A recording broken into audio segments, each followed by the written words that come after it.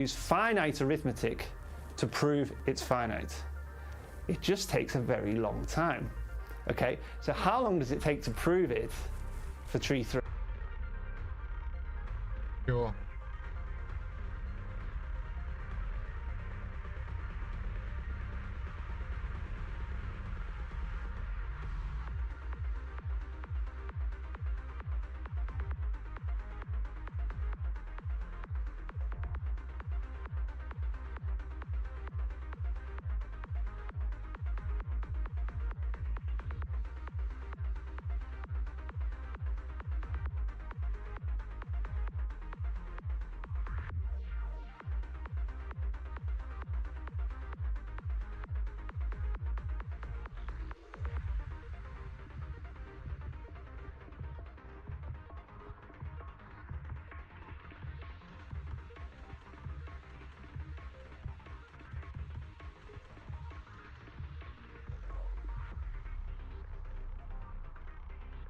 So if I'm going to use finite arithmetic, that's all I'm going to use, and I want to prove that tree 3 is finite. Well, a guy called Harvey Friedman worked this out, and he said to prove that tree 3 is finite, using finite arithmetic, you would need this many symbols.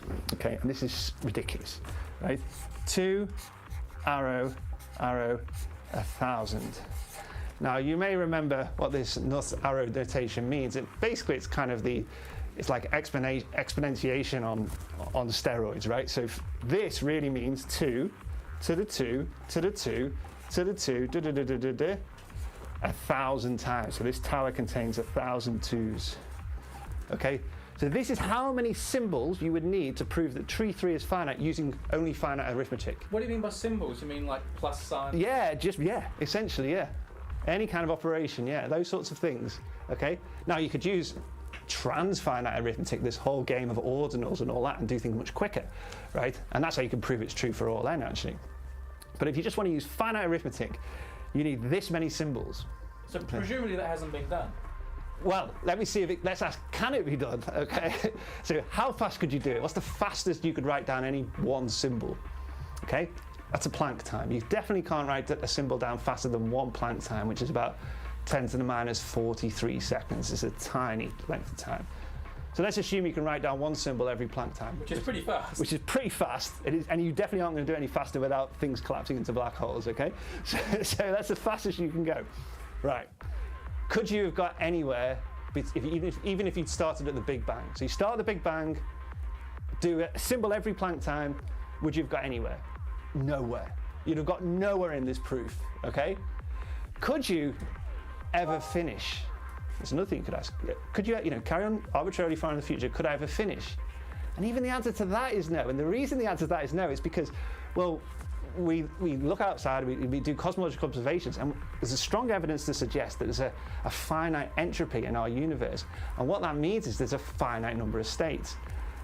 What that means is that eventually you'll get what's called a Poincare recurrence, which we've talked about before. And the universe will eventually reset itself. The universe will eventually reset itself. And that will happen after this Poincare recurrence time. So, which happens first? Do you finish the proof, or does the universe reset itself? Easy. The universe resets itself way before. So before you're doing this proof and then, the universe resets itself. This is a disaster. So you can never finish this proof in practice. It's just crazy. So then you might ask, okay, right, so I can't actually write down this proof. This is the universe is going to reset itself before I get a chance to finish it off. Okay, could the proof just materialize? Well, let's just imagine it did. Okay, well then you have a problem because you can't fit the proof in our universe. So this is no good anyway. So it's just, the proof might exist in principle, but no mathematician is going to write it down at any point. But yeah, so the transfinite proofs, in particular, you can prove Kruskal's tree theorem. So you can prove that these trees are finite for any n. All this sort of ordinal arithmetic, all this sort of stuff to prove that. But yeah, if you just want to use finite arithmetic, well, you can't prove Kruskal's tree theorem using finite arithmetic, but you can prove any individual tree number using the finite arithmetic. It just takes a really, really, really, really, really long time. If I said to you, okay, start working your way towards tree 3 and start drawing all the trees, and it would take obviously a long time until you ran out. Well, we could kill the forest straight away if we wanted to, but yeah. What's the longest we could do? Yeah, absolutely, yeah. Does it excite you to think there is a number? Like, does it excite you to think there is this finite number just lurking I think out so. there? I think that's what's so cool about it. It's not that it's. I mean, it's. Well, there's two things that I think are particularly cool about it. It's one, that it is finite, that this game, whatever happens, is going to end. Now, the universe might reset itself before it ends, but we won't go into that detail. But this game is going to end, right? The other thing that's mad about this, is absolutely crazy about it, is that you go from 1 to 3 to just something that's just unbelievably gargantuan. It's just, what kind of sequence does that? That's just mad, right? Alright. I got those tickets.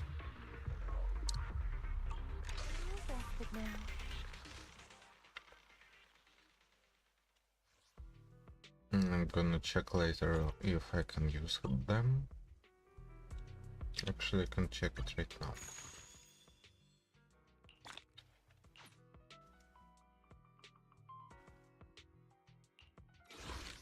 Okay.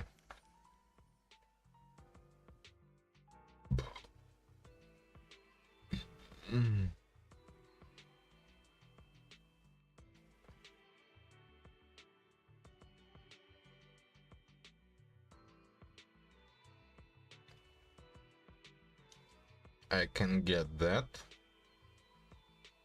That's no problem. I might be able to get that, but unlikely.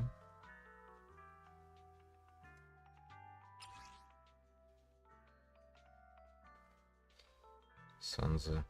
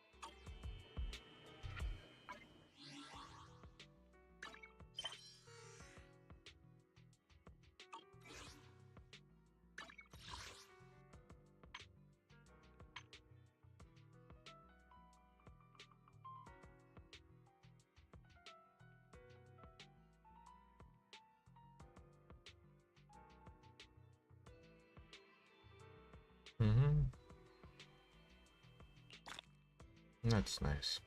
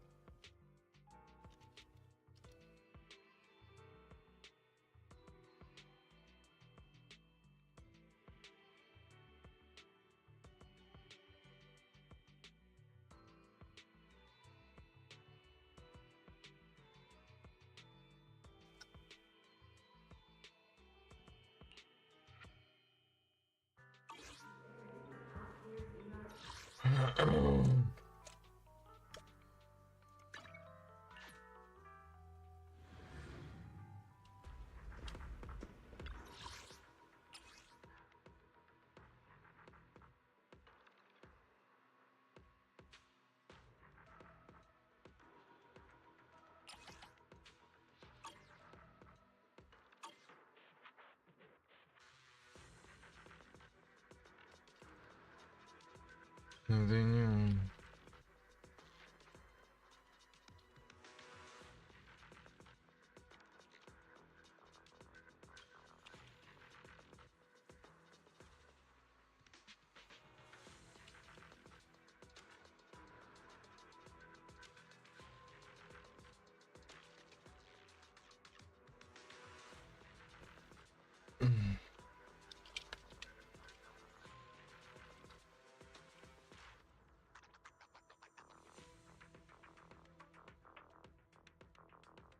Вот тут ценник, да, стоит.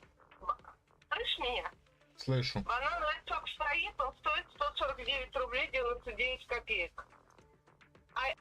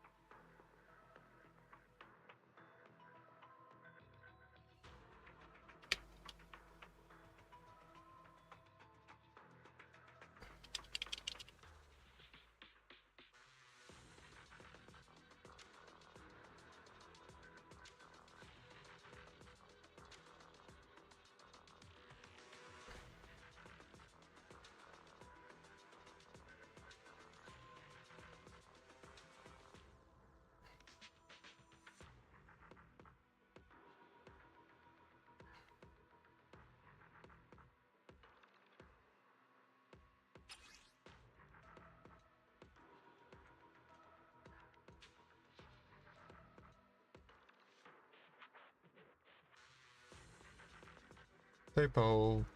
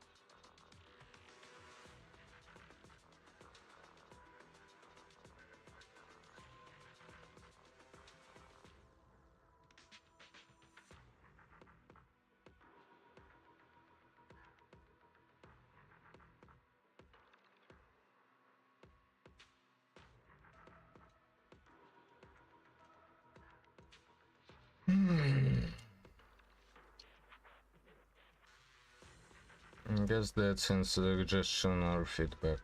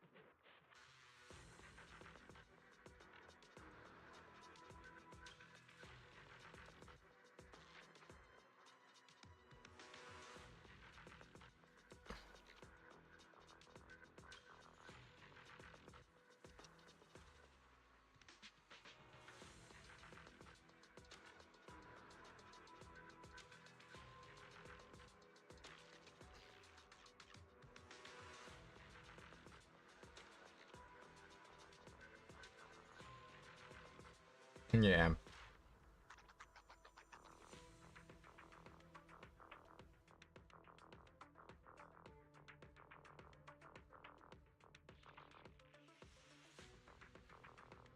Cleared.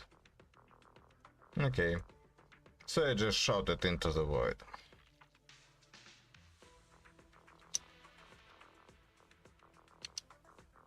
I'm just gonna post it in my uh,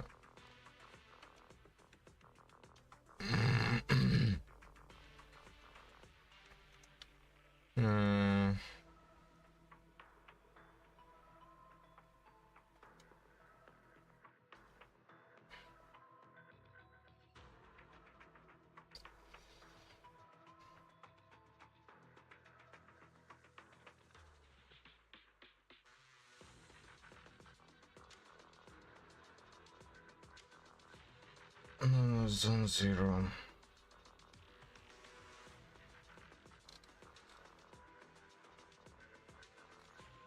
Reading content.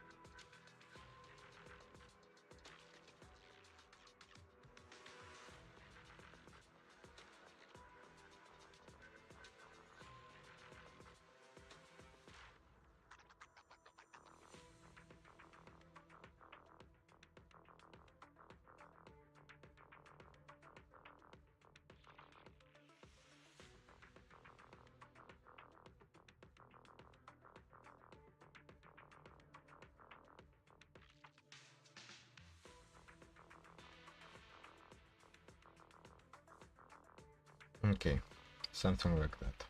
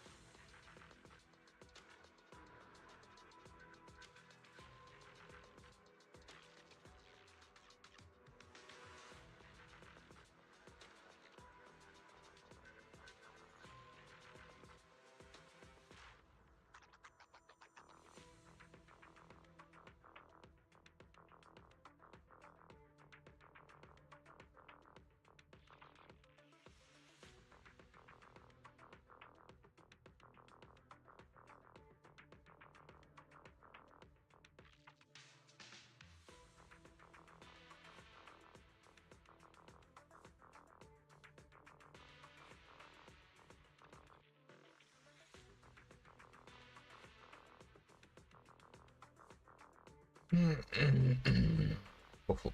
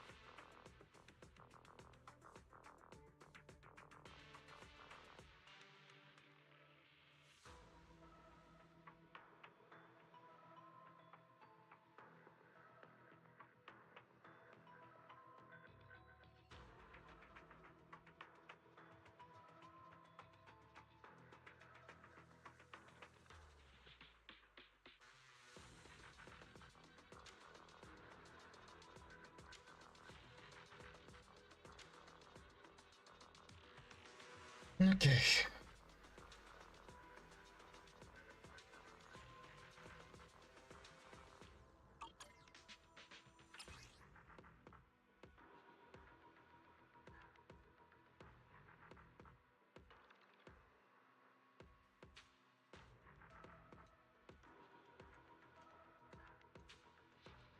Enemy resistance size.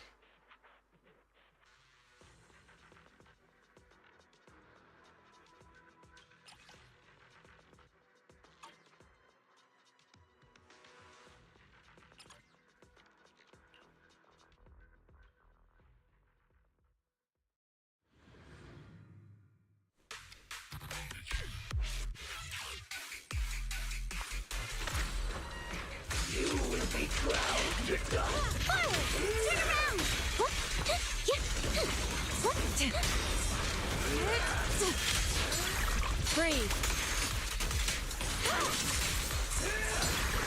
Dust.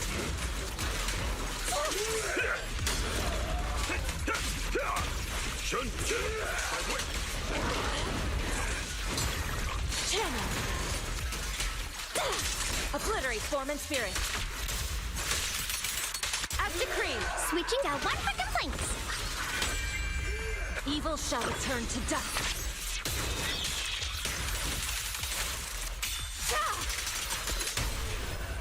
I'll take charge! Yin and yang. Time for an last breath! An opening. Your life ends here.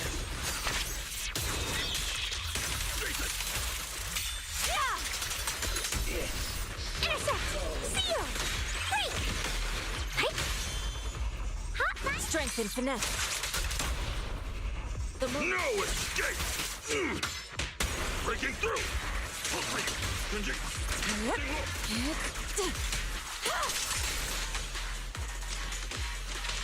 Rest, Chipper. Listen, Allow me. Hut! Hut! Down one for complaints! If you spot an ethereal, shout for help. A complaint? Too late for that. Premium support. The weak spot is here.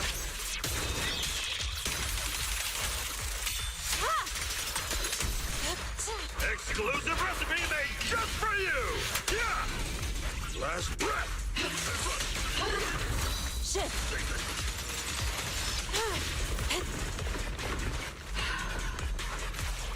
Yin and yang converge. Forward! Turn around! Smash them! Breathe. Cycle of yin and yang. Scatter.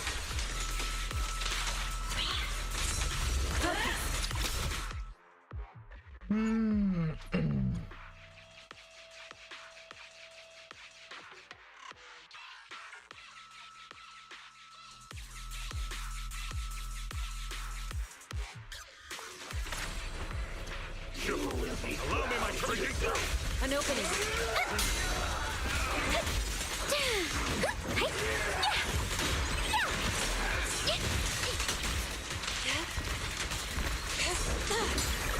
Channel.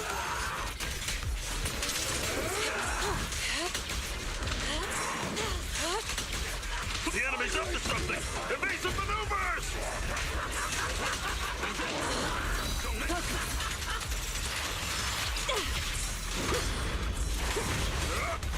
You're now connected. Intercept! Seal! Phones! Reality and illusion. Surprise hotline! Hello hotline! Your life ends here.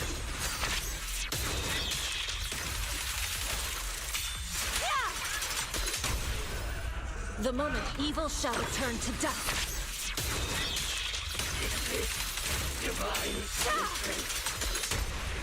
I'll take charge! Last breath! Allow me. Shift.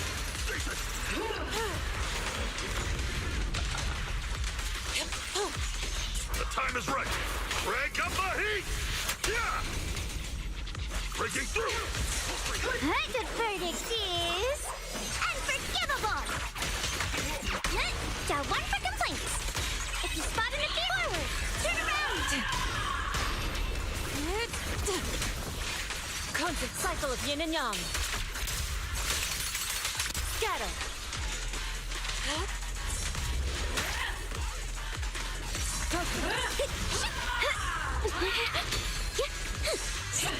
I'll back you up! The weak spot is here.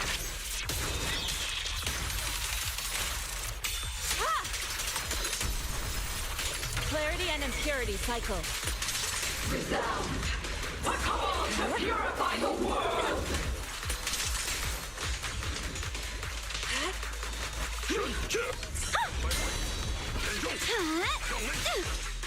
Dial 1 for complaints. Strength and finesse.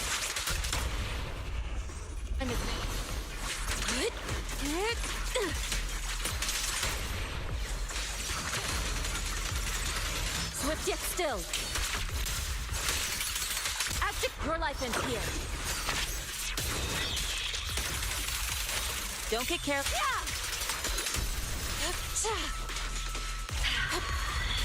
She and mind are one. Last breath! An opening.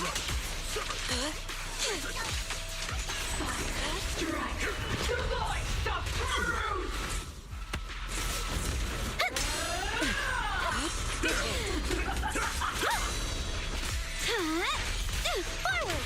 Turn around! Smash them! Hello? This is the end for you!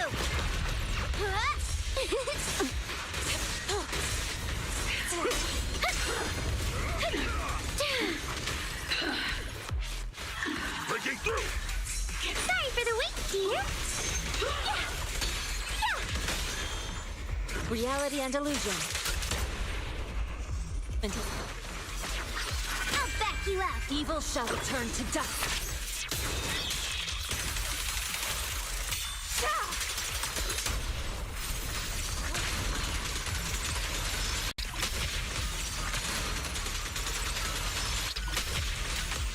Huh? Exclusive recipe made just for you! Hey!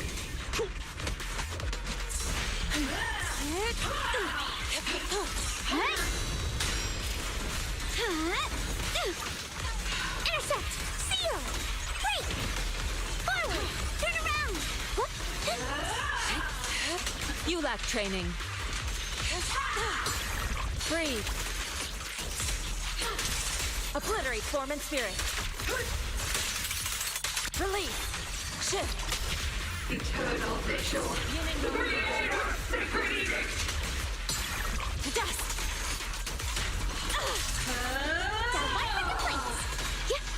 A complaint? Too late for that! The voice of truth.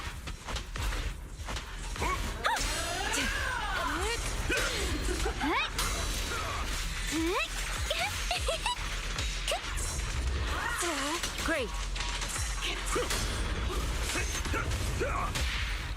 Strength and finesse. Time. Reality and illusion.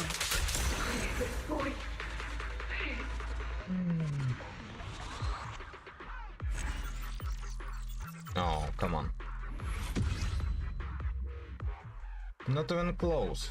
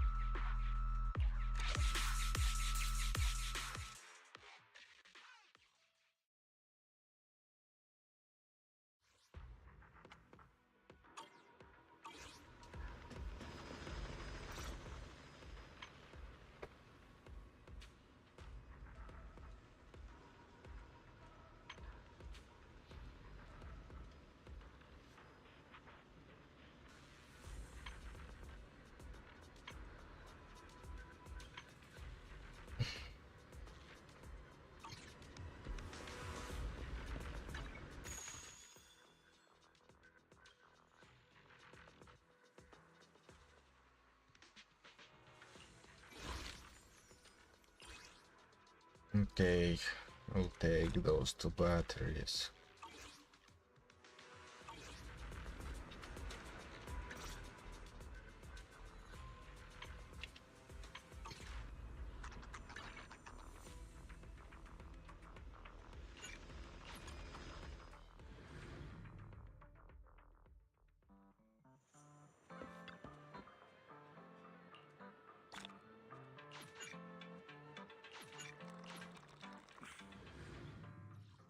More Dennis.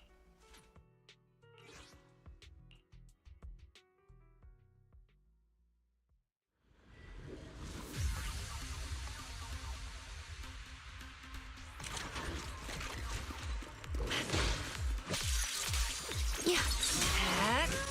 Sleep well.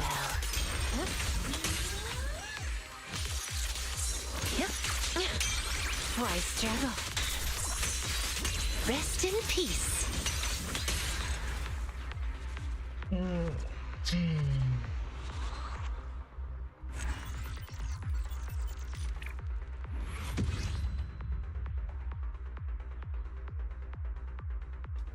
What does it mean? 2%.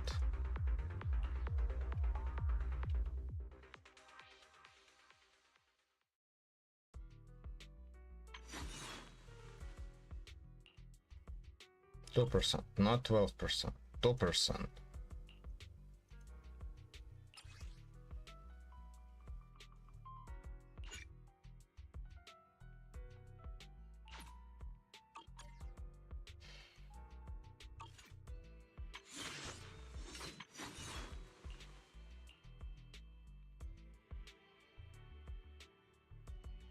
Crit rate by 20% and damage by 15%.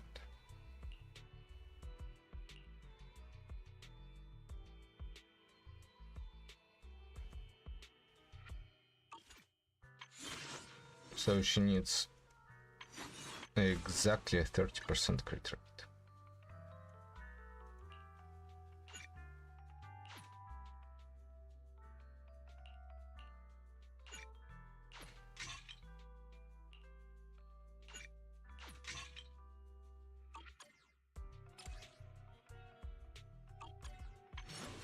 exactly 50% crit rate.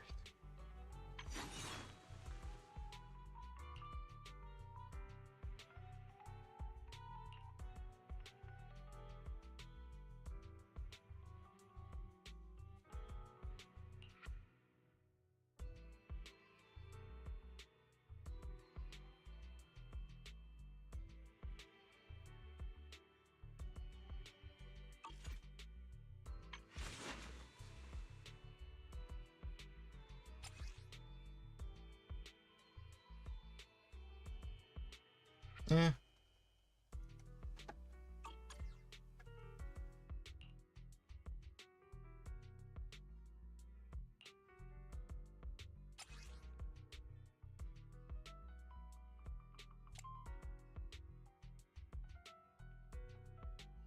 It's all right.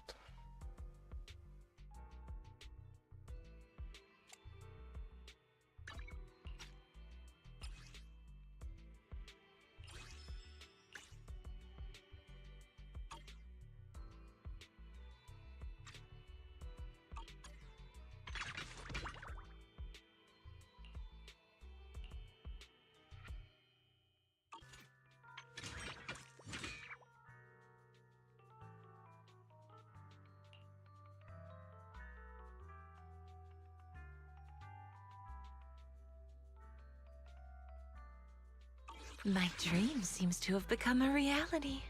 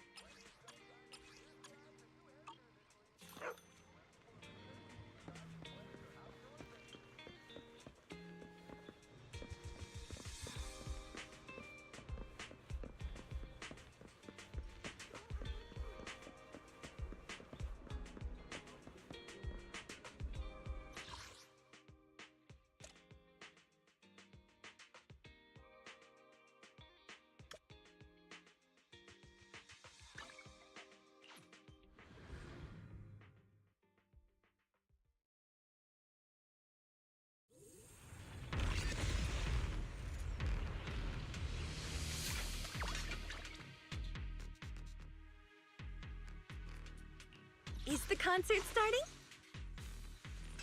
Hello! Ooh, we really harmonize. Promise to tell me if anything... Hey, dear! What kind of fun job have you got me into this time? Ta-da! Your top-tier customer service rep is here.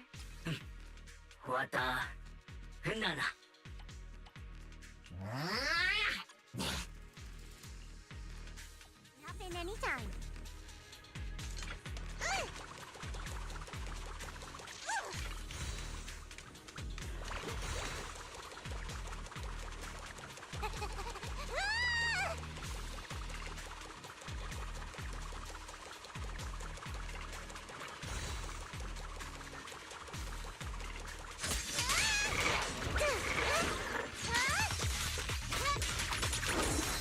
Don't push yourself, Miss Zhao.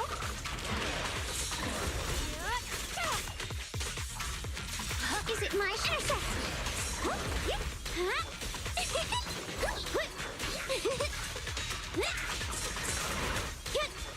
Got one for complaints. Take a breather, darling.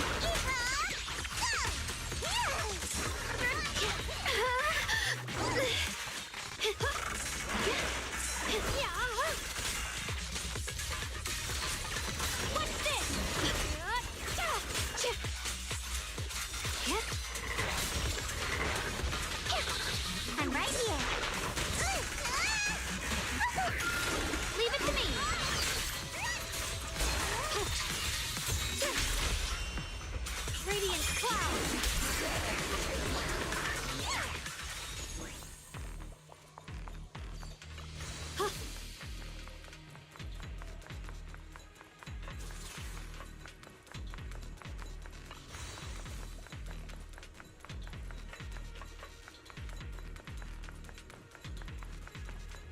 Switching to business mode.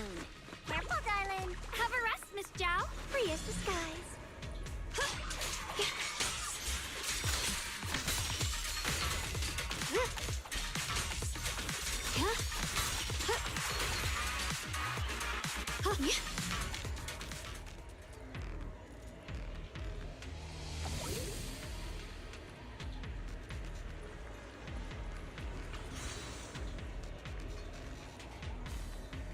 Out of my way!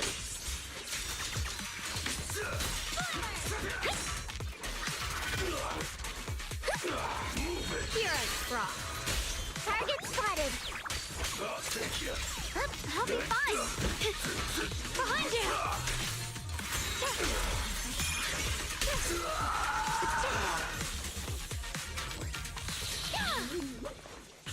Is it my shift again?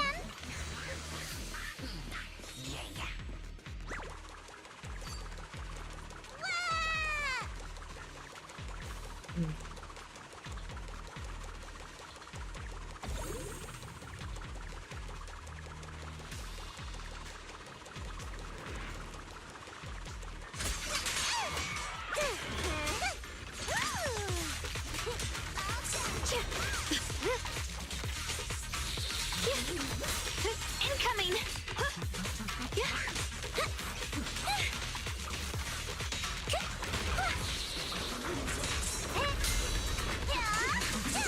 Winning pieces are in place. What's this?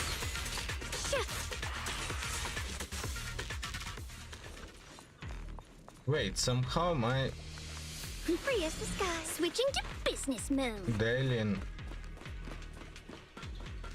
doesn't have the dot, but still has her thing. How did that happen?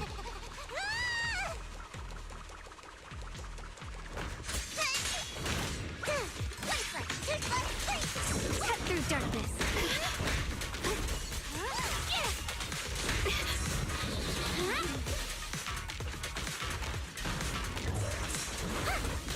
Easy peasy, right? I can hop in anytime.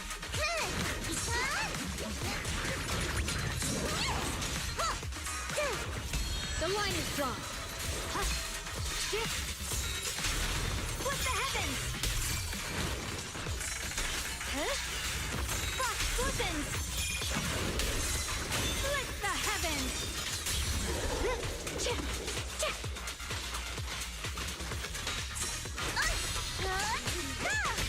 Are you satisfied with the service? A measure of steel slices the world through.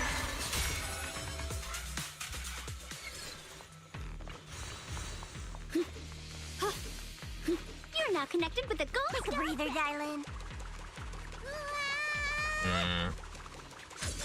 The black skies are really annoying.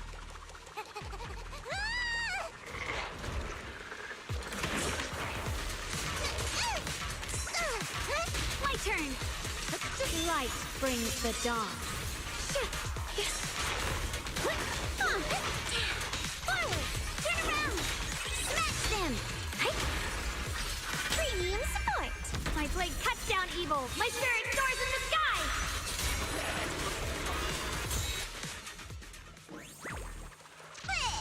Don't push yourself, Miss Zhao.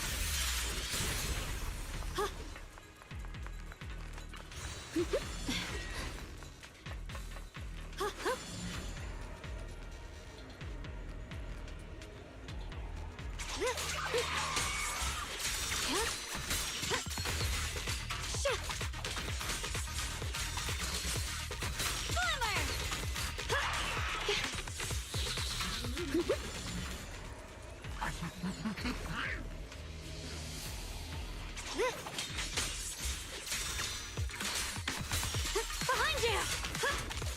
Ride the wind. Proceed! The blade knows my heart.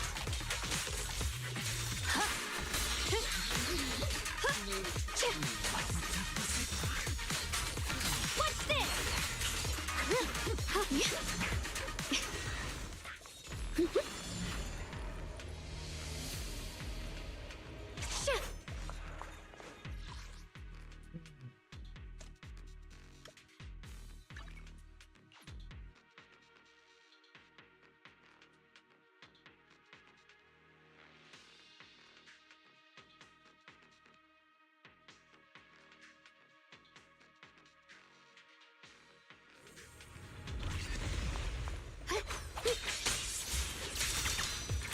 blade knows my heart.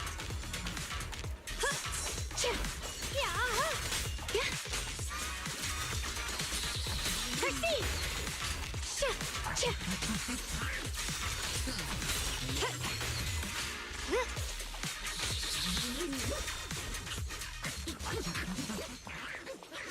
The blade knows my heart.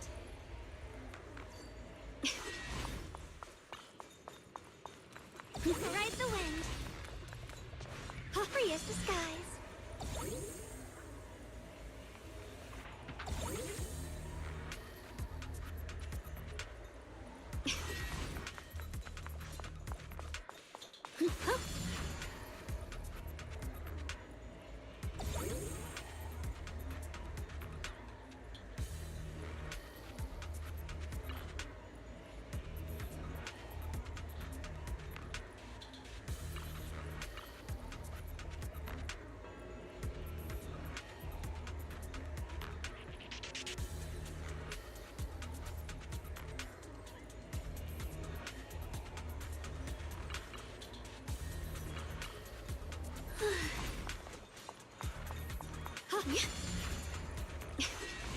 Ride the wind.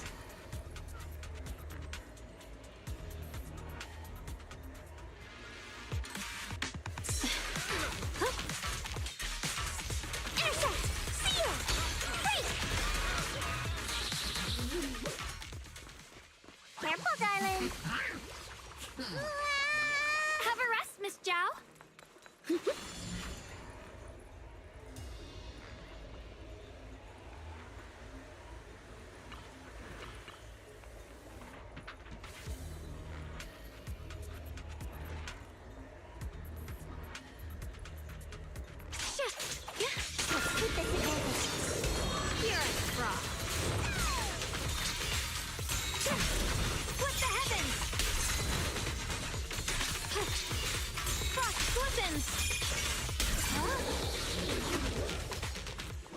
Switching to business mode.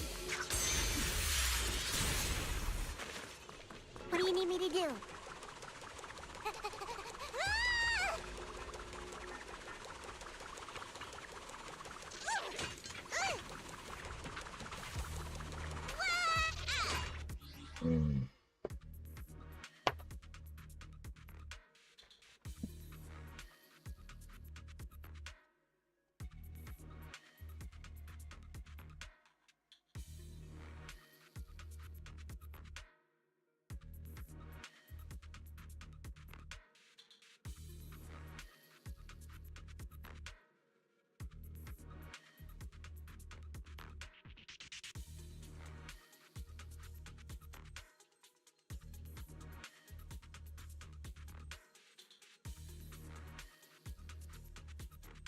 Знаешь, меня, конечно, немножко оскорбило тот факт, что ты такая, это яблочный сок, это не банановый сок. Ты еще об этом думаешь? Я об этом не думаю, я об этом вспомнил и понял, что тебе следует сказать. Значит, мам, так, послушай сюда. Я скорее поверю в то, что они поменяли ценник за день, чем поверю то, что я увидел как ценник банановый Global Village 109 рублей был на самом деле ценник не банановый Global Village 109 рублей. Я пришла, просто там стоит рядом яблочный сок и... Мам, ну вот... Мам, мам, ну там... Оно стоит без ценника, потому что оно было с ценником 109 рублей, и ценник 109 рублей забрали, потому что захотели оплатить по цене 109 рублей. Все просто.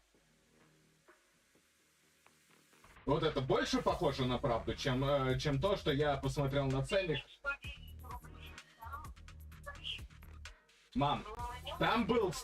Нет, слушай сюда, блядь! Ты слушай. Там стоит ценник рядом, да? На другом соке 109 рублей сейчас. До этого был еще ценник 109 рублей под банановым соком.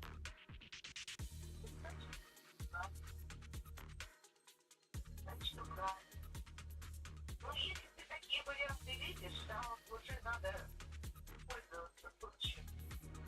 А в смысле? А ты что думаешь, я знал, что он не 109 рублей в других местах? Нет, ну, банановый сок вообще давно, если ты покупал, то я тебе говорю,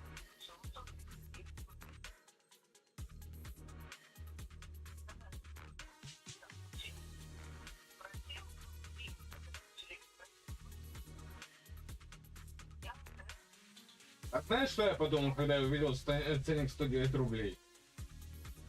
Ух ты, надо же, цена возвращается в норму. Чё? Ух ты, надо же, цена возвращается в норму. А? Ну да. Это крайне редко.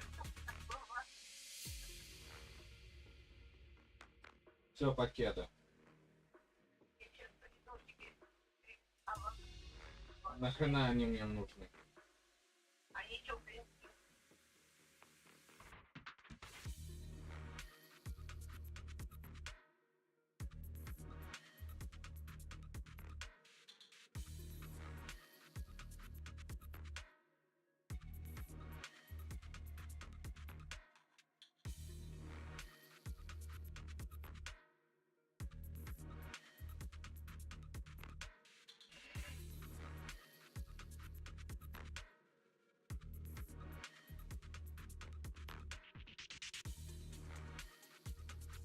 I hate my life.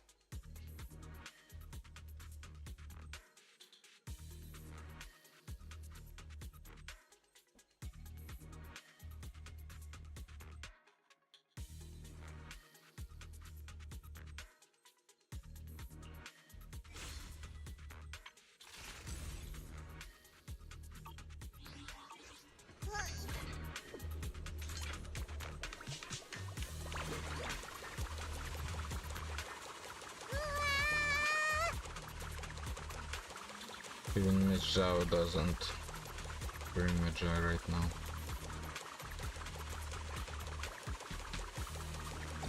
What is its existence?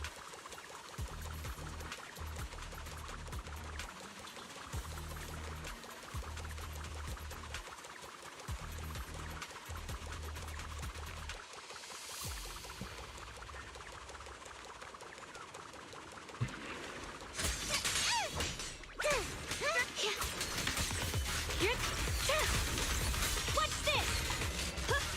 You're not connected with the gold star, what?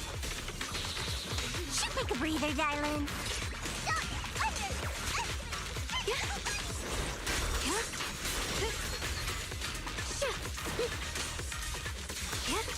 Slimmer! Get behind me! Leave it to me!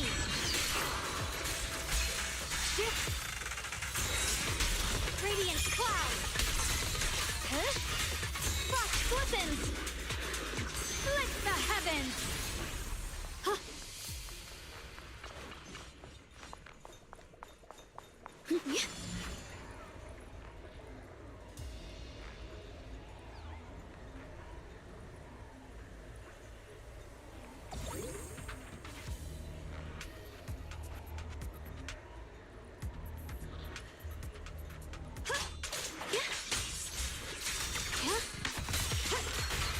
Switching to business mode. Forward! Turn around! Smash them! There's a lot of them. Let's go E.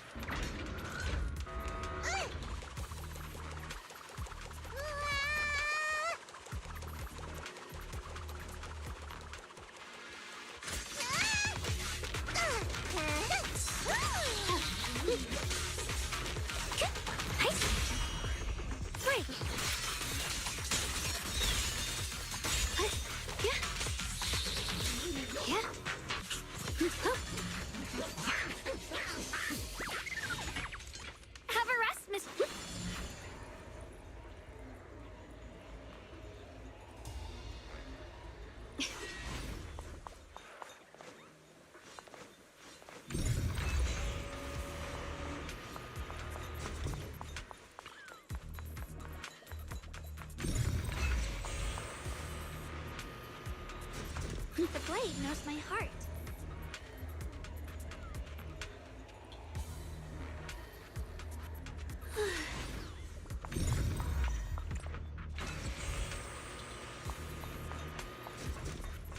Free as the skies. Ride the wind.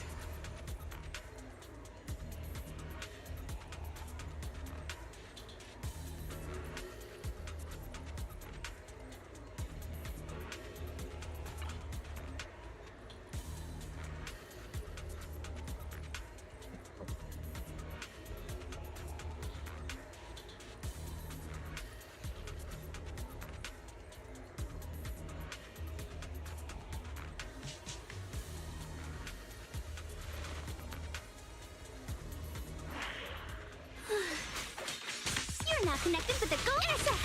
Seal! Break! Phone's ringing! Target spotted! Land! Phone's ringing. Your phone ringing. I can hop in anytime.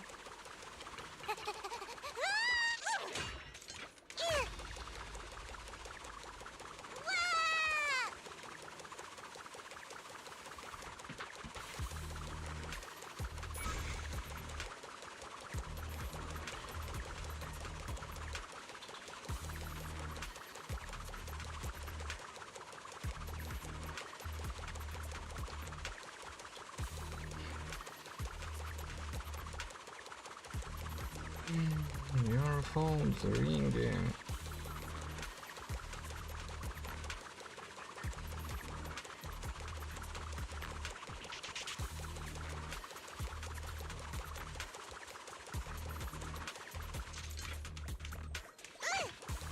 Really?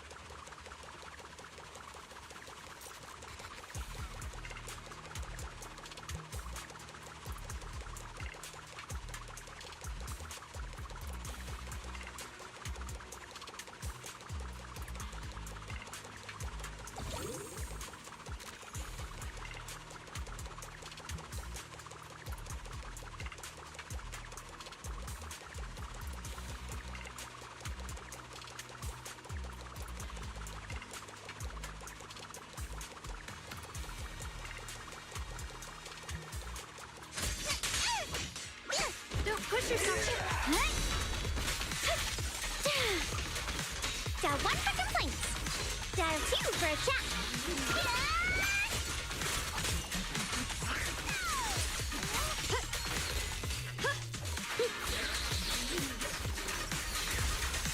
Proceed.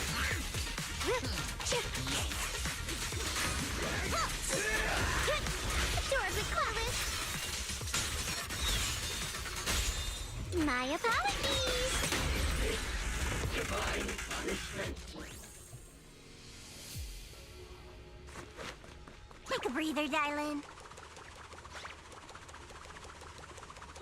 My turn. The blade knows my heart.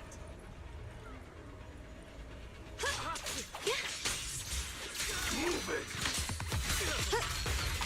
Out of my way! Take this!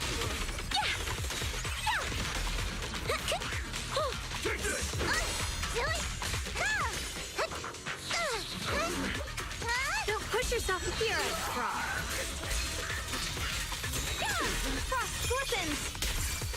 Light brings the dawn. Glimmer!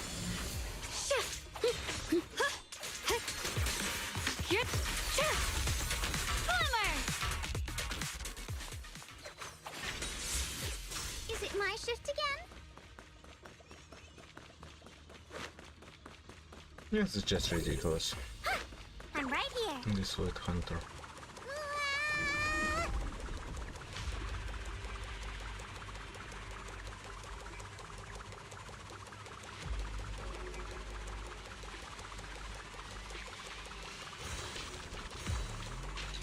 Oh.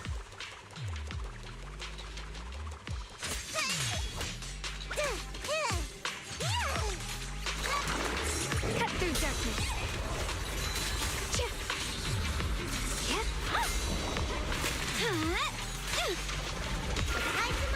Leave it to me.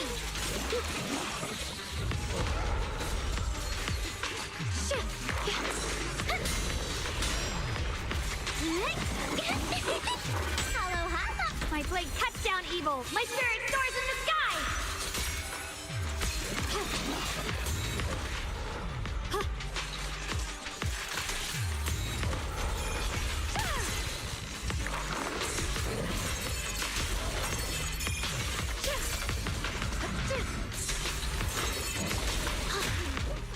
Sorry for the wait, dear. Yep, forward. Turn around. Smash them. Intercept. Phone's ringing. Break. Can't let this chance slip away. Special service.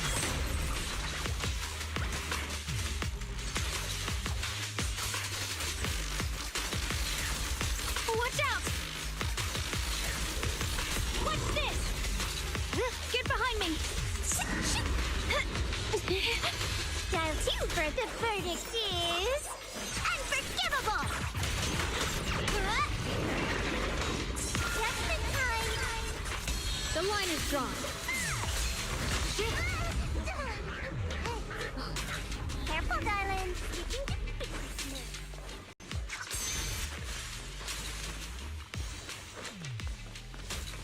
I can hop in anytime.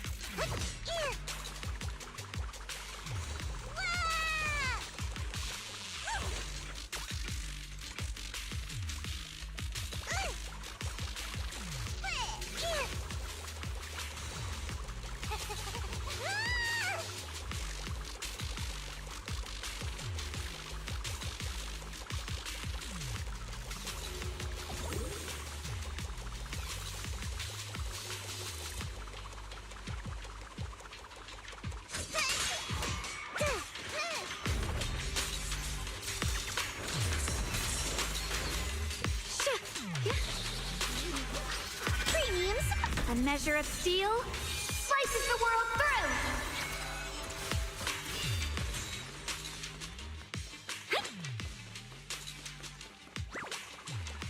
I'll be fine.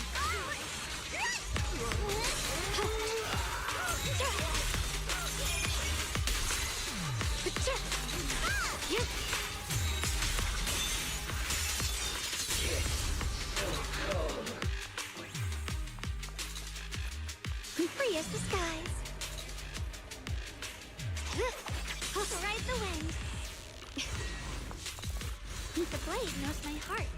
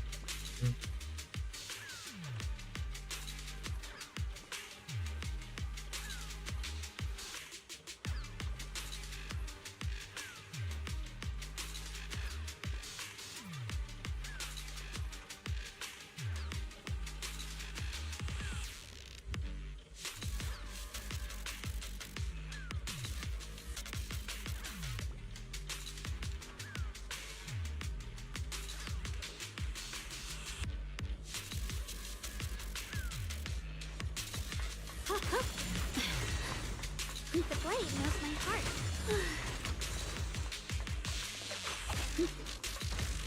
Ride the wind.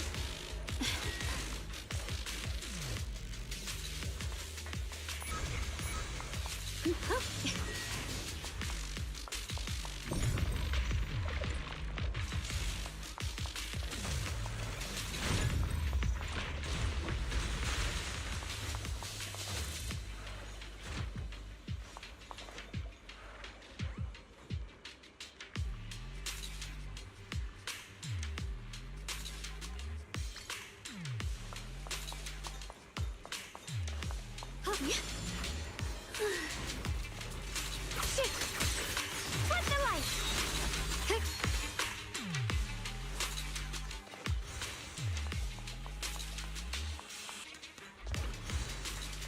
Free as the skies.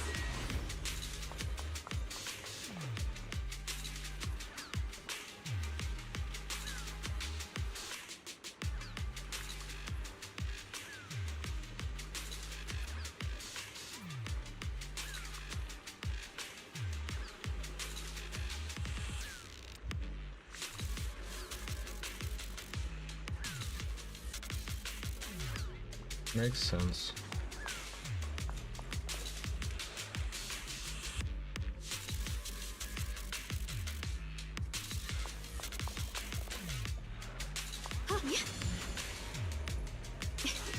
Ride the wind. The blade knows my heart.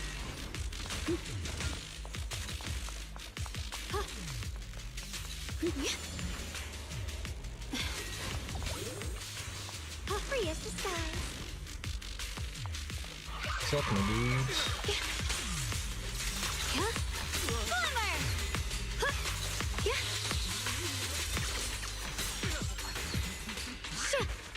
Forward! Turn around! Smash them!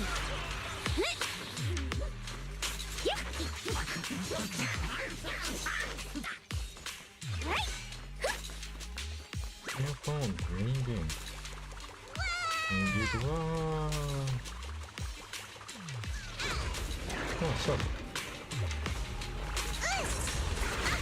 You're a fraud. This must be the mission.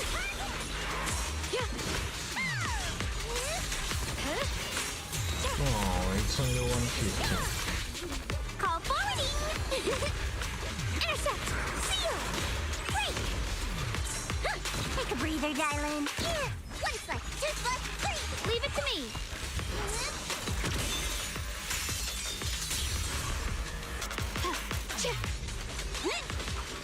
Got one for complaints.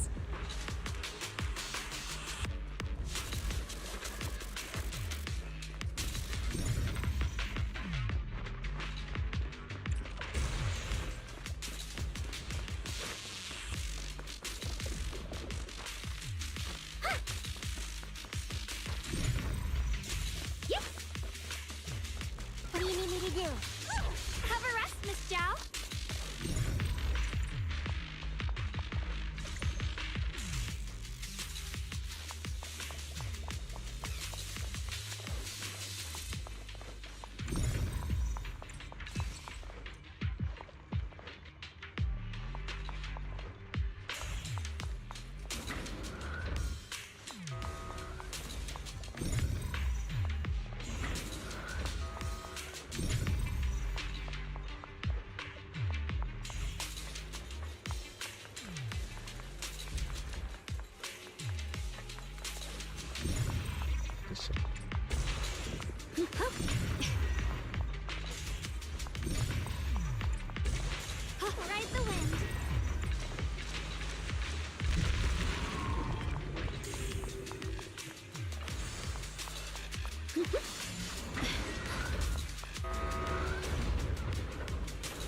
No clue where this leads me to.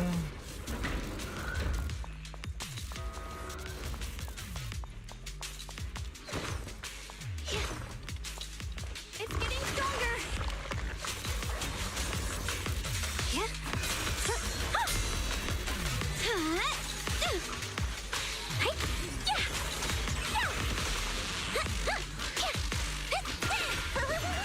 I see edge. Split the heavens. Radiant cloud.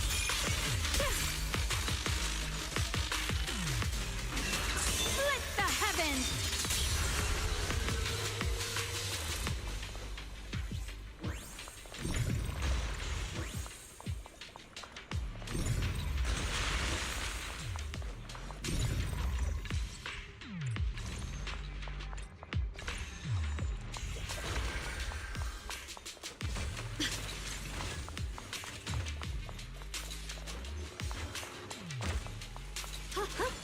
Hey, that's all there is here.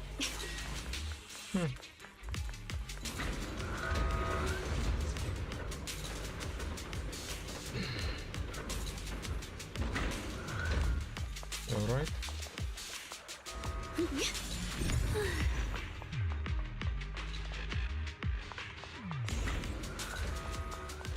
The blade knows my heart.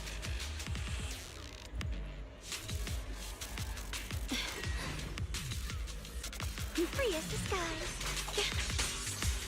Huh? What's this?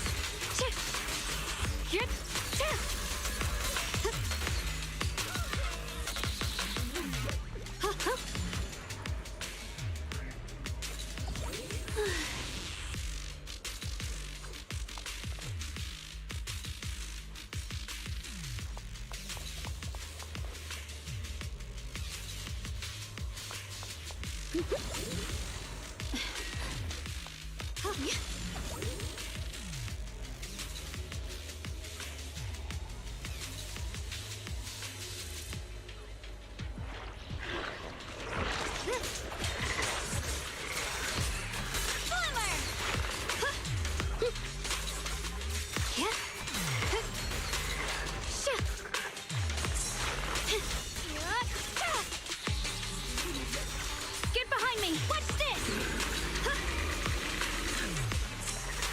Intercept! Seal! Break! Let's keep this. I'll be fine. Light brings the dawn.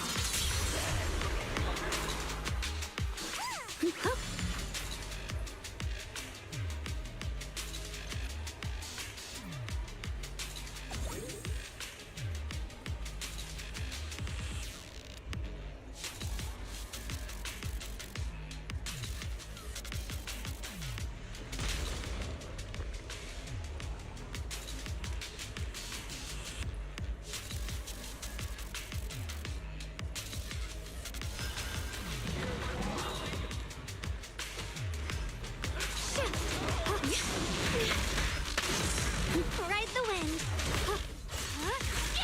Forward! Turn around!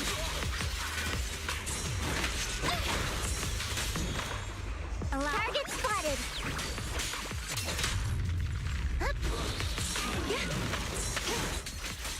Burst the ice! Free as the sky. Sorry for the wait, dear. Dial 1 for complaints.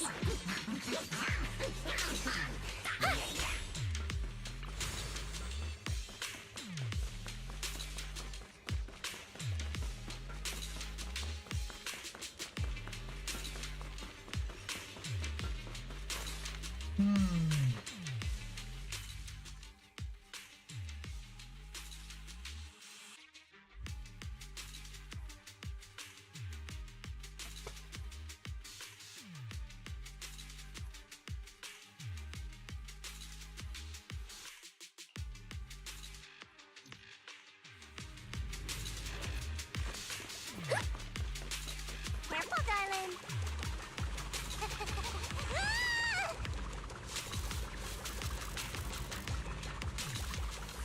It says question marks.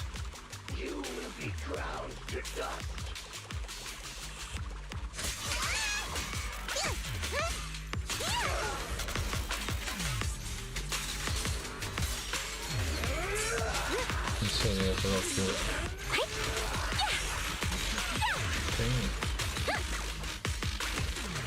The line is drawn.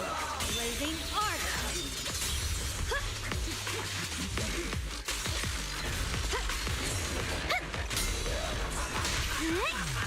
Intercept!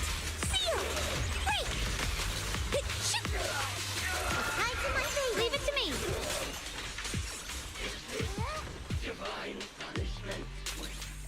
The blade knows my heart.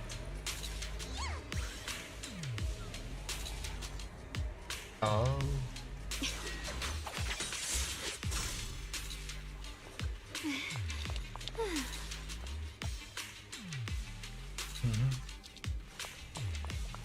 Okay, well. Makes sense.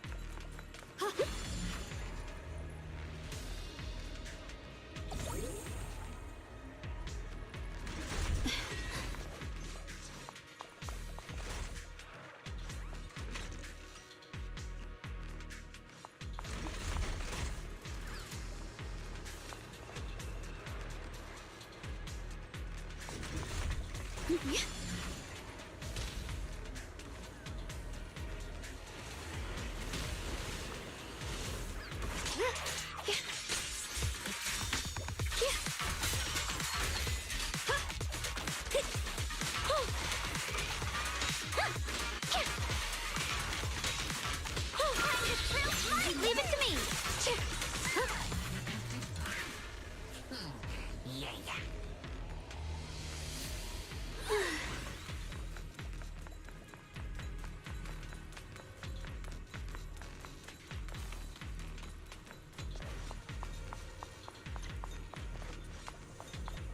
Ride the wind.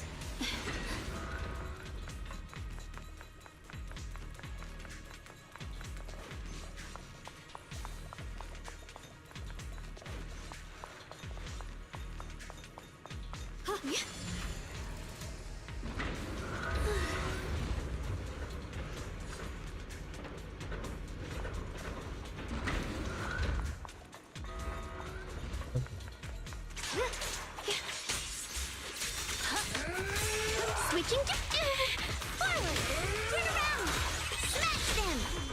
Break.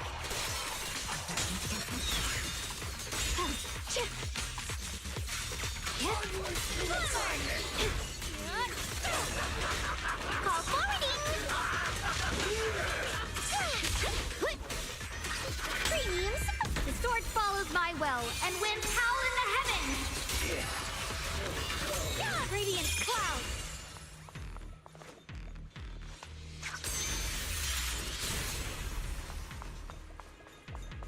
Free as the sky. Ring.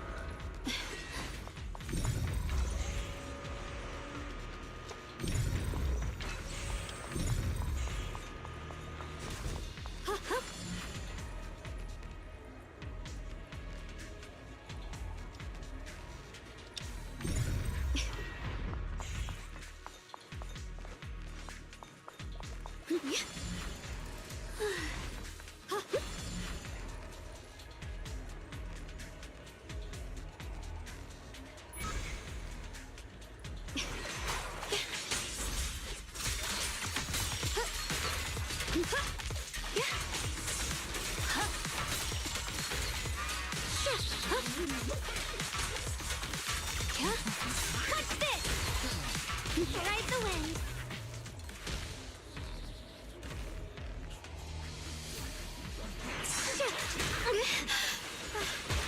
Dial 1 for complaints.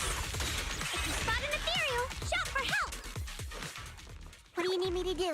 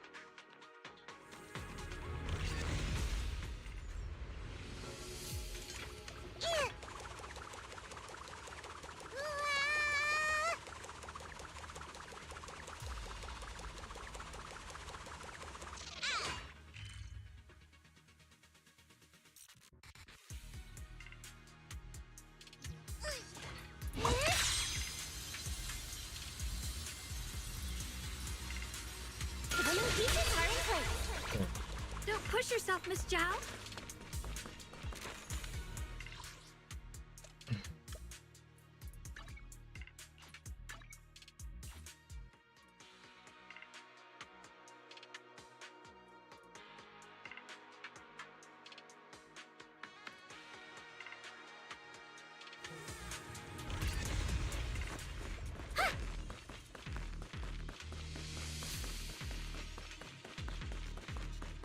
Really?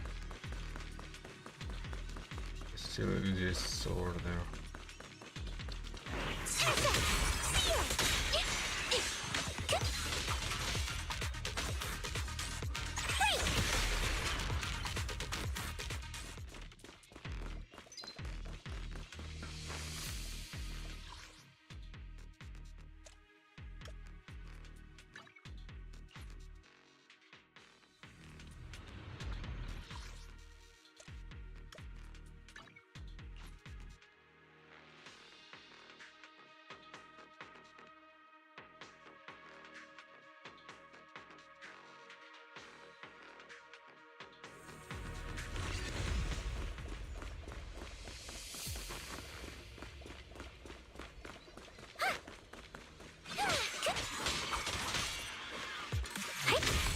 He's got that, he's way out. Shit!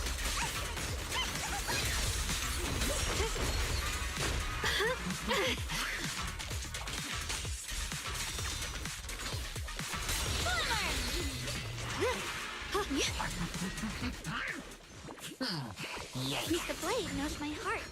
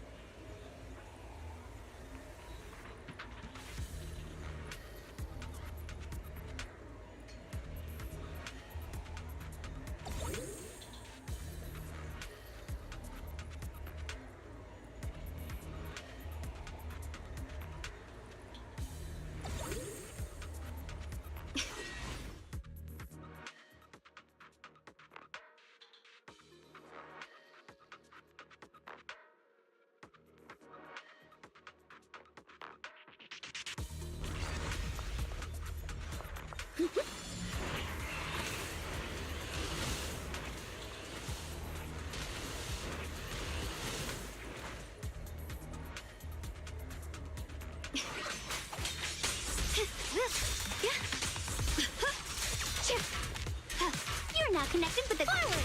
Turn around.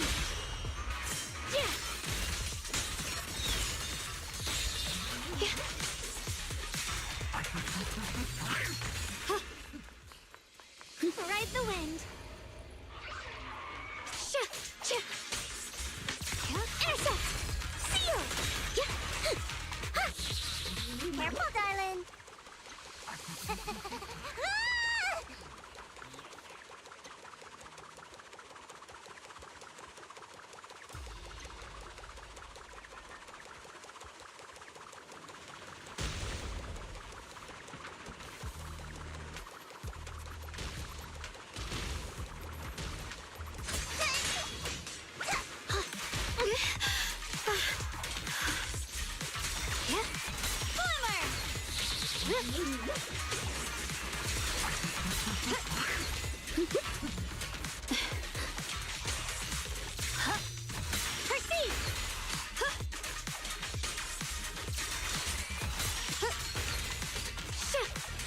The blade knows my heart.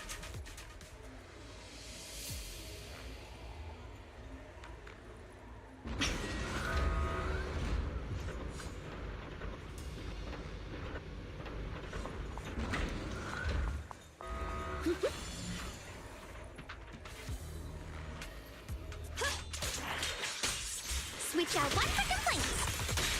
Spot an ethereal. Evil retreats. Leave it to me. You're a fraud.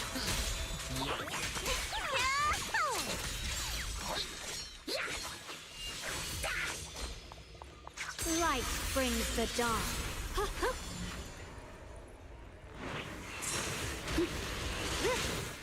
Free as the skies.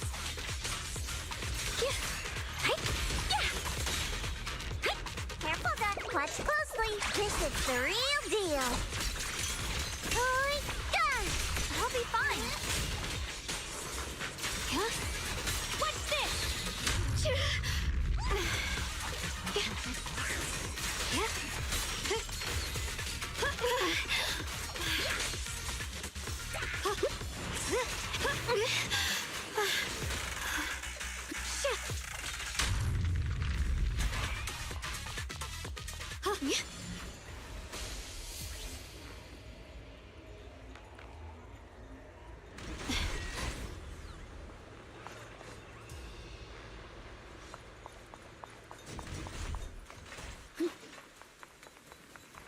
Free as the skies.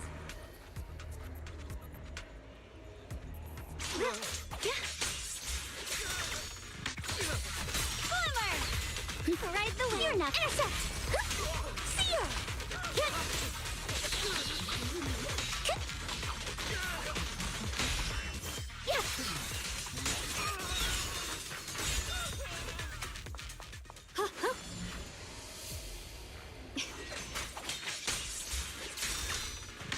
Time to charge now. The line is drawn.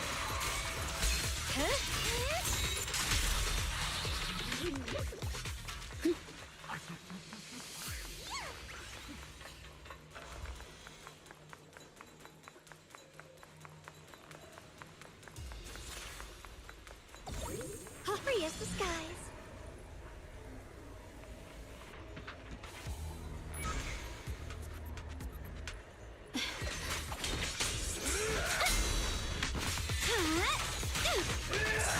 Got one for complaints. Spot an ethereal. Shot forward. Turn around. Break. Leave the rest to me.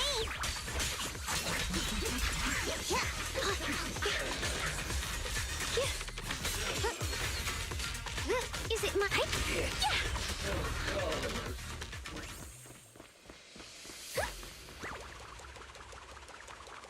Don't push yourself, Mr. Blade knows my heart.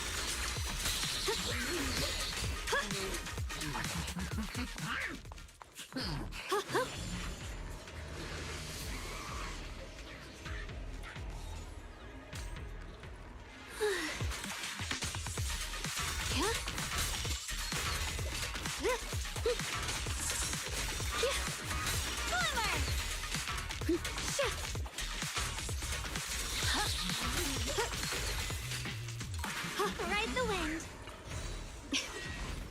Free as the skies.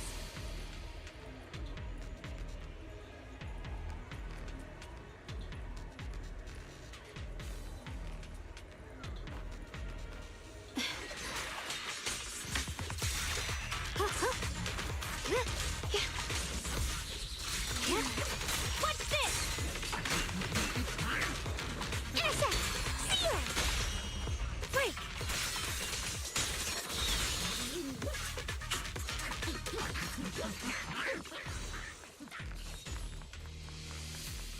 Ride the wind.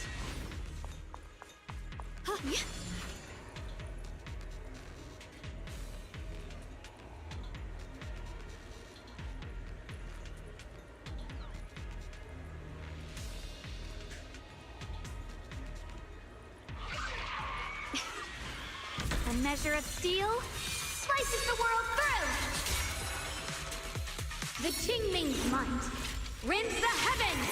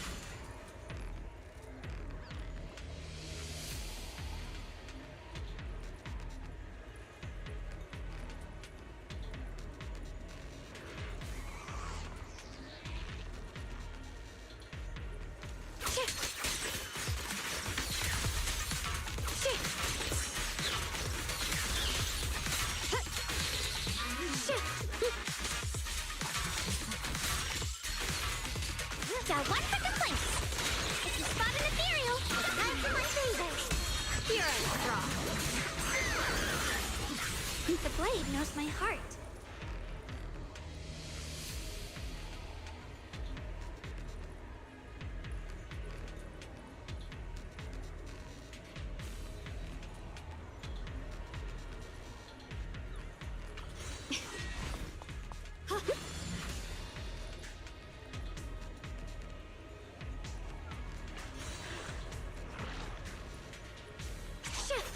Switch access. Seal. I call this move Funny Slash Combo. Ah, I'll be fine.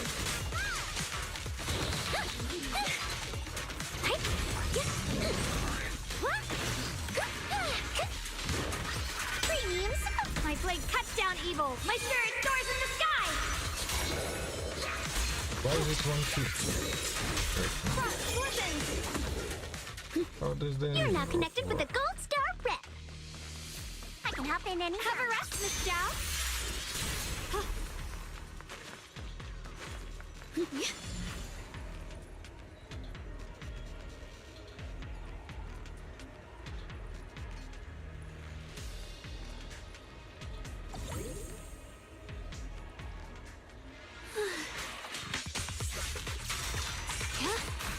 And also I wonder if if I saw right yesterday, and it won't respond. Switching Because forward. it seems like it won't. Smash them. This must be the mission. And I hope it would. Ride the wind.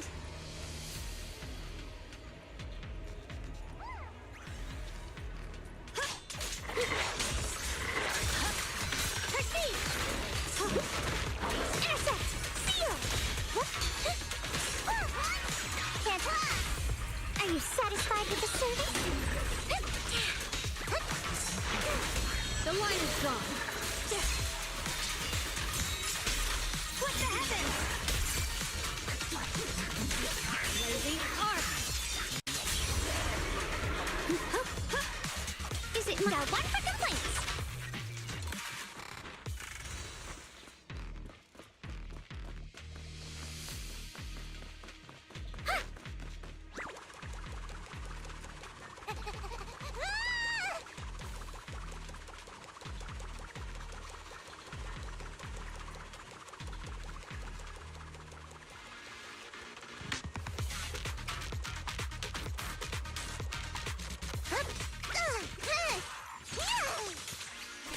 All done.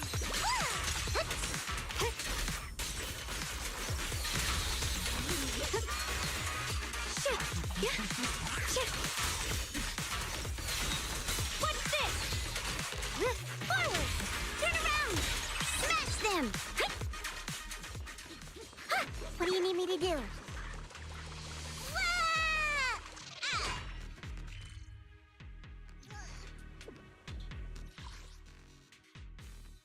Oh.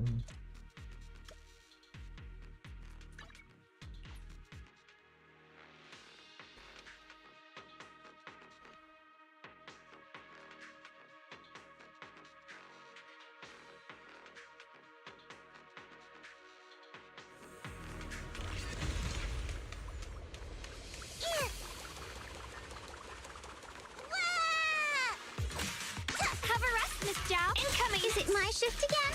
Hey. Yeah. Bring. Time to prove my worth.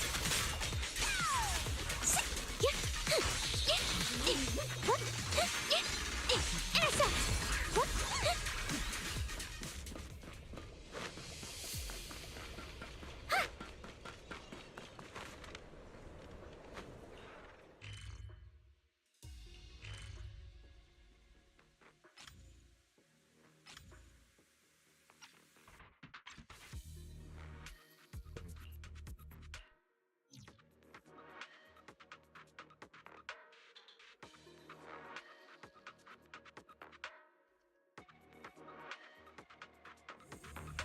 But you get these sorts of things in mathematics, and it's only in mathematics that I think these things really happen. I want to know what it is. It's just lurking out there.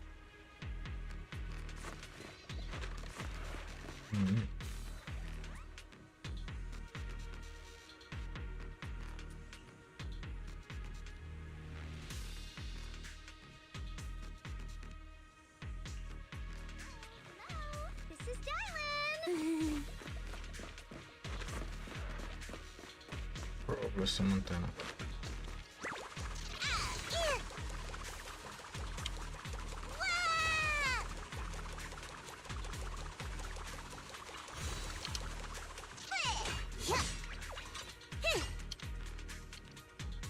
It's too big for any kind of physical, anything in physics.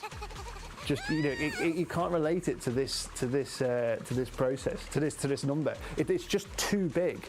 Is it one of those cases where we know the last digit is a 4? No, nothing. The only thing we know, so the only thing is that it'll take this long to prove how big it is. That's the closest we can get to touching it, and even that is just ridiculous. Often when we do these videos, there's on big numbers, there's some clever person will put on the comment, oh, I know a bigger one, and they'll put on this one, 3 plus 1. Okay, you've seen them, right?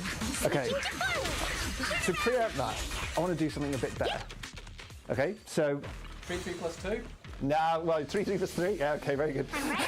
Well, there's certain things that you could start writing down. One of them would be, of course, very simply 3 4. All right, that's not so amazing. That's way bigger than 3 3. Okay, but so what, right? How about this one? 3 3, but not 3 3. Let's put tree of 3 3. Okay, so now what we're saying is we've got 3 number of possible C's, and we're going to ask how many trees can we build out of there? That's off the scale. I mean, that is, well, God knows, but and then we can do that again. Look what we do. We can do tree. It's getting bigger and bigger, right? What we're doing is we're iterating. This is what we're doing. We're iterating. So in a way, we could define the following. Right, we could take any tree of n. Okay. And I'm going to put a little subscript on it. Okay. So we take tree of n. I'm going to call tree of 0 of n tree of n. And I'm going to call tree of m plus 1 of n is tree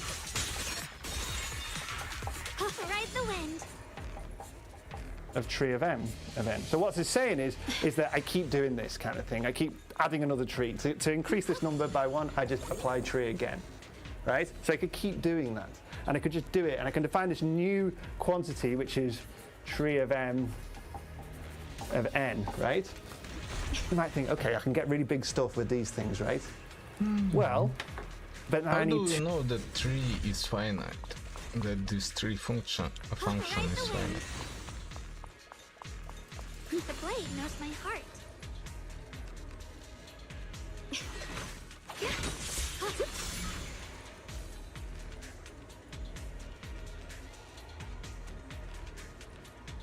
Move it! Out of my way!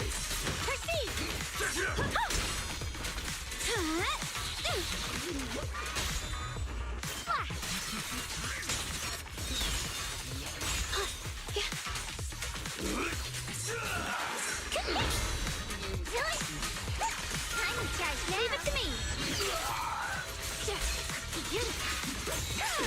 What the heavens?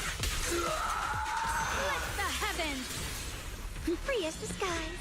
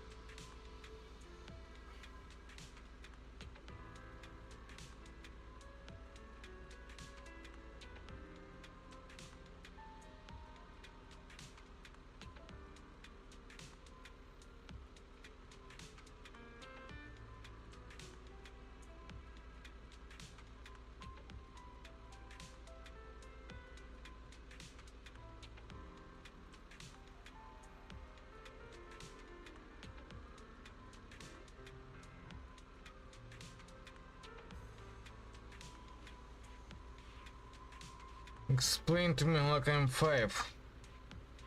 I guess that's the best option.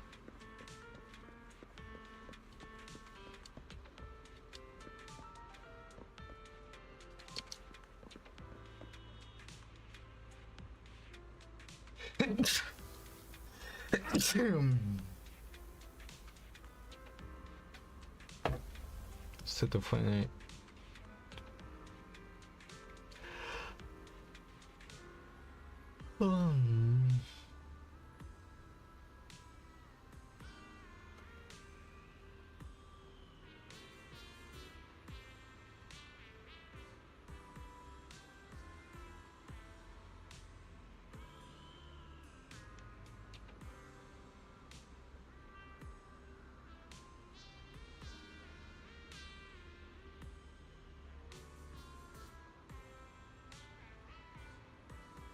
A 16 pages long, relying on previous knowledge. Complicated.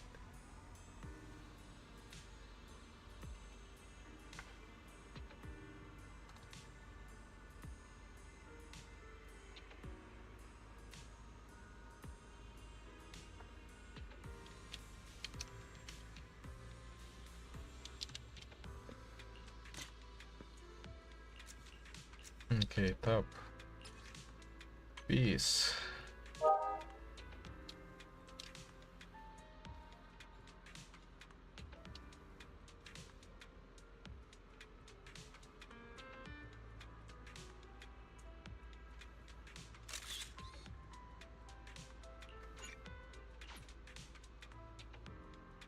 Look at all those people here.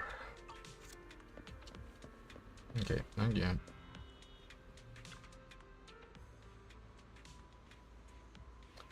Sure did.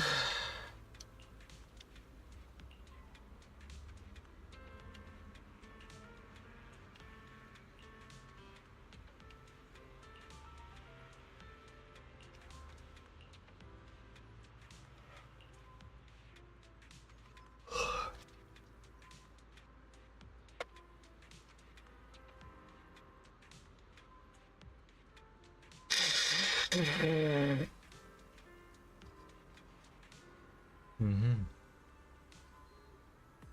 Mm-hmm.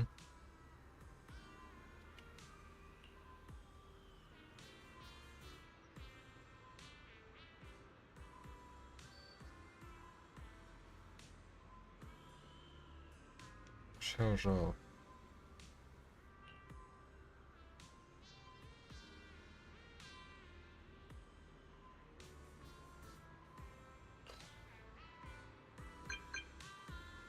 Mm-hmm.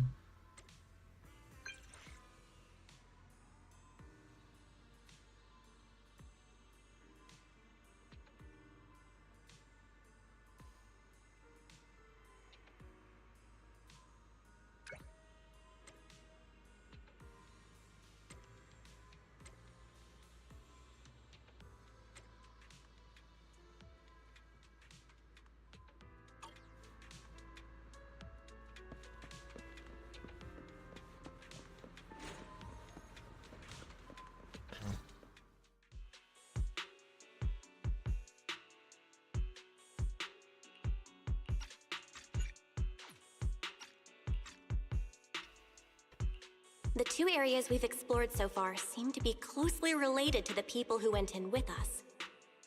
In the stormy area, many scenes and objects felt familiar to Yanagi, and the fire area was basically Bernice's dream nitro fuel party.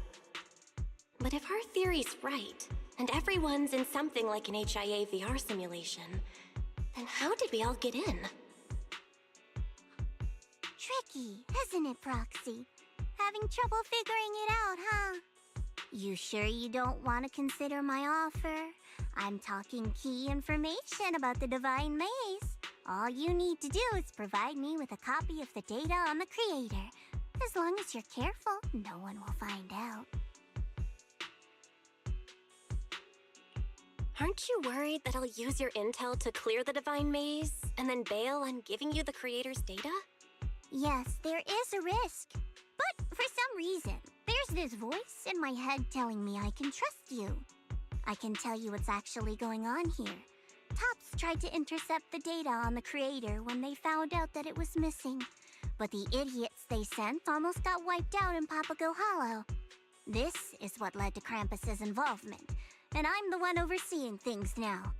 So, it's a win-win for both of us. If you accept, you can quickly clear the Divine Maze and catch the Institute's rogue researcher, and I get the data I want. It'll save everyone a lot of trouble. Even if you don't give it to me, Krampus can still intercept the data through other means, and we might find ourselves standing on opposing sides. Things would get a lot messier. Sorry, I don't want to betray Yanagi's trust. Besides, my integrity as a professional proxy won't allow me to do that. All right, I understand. You have your concerns. Well, seeing as you're in such a pickle, I'll give you one last little hint. I'm guessing you're wondering how you fell into the illusion. Huh? A free hint? But you know what they say. There's no such thing as a free lunch. Of course it's not free. As for the price, we can settle that later. Think, Proxy, think. A substance that can extract consciousness and memories, and even inflict madness on those who touch it. We've come across plenty of that back in Lemnian Hollow, remember? You mean miasma. So there might be lots of miasma in Papago Hollow? I can't tell you that. Any further info will be paid content. Anyway, thank you for the intel, Xiao Zhao. Hello? Can you hear me? Doesn't sound like things went too well there. Do you need my help, Senior Zhao? I don't mind taking things from hand. No need. I don't want to complicate things. Besides, I can't afford owing you a favor. Ouch, that hurts. How could I possibly have Senior Zhao owe me anything? After all, you said you couldn't handle the miasma there on your own. I'm willing to help out of love as your companion. You expect me to believe that? If you got mixed up in all this, we might really end up becoming the Proxy's enemies. Just don't worry about it. I'll go back into Papago Hollow myself.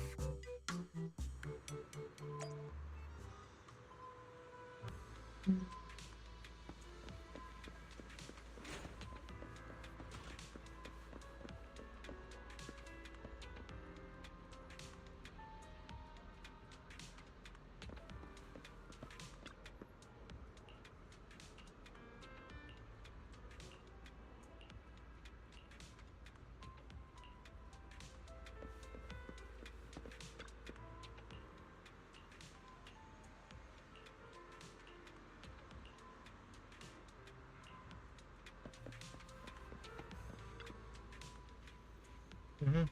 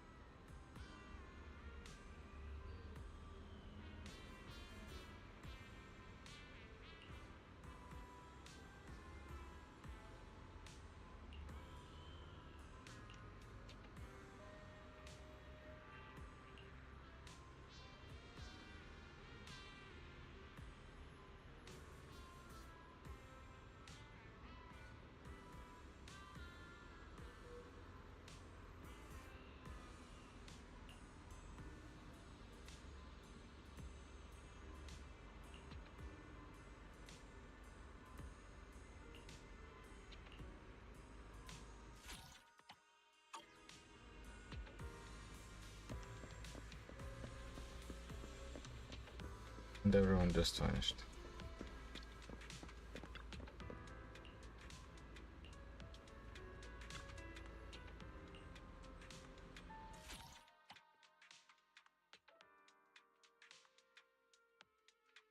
Okay.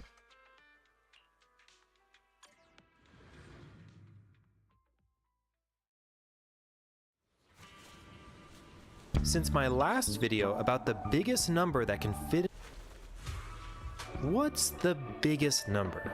No, really, I'm serious. And I don't mean infinity. I mean like an actual, largest number you could write down. I promise there's a real... Are you alright, Shifu? Why not do Just a bit of ringing in my ears. Maybe I'm too tired. Oh, that's just how the thing starts.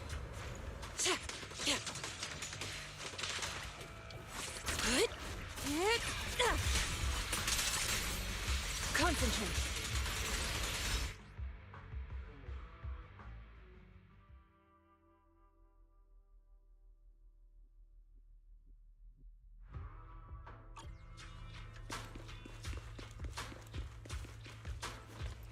This one might help us with our research on the area. Let's take it. As expected, there's quite a bit of miasma here. But something about it feels unfamiliar when I touch it. Unfamiliar? I think I can overcome the miasma's influence, and maybe even make this energy work in my favor. Nice teamwork. You're amazing, Shifu. You actually managed to use the miasma to your advantage. It feels more like something trying to imitate real miasma. Once I saw through that, its effects weren't hard to shake off. The technique isn't that complicated. You should try it yourself sometime. You've got to teach me that later, Shifu.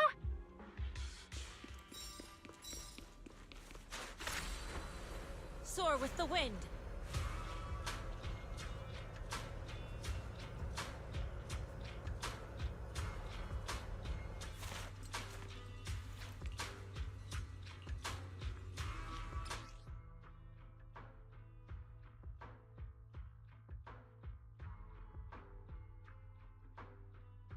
We can set up the data pile here.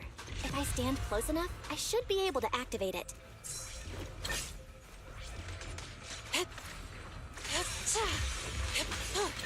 Swift yet still. Scatter.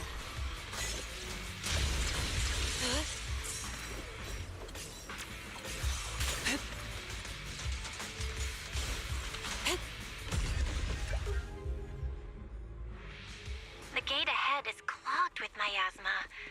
Shifu, it's safer if we fall back and regroup first. Okay, we'll do as you say. Strange miasma, a bizarre realm. We've had enough of oddities for one day. Let's head back and figure out our next step.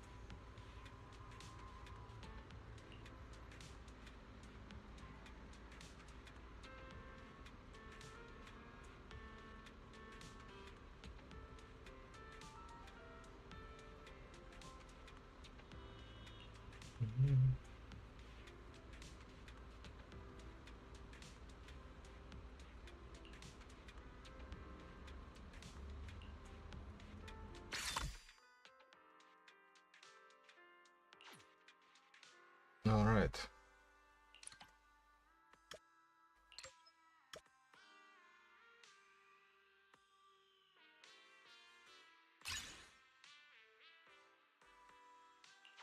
How about a little late-night adventure?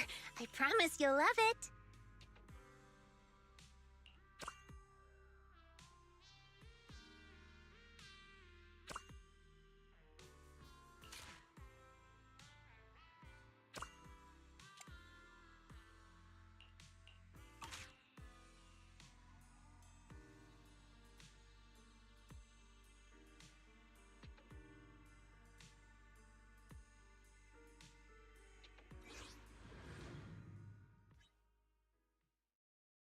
real answer. So come with me down this crazy rabbit hole because we're going all the way to the bottom. We need to set some kind of limit on how much space we're allowed to use to write down this number. But the exact size we choose won't really matter because whatever technique we come up with should generalize if we want to use a different size. So just for fun, let's limit ourselves to the largest number that could fit in a single SMS text message.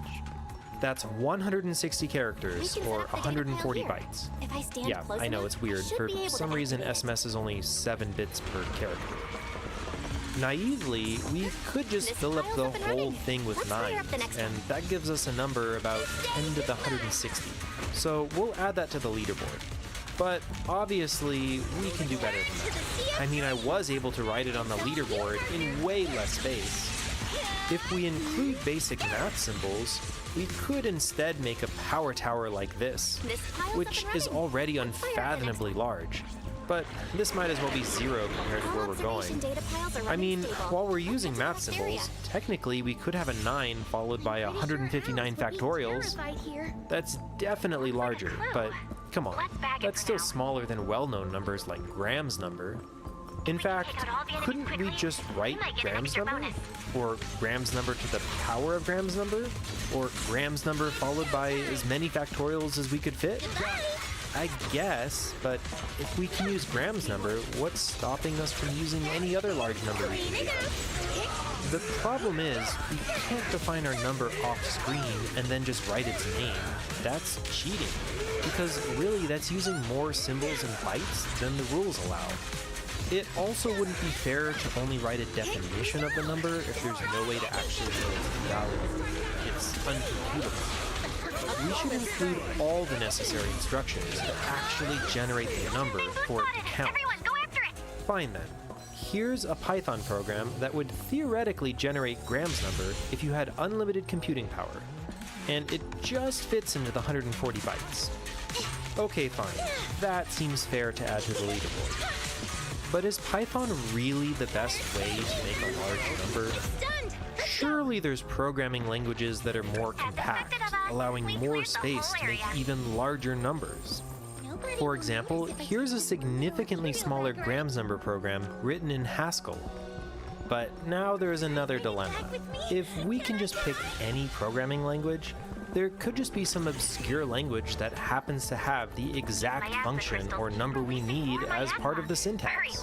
I mean, at some point, is it really any different than just writing down the name of the number? What should even count as a valid programming language? Where do we draw the line? Should Python even count? What about math symbols in general? That's kind of like a language. Okay, if we want to define numbers with programs, we need something as basic and universal as possible. Something so simple even aliens could decipher it. We did it! And there's a few candidates for that. The first is a Turing machine, which is an infinite tape with a set of states, rules, and starting conditions. The head reads the tape and then changes state, flips bits, and moves the tape. It's certainly better, but it still feels a bit clunky and artificial, and it's tricky to see how you'd encode a Turing machine into a message in a universal way. Luckily, there's an even better option, and that's lambda calculus. If you've never heard of it before, it's basically a programming language that only has one function, the lambda, plus parentheses and variables. That's it. Literally nothing else. No numbers, no data structures, no math, strings, loops, conditionals, anything. That's what makes it so universal. You define all those things yourself. Nothing's taken for granted. So how do you even define a number in a language that has no numbers? The most common way in lambda calculus is with something called church numerals. In that system, the number of times you apply a function represents the number. So not applying f at all is 0, applying f one time is 1, applying it twice is 2, and so on. To make loops and conditionals, you can use certain lambda expressions called combinators. In fact, there's a whole alphabet of combinators from A to omega for all sorts of things you'd expect in a programming language. It can often be hard to follow what these lambda expressions do, but one cool way to help visualize them is with these lambda diagrams invented by John Trump. It's a really nice way to directly turn linear code into 2D images, and there's just something very satisfying about it. So here's yet again another program to make Graham's number, but this time as a lambda expression. I can do it! It does take up quite a bit of space though, but we don't actually need this many symbols in it. It's up to you, In Parker. fact, there's a natural extension to something called binary lambda calculus, or BLC, which uses different bit patterns to represent the symbols in a much more compact way. Using BLC, we can actually compress this down to only 15 bytes, and it can get really compressed. Here's another program that outputs a number even larger than Graham's number that's only 49 bits long. Yes, bits, not bytes. That would fit in only 7 characters of a text message. That's great. We have a super compact and universal system to make really big numbers. So, what's the answer? What's the biggest number? Well, unfortunately, it's impossible to know the exact number. I mean, it is out there somewhere, but even if we had unlimited computational power to check every possible bit pattern, there's still no way to algorithmically check if a lamp... The filth has been cleansed.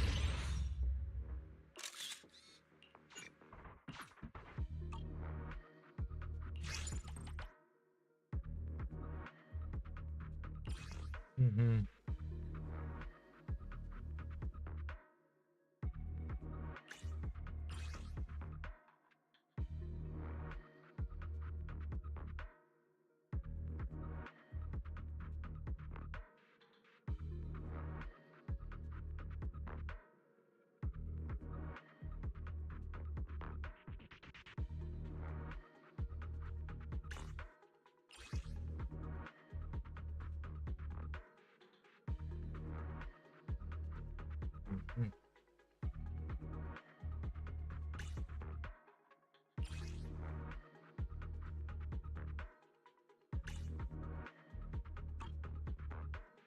expression terminates or expands forever in a loop. It's the classic halting problem. But that doesn't mean we can't get close. Let's go back to some classic operators. Each one can be defined as repeating the previous operation that many times. For example, if we have a function which returns the next number, applying that repeatedly is just addition. And applying addition repeatedly is just multiplication. And next is exponents, and that can be extended as far as we want. But since we're using a number here, that number could itself be an expression to determine which operation we want to do. So let's define this new expression where we plug in the same variable into the operator. This expression is often written as f omega. Yes, that omega is an infinite ordinal. But to be clear, there's nothing infinite about this function. It just grows faster than any finite number you could put here as x gets larger. So it's just a useful notation. Okay, but let's keep continuing the pattern. What would happen if we apply x applications of f omega? Well, obviously that's f omega plus 1. And of course that could go on forever. And hey, what do you know? We have another number here. That could plug into itself, and continuing the notation, we now have omega plus omega, or 2 omega. And we could keep doing this to get 3 omega, 4 omega. Hey look, another number. Plug it into itself for omega omega, or omega squared. And as you can imagine, this process can continue for a long time. You can get omegas to the power of omegas, go past the transfinite omegas into the epsilons. You can run out of Greek letters and parameterize that. Let's just say it gets insane, and it's really, really hard to describe just how fast these functions grow and how large these numbers can get. So I think now we have all the tools we need to finally answer the question. What is the fastest growing, largest ordinal function we could fit into a text message? Well, the fastest one I could find that definitely fits is the Buckhole's ordinal. It's really hard to describe just how fast it grows, but it does have a nice tree-based construction, similar to the famous tree function, but it's much, much faster growing than that. Surprisingly, the Buckhole's ordinal function only takes 49 bytes at most, so there's still a ton of room to do way more to it. But what you have to understand is that when you get to this level of growth, it doesn't really matter what number you put here or how you construct it. It's not going to change its position on the leaderboard. Even if we apply it to itself that many times, we're only adding 1 to the ordinal. The next fastest growing ordinal will just completely dominate it, no matter what we do. So, just for fun, let's plug in these numbers and call it a day. This number dominates almost any other well-known computable number, so I think I'm satisfied enough to end it here. A huge shout out to John Trump for all his help in researching this video. He pioneered a lot of the techniques I've used in this video, so big thanks for that. And before I go, don't forget to check out my game 4D Golf on Steam. It's actually on sale for a limited time right now. There's still been a steady stream of updates with new courses on the Steam Workshop, new languages, and a ton of overall improvements. And it really supports the channel. And thanks for watching.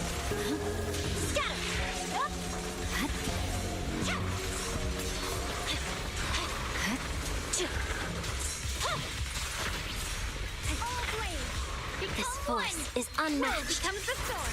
The sword brings victory together as one. No forgiveness.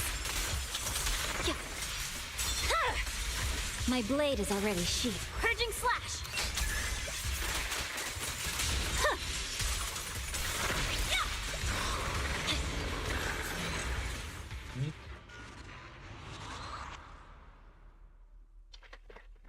All evil cut away. 辛苦大家了，第一侠大会，收剑入匣。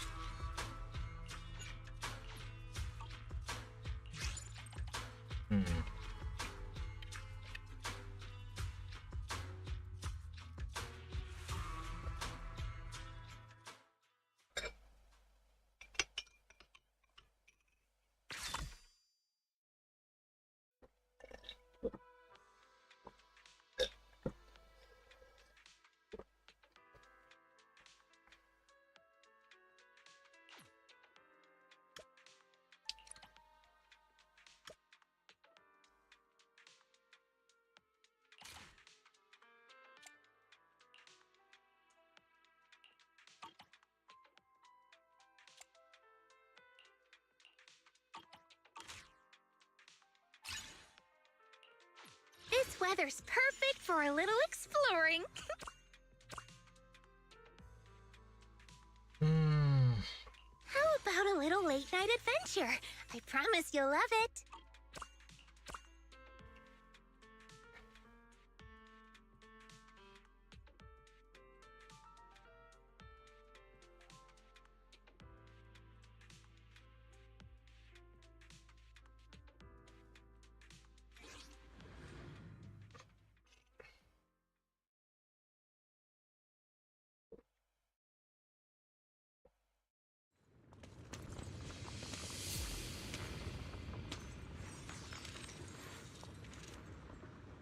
The faithless are a blight upon this world.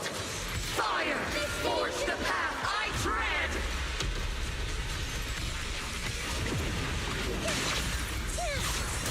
Practicing moving in slow-mo? Don't look down on me. Listen carefully. Wanna play a game? The tide of annihilation. To defy. Blasphemy. Stop creeping around.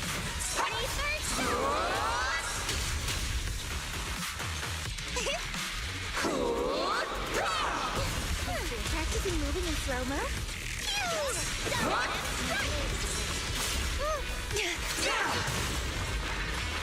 Endless cold steel. The hunt begins!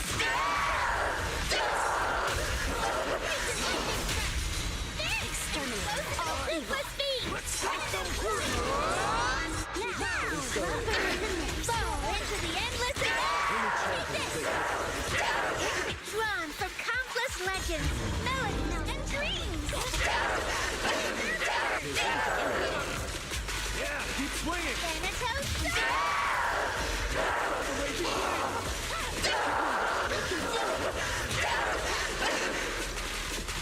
No one can Salahan, return! Station Bring on the fireworks! Make way for the undefeated champion.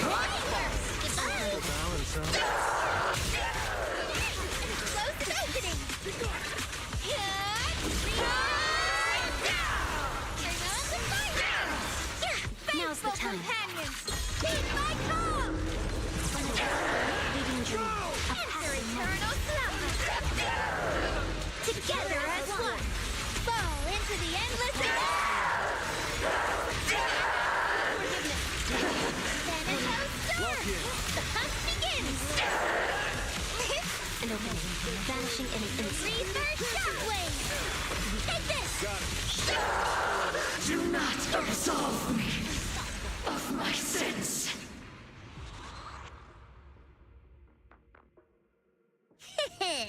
Amazing, huh? Well fought, everyone. Find me an opponent who can actually fight next time.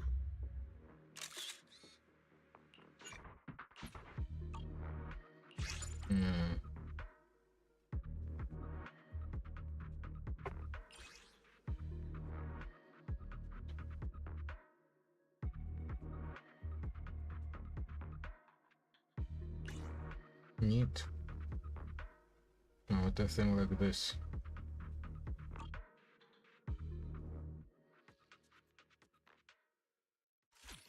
Limit on how much space we're allowed to use to write down this number. But the exact size we choose won't really matter because whatever technique we come up with should generalize if we want to use a different size.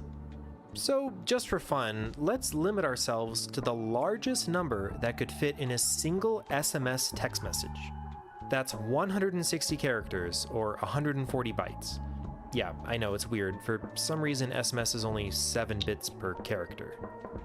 Naively, we could just fill up the whole thing with 9s, and that gives us a number about 10 to the 160. So we'll add that to the leaderboard. But obviously, we can do better than that.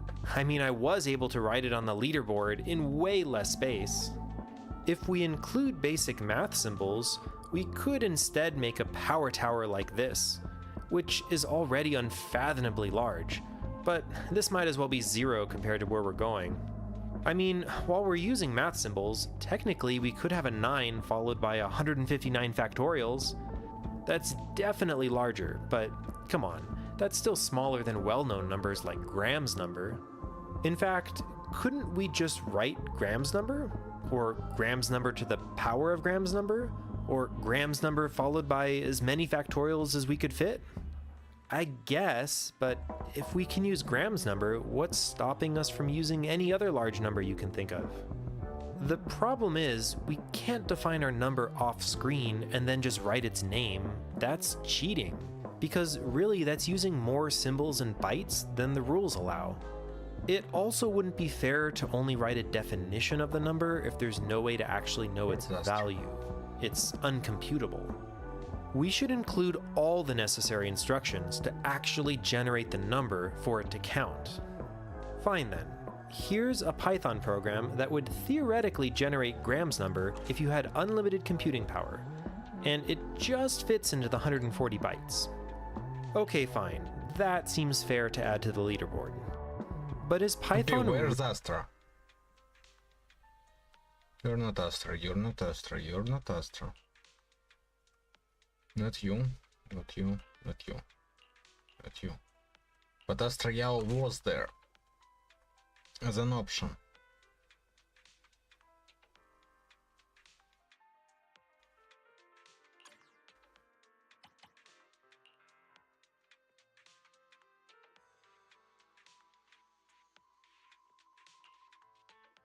earlier on.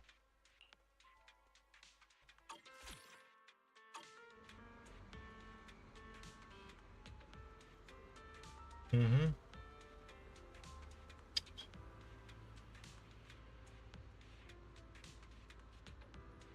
Oh, okay.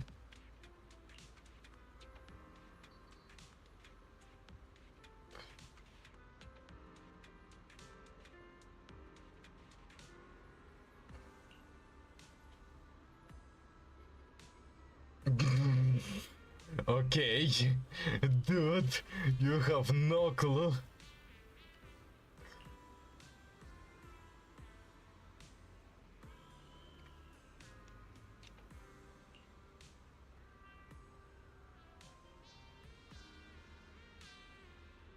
Hmm.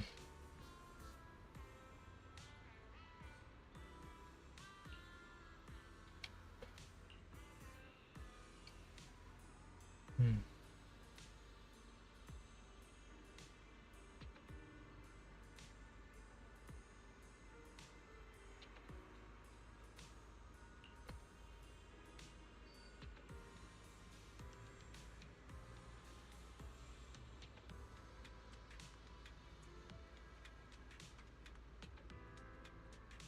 Mm-hmm.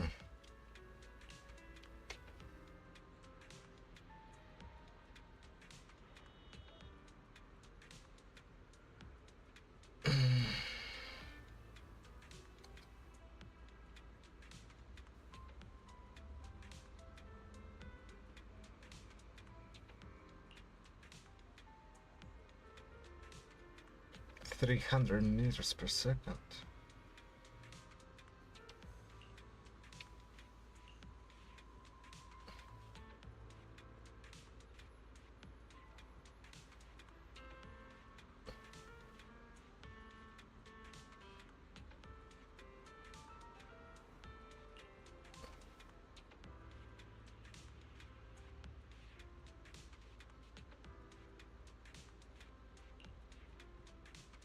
Mm-hmm.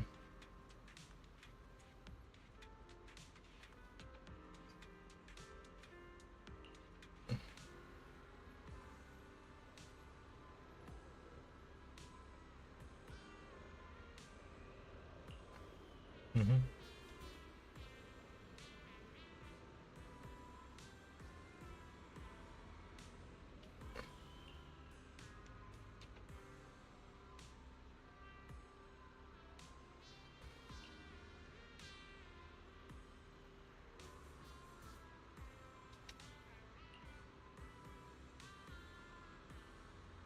Mm-hmm.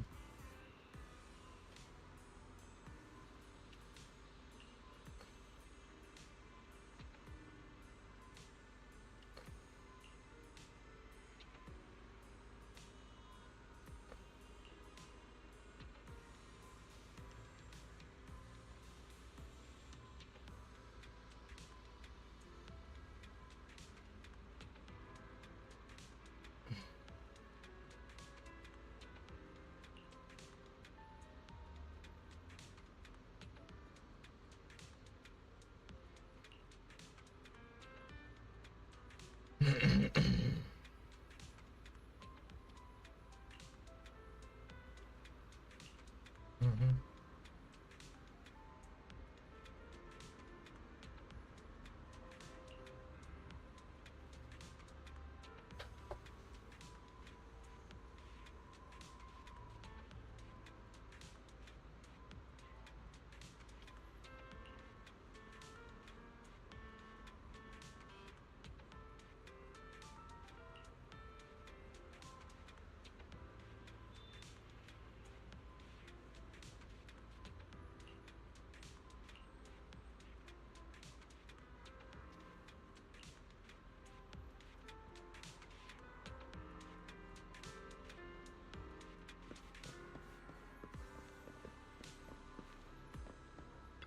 Mm-hmm.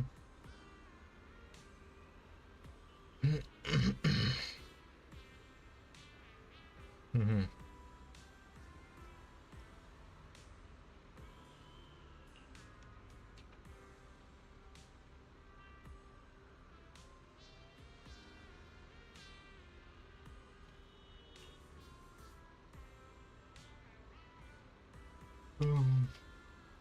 Proxy, why are you calling me proxy? I have a name currently here.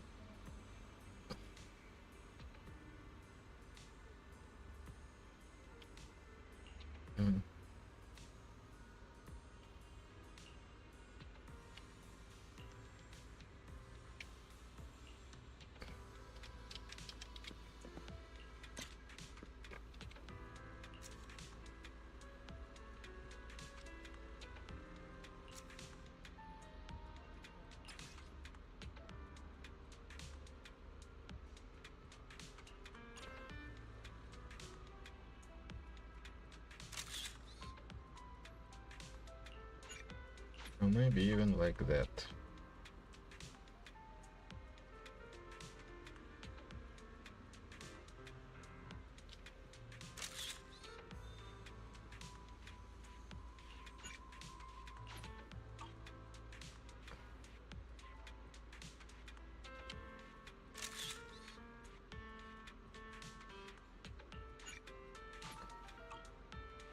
Serious.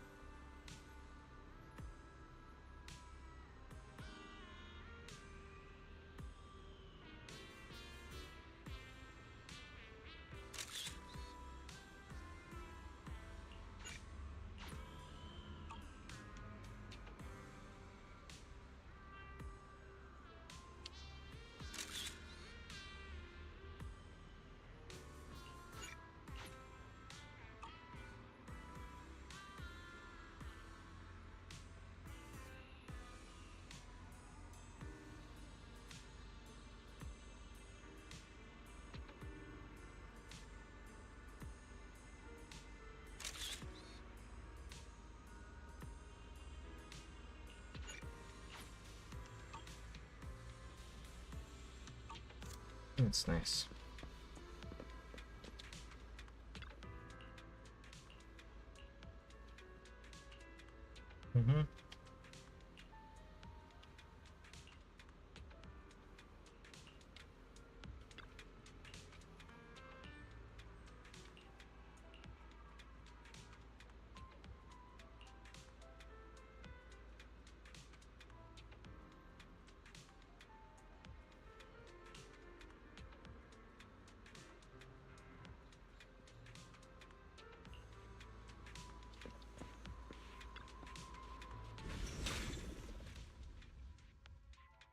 I wish I made a picture with her.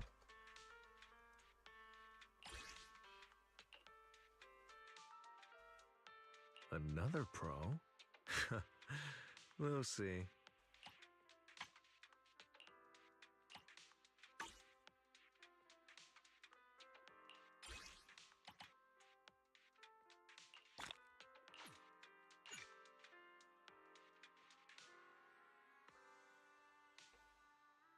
Okay.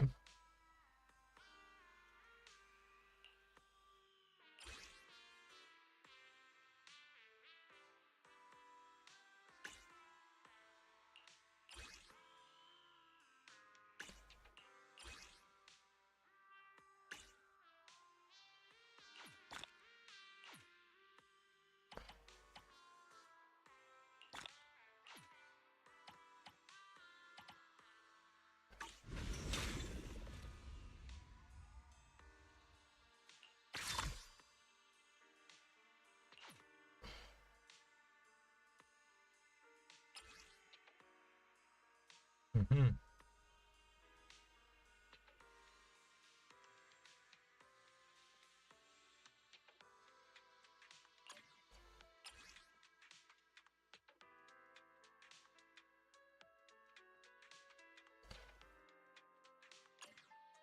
Cool.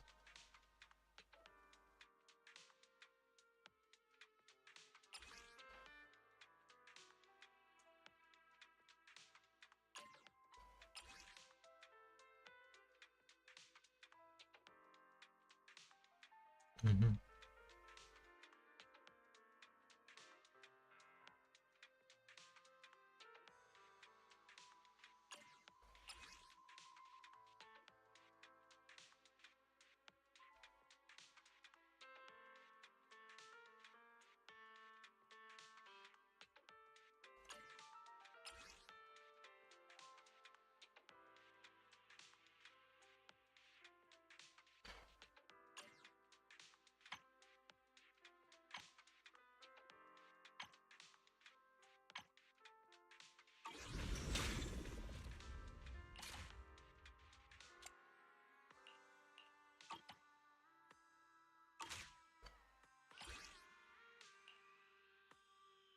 Requesting assembly.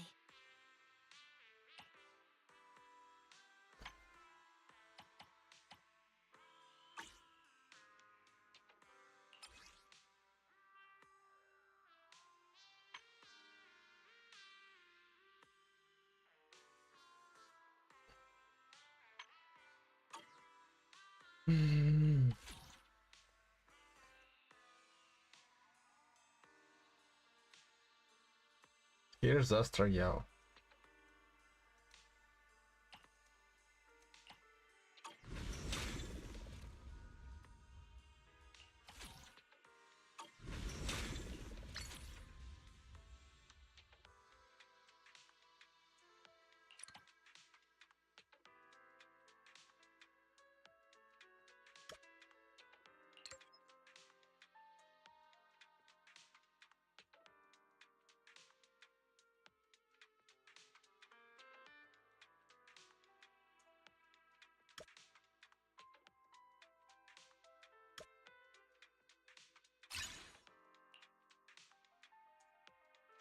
This weather's perfect for a little exploring.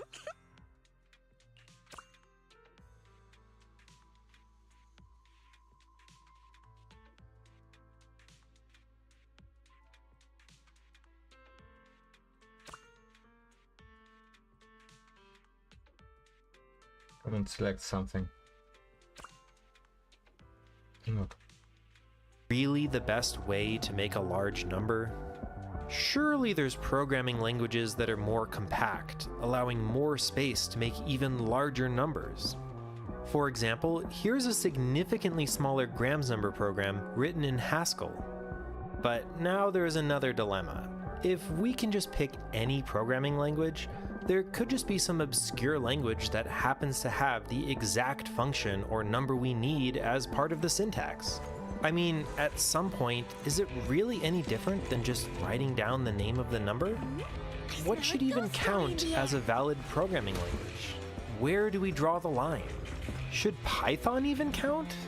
What about math symbols in general? That's kind of like a language. Okay, if we want to define numbers with programs, we need something as basic and universal as possible. It's up to you, partner. Something so simple even aliens can decipher it. And there's a few candidates for that. The first is a Turing machine, which is an infinite tape with a set of states, rules, and starting conditions. Don't let it get away! The head reads the tape and then changes state, flips bits, and moves the tape. It's certainly better, but it still feels a bit clunky and artificial.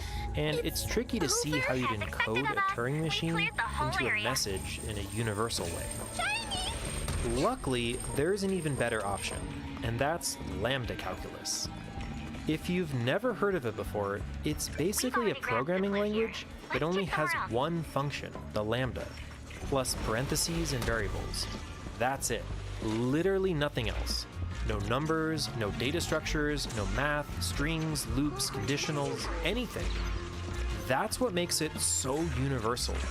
You define all those things yourself. Nothing's taken for granted. So how do you even define a number in a language that has no numbers? The most common way in lambda calculus is with something called church numerals. In that system, the number of times you apply a function represents the number. So not applying f at all is 0, applying f one time is 1, applying it twice is 2, and so on.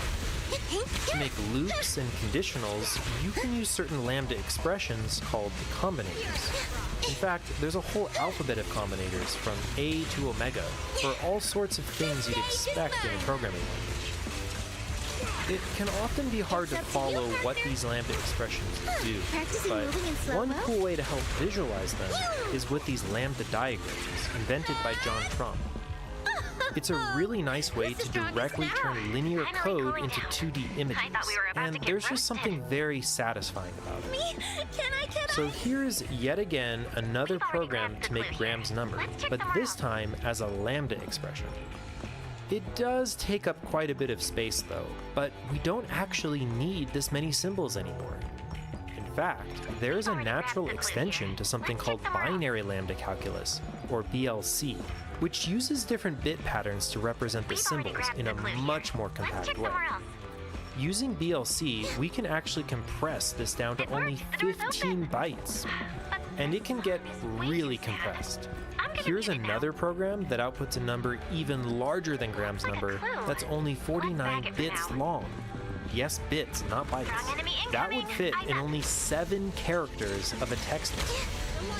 That's great. We have a super compact and universal system to make really big numbers.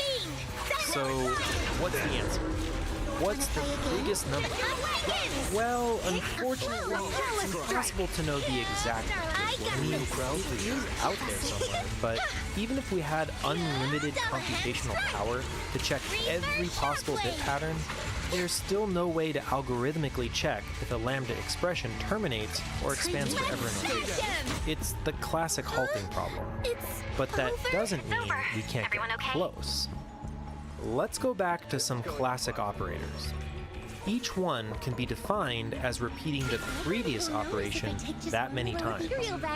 For example, if we have a function which returns the next number, applying that repeatedly is just addition.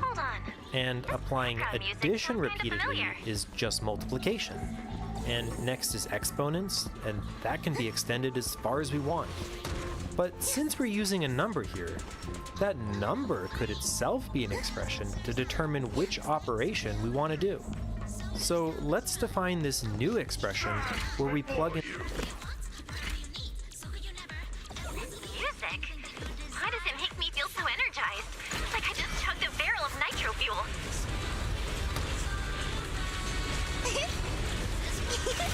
You're going to support.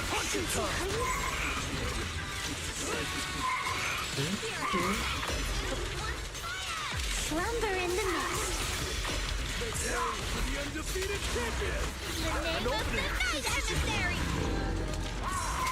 We're just getting started. Do it! There's K-Burst!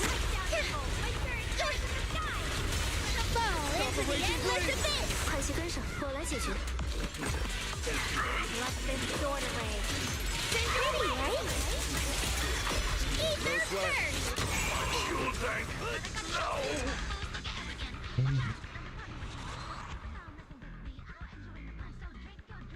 Can I join your next adventure? Huh? Is it time to call a match?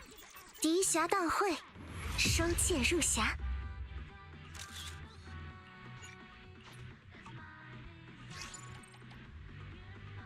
It's something.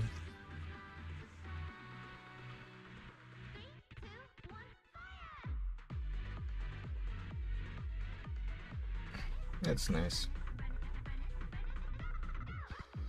In the same variable into the operator. It's possible to know the exact number. I mean, it is out there even larger than Graham's number that's only to something called binary lambda calculus, or BLC.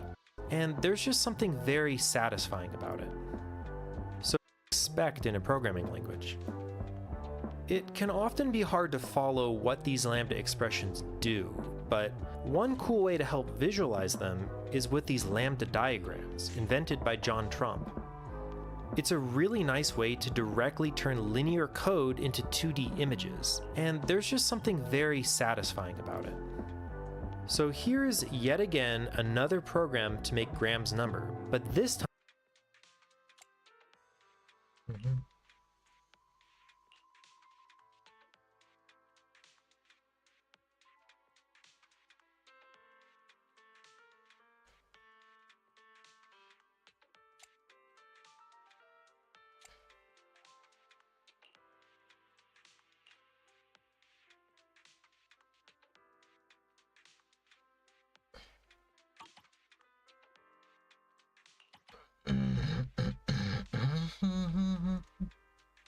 time as a lambda expression.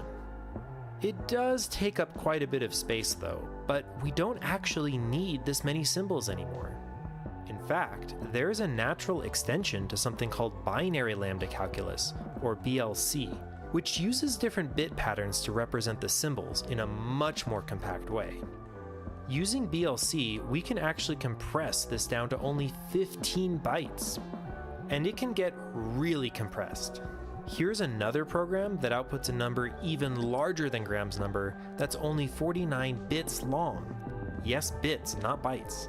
That would fit in only 7 characters of a text message.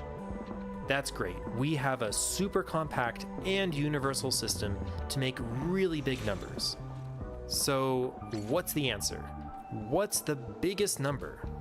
Well, unfortunately, it's impossible to know the exact number. I mean, it is out there somewhere, but even if we had unlimited computational power to check every possible bit pattern, there's still no way to algorithmically check if a lambda expression terminates or expands forever in a loop.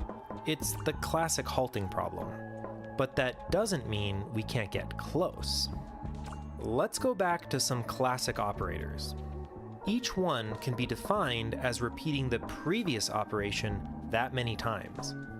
For example, if we have a function which returns the next number, applying that repeatedly is just addition, and applying addition repeatedly is just multiplication.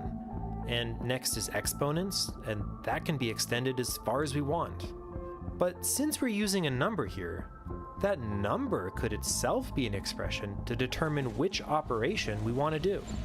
So let's define this new expression where we plug in the same variable into the operator. This expression is often written as f omega. Yes, that omega is an infinite ordinal. But to be clear, there's nothing infinite about this function. It just grows faster than any finite number you could put here as x gets larger. So it's just a useful notation. Okay, but let's keep continuing the pattern. What would happen if we applied x applications of f omega? Well, obviously that's f omega plus 1. And of course that could go on forever. And hey, what do you know? We have another number here. That could plug into itself, and continuing the notation, we now have omega plus omega, or 2 omega. And we could keep doing this to get 3 omega, 4 omega. Hey look, another number. Plug it into itself for omega omega, or omega squared.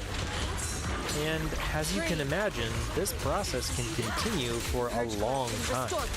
You can get omegas to the power of omegas, go past the transfinite omegas into the epsilons. You can run out of Greek letters and parameterize that. Let's just say it gets insane, and it's really hard to describe just how fast these functions grow and how large these numbers can get.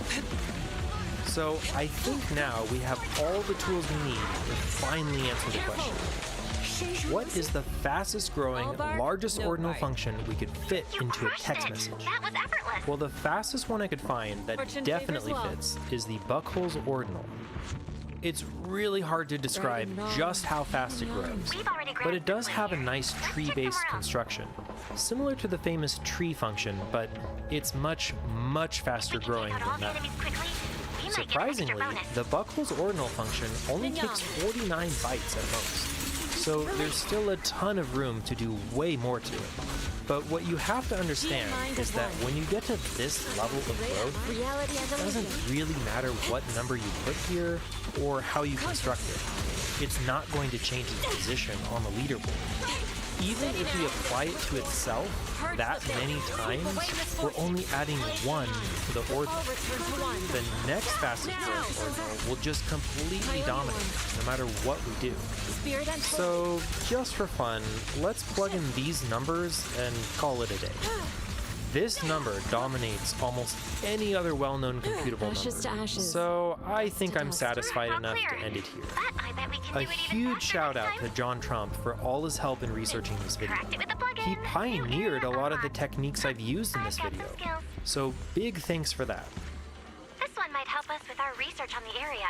Let's take it.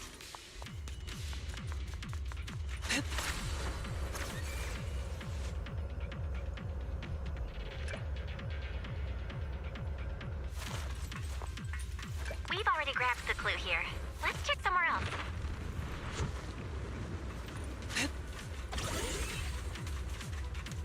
The lightning here is extremely strong. Be careful. The line is blocked.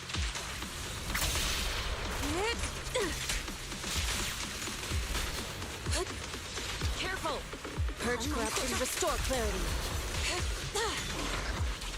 I'm not too late, am I?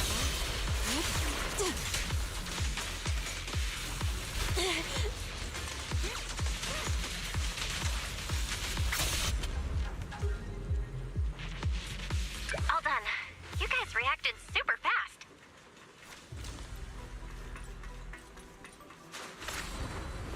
To the sky. Right and wrong, yin and yang. It's all within the heart. Strong enemy incoming. Eyes up. Your life ends here. No more shadows.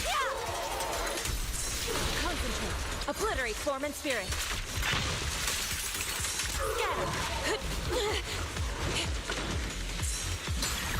Channel. Yin and yang.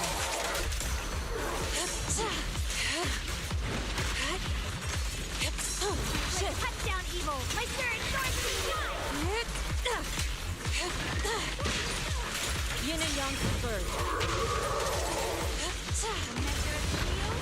Slices the world through. Strength and finesse. Let's end this quickly. Calm the spirit. Strike down evil. Sweep away misfortune. Send you away.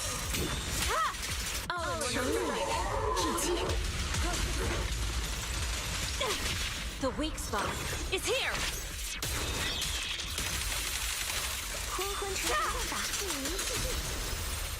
Concentrate. Purge this evil together. Don't underestimate them. All bark, no bite. It's over. Everyone okay? You would like this. Today's divination favors venturing through the hollows. Soar with the wind.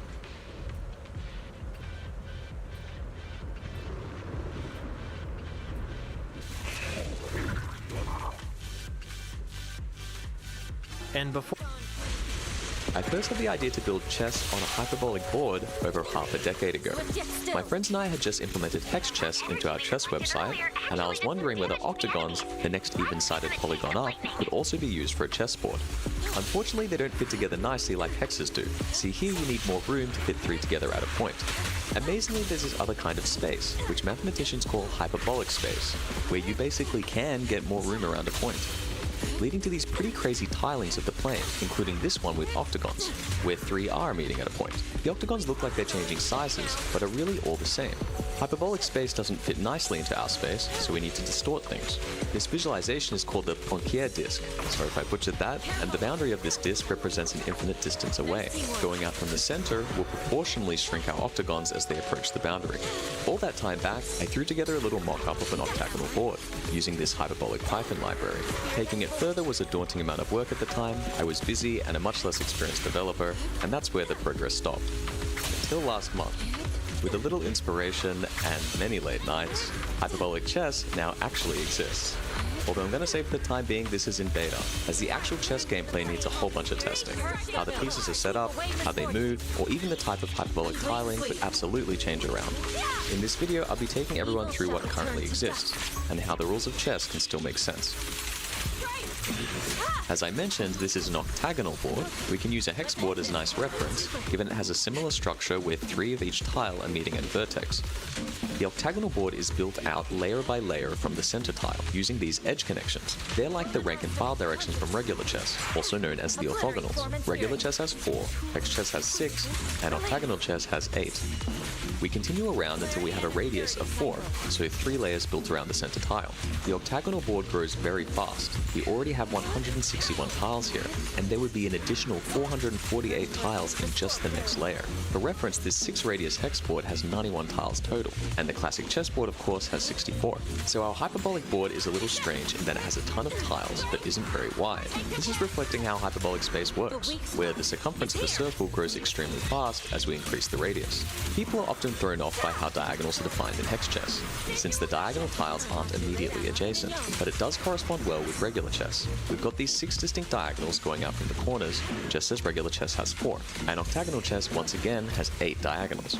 If you're seeing ahead here, this does mean that pieces in hyperbolic chess can get very crazy, going out from all the diagonals and orthogonals. But remember, we just learned that there are also a ton of tiles on this board, which is a counterbalancing force to the piece's strength. Due to a very large circumference, this board also has a lot of board edge, and pieces on the edge are a lot weaker. We'll come back to piece movement in a moment. Now, what's the deal with this shifting perspective of the board? When I press any of WASD, we take a small fixed step in that direction.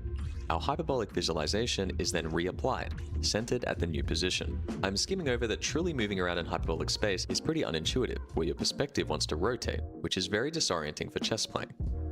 So I went with a kind of hybrid camera movement here, keeping the orientation upright. It does feel pretty natural to move to a particular part of the board, and pressing E will snap you back to the center. It's time for the pieces. Let's start with rooks.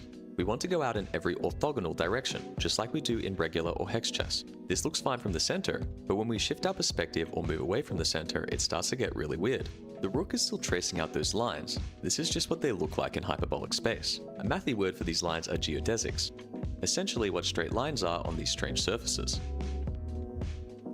Remember, all these octagons are identical in size, and joined edge to edge. Our rook taking a straight path is actually just doing this, going straight through octagons.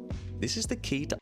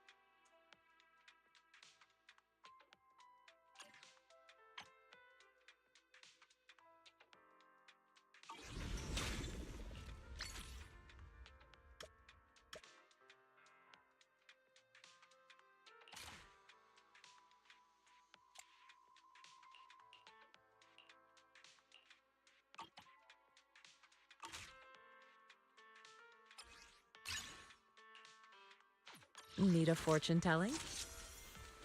This weather's perfect for a little exploring.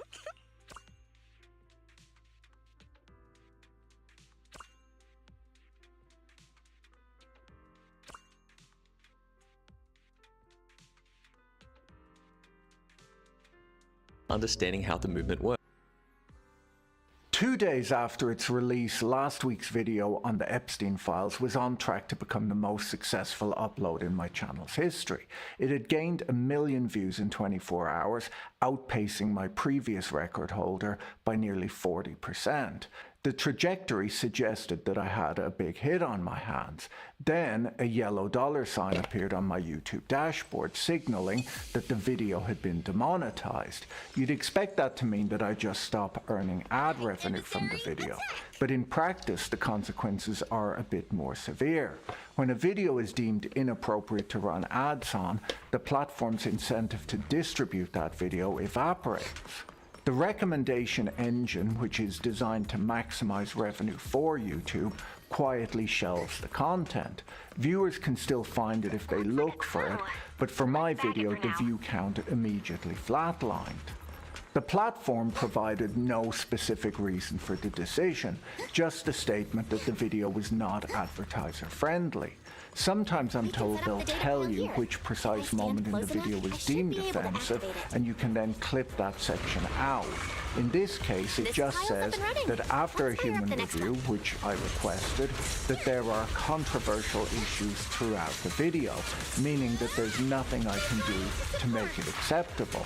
When I go through the video and look at YouTube's policies, their decision's difficult to understand. The content was a 37-minute analysis of the inconsistencies in the Epstein files, specifically with regard to FBI redactions that appeared to violate the transparency law passed by Congress. The video contained no profanity, no violence, no descriptions of Epstein's activities, and no inappropriate imagery was shown on screen. The audience metrics confirm that the content was not offensive to viewers. At the time of demonetization, the video had accrued 90,000 likes and maintained a like-to-dislike ratio of 98.9%, which is an unusually high approval ratio for a video, and higher than on most of my videos, implying that the viewers, the very people advertisers supposedly need protection from, found the content acceptable and valuable. The title, The Epstein Files Are Worse Than You Think, was unambiguous too. No viewer clicked on it expecting a cooking tutorial only to be ambushed by a critique of the justice system. Why do you have that? This? He's my hero. He's a chef. Jeffrey Epstein. This is Anthony Bourdain. No. To understand why this happens on YouTube, we need to look back to the YouTube adpocalypse. Years ago, after Logan Paul's infamous vlog from a Japanese forest triggered a massive advertiser exodus, big brands paused their YouTube advertising campaigns. It was a simple commercial calculation. They worried that appearing next to offensive content, like a Logan Paul video, might be misconstrued as an endorsement or simply link their brand to something awful in the viewer's mind. YouTube responded by drastically tightening its creator guidelines. If you wanted to earn advertising money on the platform, you couldn't behave like Logan Paul. Now, I recognize that YouTube is a for-profit business. As a creator whose videos are often sponsored, I'm also accustomed to dealing with advertisers and fully appreciate their concerns. Businesses have a clear duty to protect their brands, and YouTube needs to organize the platform to secure that revenue. This arrangement benefits everyone. Advertiser spending funds the whole ecosystem. If a video is genuinely hateful or dangerous, demonetization is a logical business decision for YouTube, as it preserves free speech while insulating advertisers from toxic content. The problem is that this mechanism has evolved into a blunt instrument that penalizes serious journalism under the guise of brand safety. Advertisers routinely buy slots on mainstream cable news programs that discuss war, crime, and political corruption. Yet, when an independent creator examines these same topics with equal rigor, the algorithm flags it as being appropriate. The evidence suggests that we're not dealing with a calculated conspiracy to silence a specific controversial story, but instead a broken system at YouTube. I spoke with a friend who runs a much larger channel than mine, who has produced multiple videos on the same topic, and asked whether his Epstein videos have been demonetized, given that 2 of my 3 uploads on the subject have now been penalized. He reported no issues, noting that he's careful to... Nobody will know. We've already grabbed the clue here. Let's check somewhere else. This half of the tree's purified. To enter the middle area, we'll have to clean up the other half.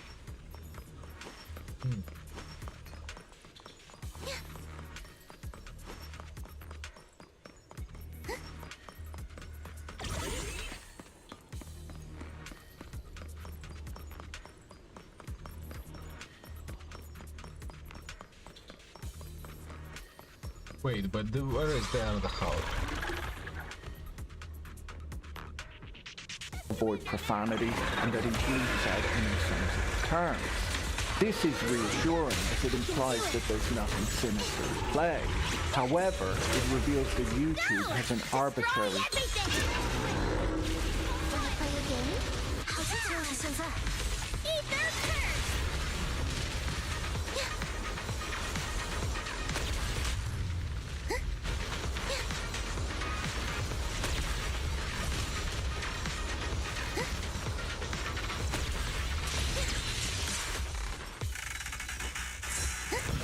Faithful companions, heed my call! Pretty, right? Starlight shine right the top!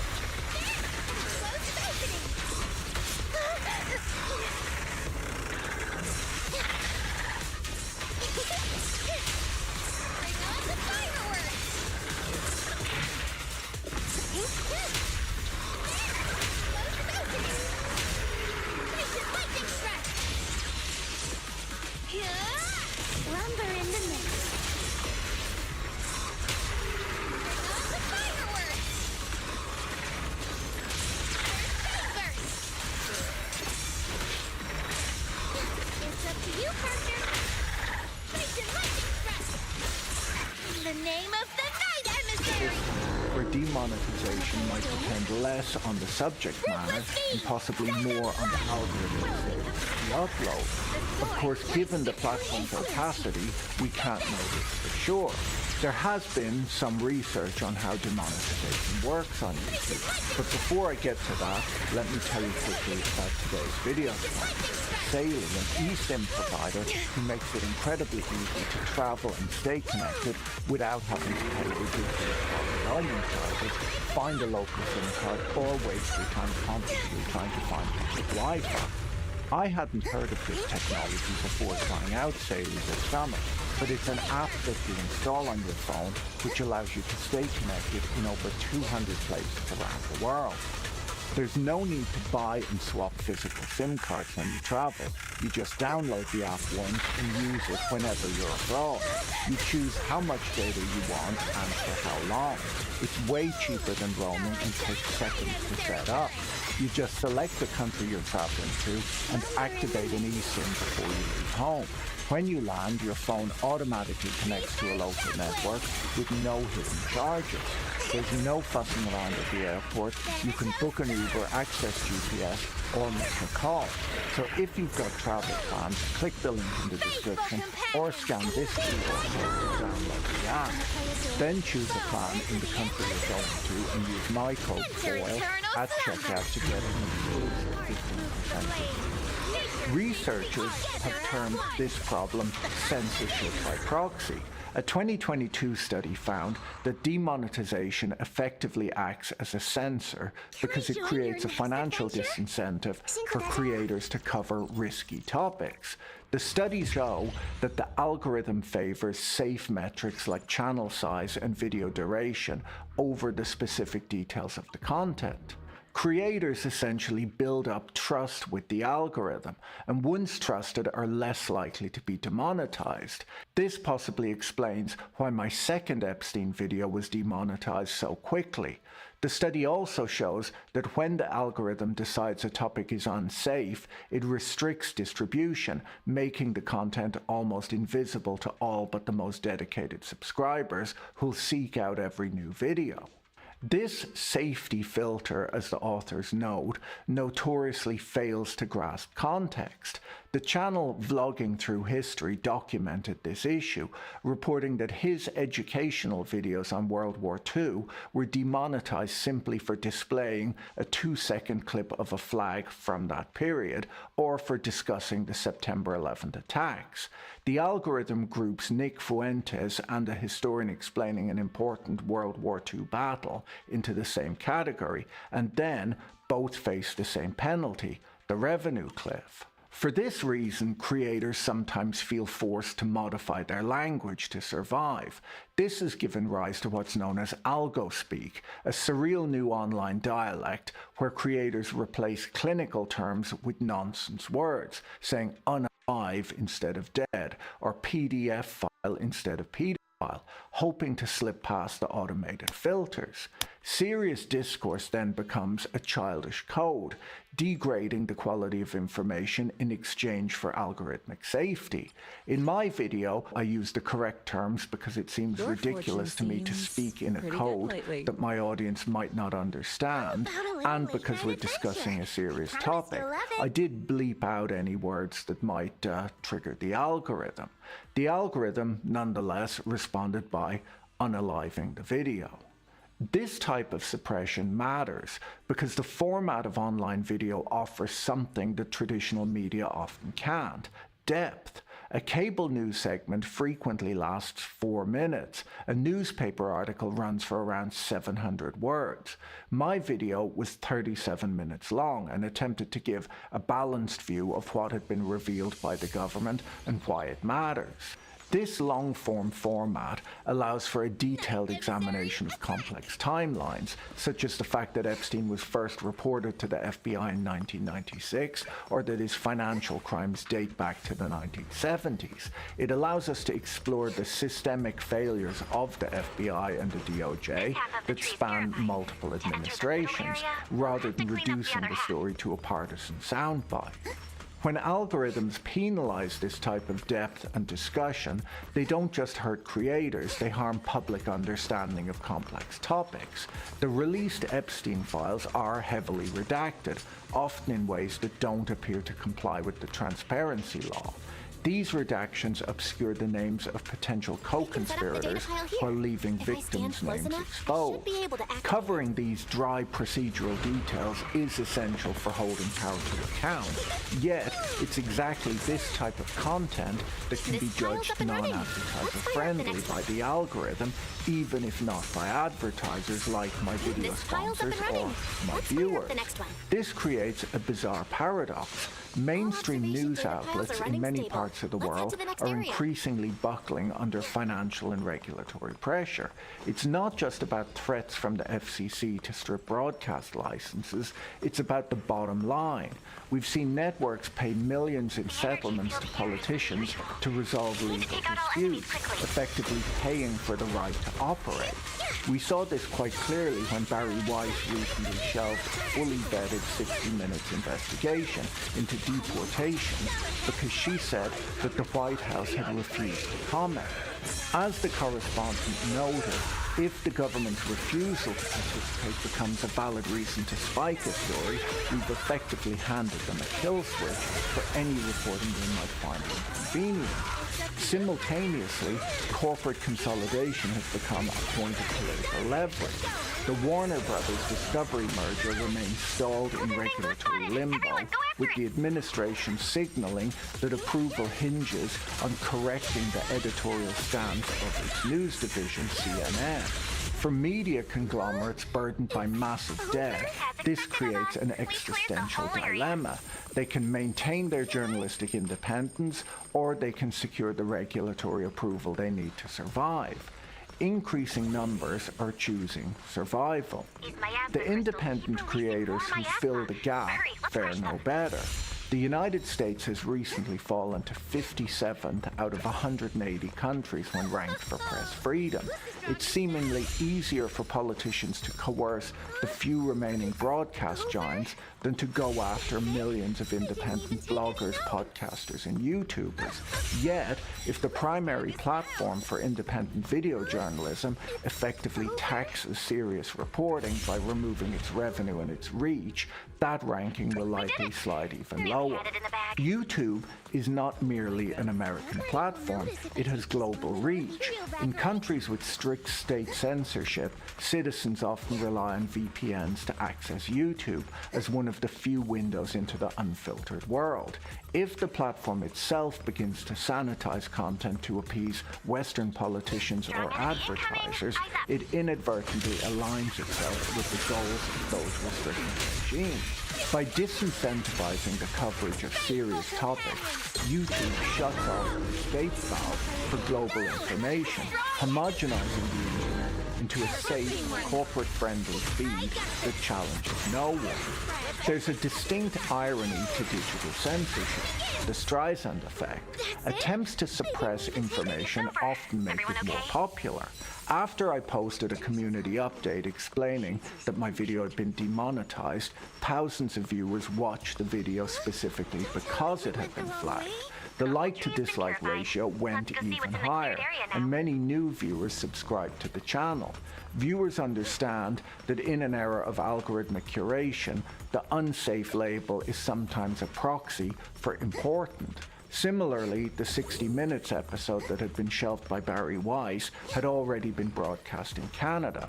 Canadian viewers uploaded it to the internet and it quickly went viral online, as viewers rushed to see the episode that they had not been allowed to see. It's crucial to distinguish between the politics of this case and the morality of it. My critique of the decline in press freedom under the current administration should not be misconstrued as a partisan attack.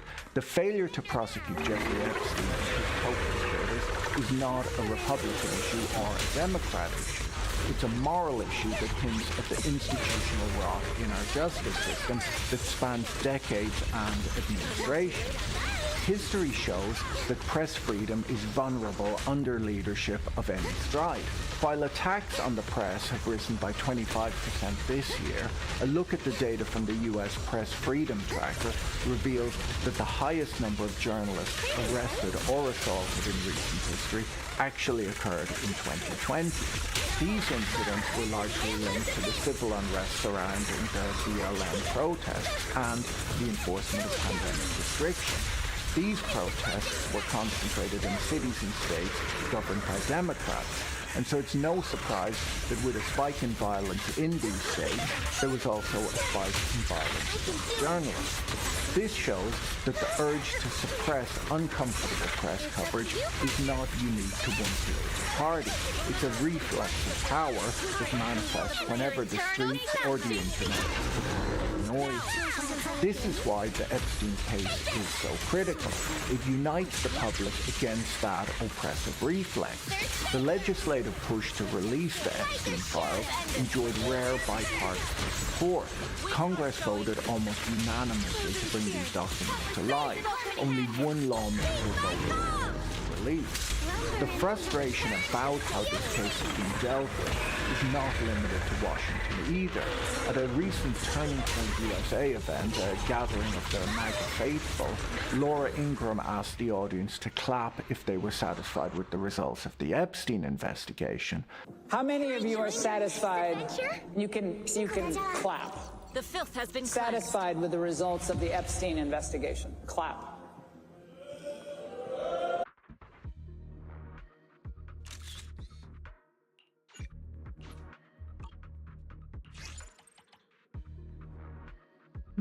There is something new.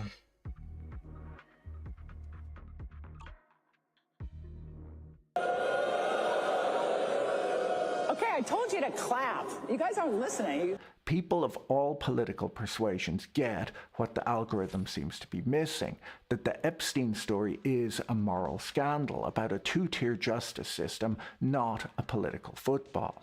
This shared outrage makes the unsafe categorization by YouTube even more baffling.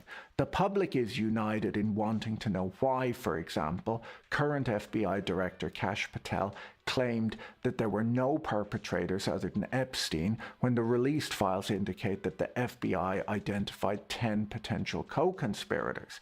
They want to know why Patel claimed to have seen footage proving nothing untoward happened in Epstein's cell, only to release a video recorded in a different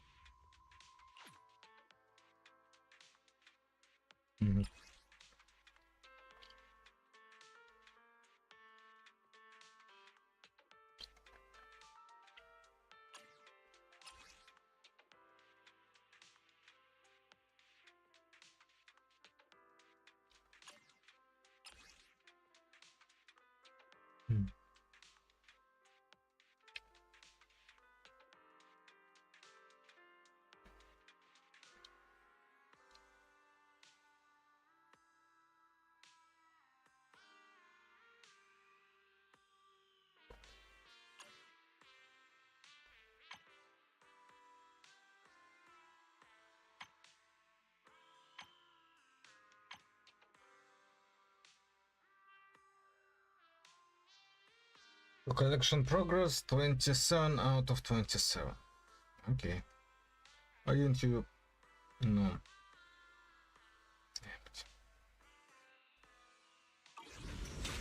It's so weird how this looks.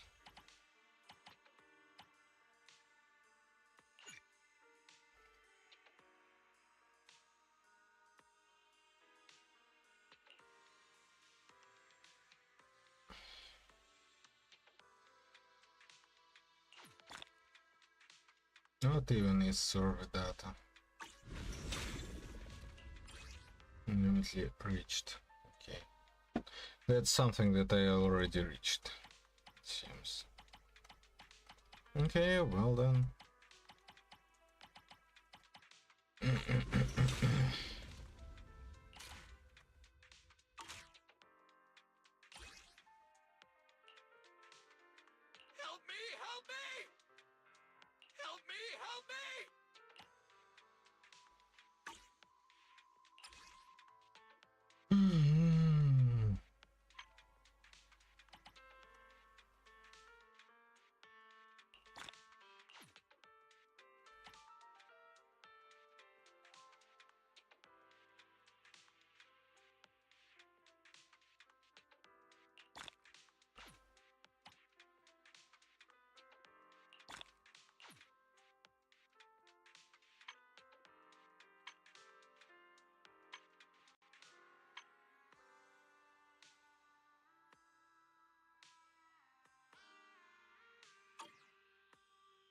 Part of the cell block with a critical minute of footage conspicuously missing due to a glitch.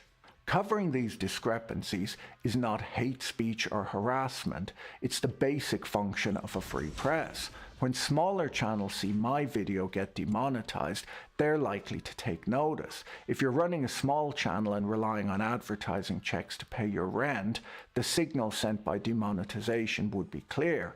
Don't touch this topic. Stick to gaming, stick to drama, leave the questioning of authority to the professionals at news organizations who are currently too frightened to actually do it.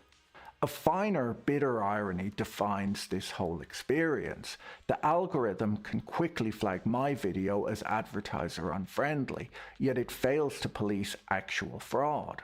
In recent weeks, my likeness has been used here on YouTube in deepfake videos promoting scams.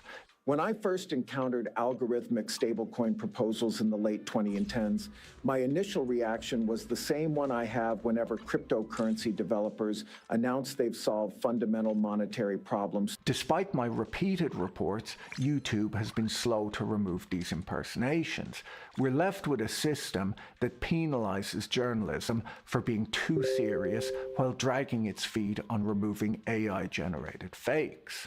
The yellow demonetization icon offers one positive aspect, and that is transparency. Being notified of demonetization is preferable to being silently throttled in the background, a practice known as shadow banning. At least I am told when I've been censored, even if the reasoning remains vague. In other parts of the world, censorship is a much more frightening event. Here it's not a knock at the door, but a quiet algorithmic nudge. It's less dramatic, but in the long run it may be just as effective at narrowing the public discourse. My plan is to continue covering the topics I find interesting and that I think my viewers will find interesting too, whether the videos are monetized or not. But for the broader ecosystem, this algorithmic censorship is worth worrying about. It forces us to ask what YouTube wants to be. If the platform's incentives aggressively filter out the boring work of holding power to account, the deep dives, the legal analysis, the historical context, then it ceases to be a digital public square. It risks becoming a place solely for childish entertainment, safe for advertisers, but useless for democracy. If you want to watch my demonetized video, here's a link. The great thing is that you can watch it without adverts. Our sponsors keep the channel going, so if you're traveling soon, don't forget to check out our sponsor Saley using the The congressional order requiring the Department of Justice to release the Epstein files was billed as a victory for transparency last month when it was signed into law. Since the files started being released a day late in small increments and with heavy redactions, it's become a chaotic spectacle of incompetence, technical failure, and selective disclosure, making the most unhinged conspiracy theorists look reasonable. On Christmas Eve, it was announced that additional files had been uncovered and that it would likely take a few more weeks for the full data set to be released. The scale of the omission is staggering. To date, the Department of Justice has released just 11,034 documents. Yet, with this sudden request for delay, the department admitted that it has uncovered over 1 million additional records that still need to be reviewed. This admission is a humiliating reversal for Attorney General Pam Bondi, who in February told the public that the relevant files were sitting on her desk and ready for review. This pivot from ready to release to too much to process confirms the worst fears of transparency advocates. Simple math dictates that if 1 million documents remain hidden, the public has seen perhaps 1% of the total cache. Rather than the flood of clarity Congress demanded, we've received a muddy trickle, a disparity that critics argue amounts to a deliberate failure to comply with the law. The incompetence was absolute. Ordinary members of the public quickly discovered that some redacted text could be revealed by simply copying and pasting the document into a different format. These digital slip-ups exposed not sensitive victim data, but financial records and details that the law explicitly forbade the DOJ from hiding, proving that the censorship was often protecting reputations, not victims.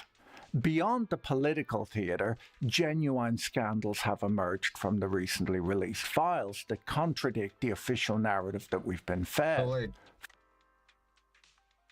This is vengeance for Ishan. Literally.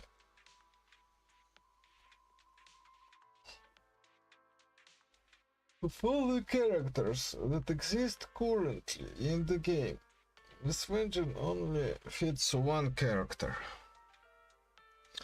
Of all the 4, actually. No.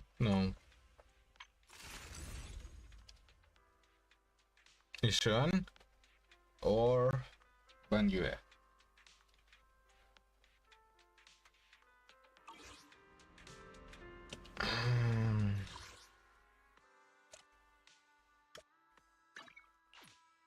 For months, administration officials like Attorney General Pam Bondi and FBI Director Kash Patel insisted that there was no client list and nothing to see in the files. Patel went further, telling Congress that there's no credible information, none, that Epstein trafficked women to others. The documents prove otherwise. Buried within the release is a revelation that federal agents identified and attempted to contact 10 potential co-conspirators immediately after Epstein's 2019 arrest. While most names remain redacted, the existence of this list confirms that suspects beyond Epstein and Ghislaine Maxwell have been on the FBI's radar for years. Equally damning is the revelation of catastrophic institutional failure. We now know the FBI was alerted to Epstein's abuse as far back as 1996, when Maria Farmer reported that the then 43-year-old financier had stolen nude photos of her sisters, aged just 12 and 16. The FBI report notes that Epstein was believed to have sold the pictures to potential buyers, a chilling detail that hints at the very trafficking network Patel denied existed. These revelations importantly shatter a lingering myth perpetuated by commentators like Megyn Kelly that Epstein was merely a playboy who took advantage of willing teenagers dazzled by his wealth and celebrity connections. The files depict a much nastier, more dangerous reality. A predator who threatened to burn down a teenage victim's house if she spoke out, and whose victims were often small children, not party girls. Then there are the bizarre anomalies that feel pulled from a tabloid fever dream. No class Buried in today. the cache was a suicide note purportedly written by Epstein to disgraced gymnastics doctor Larry Nassar, containing grotesque claims about the US president. The Department of Justice has officially labeled the letter's contents unfounded and false, and there are many reasons to believe that it might be a hoax, but they released it anyway, a decision that's only fueled the very speculation they seem to want to discourage. Before we dig into that, let me tell you about this week's video sponsor, Straight Arrow News. To tell the full story, we have to look far beyond the government's muddy trickle of information. We'll combine the Department of Justice files with new data and photos released by the House Oversight Committee and groundbreaking reporting from the New York Times. While the FBI sat on its hands, reporters were digging through archives, interviewing people who had worked with Epstein and knew him socially to reveal the true source of his wealth, exposing him not as a financial wizard, but instead as a relentless scammer who built his empire on a lifetime of frauds, Ponzi-like schemes, and the betrayal of friends. The contrast between the investigative success of the press and the abject failure of the state is damning. The government has all the tools needed to uncover the truth, the power to compel testimony, the ability to track the movement of every cent through the banking system, and full access to the IRS tax records. Yet it was journalists, not federal agents, who connected the dots.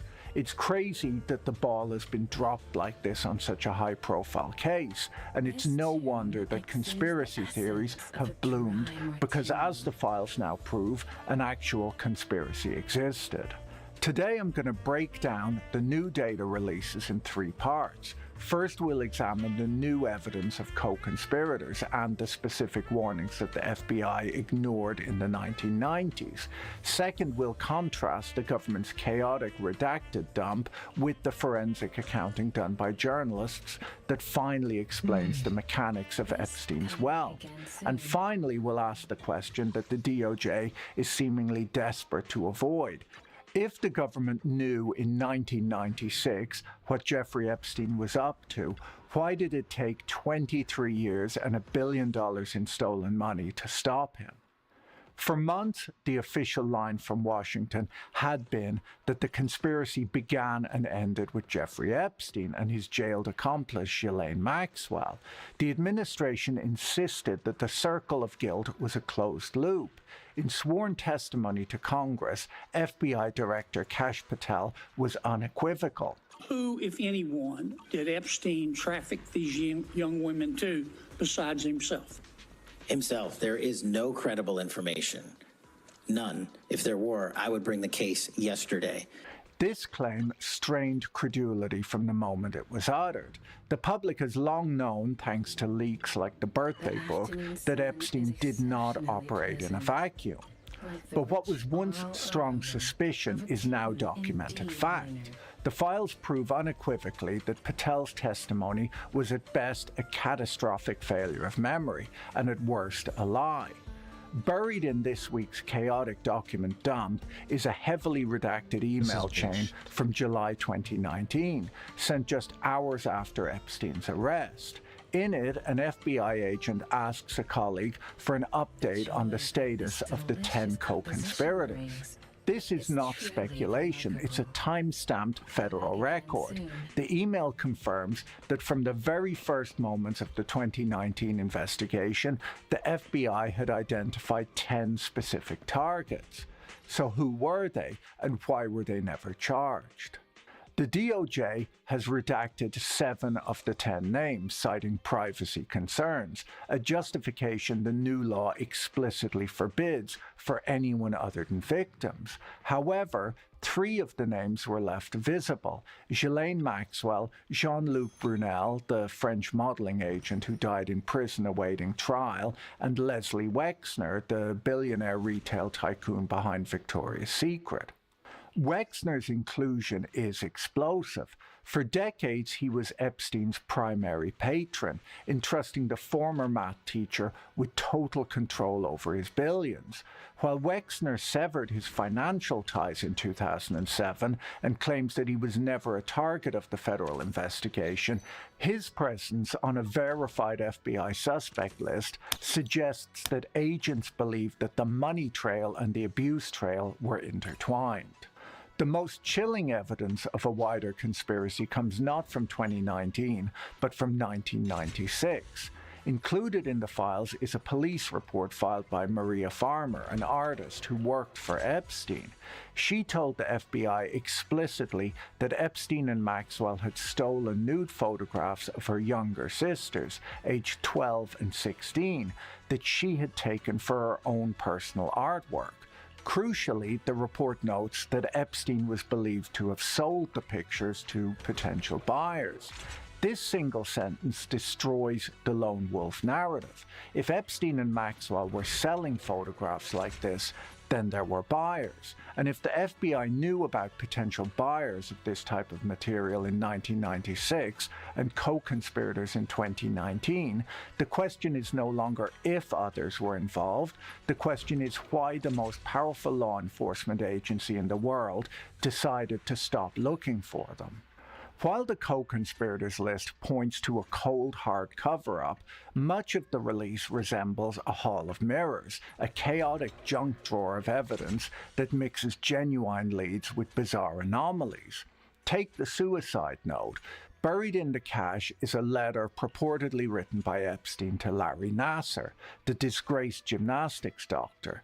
Nassar is a true monster who was convicted of abusing more than 150 women and girls and sentenced to 175 years in prison. Some estimates of the number of victims goes beyond 300. Dear LN, the note reads, as you know by now, I've taken the short route home.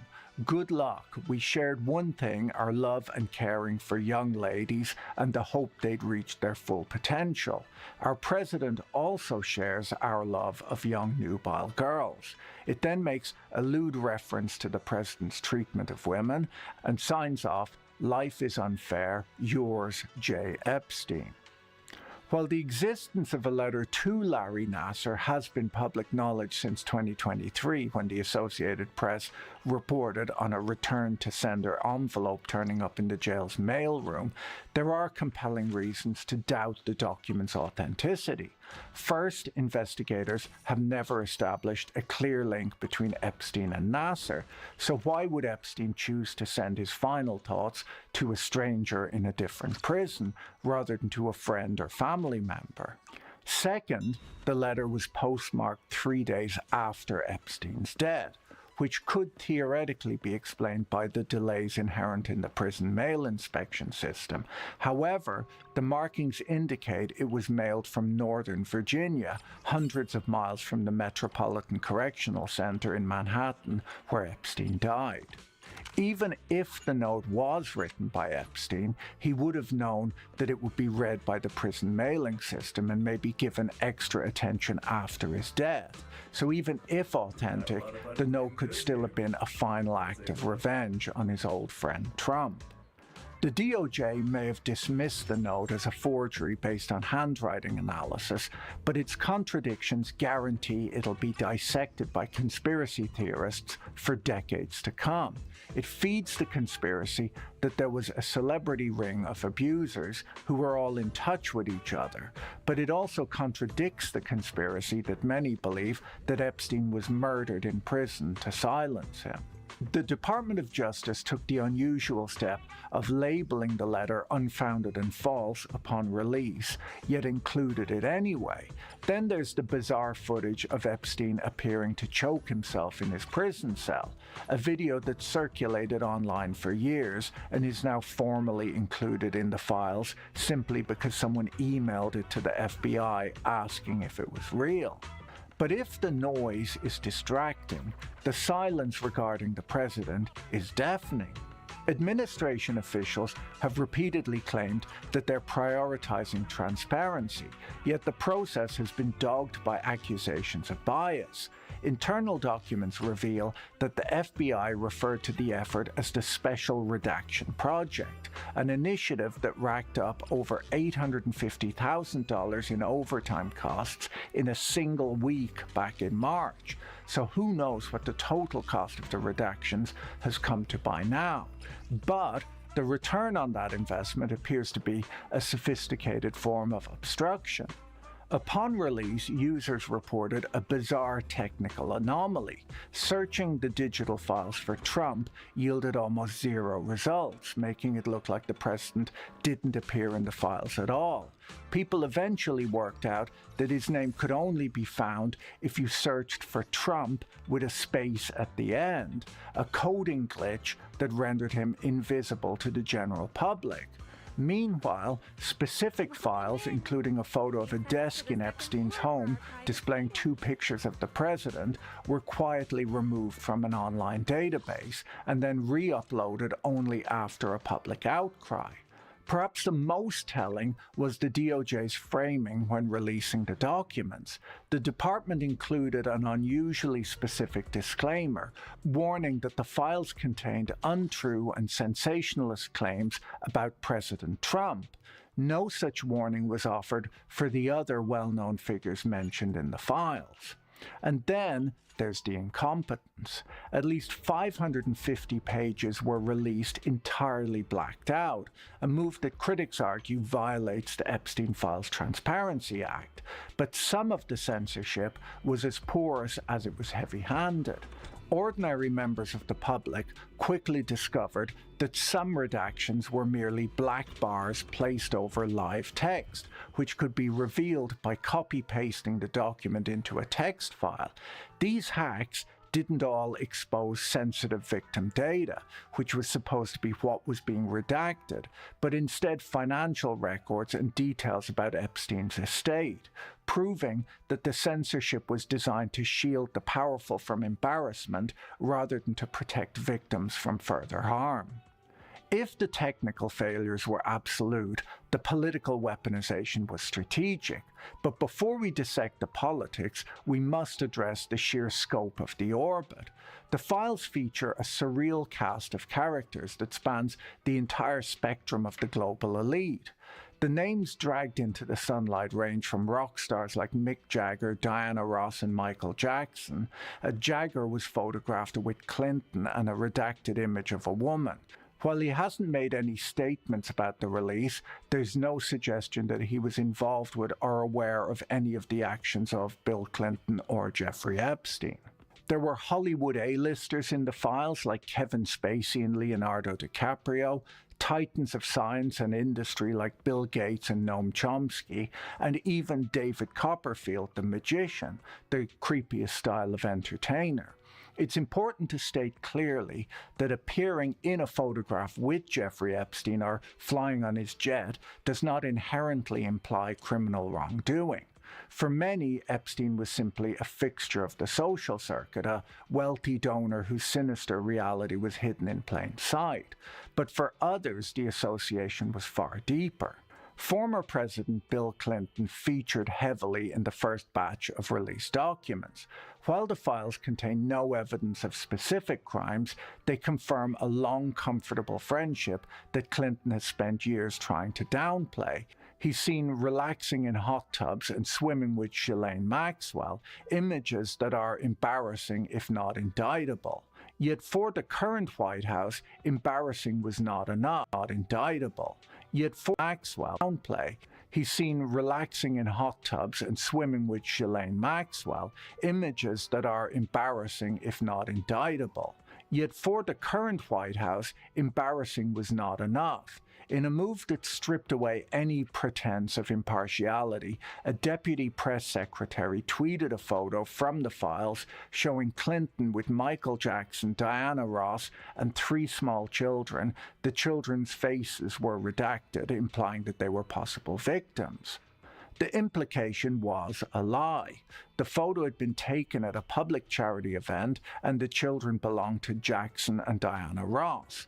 The fact that the White House deputy press secretary felt the need to manufacture a scandal when the reality of Clinton's association with Epstein was already damaging enough speaks volumes about how low political figures will go to discredit each other. We're also left with the question of whether prior administrations kept these files sealed not to protect justice, but because Epstein was a bipartisan embarrassment who compromised everyone he was involved with. This question of protection then brings us to Alexander Acosta, the former Labour secretary who has long sat at the centre of the Epstein saga's darkest theory. As the prosecutor who signed off on Epstein's sweetheart plea deal in 2008, Acosta famously claimed he was told to back off because Epstein belonged to intelligence and was above his pay grade. He later denied saying this, but if true, this suggests that for decades, the US government didn't just ignore a predator, it shielded one. The cost of that protection is made viscerally clear in the new photos released by the House Oversight Committee. These images destroy once again the party girl myth once and for all. They show young girls with lines from the novel Lolita written in black marker across their bodies, on their chests, feet, and spines. It's a grotesque display of branding that turns literary pretension into evidence of systematic abuse. While most of the press has been about Clinton and Trump, the public figure who emerges most damaged by the new files is not a politician, but a prince, or at least a former prince. Welcome, peasants! This is Diary of a Professional Eminent Duke and Orator. The documents about Andrew contain what might be the closest thing to a smoking gun in the entire release. An email exchange between Ghislaine Maxwell and a sender signed simply A, who has widely been identified as Prince Andrew. In the emails, the former prince writes from Balmoral to ask Maxwell if she has found him any new inappropriate friends, later discussing an upcoming trip to Peru. Maxwell instructs an associate to organize two-legged sightseeing for the prince, specifying that the women should be intelligent, pretty, fun, and from good families. The revelation that a member of the royal family was using official travel budgets to procure women via Epstein and Maxwell is a scandal that no amount of redaction can hide. If the failure to investigate the sexual crimes was a tragedy, the failure to investigate the financial crimes was a farce. I made a whole video about this a while back. Tracking the sources of Epstein's wealth would answer many questions about him and his co-conspirators. If there's anyone capable of working out how a high school math teacher transformed into a billionaire, it should be the Department of Justice. After all, the government possesses the ultimate investigative toolkit, the power to compel testimony, the ability to track the movement of every cent through the global banking system, and full access to IRS tax records. Yet, in more than 40 years of suspicious activity, federal agents failed to uncover the answer to the most basic question of the Epstein saga. Where did all the money come from? It took a team of journalists from the New York Times digging through dusty archives and interviewing forgotten associates, financial victims, and ex-girlfriends to finally dismantle the myth. I'll leave a link to the article in the description, as it's well worth a read. As the journalists point out, for decades Epstein sold himself as a financial doctor to the ultra-wealthy, a renegade genius who could see patterns in the market that others missed, and an expert in taxes who could even sell tax planning services to people as financially sophisticated as private equity tycoons. The Times revealed a much grubbier reality. Epstein was no wizard. He was instead a relentless scammer who built his empire on a foundation of Ponzi-like schemes, fraud, and the systematic betrayal of friends. He always seemed to know who to rip off and who it was more valuable to keep on as a friend. He started his career at Bear Stearns in 1976, having been hired by the firm's chairman, Ace Greenberg, specifically because he fit the profile of what Greenberg called PSD, someone who was poor, smart, and had a deep desire to become rich. He rose quickly even after he was caught lying about his education, claiming to have degrees from 2 separate colleges, despite never graduating. He basically treated his resume like a creative writing assignment, and on Wall Street in the 70s, that was apparently a passing grade. He got away with a lot at Bear Stearns because his supervisors knew he was dating the chairman's daughter and viewed him as protected. Even still, his time on Wall Street didn't last. He left in 1981 after he was caught breaking federal rules. He had abused his expense account without consequence, but he was finally cornered for lending money to a friend in violation of regulations and funneling lucrative hot IPO shares to a girlfriend. After the firm fined and suspended him, he resigned.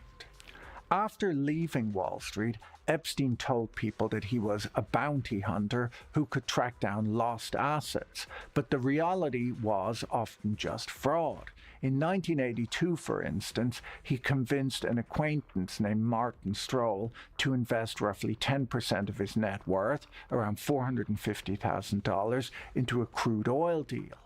The money vanished and Epstein essentially ghosted him, at one point sending Stroll a single quart of oil as a mockery when he demanded proof of the investment.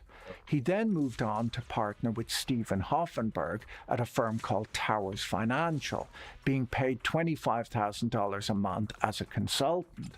Hoffenberg would later claim that Epstein helped orchestrate the massive Ponzi scheme there that defrauded investors of nearly $500 million. Hoffenberg went to prison and Epstein walked free.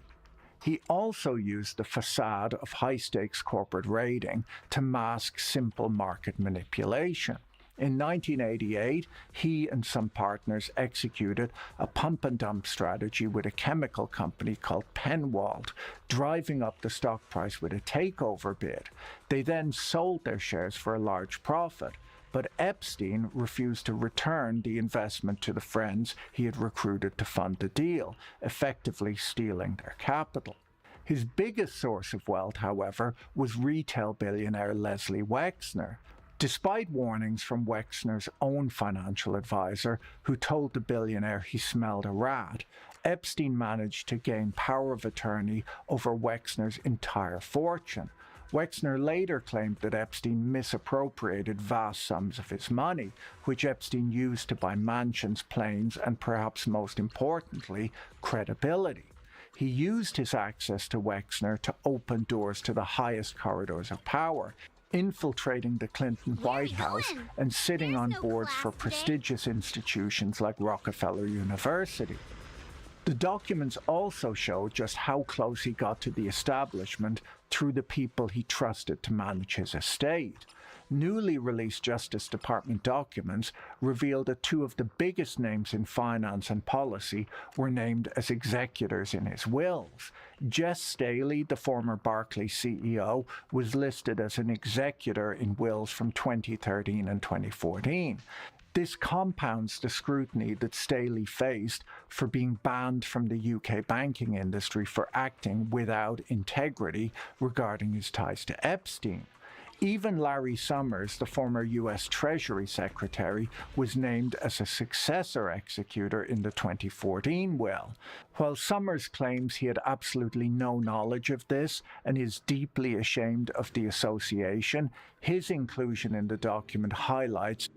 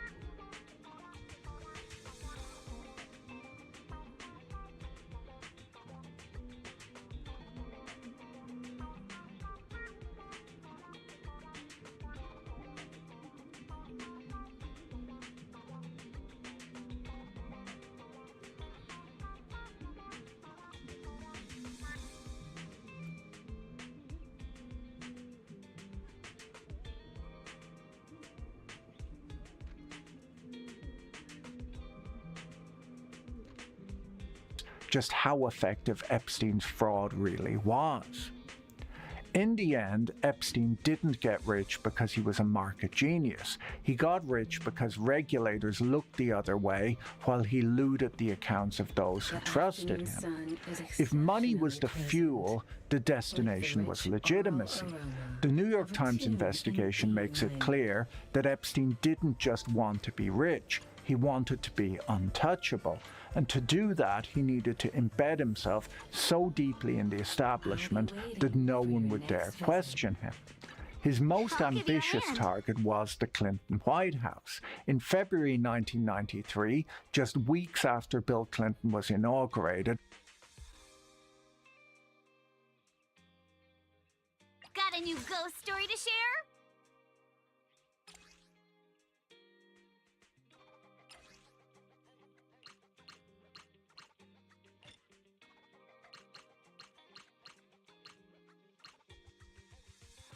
Okay.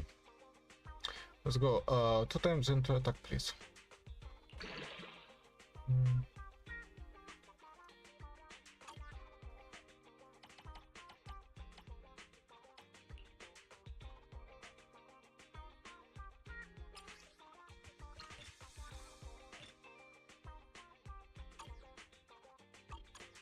Got a new ghost story to share?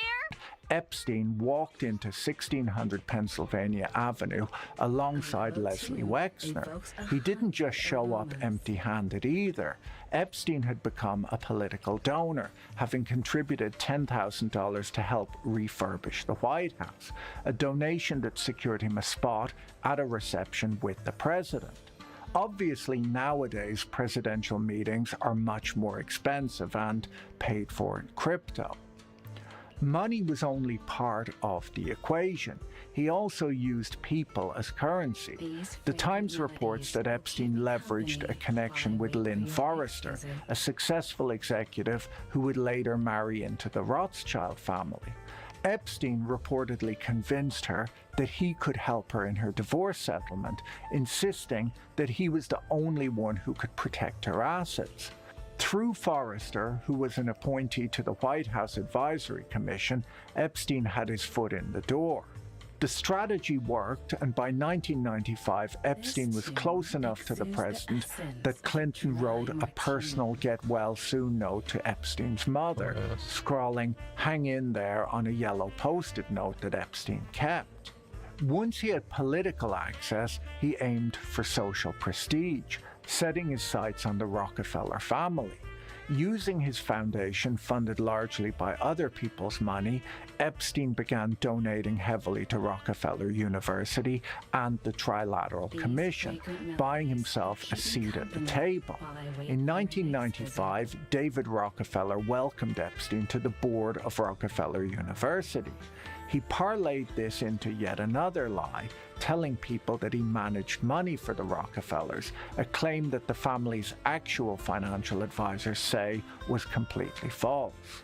Perhaps the most strategic relationship he purchased was with the legal scholar Alan Dershowitz. In 1996, Epstein met Dershowitz in Martha's Vineyard, dropping names of Harvard elites like Larry Summers. He worked hard to ingratiate himself, even flying Dershowitz to Ohio to a birthday party for Les Wexner. But the Times uncovered a transaction that was far more significant than a party invite. Epstein had convinced a hedge fund manager to let Dershowitz invest in his fund. When the fund suffered massive losses and wiped out Dershowitz's investment, Epstein stepped in. He bullied the fund manager into making Dershowitz whole, threatening to pull Wexner's $30 million investment from the fund if the fund manager didn't sort it out. The fees on Wexner's investment more than covered the cost of making Dershowitz whole, so it went through. It was a masterstroke of manipulation. By using Wexner's money as leverage, Epstein ensured that a prominent legal mind owed him a big favor. That favor paid dividends years later. When Epstein was finally arrested in 2005 in Florida, Dershowitz helped engineer the now infamous Sweetheart deal that allowed Epstein to escape federal prosecution and serve a light sentence. In hindsight, it wasn't just generosity, it was an insurance policy paid for with stolen money. In the end, when you step back and look at the reality exposed by these documents, you're left with a single uncomfortable realization. Jeffrey Epstein wasn't a ghost in the machine, he was a product of it. Perhaps the most haunting quote in the New York Times investigation comes from Michael Tenenbaum. Tenenbaum was the senior executive at Bear Stearns who supervised Epstein's early rise after Ace Greenberg hired him.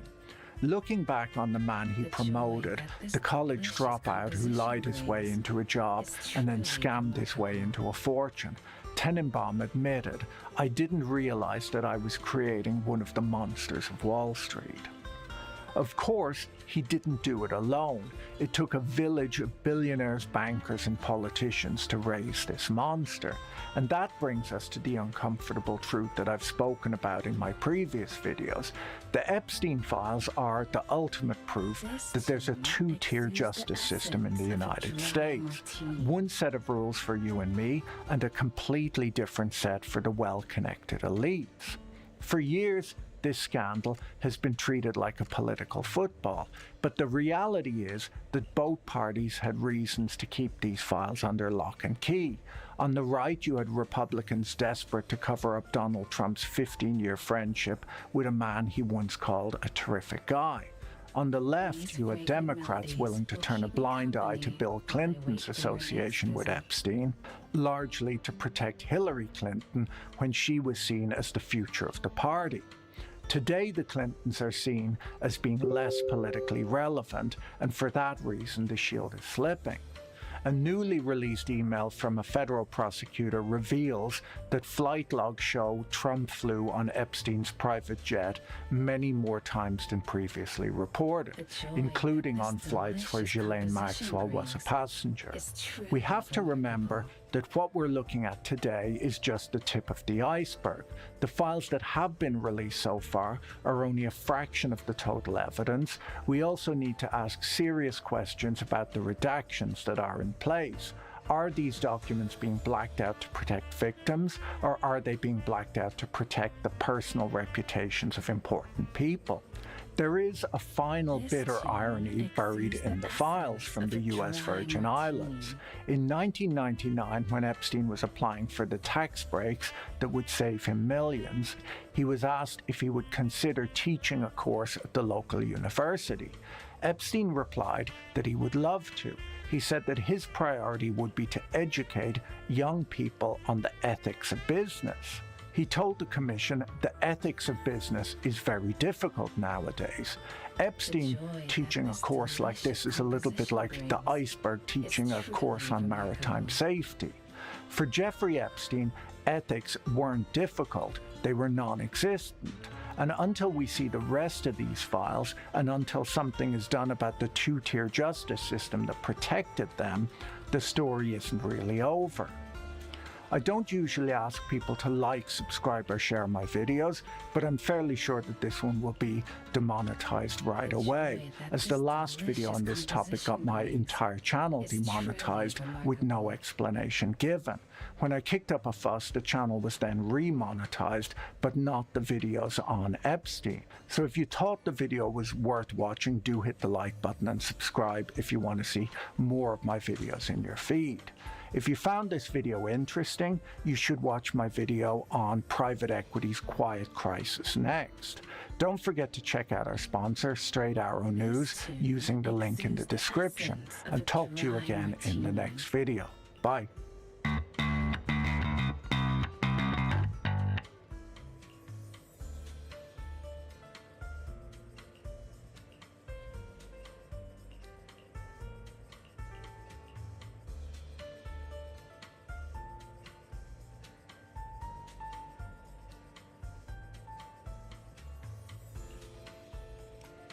These fragrant melodies will keep me company while I wait for your next visit.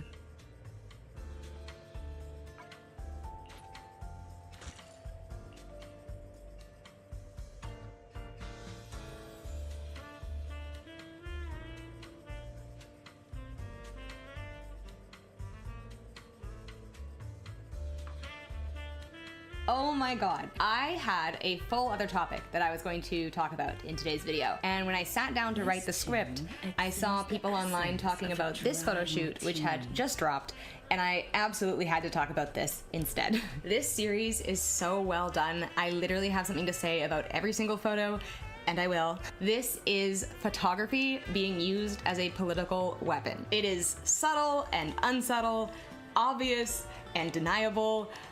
I am so excited, man. Like, this is what photography is for. And, okay, I know I'm getting ahead of myself. That was not a proper intro. What I am talking about is this photo shoot and accompanying feature that dropped in Vanity Fair this morning, the morning of December 16th, probably a few days ago by the time I post this video. This set of photos was captured by photographer Christopher Anderson, and it features up-close and personal portraits of members of Trump's core team, as well as some texture shots and some full-body photographs, as well as group shots. In these photos, we have White House Chief of Staff Susie Wiles, who gave a pretty candid set of interviews. Potentially by accident, she denies having said a lot of the things. Anyway, that's like a whole other topic. We have Press Secretary Caroline Leavitt, Vice President J.D. Vance, Secretary of State Marco Rubio, Deputy Chief of Policy Stephen Miller, the Director of Presidential Personnel Office Dan Scavino, and finally, Deputy Chief of Staff for Legislative, Political, and Public Affairs, James Blair. There are so many layers to this photo shoot. I'm gonna do my best to keep this video organized. So first I'm gonna talk about the photographer, Christopher Anderson, who took these photos. I'll tell you about his style and share some of his previous works. And then I'm gonna talk about these photos and why they are so masterfully done, what techniques were employed in each one, and what we can infer from that about the photographer's approach to capturing these figures. I'm gonna try and tackle this topic from a strictly photographic perspective. I'm gonna try not to editorialize too much with my own political opinions, but of course there's gonna be a little bit of that. I can't help it. I'm gonna tell you about how this photo shoot was posed, lit, edited, and how these elements come together to paint a picture of Trump's inner circle that is aggressively accurate. Aggressively accurate. So if you like this video, if you find it interesting, you can leave a like. You can subscribe to my channel to see more videos like it. I do put out a fair amount of videos like this. I'm trying to do more of these like long form type things. And you can leave a comment down below letting me know what you think. And I do really like reading the comment section on videos like this because sometimes you guys have insights that I have totally missed and it's really interesting. So if you have one of those, leave it down below. With all that said, and without further ado, let's jump right in and talk about the photographer. Christopher Anderson is a skilled and talented photographer. And I'm talking talented with a capital T. This guy has the eye, he has the vision, he understands art, okay? He was born in 1970 in Kelowna, which is actually just a few hours away from my hometown, so BC buddies. And he's been producing critically acclaimed photographic works since the late 1990s and early 2000s. His early work was very photojournalistic. He documented conflict zones in Afghanistan, Iraq, Lebanon, Israel, Palestine, and has earned many accolades over the years for his coverage. In 2004, he traveled to Venezuela to document the country under Hugo Chavez and published a photo book of these images titled Capitolio. I looked it up, I wanted to buy it, it's like $500. But some of the photos from Capitolio are available on his former agency's website, and these are a fantastic glimpse at this photographer's approach to the medium of photography. Nothing in the frame is accidental. You can tell, right? Like, he's creating these compositions by noticing every element and then using the composition to highlight or juxtapose what he is seeing. He uses elements like foreground and shadows to piece out his subjects. He uses lines very intentionally. He's got this skewed horizon thing that he uses to emphasize chaos in certain environments. It's a very slight effect, but present in a lot of his work. He went on to work as a contract photographer for National Geographic and News Weekly, and became the first photographer in residence at New York Magazine. And over the course of his decades-long career, his work has spanned several photographic styles and approaches. He does some street photography, celebrity portraiture, still lives, a bit of fashion, he shoots in black and white or in color, and he still does a lot of political and documentary photography. Throughout all of these different ways of approaching the art form that are present in his body of work, the elements that he considers important in a photograph remain consistent. So he's attentive to shadows and lighting, background elements, and especially texture. Anderson's work is very rich in texture. He does not shy away from showing pores and skin texture, wrinkles, film grain, blur, but he uses all of these textures very intentionally. He crafts his image with texture. And this is key, I think, to understanding the Vanity Fair photo shoot, because this characteristic use of texture and shadow in his work is what allowed him to create these photos, and also what provides the plausible deniability that might have been necessary to get them published. So there is an article in The Independent that interviews Christopher Anderson about the Vanity Fair photo shoot, and the thesis statement for this article is basically, despite the public reaction, the photos were not taken to deliberately show the Trump officials' bad sides. That's a direct quote from the article. And it contains some quotes from Christopher Anderson about this photo shoot, and so I will read them to you. He says, "Very close-up portraiture has been a fixture in a lot of my work over the years, particularly political portraits that I've done over the years.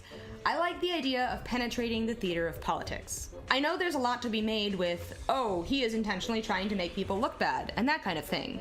That's not the case. If you look at my photographic work, I've done a lot of close-ups in the same style with people of all political stripes. Above all else, I try to cut through the image that politics want to project and get at something that is more truthful. I see my job doing that as a responsibility to portray what I encounter." The Independent article ends with an account from Anderson about his encounter with Stephen Miller, who came up to him at the end of the photo shoot and said, "You know, you have a lot of power in the discretion you use to be kind to someone in your photographs." And Anderson looks at him and says, "You know, you do too."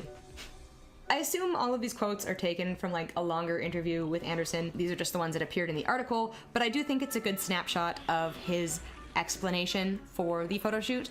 You know, he's kind of shrugging and saying, "It's just my signature style." And I think that's part of the genius, because he's not showing something that isn't there. He's not photoshopping anything in, but he is refusing to shy away from showing everything that is there and making decisions in lighting and editing that intentionally highlight unflattering elements, but he's doing so in a way that is so subtle as to still be deniable.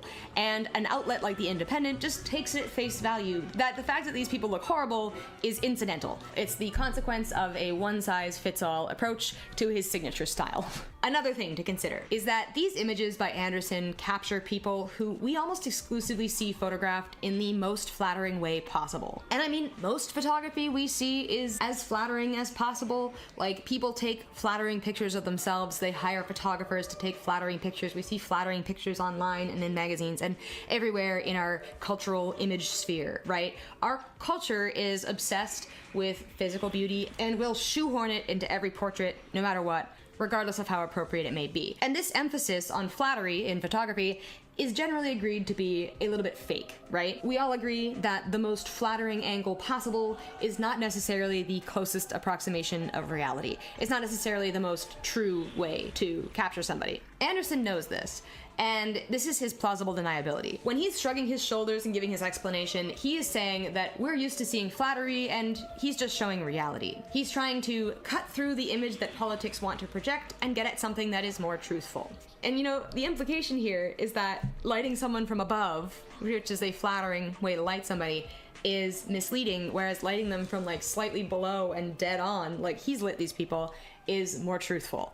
And in that case, truth seems a little bit subjective, doesn't it? If I capture someone at 200 millimeters versus 10 millimeters, they're gonna look quite different, but which version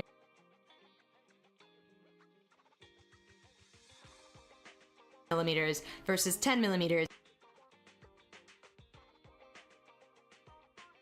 they're gonna look quite different, but which version is more truthful? I think elements like Photoshop and Facetune prime us to think that the more flattering a photo is, the faker it is. But does that make less flattering photography more truthful by default? Christopher Anderson telling The Independent that he's trying to get at something more truthful, I don't think he's talking about aesthetics, because that doesn't hold up. He's not saying, I want to show what these people truly look like, because we know what they look like. They look like this and this and this and this and this. He's saying, I want to show who these people truly are. He is using his power as a photographer to project a subjective reality while being subtle enough with it to convince people that what they're seeing is objective reality without all of the gloss that we're used to seeing from photography. photography. This is a photographer who has spent 30 years photographing war and conflict and politics and celebrities with carefully crafted attention to texture and shadow and lighting, and he has the opportunity to photograph some of the most destructive people in America. And you think he's not using any of these elements intentionally? Can you imagine if they hired a painter who was known for their intentional use of color to paint one of these people, and they painted a portrait that was just entirely blood red, and then when asked about it, they just said, I was just experimenting with color, it's my style. Oh, actually, that happened with this painting of the King, Charles, and honestly, it's giving the exact same energy. I adore Anderson.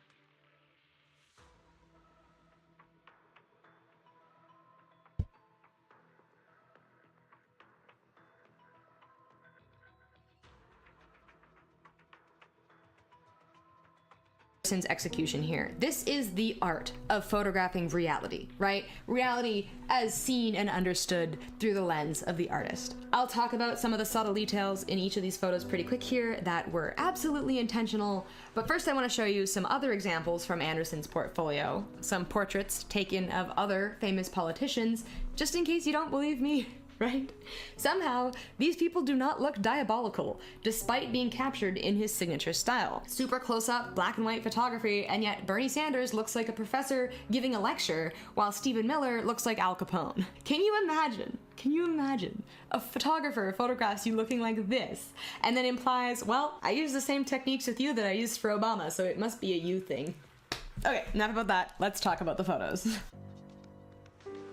I do not have a subscription to Vanity Fair, so I couldn't read the article, but these photos and some snippets from the article are available on their Instagram, and the magazine will be available in stores on January 20th. But in the meantime, these photos are presented on Instagram in sets. So for each person you get a portrait, a short bio, another photo, and then a quote. And the quotes they present in these slides are expertly chosen.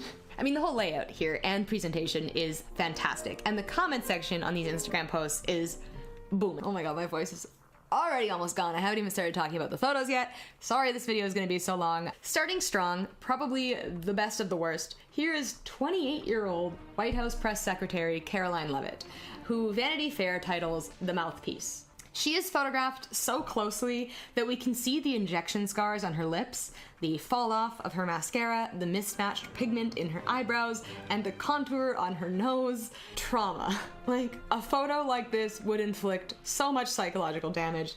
Can you imagine? This photo is taken also with such a narrow depth of field that the tip of her nose is out of focus, making it look longer and more prominent than usual, which is a particularly aggressive move given how much effort she puts into contouring her nose to look smaller. She is photographed with a cold temperature light, which makes her skin look absolutely ghastly, and I think there's actually more than one light temperature hitting her. Different lighting temperatures will emphasize different undertones in the skin, and usually in photography, we want to keep the lighting temperatures as consistent as possible because mismatched temperatures will emphasize like a bunch of different colors, and it winds up making the skin look colorful in a way that we associate with disease. Like if you have orangish skin with a green undertone and a purple under eye, it's gonna look a little bit unsettling, and the lighting in this picture really emphasizes that. It almost gives the impression that she is wearing like a mask of human skin.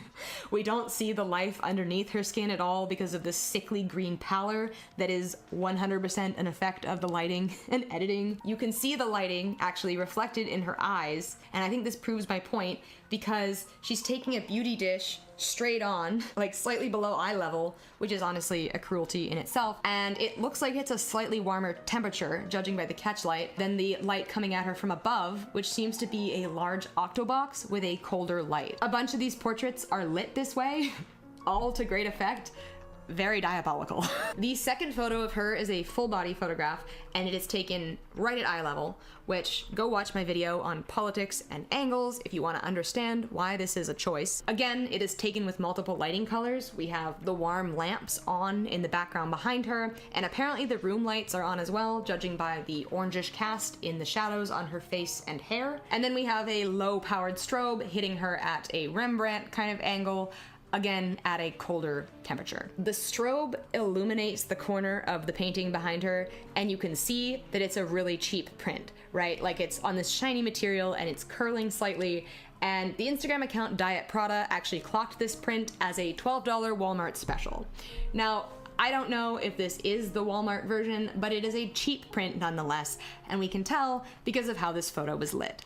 Next up, we have Dan Scavino, the Deputy Chief of Staff and Director of Presidential Personnel, and he's photographed from the side to show his historical inspired haircut, let's say that. This photo is not so bad, honestly this one's like very passable, but then we have this second photo where he's making an expression like a cartoon character, and the horizontal lines in the photograph are slightly skewed in the same direction as his eyebrows, which gives the whole office this slightly unbalanced appearance. This could be a perfectly symmetrical composition, and we know that people who are photographing politicians love to use symmetry, right? Like, political offices are often symmetrical. It's really easy to make them look symmetrical, and symmetry gives this feeling of balance and control, and we are very obviously not doing that. Everything is slightly out of place in the background.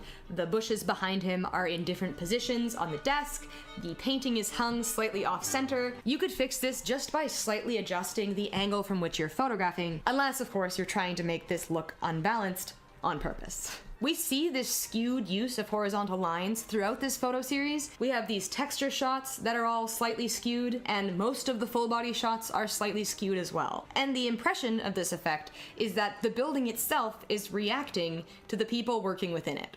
Next up, we have Marco Rubio, the Secretary of State and National Security Advisor, and this photo is crazy. Like, what is going on with his pores? It almost looks like UV photography. I'm pretty sure it's not, but this is clarity and texture slider abuse for sure. And if I were to guess, I would say that Anderson has increased the saturation and decreased the illumination of just the red tones to really emphasize the pores and wrinkles on his face. You can kind of see this from the dark black mark on his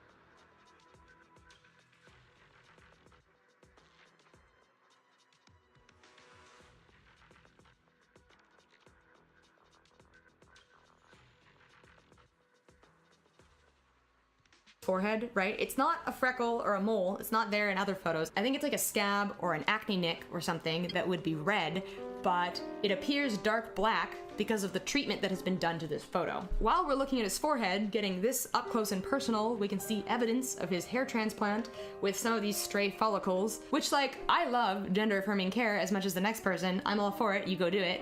But some of these people seem to have a real issue with it, so I just thought I'd point it out. Apparently JD Vance literally offered the photographer $1,000 to make Marco Rubio look as bad as possible. Like, he probably did it as a joke, but it really seems like Christopher Anderson took him up on the offer, and I hope he got his bag out of this one, because job well done. Back to Rubio, we can see from the catch light in his eye that the beauty dish is placed slightly below eye level. And Photography 101 teaches us to never underlight our subjects, because so rarely in nature would you have light coming from below. So our brains are trained to see uplighting as being unnatural and distorted. But the uplighting here is done so slightly that it just barely triggers that response in the viewer, but not so much that it's actually perceptible. And as you have seen, we can do a little bit of detective work and deduce how these photos were lit based on the reflections of the lights in the eyes. That's called the catch light. And you can see the reflections of the lights, see how they're positioned, and make assumptions about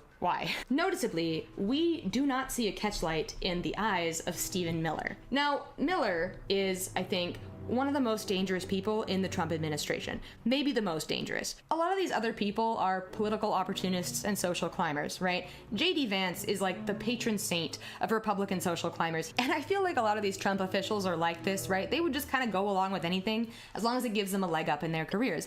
Not to editorialize too much here. But Miller, I think, actually has a political agenda. He is in politics for something other than clout and money. And he has been the architect of, or at least the impetus behind, many of the Trump administration's most fascist policies. Now, in Photography 101, we are taught to always include catchlights in people's eyes, because eyes are the gateway to the soul, and bright eyes show liveliness, and sometimes I will even Photoshop catchlights in if I happen to light the subject in a way that doesn't show them. Without a catchlight, eyes will look dead and soulless and empty. So why do you think Stephen Miller is the only one photographed without a catchlight in his eyes?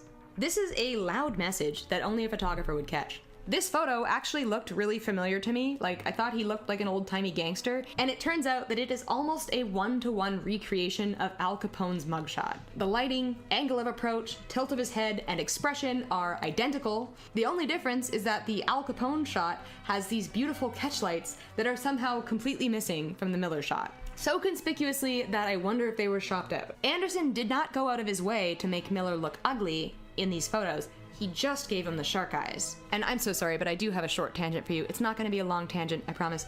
But in fascism, the role of aesthetics and attractiveness cannot be understated, okay? It's crazy how many successful fashion houses have sprung up from fascist origins, because so much of fascist ideology is focused on aggrandizement through aesthetic perfection, this obsession with beauty as a path to godliness. Fascist regimes might run their citizens ragged with terror and war, but tout out attractive citizens as proof that it's all worth it in the end. And of course, it is the state that defines what is attractive, and uses this as a cudgel to enact terror on those who fall outside of that definition. Attractiveness as an excuse to control and punish, almost like it's about the state's control over the body and not about the physical qualities of the body itself. In this sense, attractiveness is a cardboard cutout of an ideological goal behind which the true intentions of fascism, being control, manipulation, and power, lurk. And here we have this portrait of Stephen Miller looking like a cardboard cutout of a decent looking man with these dark shark eyes behind it. Wow, what a good way to photograph a fascist.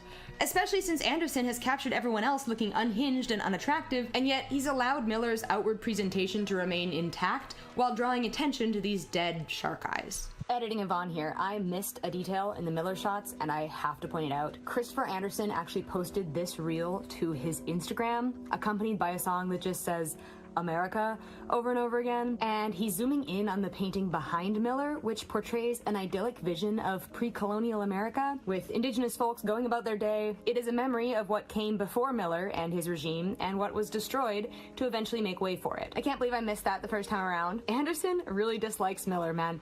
Like, the Miller portrait was also the only shot that made it onto his personal Instagram page. He clearly sees this one as being particularly poignant compared to the others, and I agree. Moving on to the portraits of J.D. Vance, and on the topic of catch lights, I guess, the lights in his eyes are present but very weak, despite the fact that he is being lit from straight on, the same as the other ones. You'd think that he would have a big beauty dish donut reflection right in the middle of his eyes like the other portraits do, and yet he doesn't. Was it intentionally removed? Who can say? J.D. Vance got absolutely annihilated by this meme earlier this year, and I low-key feel like his portrait is a callback to that. We have cropped out the borders of his face so that it kind of pours off of the sides of the photo, making him look wider and rounder than he actually is. He's also shot with a very shallow depth of field, leaving the tip of his nose out of focus so it appears longer and more protuberant.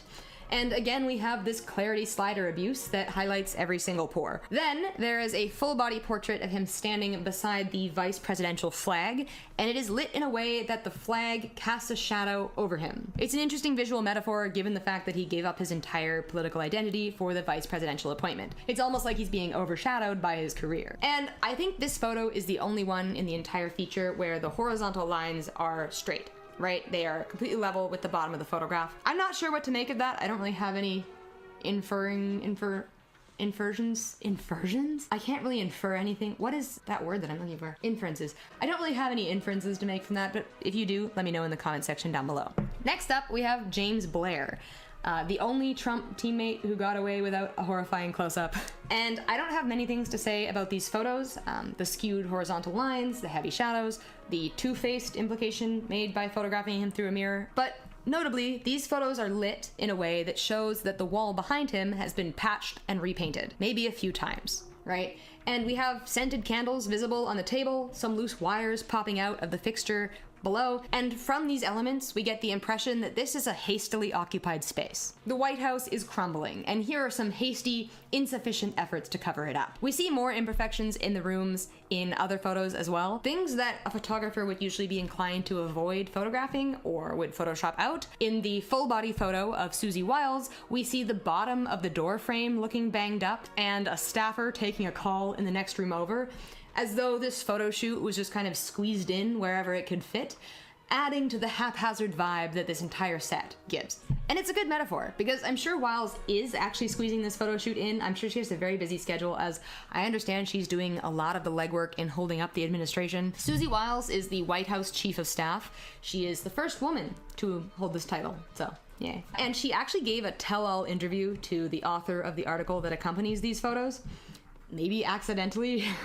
That's actually the real news story. Like, these photos are really fun and I'm talking about them, but all the political commentators are talking about Susie Wiles's accidental tell-all. So go and look that up if you want to hear her unfiltered opinions on all of the White House staff members that she's essentially been babysitting for the last year. And that babysitter role is probably why we have her sitting in the middle of this group photo, looking haggard. And we have a portrait of her as well, taken with the same lighting as Caroline Levitt's close-up. And this photo, in my opinion, is a little bit more generously cropped. Her features don't pour off the edge of the page like Vance's and Levitt's do. This photo is still horrid, right? But I feel like the photographer is giving her maybe a little more grace than the others. We can still see the lip injection scars though. And I think drawing attention to these aesthetic interventions, let's call them, that these people have had kind of ties into what I was saying about fascism's obsession with aesthetics. All of this pomp and gloss, you know, the makeup, the lip injections, the hair transplant, blah, blah, blah, is an effort to cover up something uglier underneath. These are aesthetic interventions that are being made to conceal inner ugliness. I am of two minds on that, okay? This is my commentary on the whole photo shoot now. We're getting close to wrapping up. When Anderson says that he is trying to cut through the image that politics want to project to get at something more truthful, and he's showing these people looking as ugly as possible, right? And leaving in evidence that they are trying to cover up what they perceive as flaws. I am interpreting this as Anderson saying, these people are actually bad, and so they're actually ugly. But I think equating ugliness, with evilness, these people are bad, and so I'm going to make them look as bad as possible. This is ultimately reinforcing the fascist understanding of beauty as goodness, right? And is that not the Maha movement in a nutshell? That's a whole other tangent for another day. Out of all of these close-up portraits, I honestly prefer Miller's because he wasn't made to look ugly intentionally. He was just made to look evil, right? And I think that's the right approach. But having said that, I completely understand the compulsion as a photographer to point out flaws in people who obviously place great value on aesthetic beauty. You're hitting them where it hurts. You're making it personal. Some of these are very personally offensive, right? And I don't think Miller would hate his portrait, but I'm sure Levitt is livid about hers. And when you have a group of people who are doing so much damage to the country that you live in and the world at large in so many ways, I can't blame you for taking the opportunity to deal some psychological damage in return, even if it means playing their game to some extent. So I'm of two minds. I know that it is wrong to equate ugliness with badness, perhaps counterproductive, but I also love this photo shoot and everything about it, and I bow to Christopher Anderson's masterful ability to make use of this opportunity. I think that's a good place to leave things. Thank you all for watching. I hope this video was interesting. I hope you learned a thing or two about how not to photograph people, if you like them, or also how to interpret photography in the same way that we are taught to interpret literature.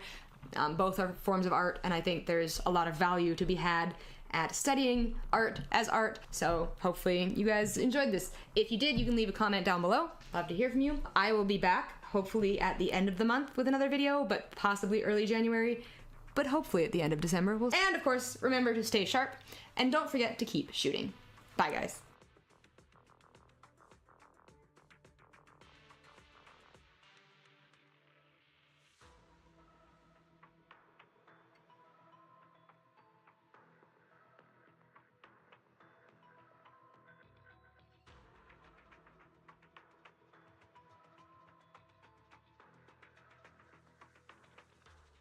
Shocking international incident. I'm sure you've all heard the news. I am doing my tour of the Alien show in New Zealand. I'm going to all of the classics. Auckland. I don't know any of the other names of your cities. The one that sounds like Taronga Zoo, I'm going there. So make sure you get your tickets. Links below.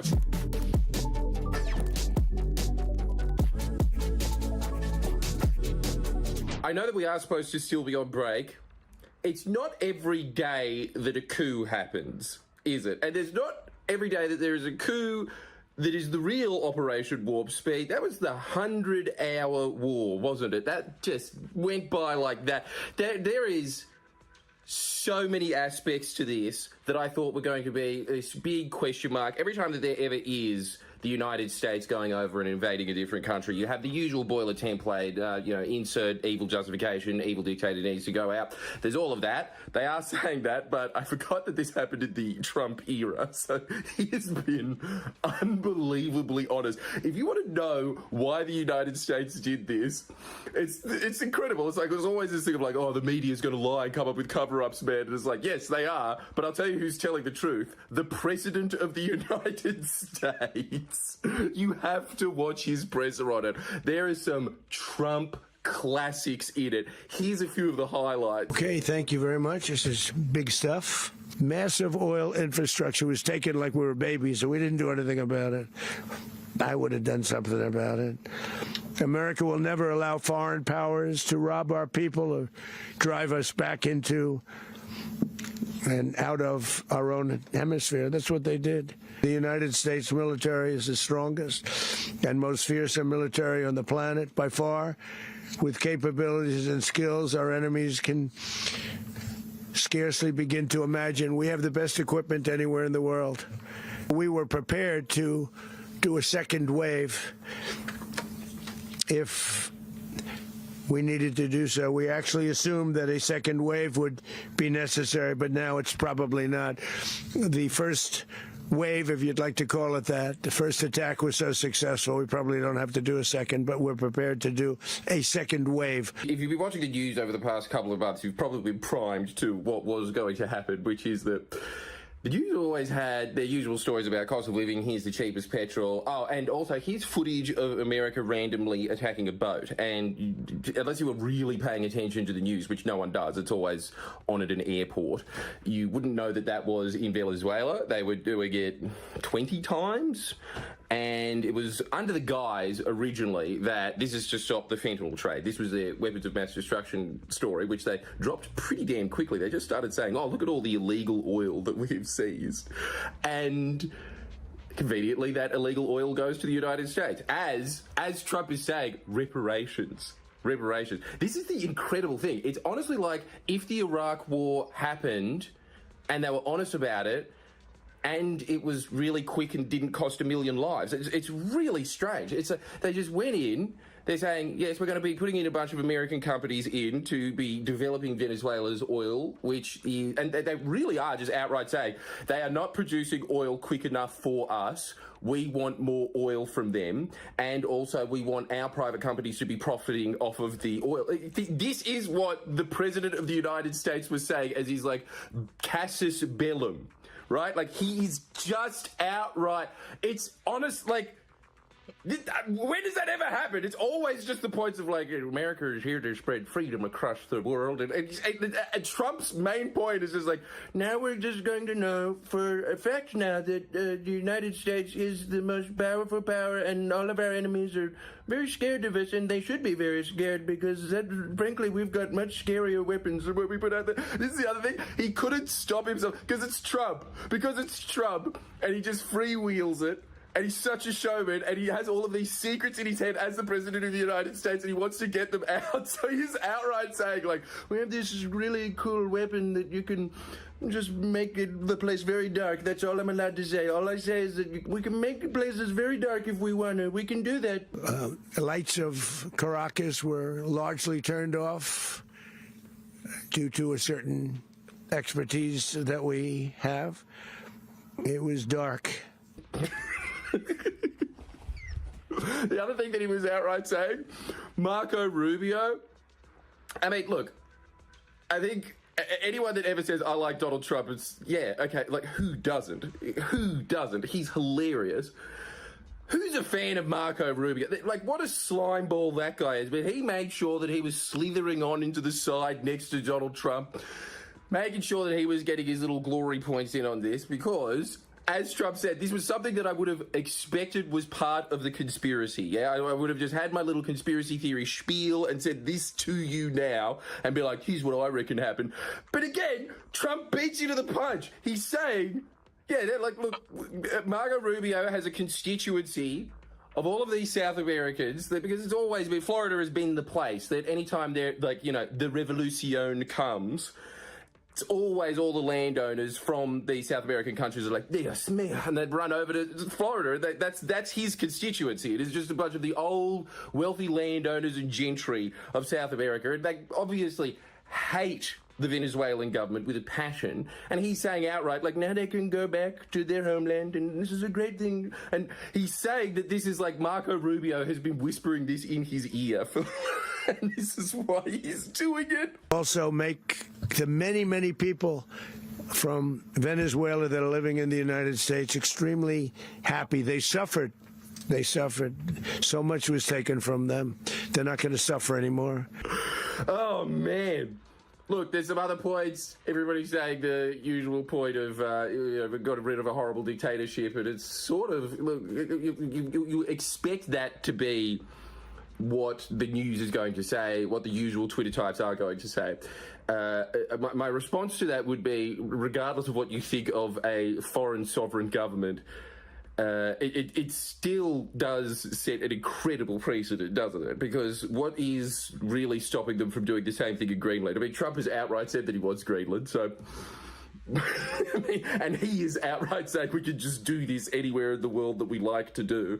Obviously, they're not going to be doing it in, say, like, you know, they've obviously bitched out in a land war against Russia, and they have, you know, that 20 years of building up pressure on China, they're never going to pick on somebody strong. But when it comes to those weak-ass countries like Greenland, yeah, like, it's just right for the picking, isn't it? He is saying, as his press conference, on this issue, we own South America. we will dictate policy down there. So he's really building it up for other regime changes that he wants. As a direct result of this, Cuba is going to be denied any oil at all. So it's that old rivalry. I really don't, God, America has to get over Cuba. I really don't understand the endless hatred they have against this. Is it because they can't take holidays there anymore? Is that what they're pissed off about? It really feels like that was an element of this too, was just to deny them oil. The shock and awe of it was obviously so unbelievably, really, really fast up. It was quite a blitzkrieg.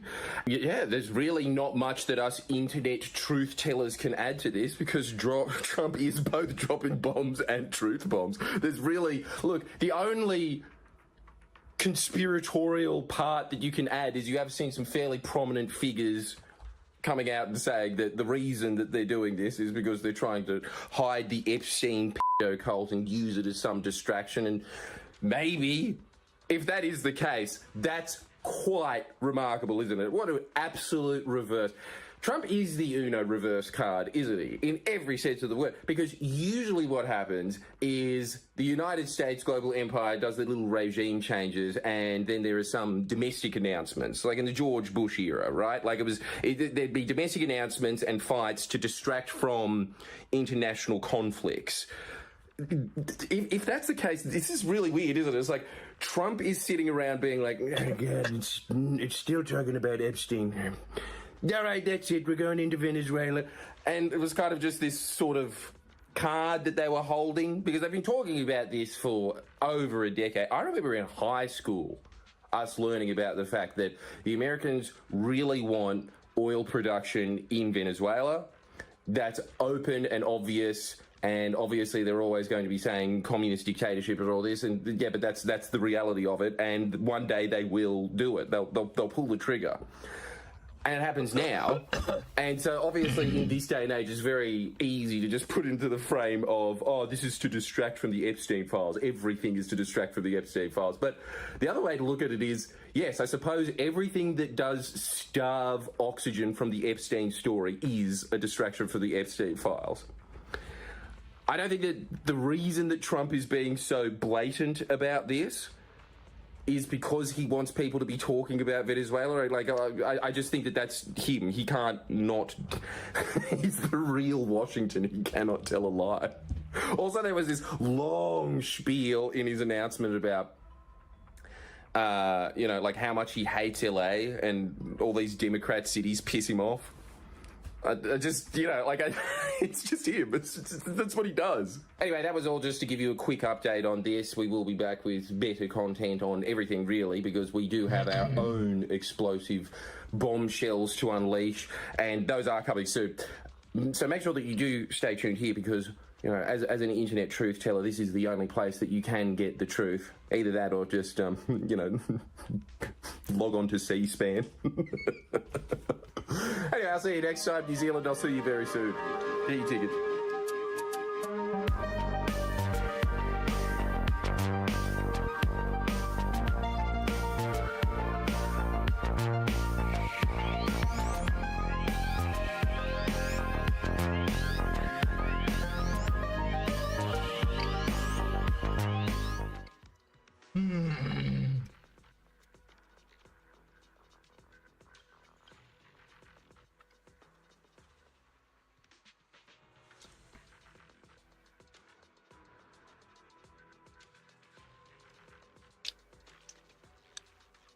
Last year, 18 million people witnessed Honey's scheme, how they were poaching affiliate commissions from influencers, bloggers, and virtually every player in the affiliate marketing industry. But that wasn't the full story. Over the past year, I've been digging deep into Honey's code and discovered something huge. In 2017, under the leadership of co-founders Ryan Hudson and George Ruan, Honey secretly engineered a sophisticated system designed specifically to enable this theft while hiding it from industry insiders and compliance testers. Honey achieved this by using incredibly invasive tactics to determine who was using their extension and would adjust its behavior accordingly, making it very difficult for the industry to detect. It's very reminiscent of the Dieselgate scandal, where Volkswagen quietly programmed their vehicles to only lower emissions during regulatory testing. Volkswagen executives went to jail for that. But this, in my opinion, this involves intentional, provable theft from thousands of ordinary people by a Fortune 500 company. PayPal has had 5 years to find the system, investigate it, and report it to authorities. Instead, they've made multiple alterations to it and have ultimately allowed it to continue operating. So in this video, I'm going to demonstrate what the system is and how it works. I'll also be addressing Ryan Hudson's claims that I misled viewers in my first video, and I'll be doing so with the host of New Data, bringing more damning insights into his former company. As always, the views, allegations, and conclusions expressed in the series are my opinions, based on evidence I have gathered, which will be shared throughout. Ladies and gentlemen, welcome to the Cookiegate scandal.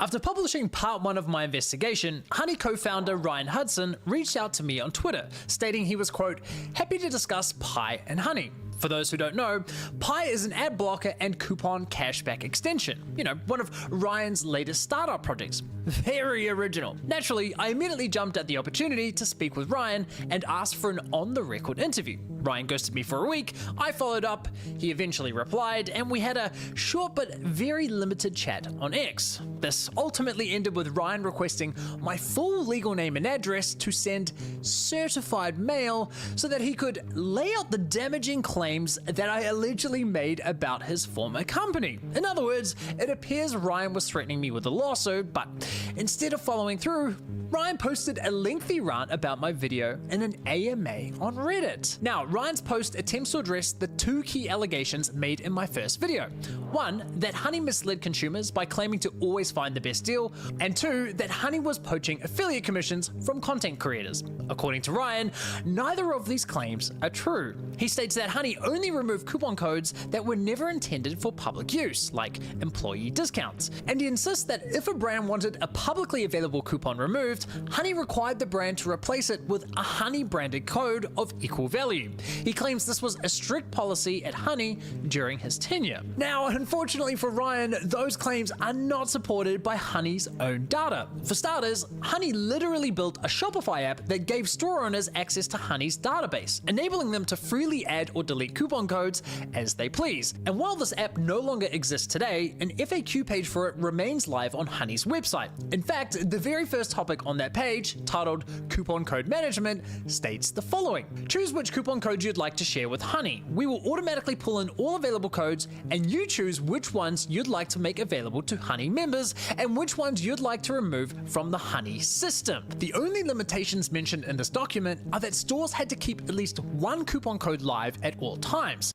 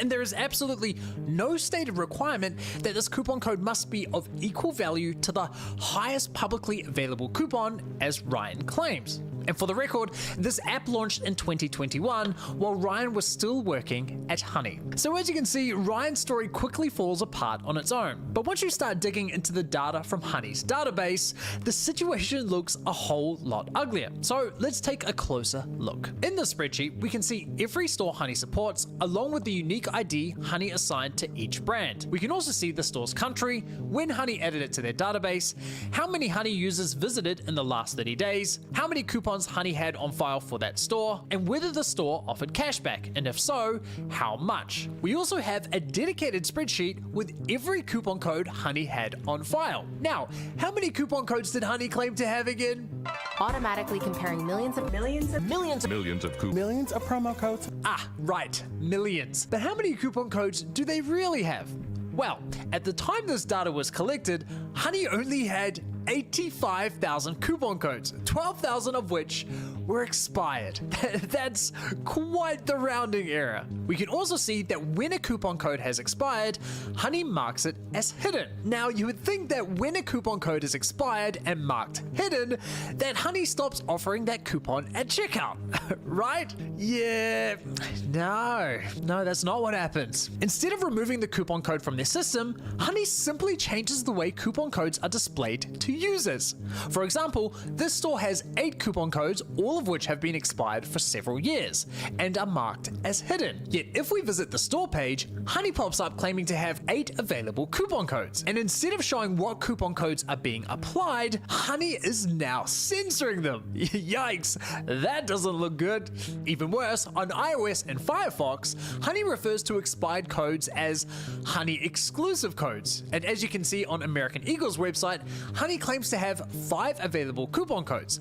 2 coupon codes are displayed, and the other 3 are labeled Honey exclusive coupon codes tried at checkout. But if we look at Honey's data for American Eagle, we can see that none of the 3 codes are exclusive, but they are expired and set to hidden. Unfortunately, these are not edge case scenarios. Looking at Honey's source code, this behavior certainly looks intentional, and honestly, it makes sense. Showing up with a few codes that don't work still looks better than showing up with nothing at all. In other words, Honey has been wasting your time with expired coupons purely for the optics. And here's a statistic that blew my mind. At the time this data was collected, Honey had 13,800 stores with absolutely nothing to offer. No cashback, no active coupons, and every single one of those stores was partnered with Honey, meaning Honey was earning affiliate revenue for simply wasting your time. Easy money, baby. That's modern day affiliate marketing for ya. Now, have you ever wondered where Honey actually gets its coupon codes from? Well, thanks to this data,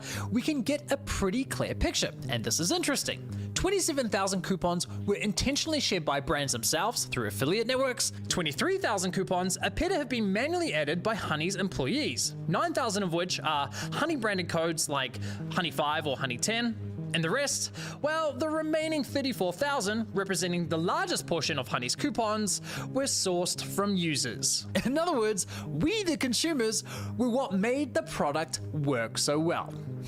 Go figure. So much for scanning the entire internet for every working coupon code. The only evidence Honey did any kind of scouring comes from this DM Ryan sent me, claiming they had a full-time team digging through homepages and email lists. And they probably did, but let's be real. Having a team of people scrolling through newsletters is hardly the automated coupon harvesting machine Honey marketed itself as. In fact, I found zero evidence of automation whatsoever. Well, actually, that's not entirely true. If we look at the support notes left by Honey's developers, we can see that back in 2016, Honey was scraping coupons from at least one source. Their competitors, Retail Me Not and Coupon Follow. Of course they were. So now that we've established where Honey sourced its coupons from, let's take a further look at how Honey controlled which coupons were made available to users. If we come back to Yelta's spreadsheet and review the monetization notes left by Honey's employees, we can see that there are numerous notes proving Honey did in fact remove coupon codes at a brand's request. For example, this monetization note says, disabled Retail Me Not and non-link share coupon sources. L'Oreal family of brands do not allow user-generated codes. In other words, for this brand, Honey stopped scraping codes from Retail Me Not, removed all user-submitted codes, and kept only the codes which were directly approved by the brand on link share. Now in some cases, Honey went even further, disabling all coupon sources, only allowing one specific coupon to remain live, like this one. Only code PJ Baby allowed, removing all other codes and disabling all other coupon sources. See, now that doesn't quite align with Honey's marketing claims. Honey will find every working code on the internet and apply the best one to your cart. Hilariously, Ryan told me in our DMs that letting retailers give us shitty codes would, as you've seen in the public outcry, destroy the brand value proposition. George and I aren't that dumb. Well, that's certainly not supported by this evidence. In fact, the spreadsheet also reveals that Honey had a dedicated feature flag where they could disable user-submitted coupons for any store. When this is set to false, users are blocked from submitting coupons for that brand. We can see this in action here. Honey allows me to submit coupon codes for Under Armour, where UGC allowed is set to true, but not for Nike, where it is set to false. And guess what?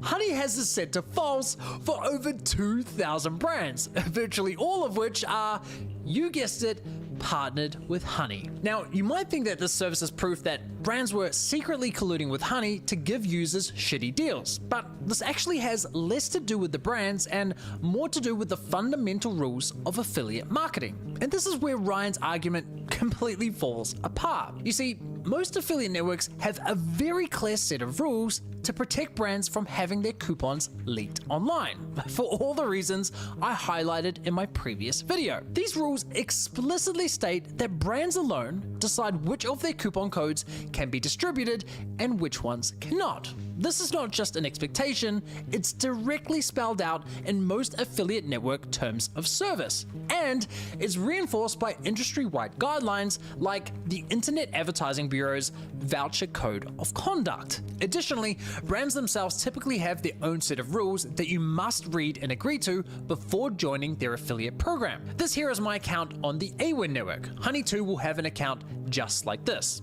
So let's pretend I'm Honey and I want to find a new merchant to partner with. Let's check out Nike. Now, if I want to join Nike's affiliate program, notice how AWIN requires me to read and agree to Nike's terms of service first. And if we check the terms, you can see that Nike has a dedicated clause for coupon codes, which states, you undertake not to use any Nike promotional codes or coupons that are not made available through AWIN. In other words, if I'm Honey and want to partner with Nike, the only coupons I can share are the coupons that were approved by Nike and provided directly through this network. I cannot publish user-submitted coupons, I cannot scrape codes from websites like Retail Me Not and share them with my users, because any of those actions would be a contractual violation. Let's now look at another affiliate network, this time Impact.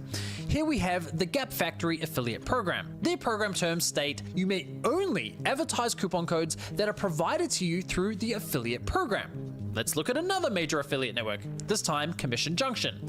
Here we have NordVPN's affiliate program, and it too states, publishers may only use coupons and promotional codes that are provided exclusively through the affiliate program. See what I mean? No matter which affiliate network you're on, you'll find that most merchants have a coupon policy in place for, again, all the reasons I outlined in my last video.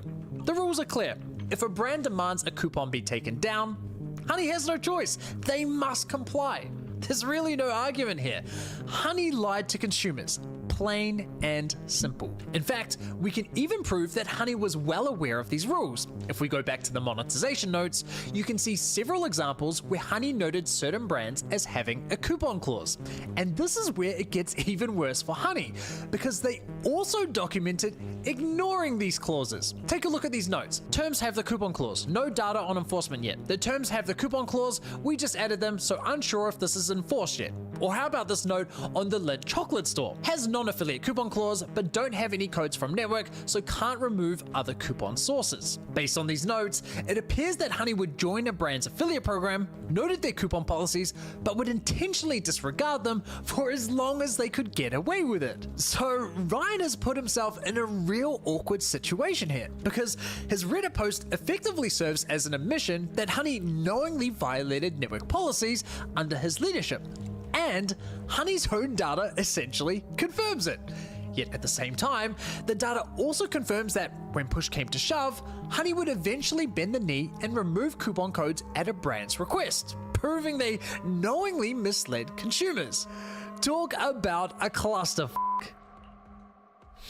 Now, if there's one thing people hate more than deception, it's theft. And in my first video, I showed you how Honey was stealing money from influencers. But what I didn't tell you is that this behavior is in most cases strictly not allowed. You see, the companies that run this industry, the affiliate networks, know full well that coupon extensions like Honey have a high probability of poaching commissions from influencers, bloggers, and other content-driven affiliates. More importantly, they also understand that this is not fair, especially under the last click wins policy, which has remained an industry standard. So to prevent this type of commission theft, most major affiliate networks enforce what's known as a stand down policy. Let me show you what that looks like on Honey. Let's visit newegg.com first without an affiliate link. And as you can see, Honey immediately pops up offering cashback. But if we do this again, this time using my affiliate link for Newegg, you'll notice that Honey doesn't pop up at all. And if we click on the Honey icon, you can see that Honey is now disabled.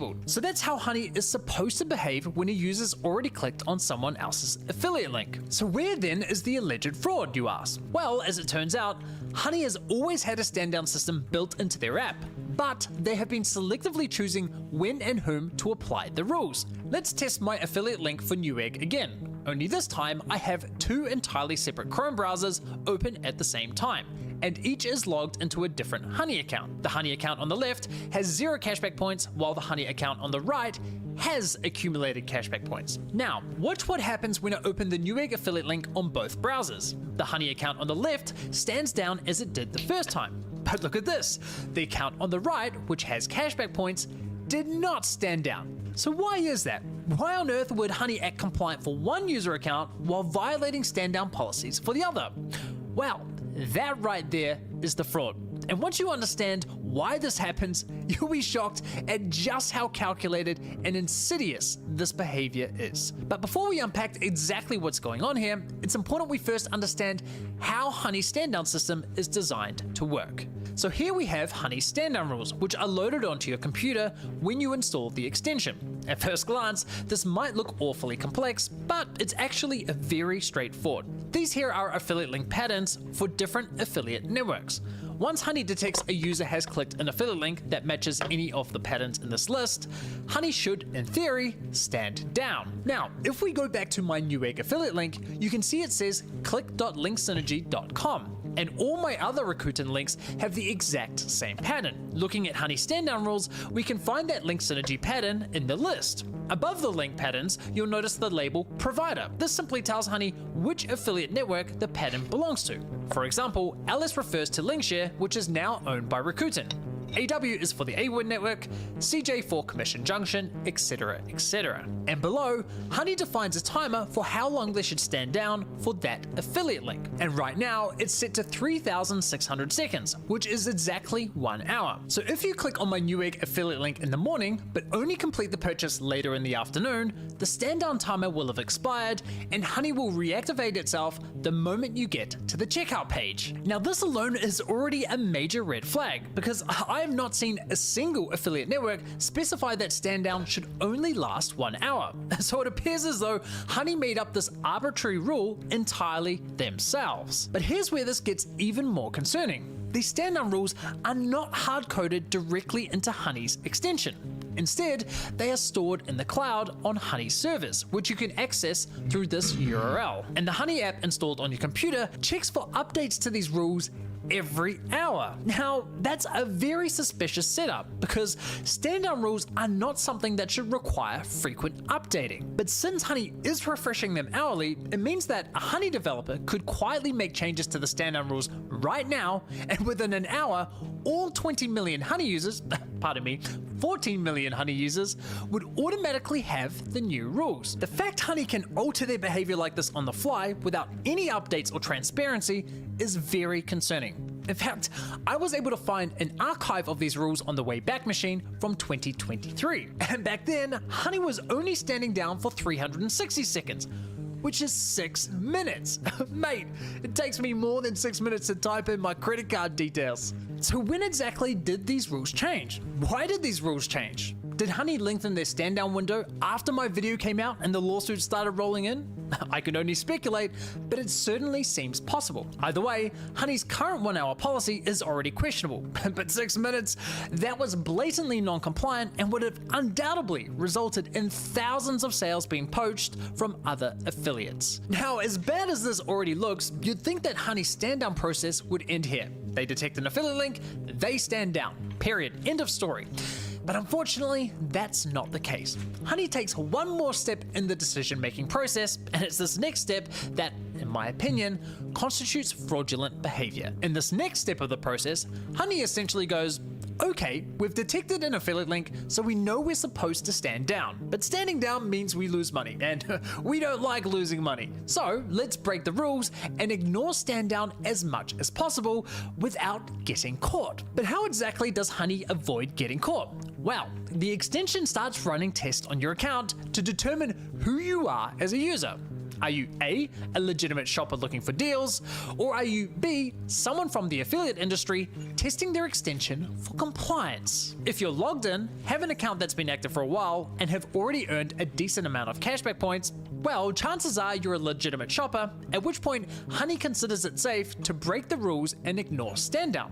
But if you're not logged in, or your account is brand new, and you haven't earned any cashback points, well, now there's a higher chance you're only testing Honey for compliance, in which case Honey plays it safe and stands down. Now, believe it or not, Honey actually takes this profiling a step further by checking for certain patterns in your email address and even examining what websites you visited and what cookies exist on your browser. This is all, of course, incredibly invasive and I suspect illegal in numerous jurisdictions, but that's exactly the system Honey has created. But don't just take my word for it. Let me show you how the system works, I'll demonstrate it in action, and then you can decide for yourself. So, the moment Honey detects an affiliate link from these stand down rules, before making any decisions, Honey consults this last file called SSD, which I suspect stands for Suppressed Stand Down or Selective Stand Down. Now again, this looks very complex, but it's very straightforward. First, we have these base rules, and the base rules apply to every affiliate link that Honey detects. UL stands for User Logged In, and because it's set to 1, it means the user must be logged in to Honey. If it were 0, being logged in wouldn't be a requirement. UA stands for User Account Age, and this rule defines how old your account must be, and right now it's set to 30 days in milliseconds for whatever reason, hence the very long number. UP stands for User Points, and it's currently set to 501. We'll ignore these last two rules for now, I'll explain what those are later. So the way this works is, if your Honey account passes all 3 of these rules, Honey considers you a legitimate shopper and will not stand down. However, if your account fails any one of these... Double tech percent, please. Tech percent. Well, that's actually quite alright. That's alright.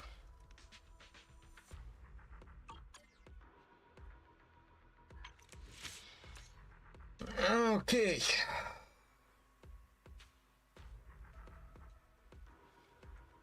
No user harm. Yes, everything she needs.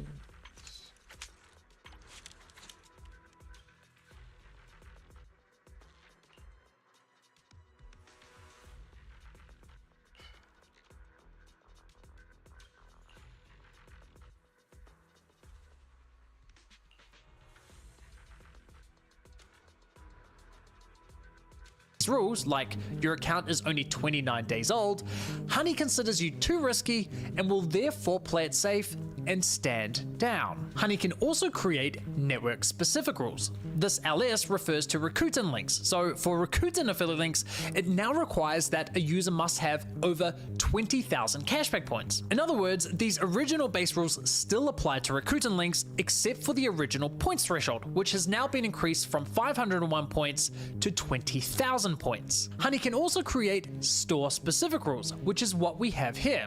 For example, 131 is Honey's store ID for Newegg, and this much longer ID is for NordVPN. So that's the gist of it. Now, let's see these rules in action. Let's start by clicking this Boohooman affiliate link, which in theory, Honey should stand down for.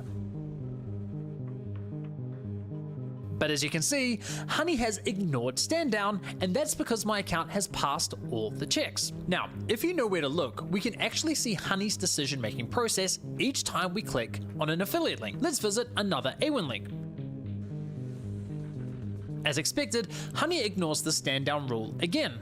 But notice here how it says SSD? That's the extension confirming that it was supposed to stand down for this link, but didn't because my account passed all of these rules. But what happens if we fail one of these rules? Let's click on this Rakuten affiliate link.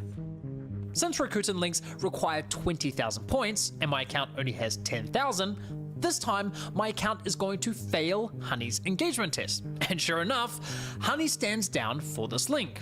And as you can see here, Honey confirms which rule my account failed, which was the 20,000 user point requirement. But what if we click on this Newegg link, which is also on the Rakuten network, but has a store-specific rule for 10,000 points? Well, remember, store-specific rules take priority over network rules. Therefore, Honey ignores stand down as my account now meets the required points for this link. Let's do one more for good measure. This time, NordVPN, which has a store-specific rule requiring an account age of 8 years. As you can see, Honey stands down because my account is only 8 months old, not 8 years. So now that you understand how this system works, it's important to note that I slightly customize these rules to more clearly demonstrate how the system behaves. The actual rules, which I'll show you in a moment, are actually much less strict. This customization was necessary because I wanted to clearly illustrate what happens when my account both passes and fails Honey's checks, especially since my account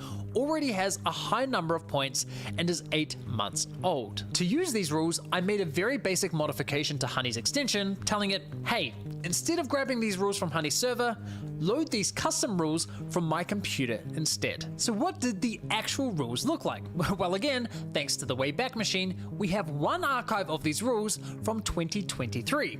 And honestly, it's pretty shocking. Looking at the base rules, we can see there were no requirements to be logged in at all, no minimum account age, and no cashback points threshold whatsoever. Honey only ran these checks on Rakuten affiliate links. I suspect this is because, besides being an affiliate network, Rakuten also has its own coupon cashback extension. So Rakuten earns money from Honey as a network, but also has a competing product.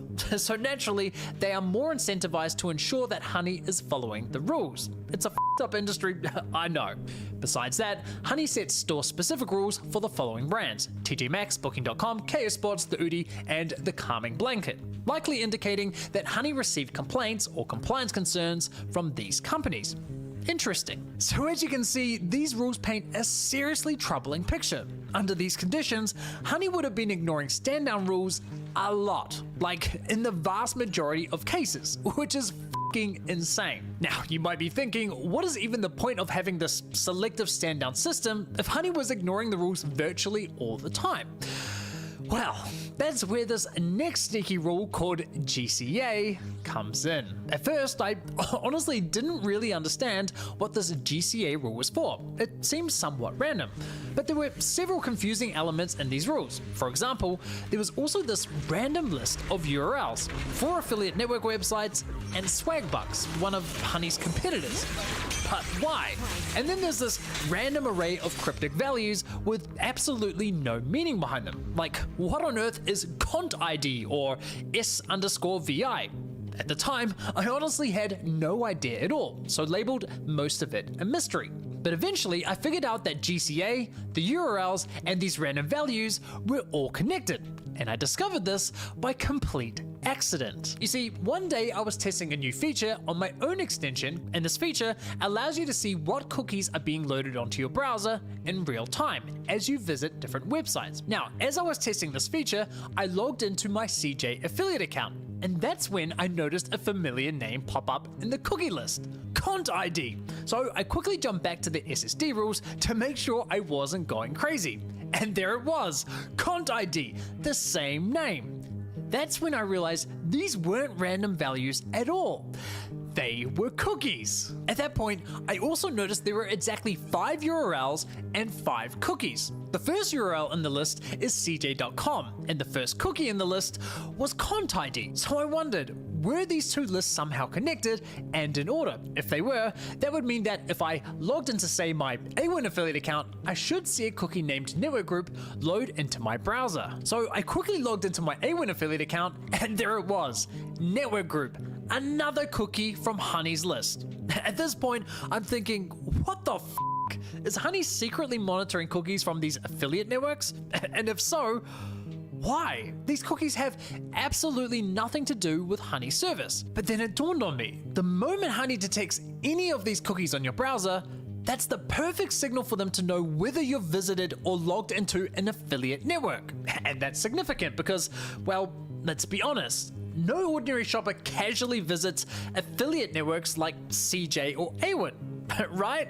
I'm sure most of you have never even heard of these companies. So the only people logging into those sites are Honey's competitors, partnered merchants, and of course the affiliate networks themselves. Basically, all the high-risk users Honey desperately wants to hide their shady behavior from. So the moment Honey detects any of these cookies on your browser, they immediately know you're a high-risk user and can alter their behavior accordingly. To confirm my suspicion, I quickly loaded up a clean browser with no trace of me visiting any of these networks. I clicked on an affiliate link that Honey typically ignores stand-down rules for, and as expected, Honey did not stand down. Then, in a new tab, I logged into my CJ affiliate account, waited for the Cont ID cookie to load on my browser, there it is, then opened the same affiliate link, and boom!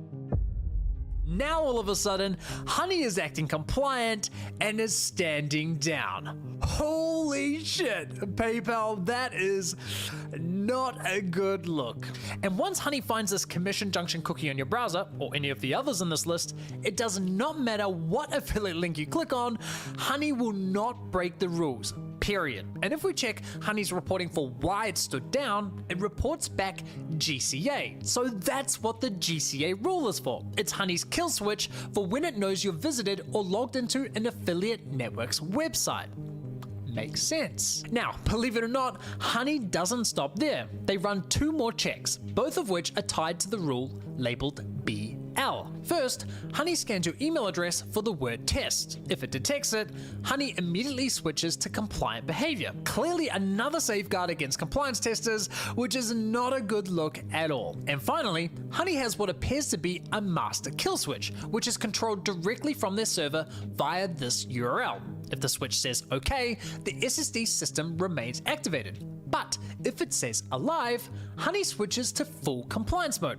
This allows Honey to instantly disable the entire SSD system with the simple flip of a switch from their server. So as you can see, Honey put a lot of thought into the system. And I have to say that discovering the logic behind these last 2 rules was a huge holy shit moment for me, because it really made the intent behind the system very clear. But before we dive deeper into my thoughts on this, first, let's look at what the SSD rules are right now. As you can see, PayPal has quietly stepped in and added a whopping 65,000 point requirement under the base rules. Now, I imagine that only a tiny percentage of Honey users have acquired 65,000 lifetime points. So PayPal has effectively limited how often Honey engages in this questionable behavior, which explains why Honey's stand-down behavior has changed so drastically. In other words, this change wasn't just an update, it was PayPal's attempt at a cover-up. Now, I did briefly consider going on an insane shopping spree to earn those 65,000 points, purely to demonstrate Honey's system without using any modifications, but then I realized whoever made the changes to these rules made a critical error. They accidentally left behind a network-specific rule for Rakuten links, lowering the points threshold to just 5,000 points. Much more manageable than 65,000. This oversight was exactly what I needed, a chance to expose Honey's illicit behavior using their own untouched, publicly available extension and rules. So I went on a painfully expensive shopping spree, targeting products with the highest cashback rates. And sure enough, the moment my account crossed the 5,000 points threshold, Honey immediately stopped standing down on Rakuten's affiliate links. At this point, I was fully convinced that Honey was, and technically still is, engaging in fraudulent behavior. Looking at the full picture, the implications of what I had uncovered were enormous. This wasn't just some policy violation or shady growth hack. This looked like a Fortune 500 company systematically stealing money from tens of thousands of people while trying to hide it. And given I'm not a software engineer nor a security researcher, it only felt fitting that I consult with a real expert. So I reached out to Ben Edelman, a respected security researcher known for exposing major online ad fraud, deceptive software, and anti-competitive practices at large tech firms. Ben has 4 Harvard degrees, he's a lawyer, a software engineer, and a former Harvard Business School professor. But what makes Ben truly unique is that he has a deep, decades-long understanding of the affiliate industry, which is rare. So I really couldn't have asked for a better person to independently verify my findings. And thankfully, Ben agreed. So we jumped on a call, I shared my findings, Ben conducted his own test, and then we had this interview. Now that you've had the chance to go away and do your own research, were you able to replicate my findings? And if so, how would you characterize the purpose of the system that Honey implemented into their browser extension? Your findings are on target. Honey stands down, but only sometimes. And the sometimes is predictable. It's a little different from anything I've ever seen in my whole career testing this stuff, frankly. Because of the nature of when they stand down and when they don't. They're not doing it randomly, they're not picking a number out of a hat, they're doing it based on articulable factors that we can see in the code, we can see in the packet log, and we can even infer their intent based on what we see there. Right, okay, so you would agree that this system is fraudulent in nature, specifically that the system was intended to defraud other affiliates and also hide that behavior from compliance testers and others within the affiliate industry. Well, lawyers have a special view of the word fraud. I'm not sure I'm going to call it fraud myself, but it certainly is intended to conceal. They're attempting to stand down as little as possible while avoiding getting caught. Those objectives are intention, of course. The more you don't stand down, the more you're likely to get caught for not standing down. So they're trying to figure out in what circumstances can they avoid standing down and not face a material risk of being caught.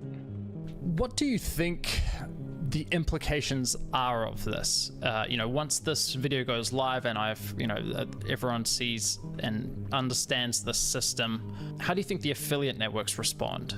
A program that detects testers and hides from testers is incredibly frustrating. It indicates bad faith in the testing process, not making yourself available for testing. Look, the network should be angry.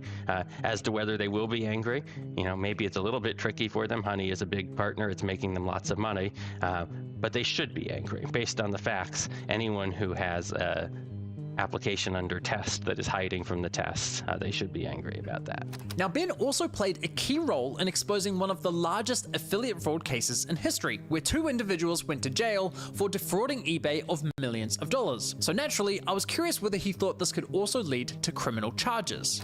Criminal charges for corporate misconduct are pretty unusual in the United States. Not unprecedented. Volkswagen is an obvious example, and there are plenty of other corporations that have ended up in criminal litigation.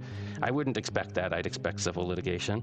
But if I were in charge, yeah, this kind of misconduct where you intentionally falsify the results that professional testers get in order to advance your business benefits looks like a violation of, I don't know, it's wire fraud, right?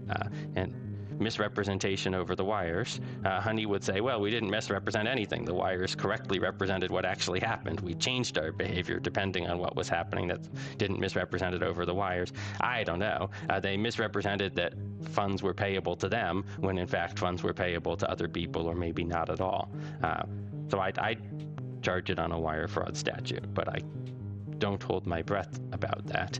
And how high functioning is law enforcement right now? You know, the FBI lost a lot of talented people over the past couple years, and so I don't presume that there are technical staff who are able to do this work. A lot has to break right for there to be criminal liability for these violations.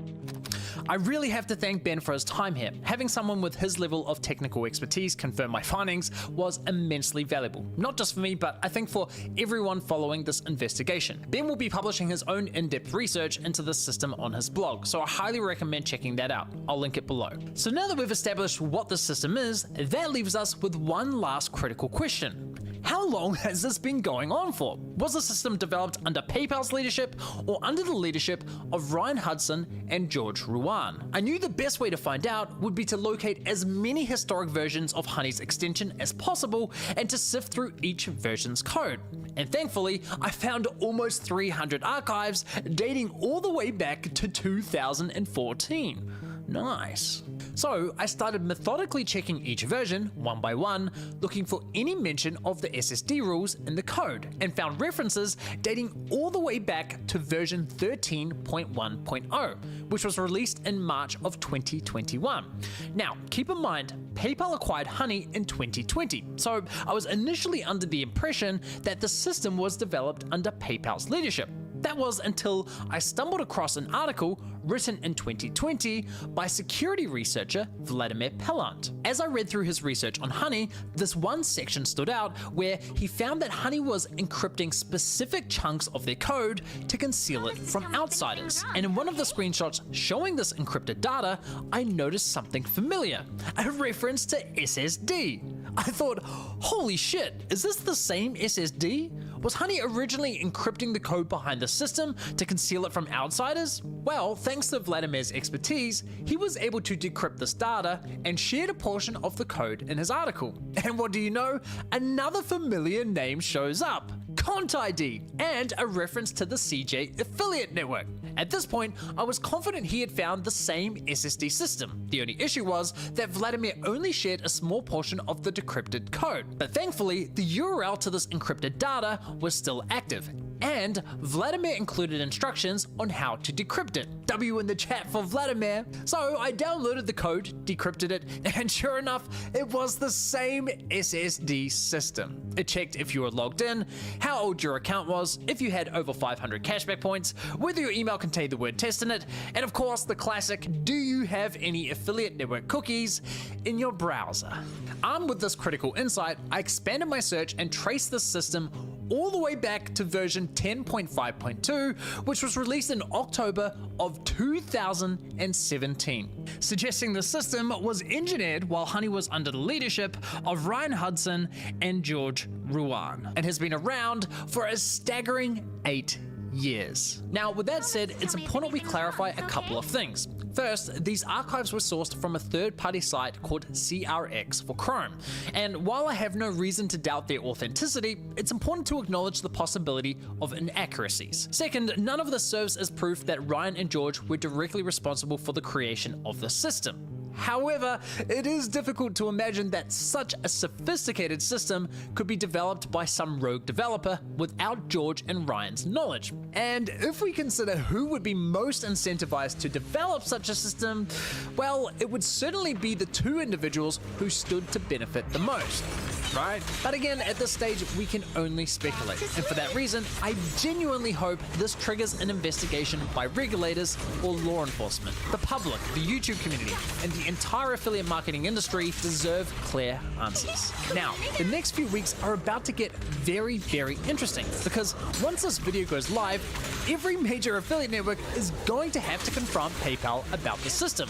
And unless PayPal can give them a legitimate business reason for evading stand-down rules and trying to hide it from them, which I seriously doubt, I honestly think that the affiliate networks will have no choice but to terminate their partnership with Honey.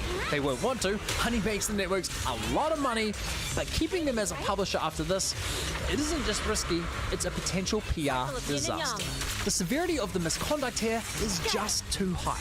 Even if you put aside the possibility of wire fraud charges, let's not overlook the fact that Honey has been snooping around your browser for cookies entirely unrelated to their service. I cannot stress enough how significant a privacy violation like that is. These are all factors the networks will have to weigh carefully when making their decision. Now, I'll be leaving a link below with access to the Honey files so you can review the data yourself, and I highly encourage you to do so. I'll also include a separate, more technical video that dives deeper into my testing processes and the technical nuances of Honey's system. This should be particularly useful for security researchers, lawyers, and of course the affiliate networks. There's also a backup of Honey store data on the Wayback Machine, so I'd like to thank the archive team for helping me facilitate that, and of course a big thanks to archive.org for providing such a valuable platform. Finally, if you have any information about the system, particularly regarding who was involved in its creation, please feel free to reach out to me anonymously via Signal or Proton Mail. And just to set expectations, part 3 is coming, but it is a massive project and the story is still unfolding in real time with all the ongoing.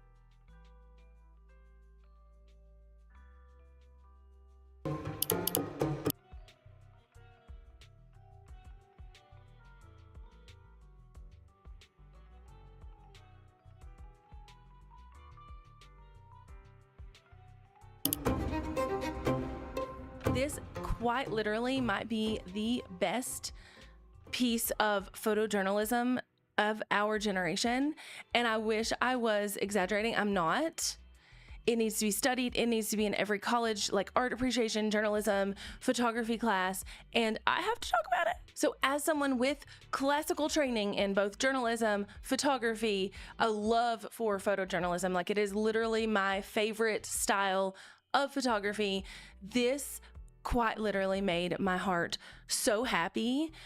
One, that the whole world is talking about it and we can have this conversation, but two, that this is just such a good representation of why AI is not taking over the photo industry, because oh my God, you could not have done this any more beautifully / with anything other than an amazing photojournalist, photographer, and camera. Also, I think he shot these bad boys on a Hasselblad. I saw that on another post. I didn't confirm it, but that just makes it even better, because it's just, I don't know. It's just artistic and it's amazing. If you don't know what the hell I'm talking about, let me just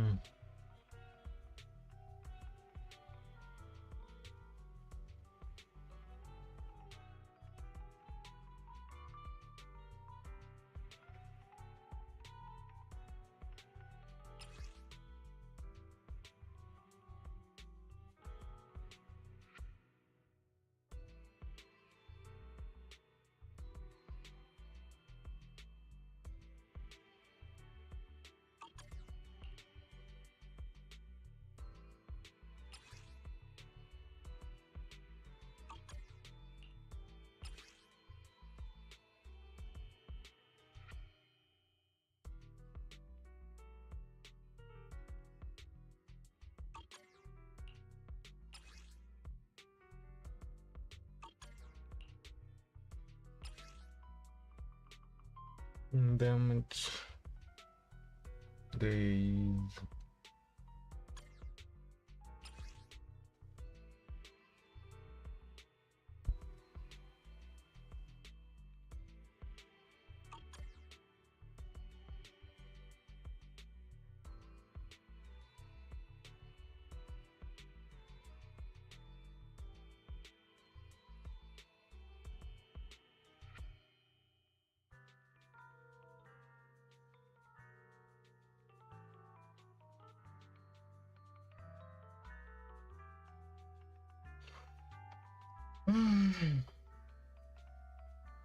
Max HP is additional damage.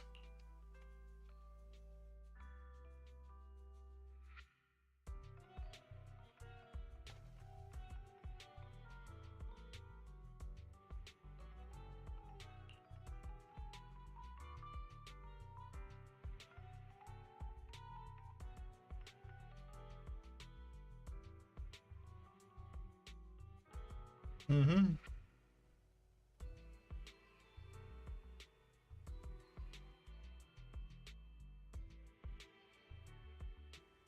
Mm-hmm.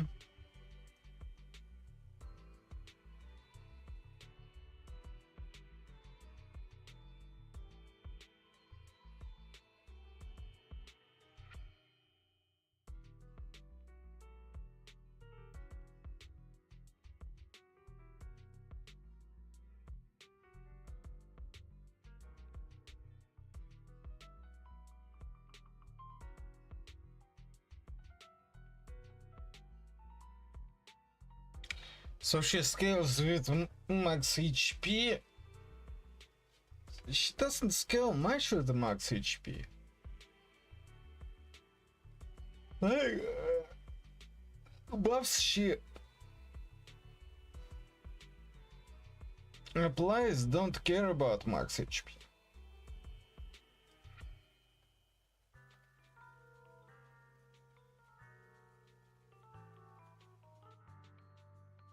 So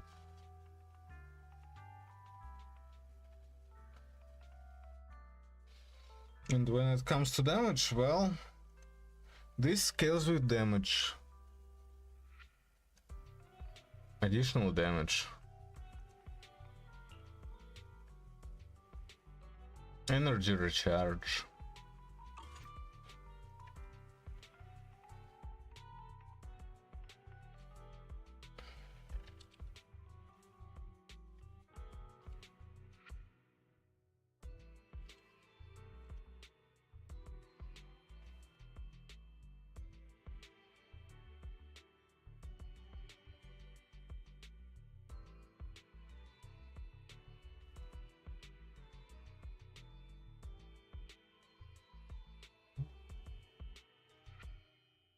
Twas the few days after Christmas, and all through Wi-Fi, not a Thyron was stirring, not even a Jane.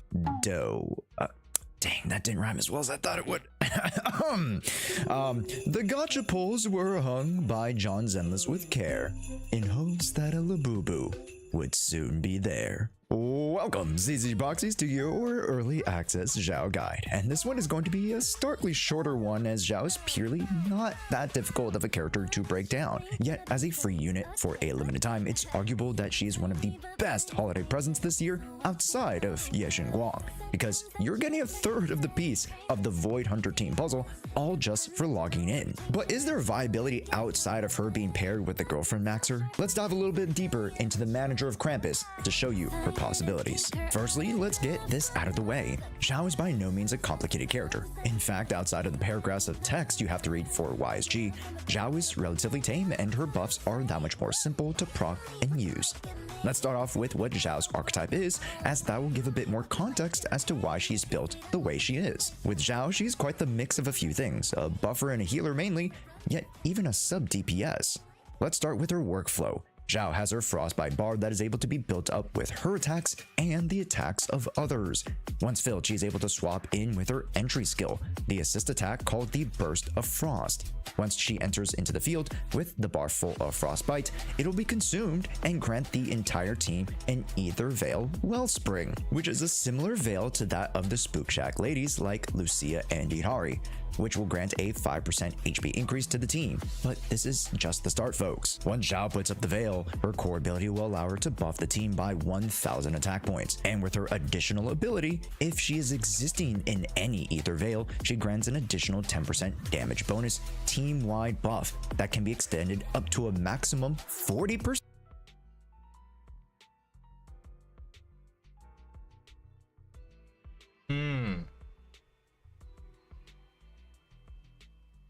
Oh. Additional ability crystallization.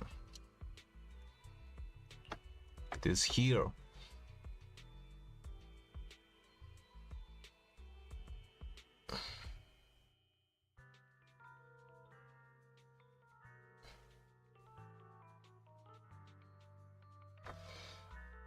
Mm.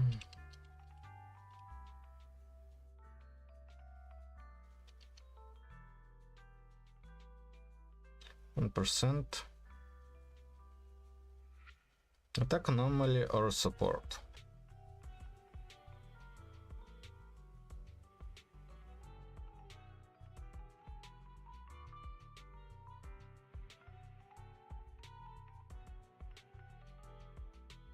No rapture. Interesting.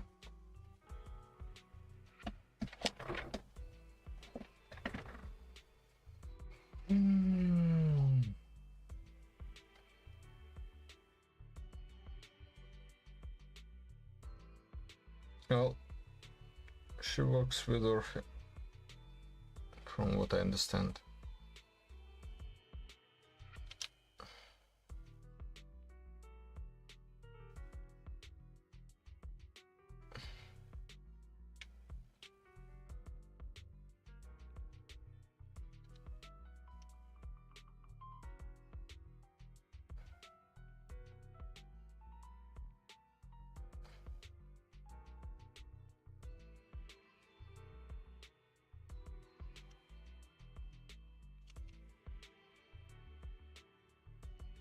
So 27,000.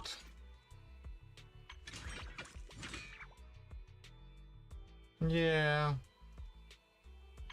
not even close. For a couple of reasons.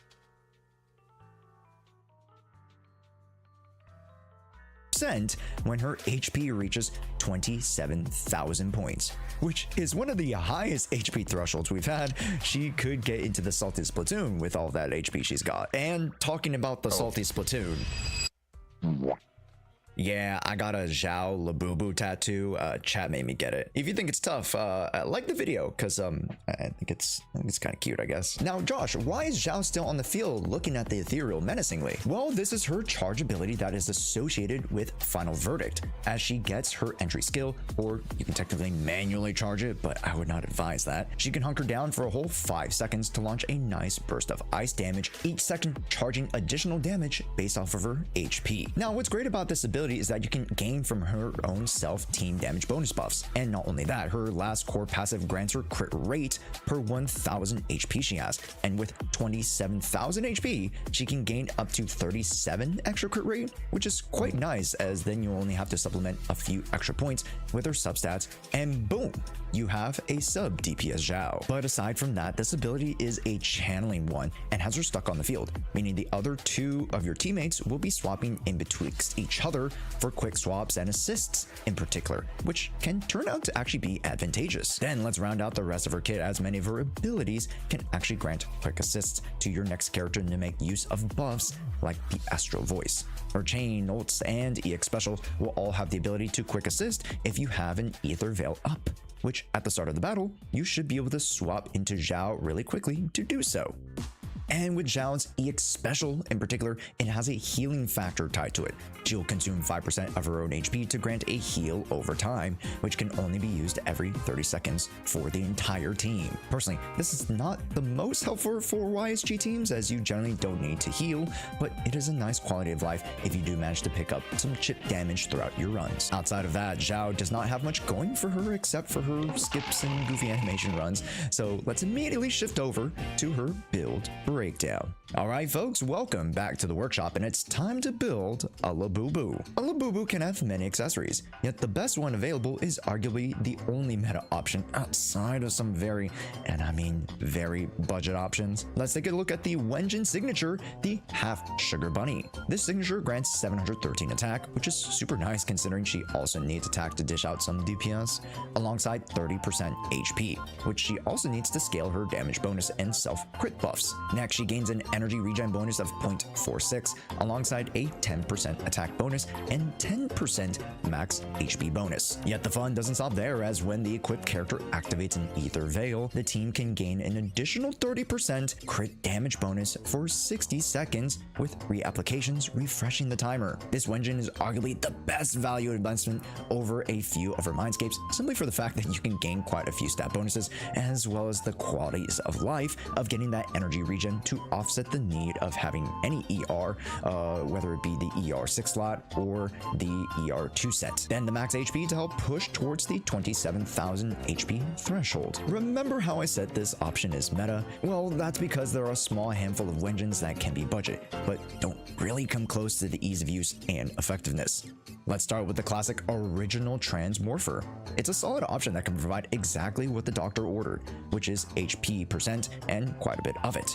Although it can't directly match the M06 amount, it does get darn close at the max amount of refinements, yet what's missing is all the extra bonuses and the coveted energy regen. As if you notice, that energy regen bonus is applied to Zhao entirely, not just her being off field, so it's quite the effective bonus. This resulting in you might require you to have a 2-piece ER to compensate, pushing you out of the potential hitting of the max HP threshold. Well, that's unless you roll a +5 HP percent substat roll. Zhao's build is arguably simple in this fact, but simple does not mean easy, as HP stats, as seen with Lucia before, can be quite tricky to get down, but not impossible. Outside of the Transmorpher, you could look to the alternative Battle Pass option of the Spring's Embrace, but with those stats, it's just not worth the effort or IRL funds, or you could look towards the Bunny Rabbit stuck in a basket. Next, we hit up the Drive discs, and these are a bit more easy to digest because she has so many ways to. Next, we hit up the Drive discs, and these are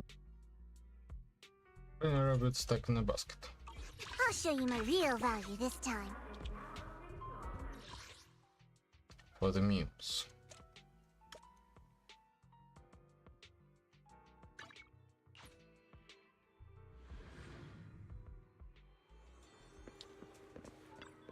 You know, the sun shining so brightly today makes it Defense the percent, perfect condition unfortunately. for shopping.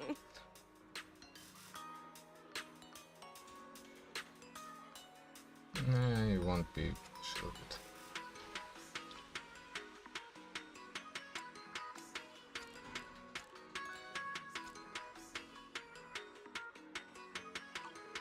Catch you again soon. bit more We easy get to new fashion digest all the because she has so many ways to quick assist into your next character.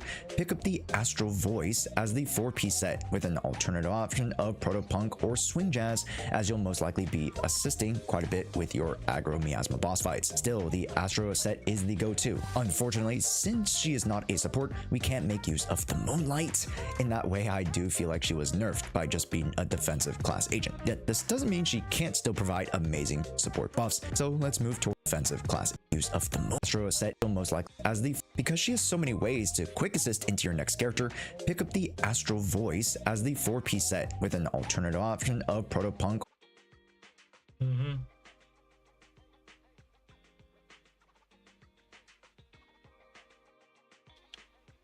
or Swing Jazz, as you'll most likely be assisting quite a bit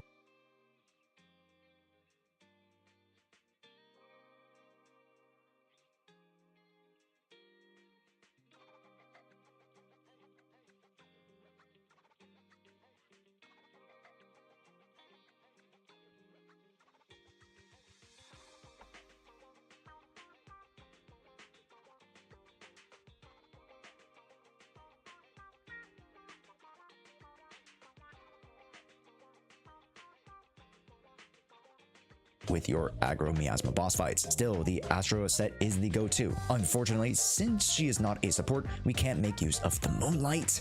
In that way, I do feel like she was nerfed by just being a defensive class agent. Yet this doesn't mean she can't still provide amazing support buffs. So let's move towards the 2 set. And the most conclusive 2 set has to be the HP percent based Yun Koi Tails, as currently it's the only set that does provide HP. And you are going to need all the help you can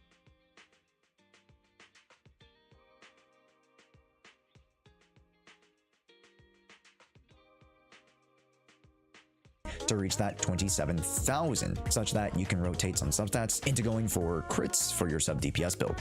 And as mentioned before, you can potentially flex into energy regen if your build so calls for it. With this, there's not much else to Zhao's build as it's quite streamlined. Main stats across the board are going to be HP at 4, 5, and 6. That's how much you're going to need to invest to reach the coveted 27k Labubu. If you need a refresher to Zhao's build info or even team suggestions, make sure to catch this infographic here, and I'll also have the others over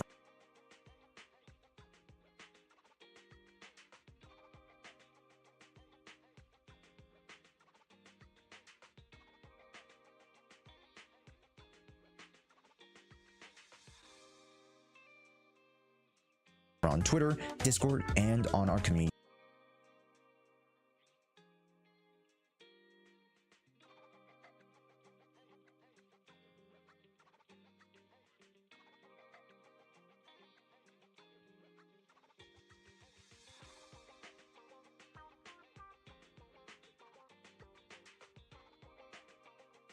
YouTube posts. So make sure to subscribe to catch all the latest ZZ info. As well, here is for the new 2.5 version.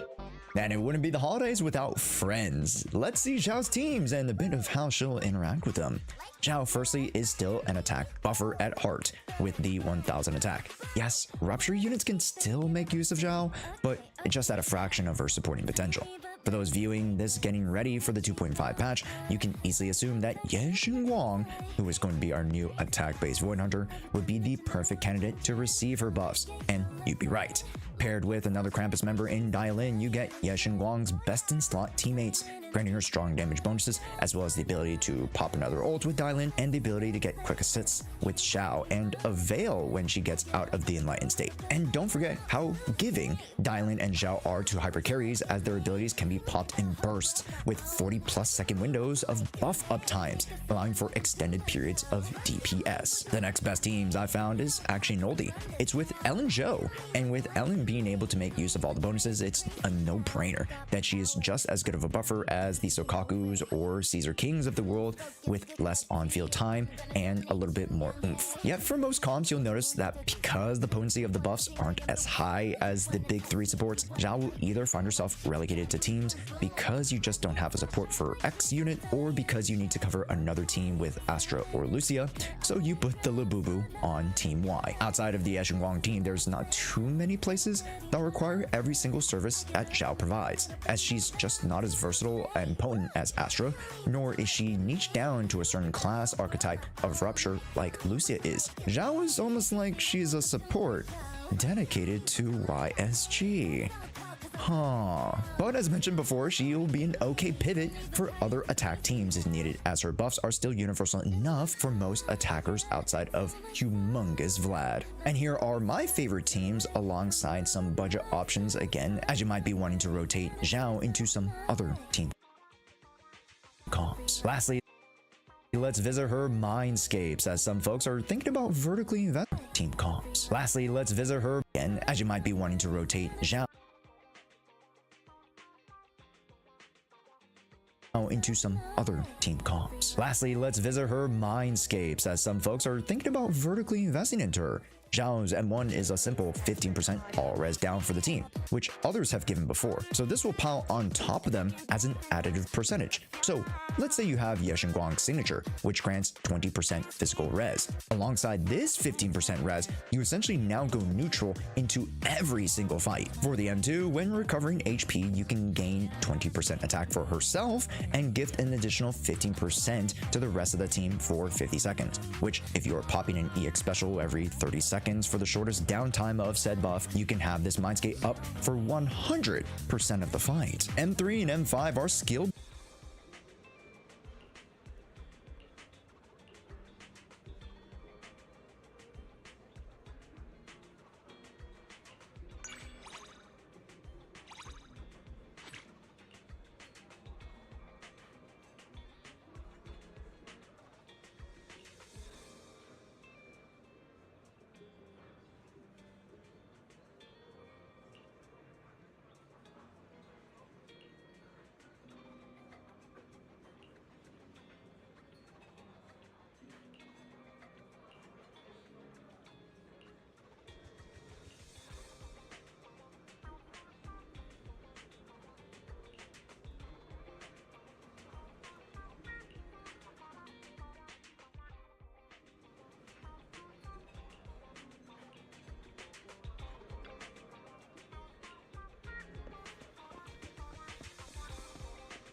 bonuses, which for the EX special can increase the healing, if that matters for you. M4 grants Zhao 250 decibels per her Veil procs and a 40% crit damage bonus to her charge attacks and chains and ults. Lastly, the M6 will increase the crit rate bonus of the core passes by 125%, up to a crit rate total of around 47%, which is quite nice, and when charging for the first time, you will maintain the accumulated stacks of charge, such that each time thereafter, you can actually just switch to Zhao to launch a free 5-stack charge attack, which can create some fun shenanigans with a quick swap comp. With Zhao, it's understandable she comes into the game as a free unit that generally is dedicated to YSG buffing, but with her general attack and damage bonuses, it's not like her supportive capabilities stop with her. She can be a flexible fit for many teams, and as a plug to fit into your second or third team going into the new endgame modes, she might just be the extra piece you need to wrap up your endgame comps. With that, that'll conclude my shorter guide on Zhao, and I don't mean shorter in the sense of her height, just that she was just a little bit easier to cover. If you did enjoy this one, please make sure to like the video, as we're doing a bunch more guides and fun stream content coming your way here on the YouTube channel. And folks, if you guys are relatively new to the community, make sure to subscribe to the channel, as we are blazing to 30.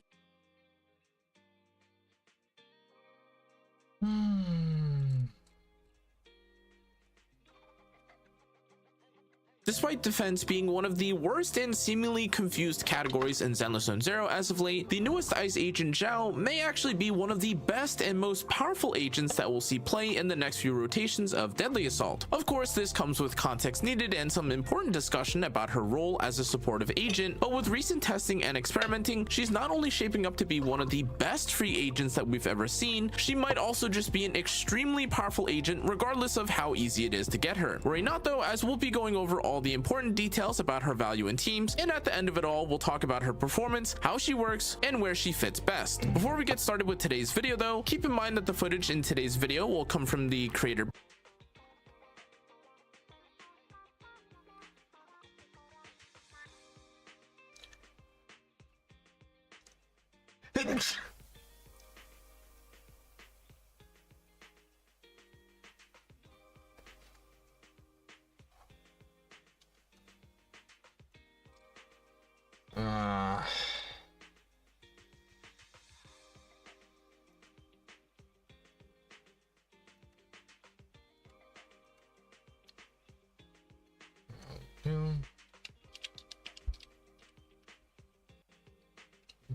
Блин.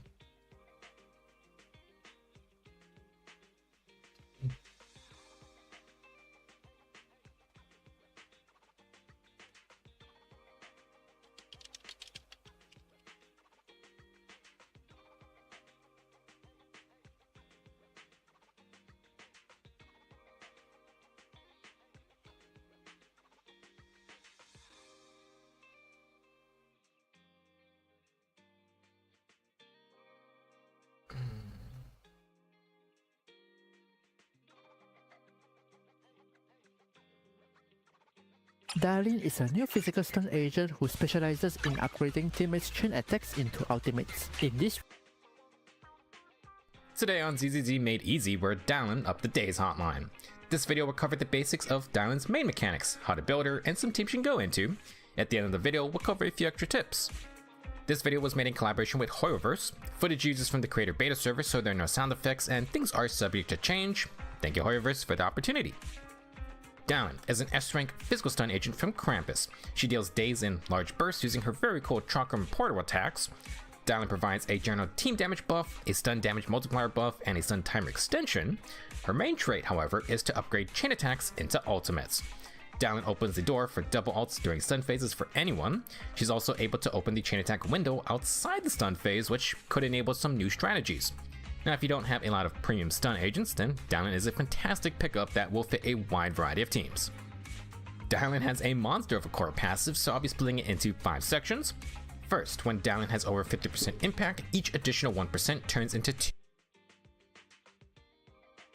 2 impact. This has a max of 100. Oh god, my belly.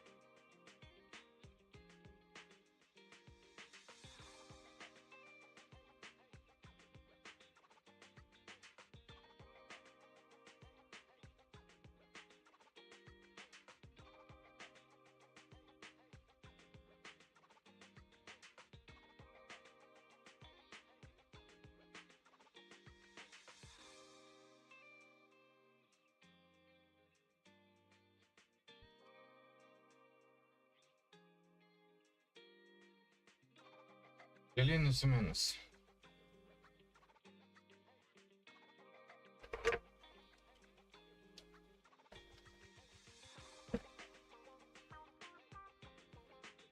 Bonus impact, which occurs if Dylan hits 100% crit rate.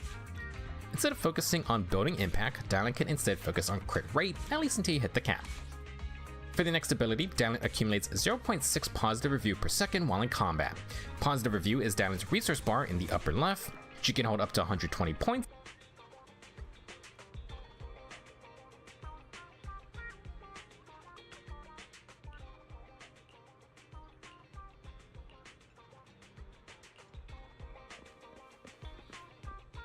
And she starts battle with 60 points. There is a little notch for having 90 positive review. That is a key cutoff we'll talk about later. As a note, Dylan builds positive review super slow if you're just waiting around.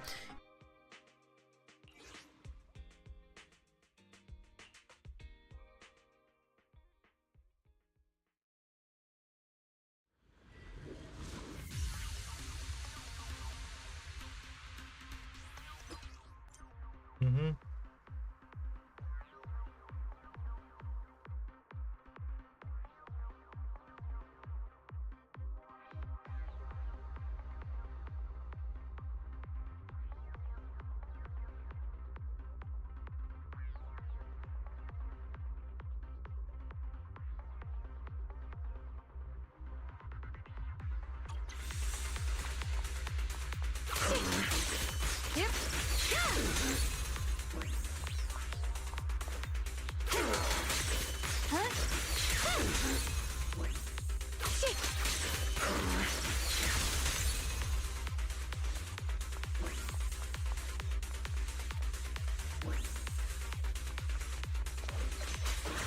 The line is strong.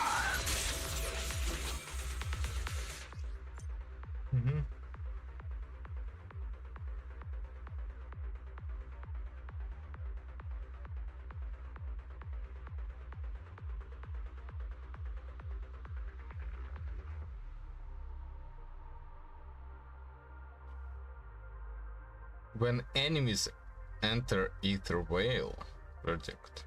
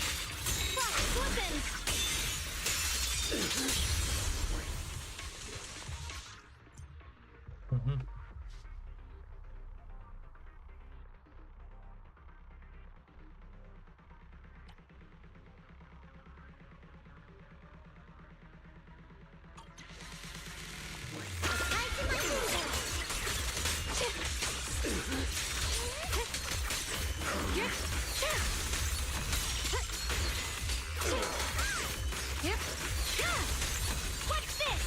My blade cuts down evil. My spirit soars in the sky. What the heavens?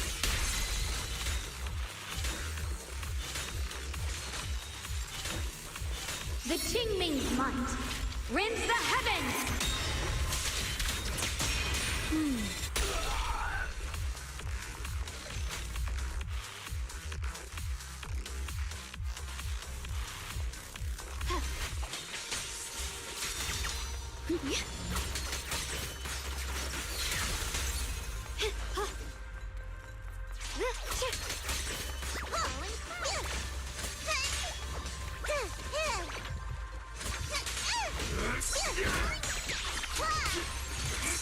Punishment time! Receive judgment! I see edge. Judgment time!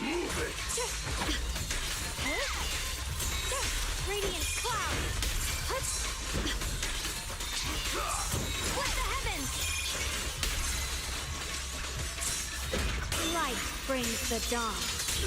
The sword follows my will, and winds howl in the heavens!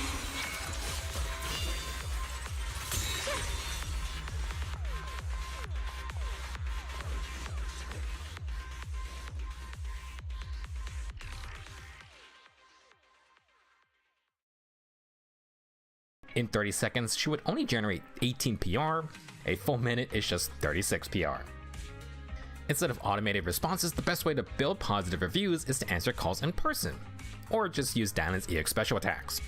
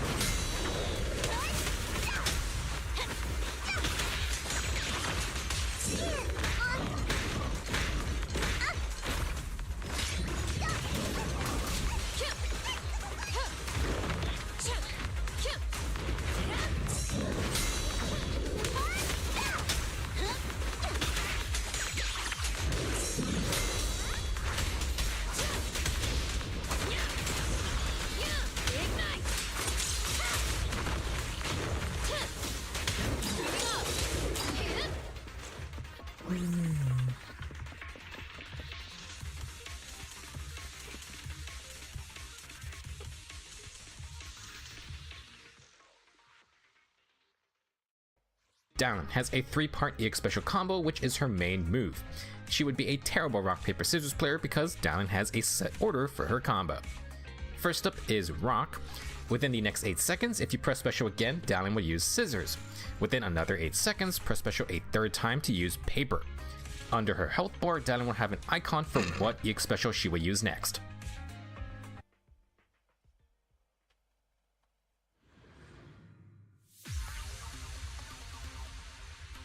Each EX special costs 25 energy, which means the entire combo costs 75.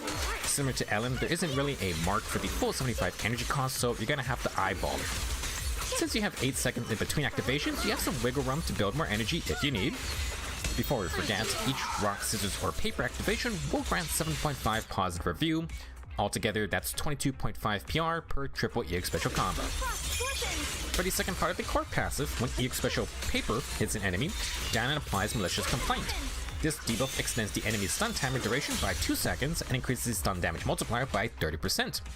Malicious Complaint can only apply once per target until they recover from being stunned, and the stun timer increase cannot stack with other similar effects. Essentially, Dalin wants to land her 3 EX specials at least once in between each stun.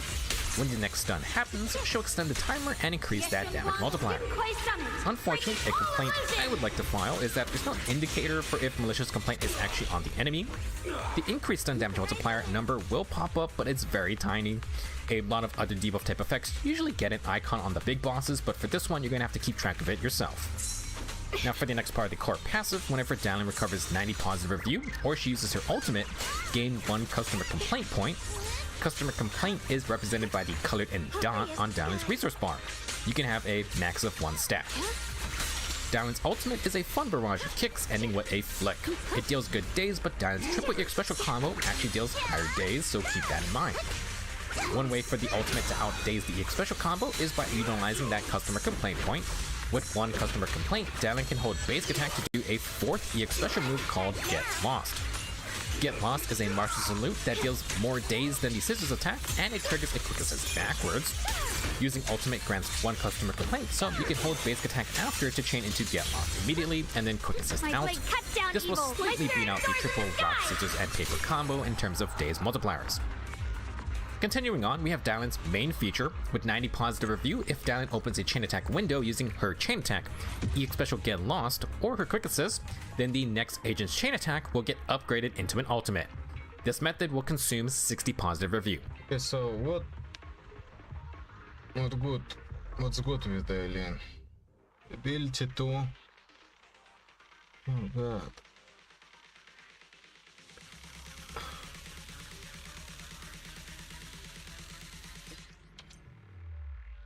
Okay, I'm gonna test stuff with the alien.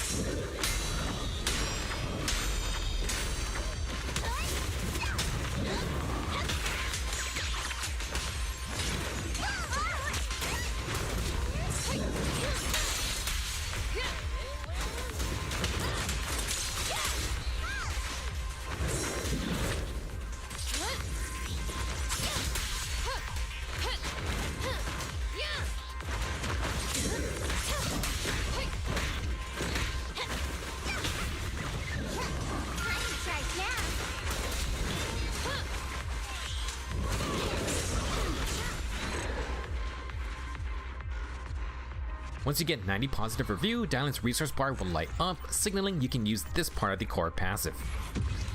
Now there are 3 ways to use this effect, giving Dowling a lot of flexibility depending on your other agents. The most basic method is to have Dowling go first or second in the chain attack order.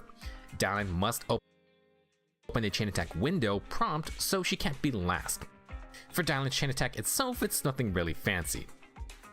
The second way is to open the chain attack window off of Dowling's quick assist attack. This is primarily an option that Astro teams might use. For example, if you do a chain attack then cancel the second prompt, we have Dowling's main feature with 90 positive review if Dowling opens a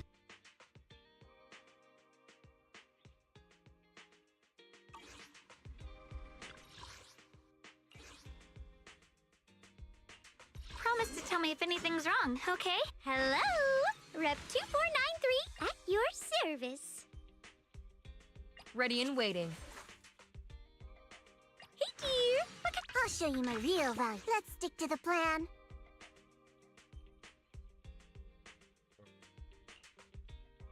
chain attack window using her chain attack, EX special Get Lost, or her quick assist.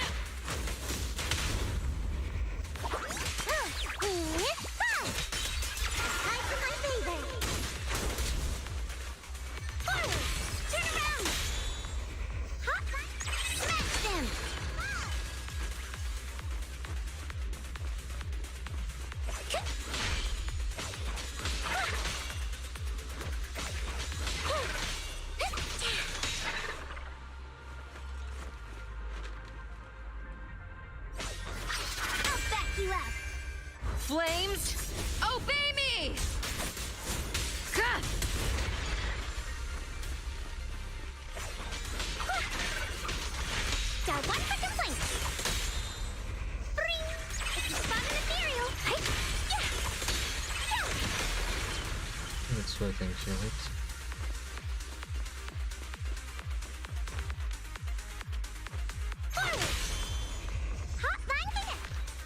Wow.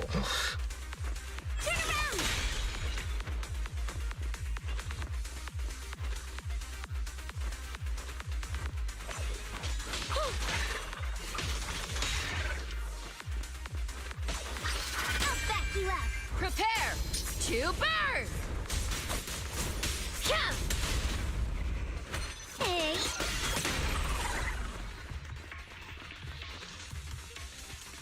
Okay. Got one for complaints! If you spot an ethereal, forward!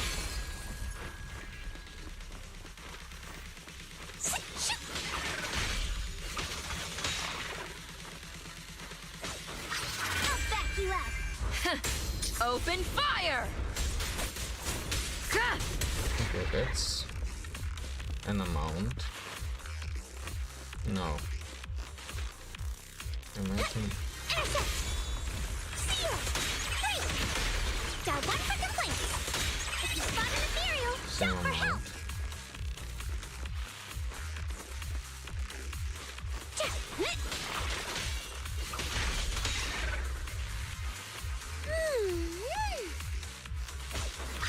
I'll back you up!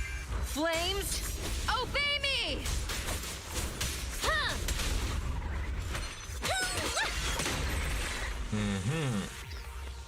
So that's how it is.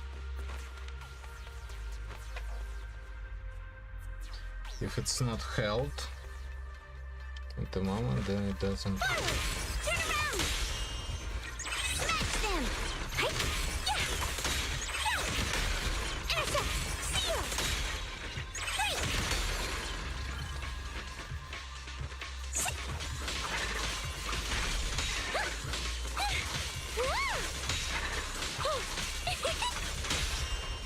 Phone's ringing!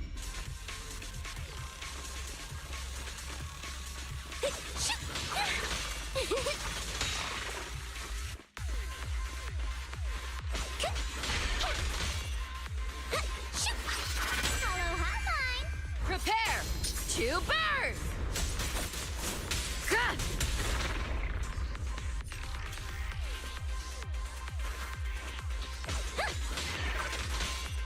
Got one for complaints!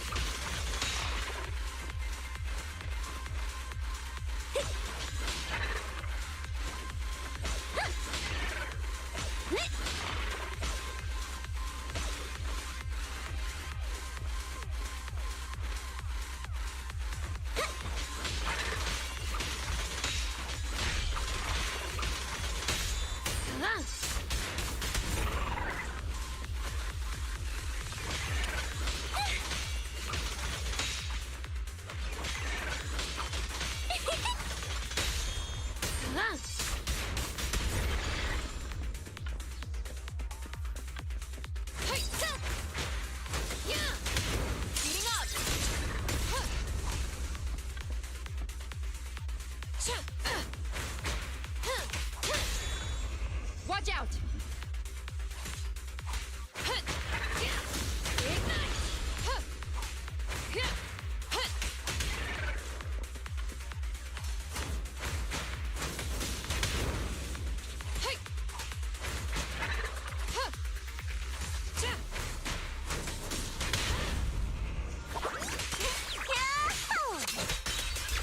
Necessary for history!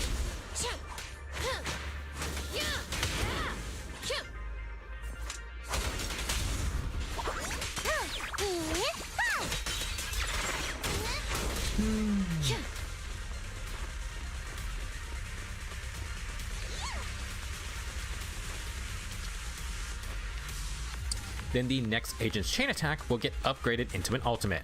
This method will consume 60 positive review. Once you get 90 positive review, Dylan's resource bar will light up, signaling you can use this part of the core passive.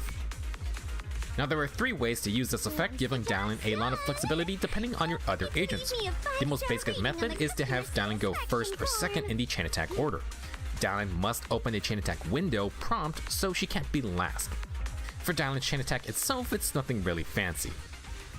The second way is to open the chain attack window off of Dallin's quick assist attack. This is primarily an option that Asher teams might use. For example, if you do a chain attack then cancel the second prompt, if you swap to Dallin via Asher's quick assist, then you don't have to do anything fancy. The quick assist triggers the third prompt and Dallin will upgrade that last chain attack.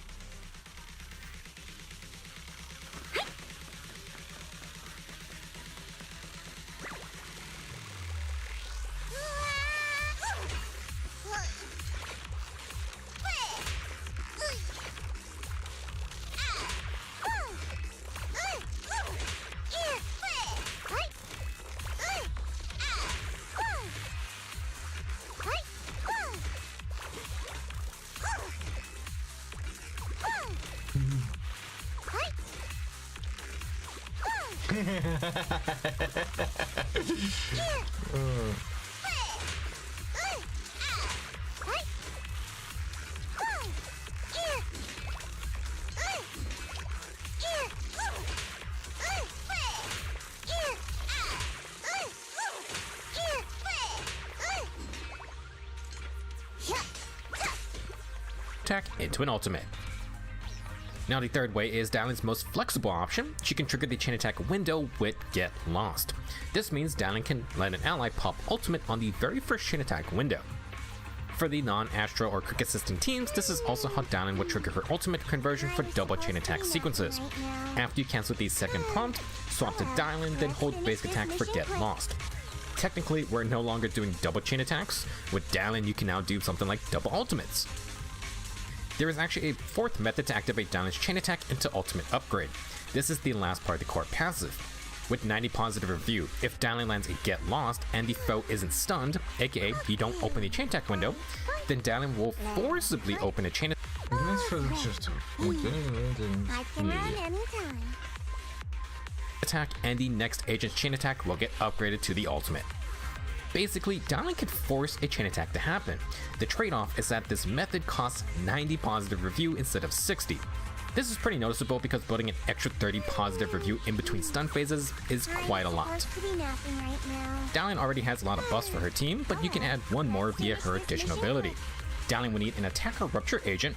When she uses an EX special or her ultimate, Dallin grants overwhelmingly positive to the squad for 15 seconds.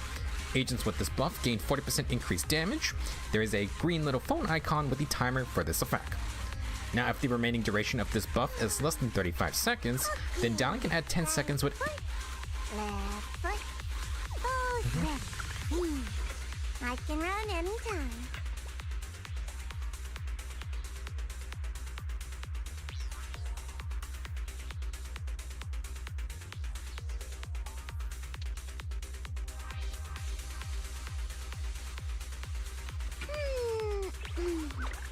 I was supposed to be napping right now.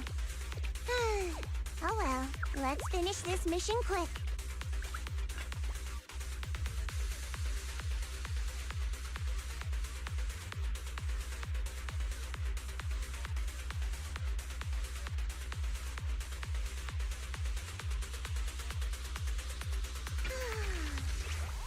Okay, right foot, left foot, both ready. I can run anytime.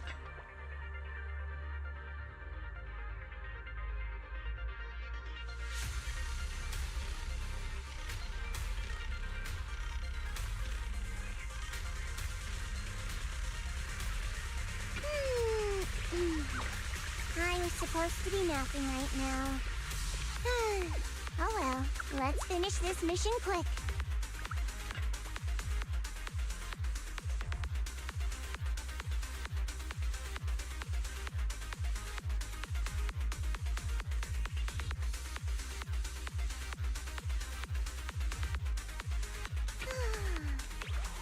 Okay, right foot, left foot, both ready. I can run anytime.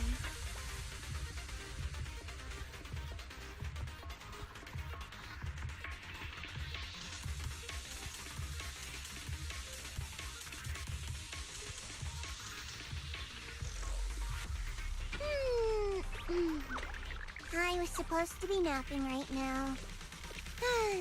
Oh well, let's finish this mission quick.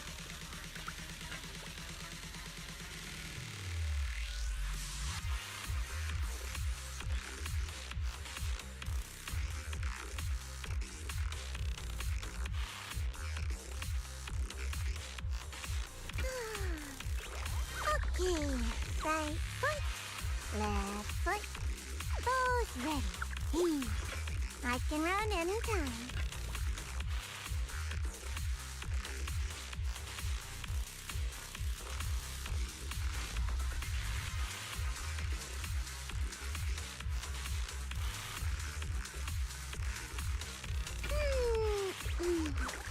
I was supposed to be napping right now. Oh well, let's finish this mission quick.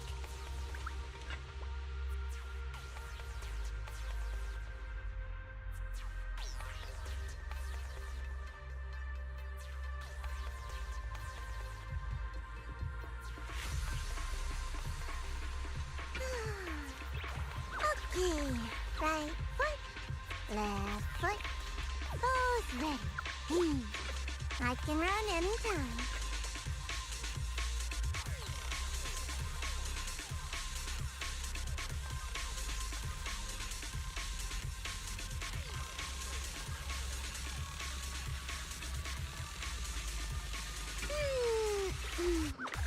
I was supposed to be napping right now. Oh well, let's finish this mission quick.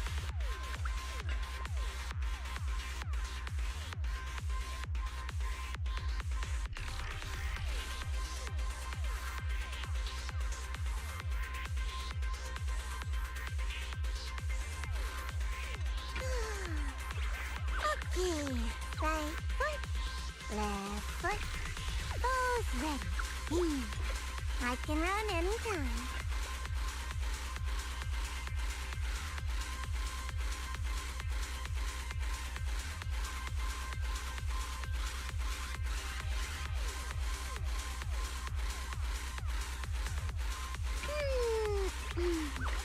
I was supposed to be napping right now.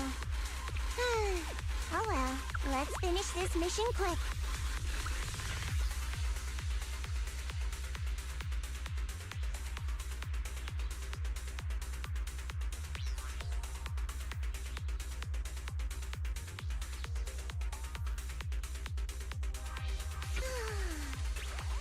Okay, right foot, left foot, both ready.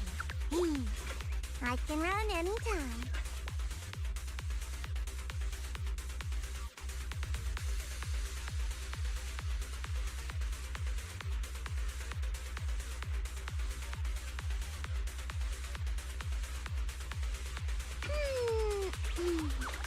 I was supposed to be napping right now.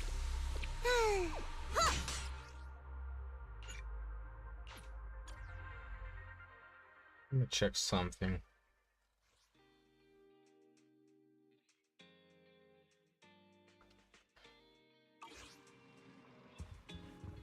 Specifically.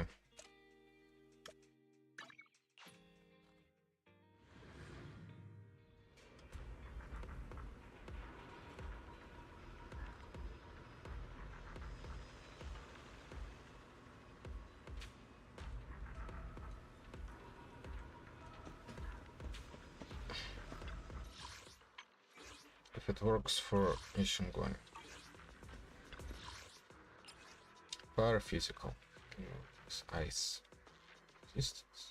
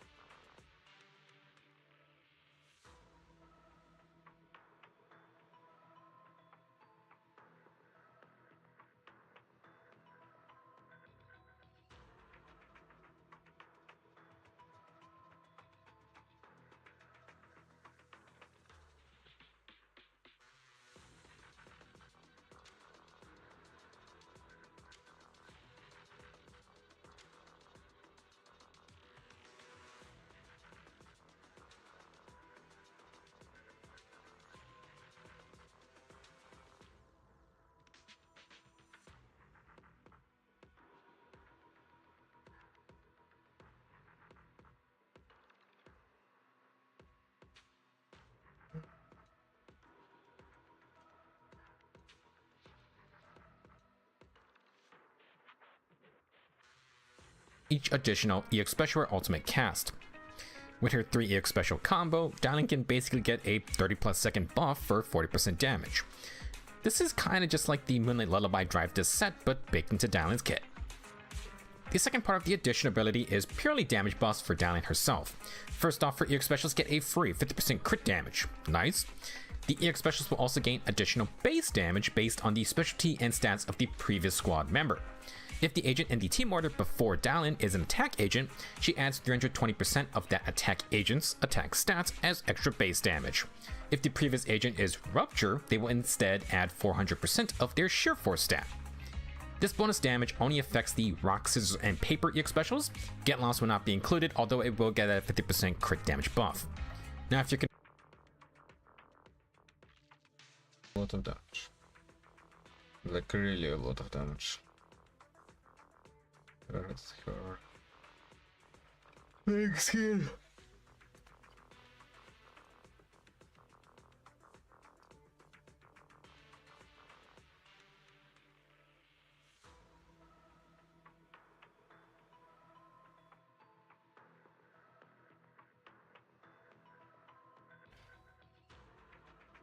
Mission Guang. Start with simplified guide. Today on ZZZ Made Easy, we're simplifying the kit of Ye Shengguang. If you want to learn more, check out the full how to play guide on my channel.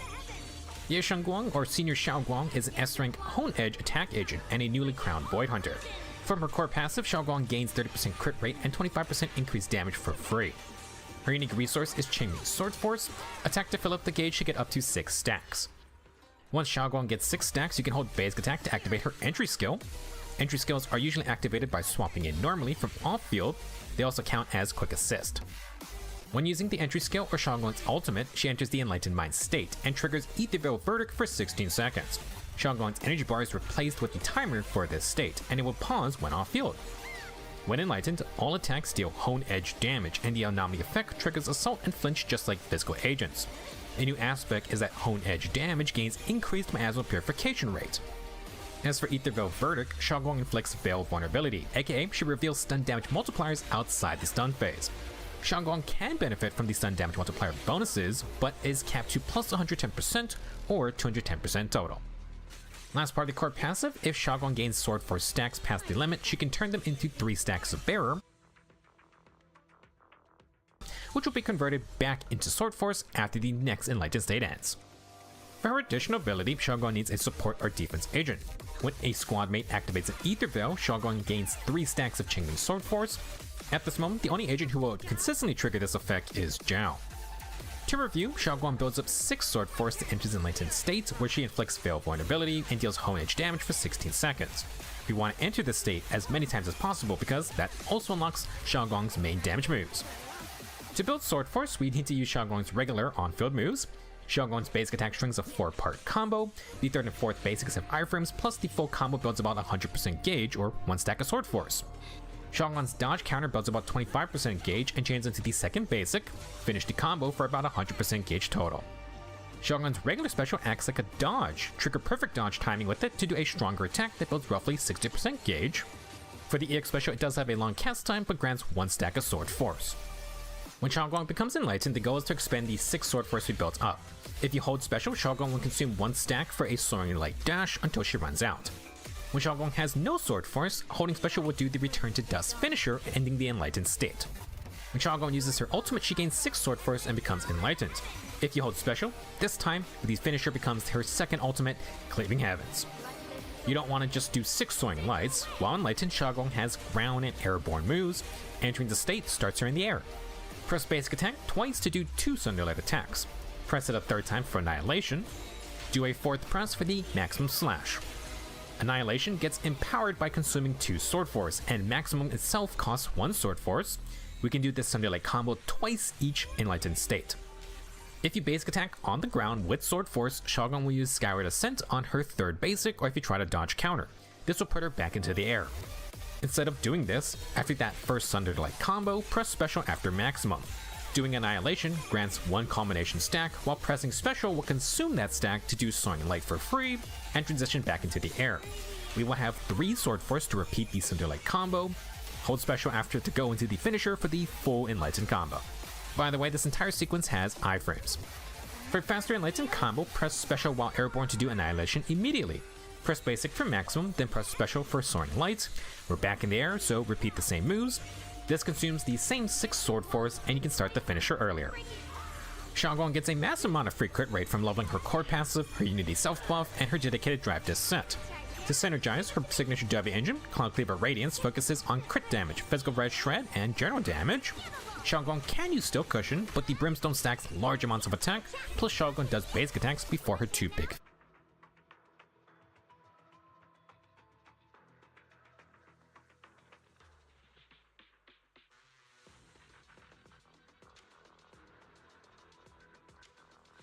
finishers. For A-rank options, Percount Desire is fine, but we have enough crit rate so Xiaoguang can use the Craftable Starlight Engine as a mini Brimstone attack stick. Gilded Blossom or Street Superstar are other options.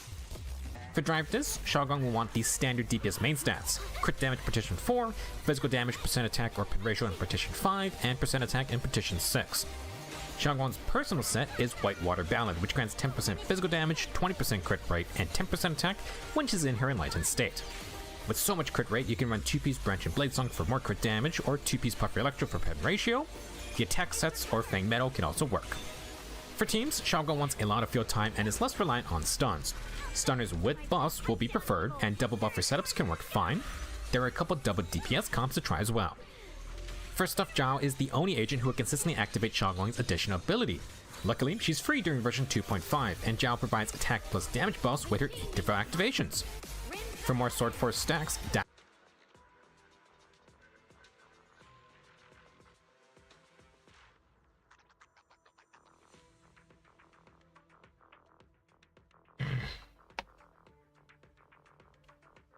Island's extra ultimate means a free enlightened state. Stack that with Zhao, and Xiaoguang isn't going to remember a darn thing. Now, for other stunners, you can use Qingyi or Trigger to further stun damage multiplier bonuses. Xiaoguang's 2 ultimates will benefit from Fufu's Decibel Refund, just like Yixuan. For double buffer setups, Zhao can pair with Astra, Yuzaha, or Lucy, but if you use an attack boosting W engine, you might want to try Nicole for her Defense Shred or Rena for pen ratio. For double DPS teams, Xiaoguang with Seed in either Zhao or Dowlin's a fun time. Try the shorter Enlightened combo to get back to Seed faster. You can also use Orphe, although I would suggest having one of either Zhao or Dowling for extra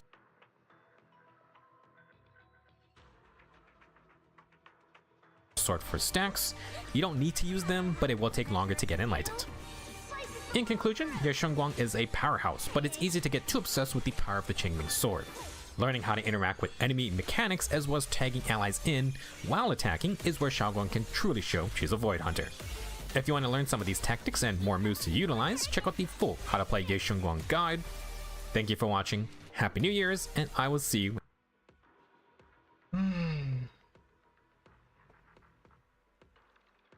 the Sunderlight slashes, but this version still uses all 6 sword force and 2 combination stack.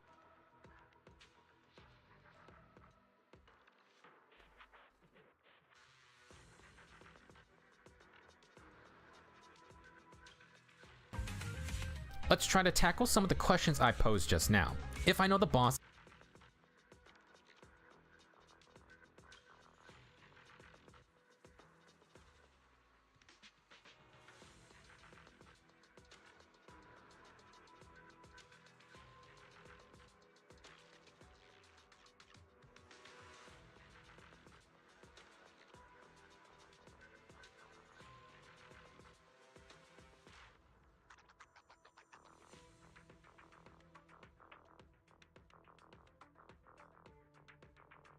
is about to go invulnerable, or I just need to hurry up, we can shorten the Enlightened combo.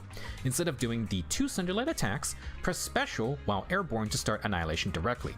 Press basic attack for the maximum slash, then chain into Soaring Light plus Scour Descent like before. You repeat the same moves, then do the finisher. We do lose the Sunderlight slashes, but this version still uses all 6 sword force and 2 combination stacks. Doing 2 annihilations and maximum slashes are our main goal.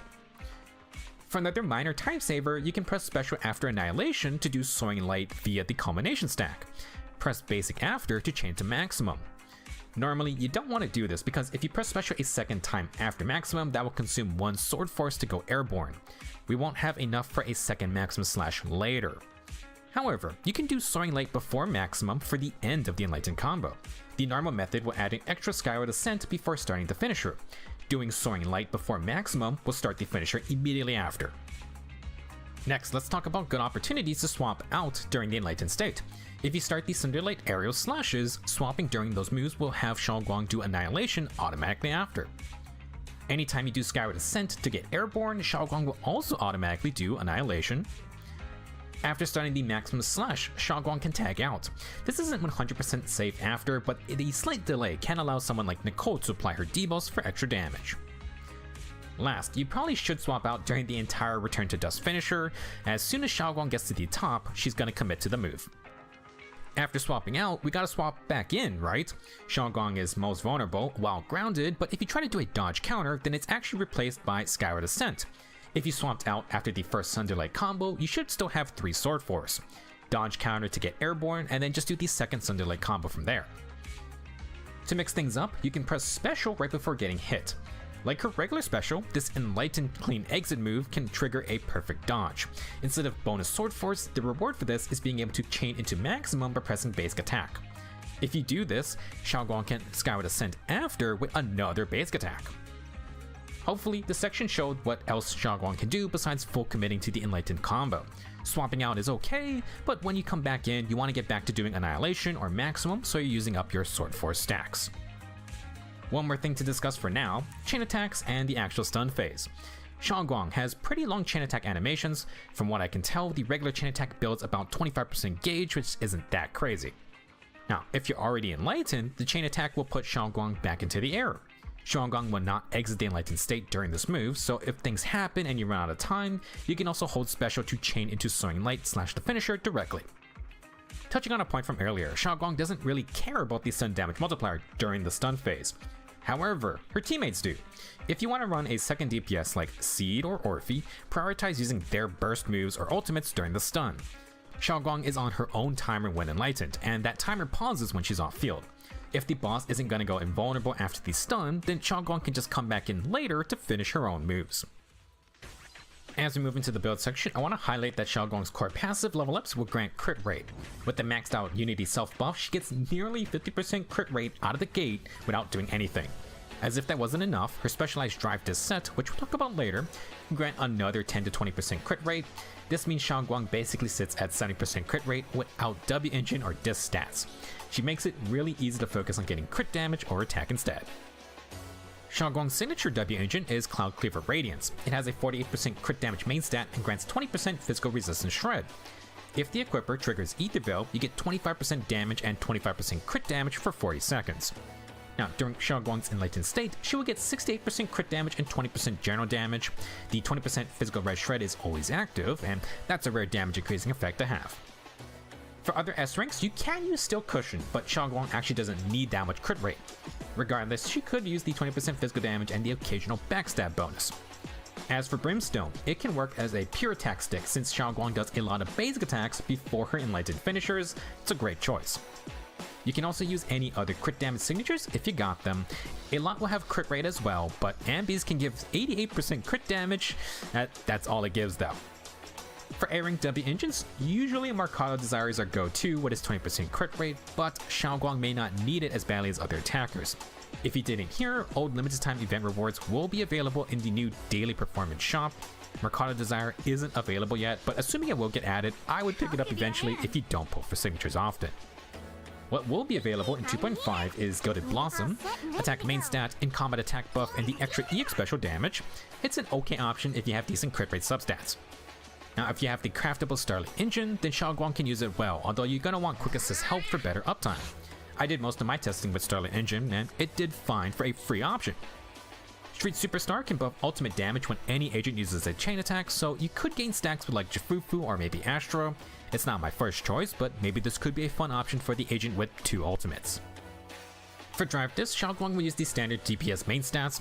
Petition 4 can be crit rate or crit damage. Petition 5 can be physical damage, percent attack, or pin ratio. Last Petition 6 should almost always be at percent attack. For sets, Xiaoguang will get a dedicated Drive Disc set introduced in version 2.5. White Water Ballard's 2-piece grants 10% physical damage. For the 4-piece, if an Ether Veil, you get 10% crit rate, and this effect will persist for 15 seconds after the veil is over. Next, if the user is an attack agent and they trigger Ether Veil, you get another 10% crit rate and 10% attack for 30 seconds. As mentioned earlier, with the core passive and after becoming Enlightened, Xiaoguang basically has 70% crit rate.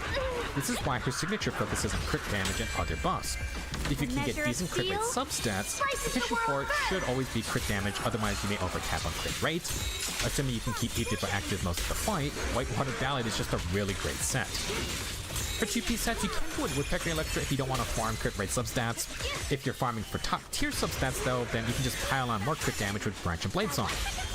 From Ratio, Partition 5 and 2-piece Puffer Electro aren't bad ideas against all the high Defense Miasma bosses, but Xiaoguang does have Defense Shredding Mindscapes. You don't want to mix those.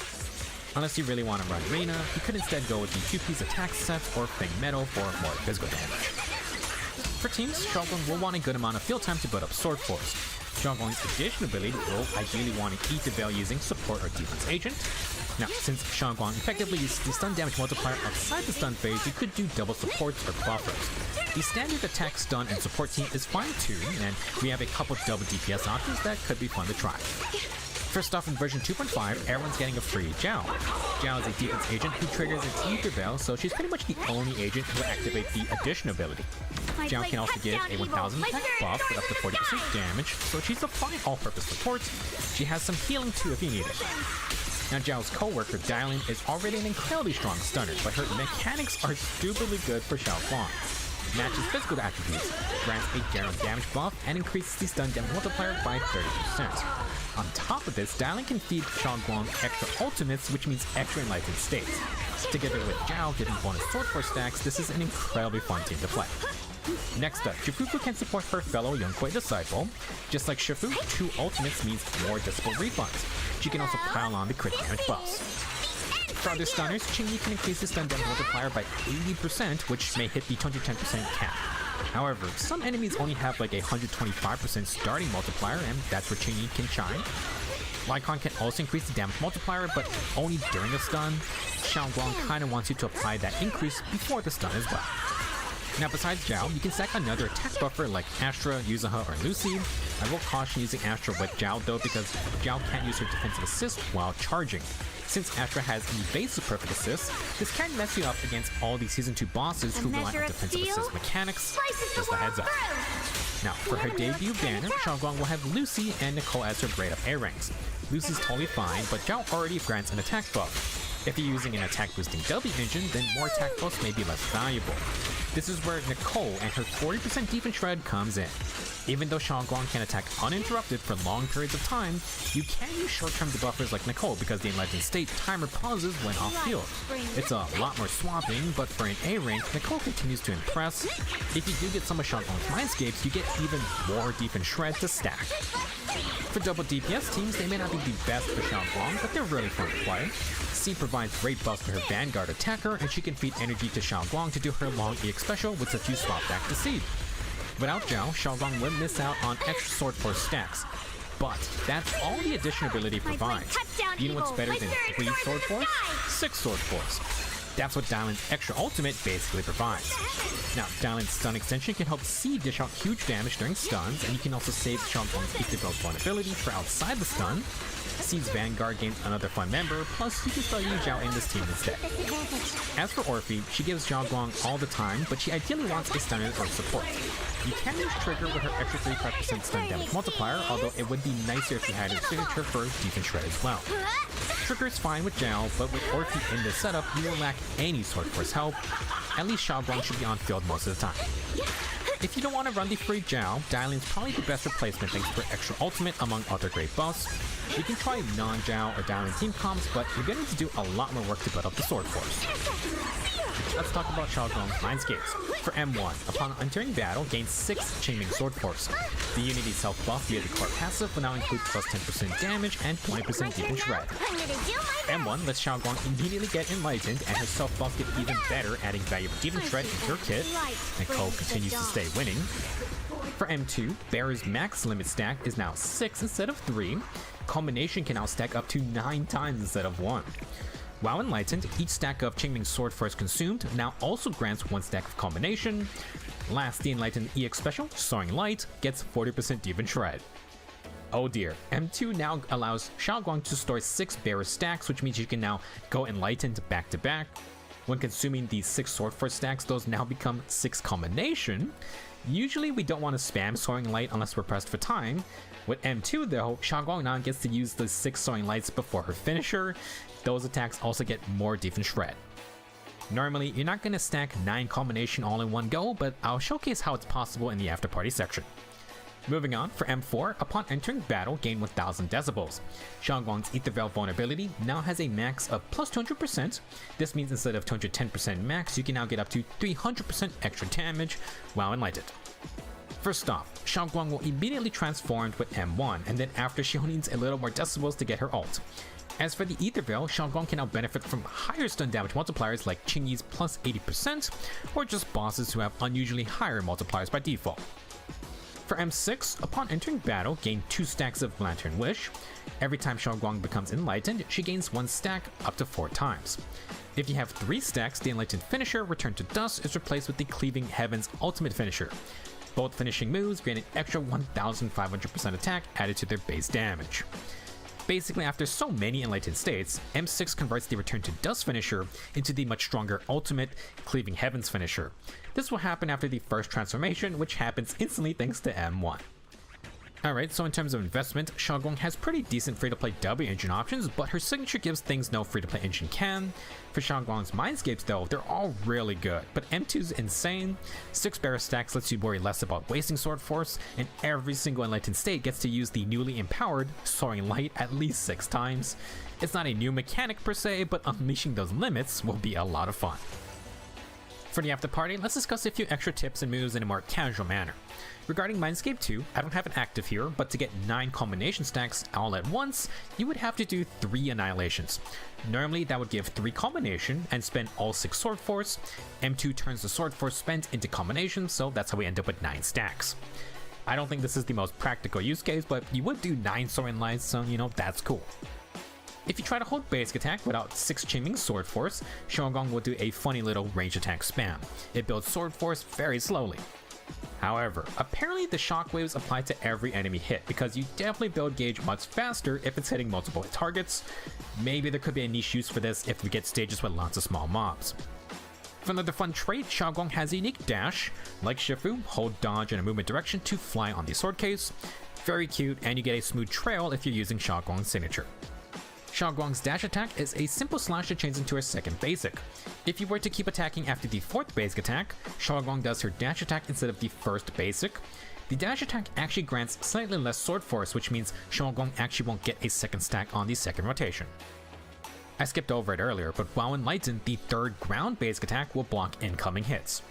Xiaoguang's Enlightened Quick Assist will use the same animation as the 3rd ground basic.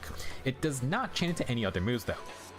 For her perfect assist, Xiaoguang blocks with her swords and has the regular defensive assist. It costs 2 points against the big boss attacks.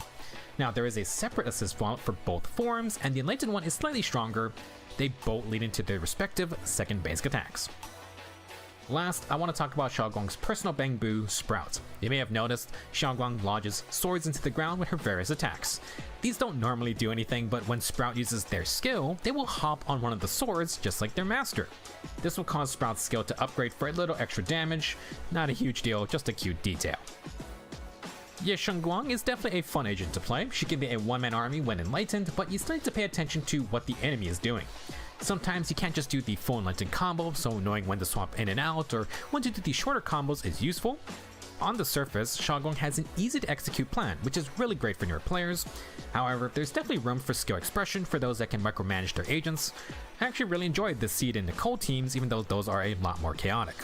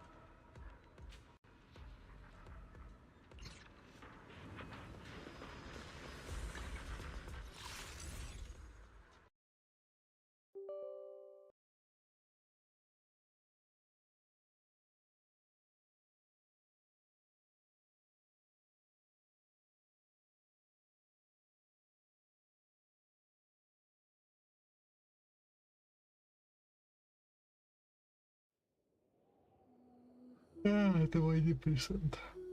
Каша. I hope you have fun with ZZZ's newest Void Hunter in version 2.5. Thank you for watching, and I will see you in the next video.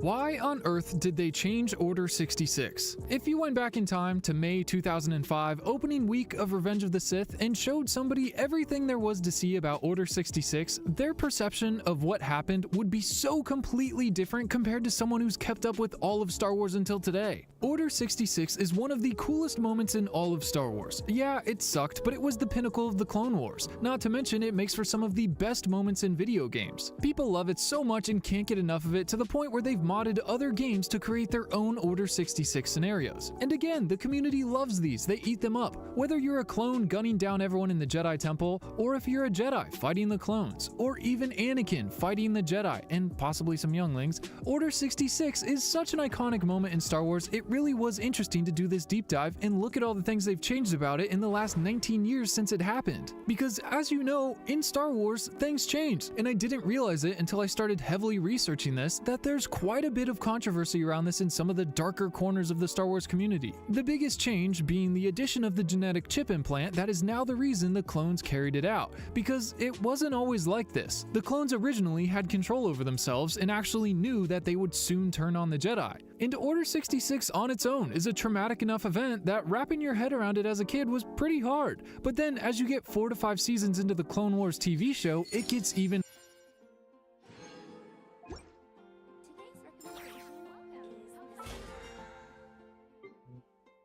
There's no reason to use a genetic compound.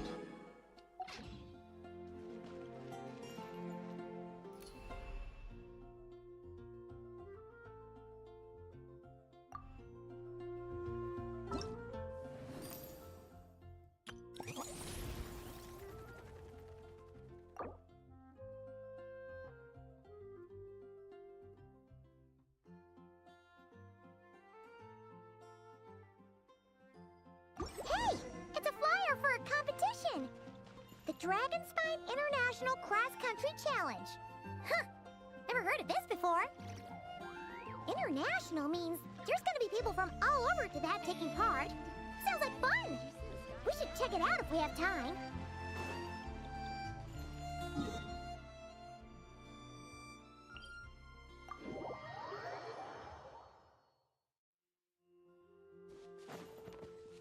Hurry up, Varessa! Here I go! Wow! So many tents! Paimon's never seen Dragonspine this busy before.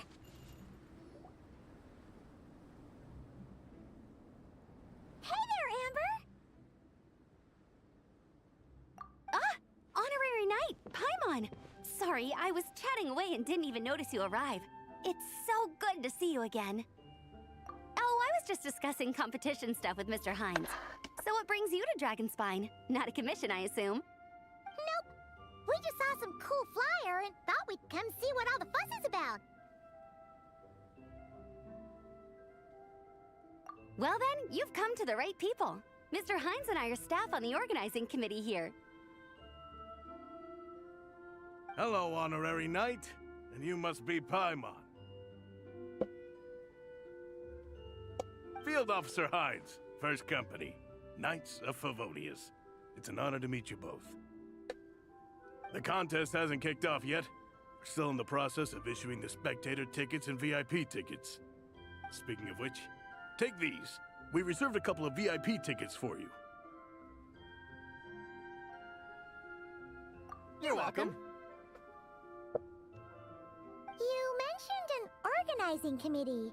Is that for the Dragonspine International Cross Country Challenge? That's what we saw on the flyer. Yup, the organizing committee is a joint effort between the Knights of Favonius and representatives from Springvale. More specifically, Hines and I are in charge of registrations and security, while the Springvale team is responsible for refereeing and support. So any problems, just come find us. We're here to make sure all contestants and spectators have an enjoyable experience.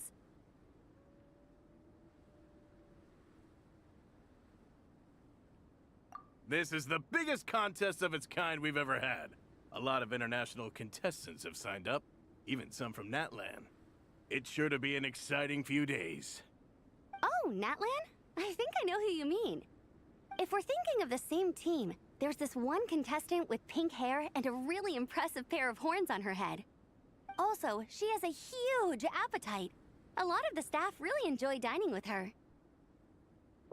The way she relishes her food, it puts everyone else in the mood to eat too. Then there's the girl with the stripy yellow and black tail. It's so fluffy and cute. But she seems super cool though. I wouldn't dare call her cute to her face. Okay, those definitely sound like people we know. Oh, no way! You know them? Well, if you want to find them, their team's camp is over there. Their tent has a really unique design. You can't miss it. Honestly, it's a really cool camp in general. Plus, they brought a whole stash of comic books with them. Paimon sees it! We'll go check it out later. Thanks, Amber. Great. Oh, and when you do, any chance you could borrow one of their comic books for me? Their team's always talking about the comics they read, and it's gotten me kind of curious. I would go ask them myself, but I can't really leave my post. Sure, no problem. Leave it to us.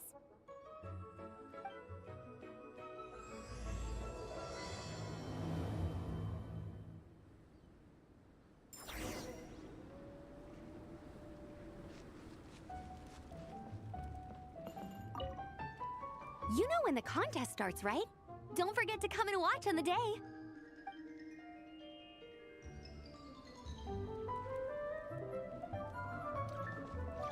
Running late again.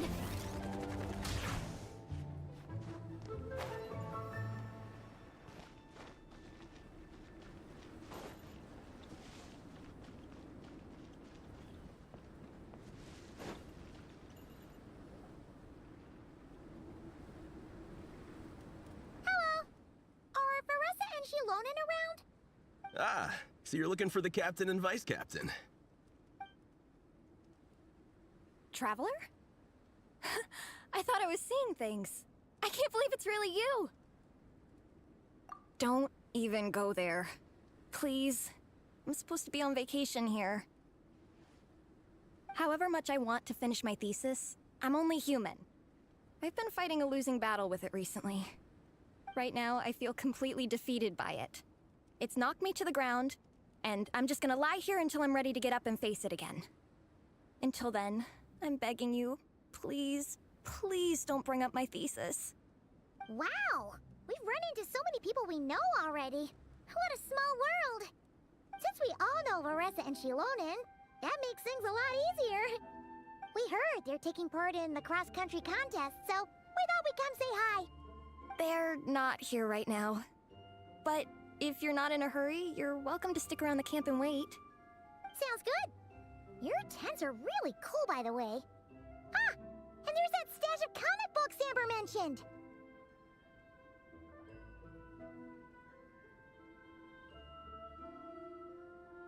Oh yeah! A friend of ours mentioned that. Hearing you all talk about comic books got her interested too. Which series have you guys been reading?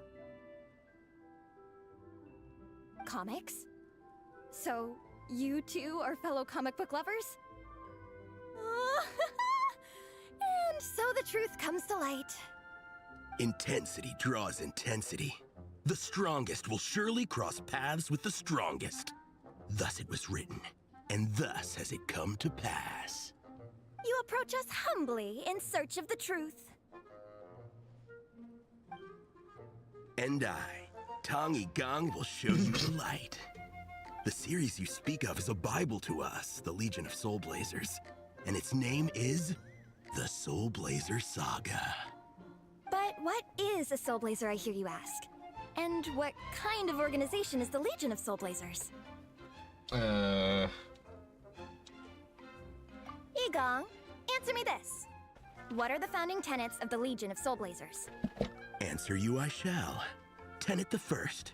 If you think bitter tears and strong words are enough to broker peace, you are woefully naive. Tenet the second. I pledge to give my life fighting the forces of eternal darkness, even if we fight in vain. We, the Legion, swear to follow the Soul Blazers even unto death. Our motto is... Through pain and defeat, I shall never fear. I will always champion love and imagination. Also, it may interest you to know that those two tenets are actually taken directly from the series itself. Soul Blazer 6, Shadow of Tenebrium. No, I would applause it. Why aren't you saying anything? Didn't that make you feel something? Like, light a fire in your heart? Not even a little spark? Honestly? No. It was all kind of abstract. Paimon couldn't really follow. This is a failure of immeasurable proportions. You'd better stop lighting fires in people's hearts, or you'll burn them to a crisp. Vice Captain! Thank goodness you're back. Listen, we have a situation. It's okay, I don't need all that. The look on the Traveler and Paimon's faces tells me everything I need to know. Let me guess. Alrani and Tong Yigong said a bunch of stuff and it was all pretty baffling, right? Yeah, just think of it as them kidding around, like an inside joke you're not in on. They probably hit you with a barrage of quotes from the Soul Blazer saga, a comic book series published by the Eye Publishing House. Also, every time you hear Legion of Soul Blazers, think comic book fan club. Oh, okay. That clears everything up. Well, except, why did this fan club suddenly decide to meet in Mondstadt? Well, beats me, but I'm sure they'll happily answer that question, with plenty of gratuitous passion and drama. I'm pretty sure Alrani doesn't even know why they're here. But if you ask them, they'll probably say something like... Because we are Soul Blazers. The passion of youth is strong with us, and it demands that we heed the call to adventure. With every great trial comes great opportunity.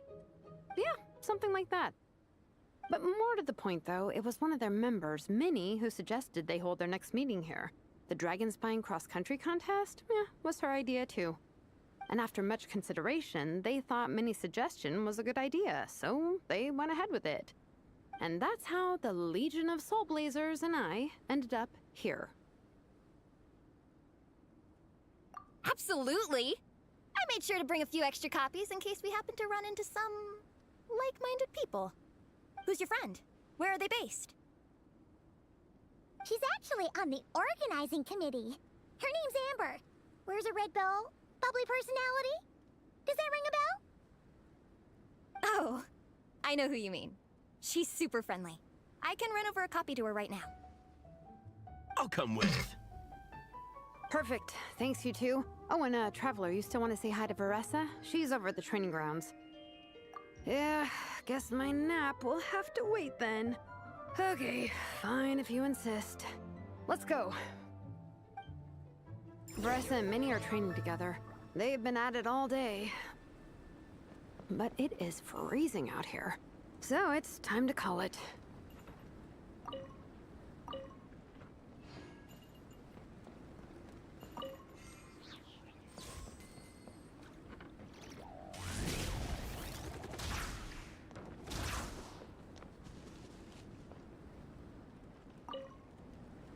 Thanks. It'll be nice to have something to read after my shift ends. Don't mention it. I'm always happy to meet people who share my interests. Ditto that. Dita. Always Dita. Hurry up, Varessa!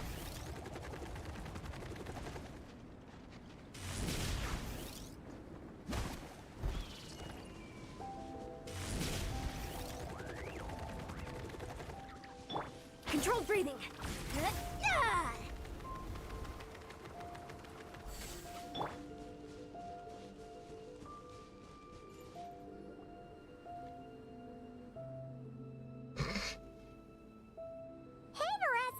We've come to watch you train. Wait, was that Paimon? I've missed you guys so much.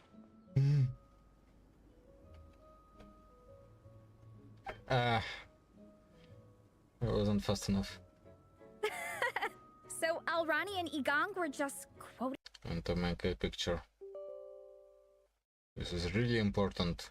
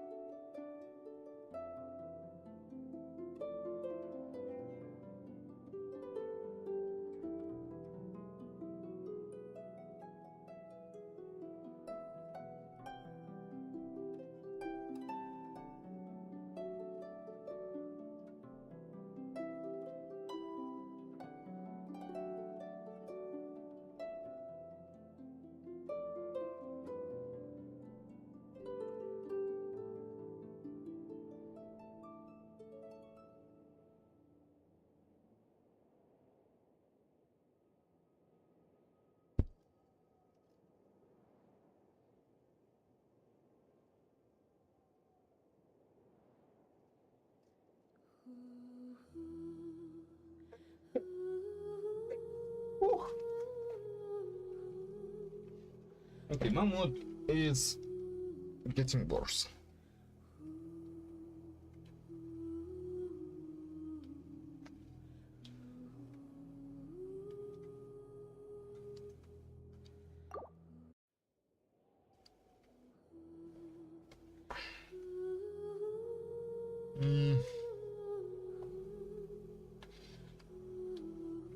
But I still need to somehow do the thing.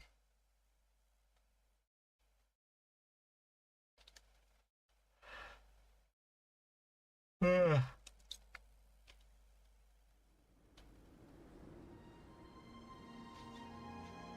Varessa! We've come to watch you train! Wait, was that Paimon? Paimon, Traveler! I've missed you guys so much!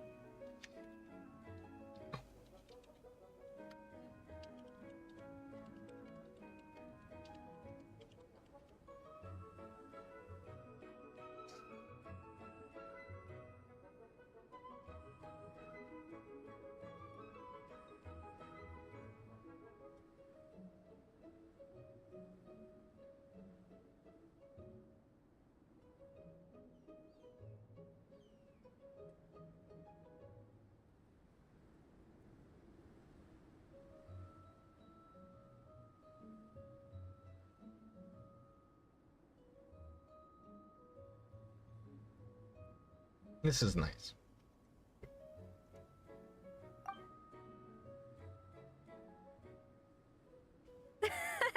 So Alrani and Igong were just quoting lines at you? Way to make a first impression. Exactly! Their whole conversation was like a closed loop. Even Paimon couldn't find a way in. If it were me, I would have started with maximum power!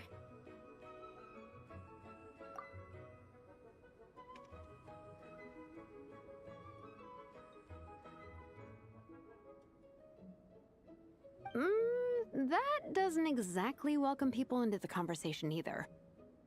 Especially not when they see you hoisting Minnie up into the air and spinning her around in circles the first time you all meet up, before anyone's even said a word.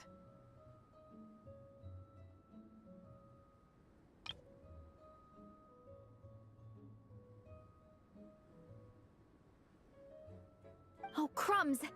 Yeah, now I think about it, that's pretty embarrassing.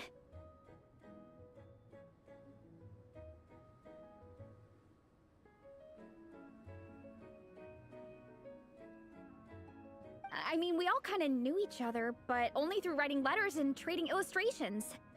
That was our first time meeting in person. I just got overexcited when I recognized Minnie.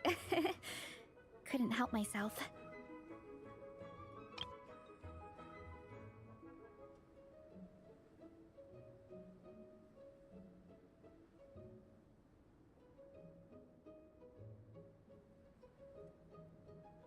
Hold on. You two traveled here together, right?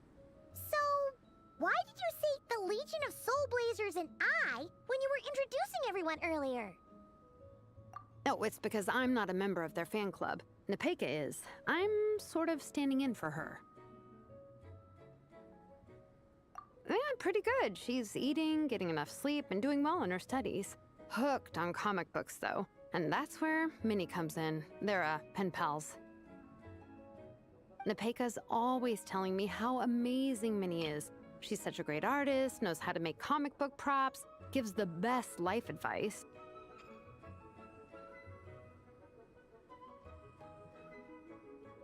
Honestly, she made her sound more like a mom than a peer, so I was pretty surprised when I got her and found out that nope, Minnie's actually pretty young.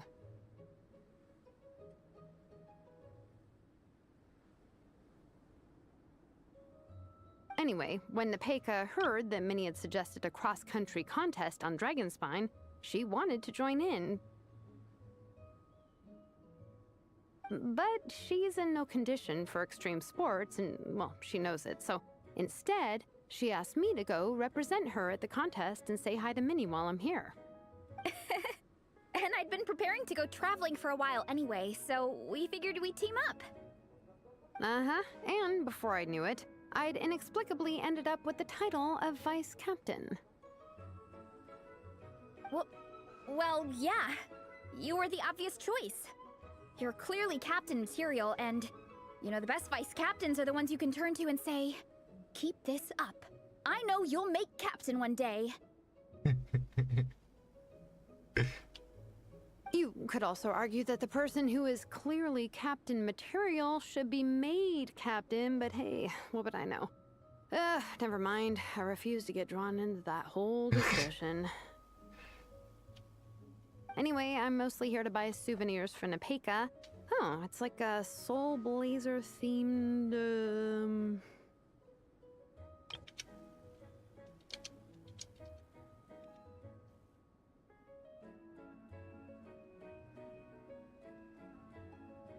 Merch!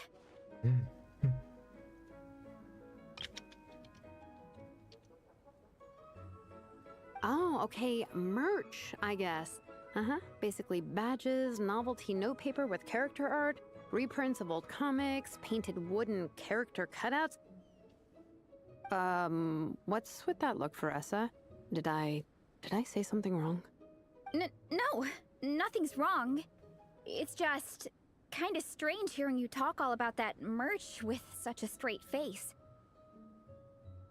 The thought of Shilonin, the master craftswoman, carrying boxes of merch back home to Natlan? It's such a funny image. That's a pretty long list, too. Did Nepeka really ask for all that? Oh, no, she'd never ask other people to buy gifts for her. It's not in her nature. But based on what I know about her, I'm sure she'll appreciate some, merch. I still prefer souvenirs personally, but... Oh, definitely! Nepeka will be over the moon! You really understand her, Shilonen. You're like her older sister. Oh, close enough. I mean, we are technically family. Although we haven't known each other long, so I can't claim to understand her that well. I'm still learning.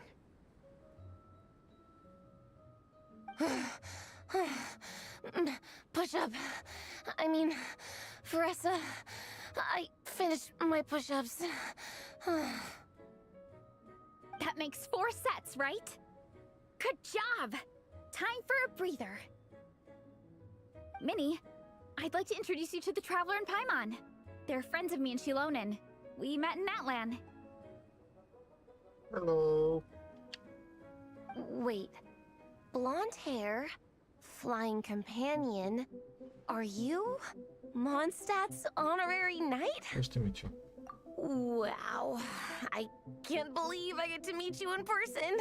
I heard about you from my older brother. He works at the tavern, so he hears all the local gossip from the customers. Apparently, you go from nation to nation, making a huge name for yourself each time? Like a real-life comic book hero. So cool.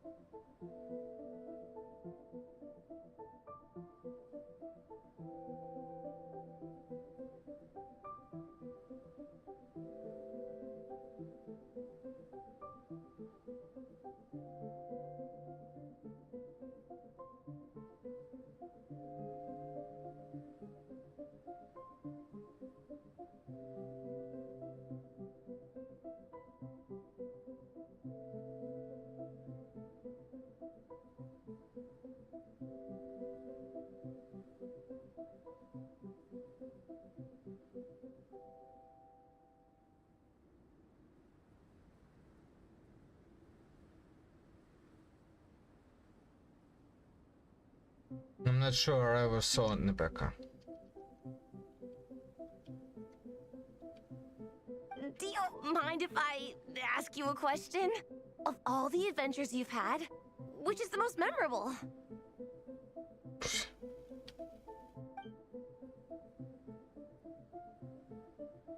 Wow! Incredible! Sounds like Fiatenna's homeland is just as magical as in the stories. Oh, you have no idea. Where I'm from, in the Collective of Plenty, we live right next to a huge volcano. And when it erupts, it sends fireballs shooting all over the place. Super dangerous, obviously, but it's the perfect place for hero training. You know how much I've always wanted to take a trip away from Mondstadt? Just get away and see the outside world. You totally should. Mondstadt's supposed to be the land of freedom, right? So, what's stopping you? It's just... If the Honorary Knight's journey is anything to go by, it sounds so daunting. Surely you gotta be really tough to keep pressing on through so many dangers. I just don't know if I'm up to it. The Traveler sets a pretty high bar for toughness, that's for sure. But you know, we each make our own journey at our own pace.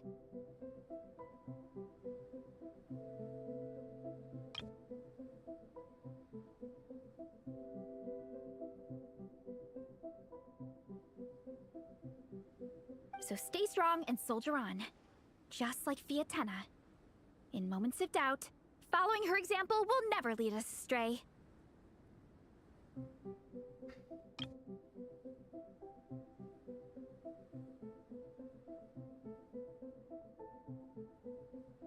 You're right.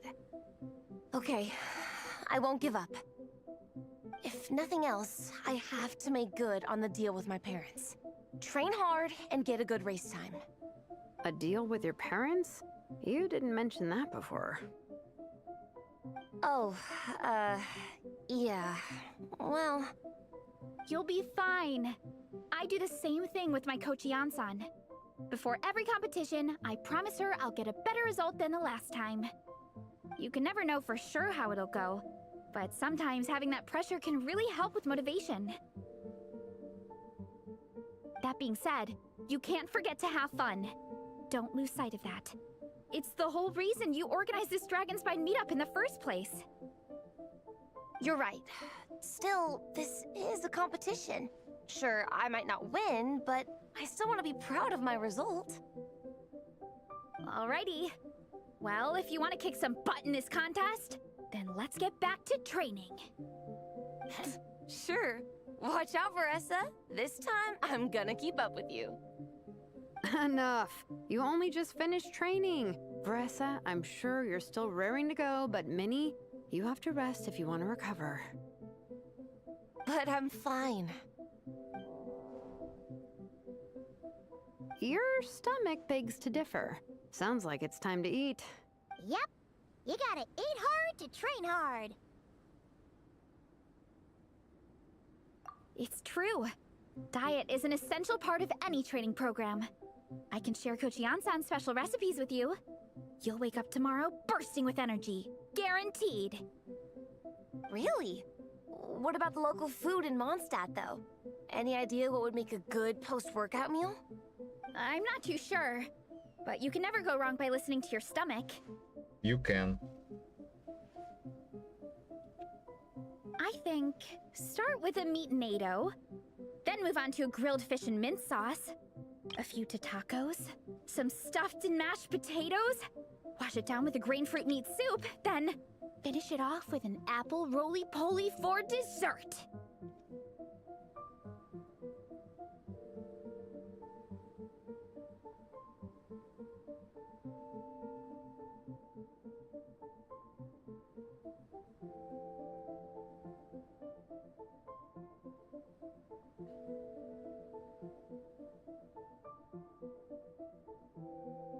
What? All that for one person? Yup. Open your mind and stomach, relish the delicious flavors, and before you know it, you'll demolish everything.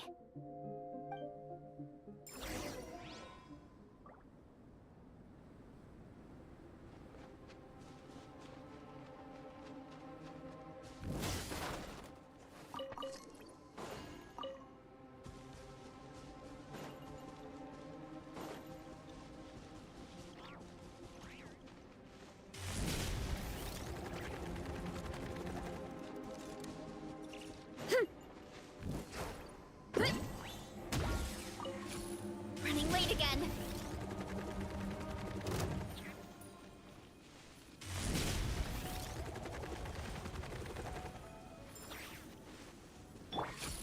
Quick as a flash. Oh. Stay back!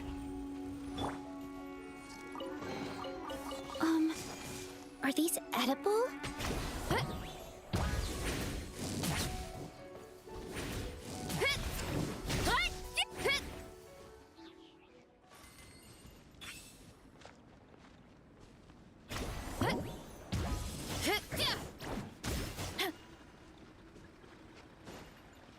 It's really weird. Time to roll.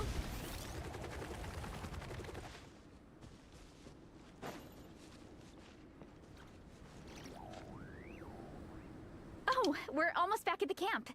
After what Shilonen was saying earlier, let me give this to you before I forget.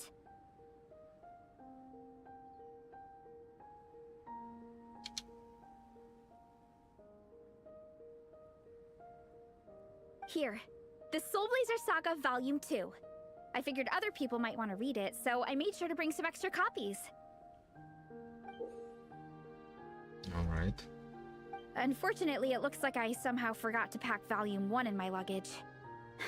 Shame. It's always best to start from the beginning when you're trying to get your friends into a new comic series. Anyway, take a look in your free time, see what you think. I really hope you like it. It would be so cool to have an awesome person like you in the fan base. All right. We're gonna meet back up with the others. Come hang out with us again soon, okay?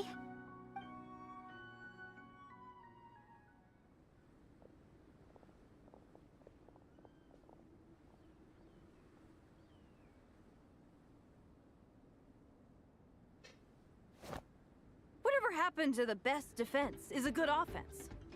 Wanjiru, what are we waiting for?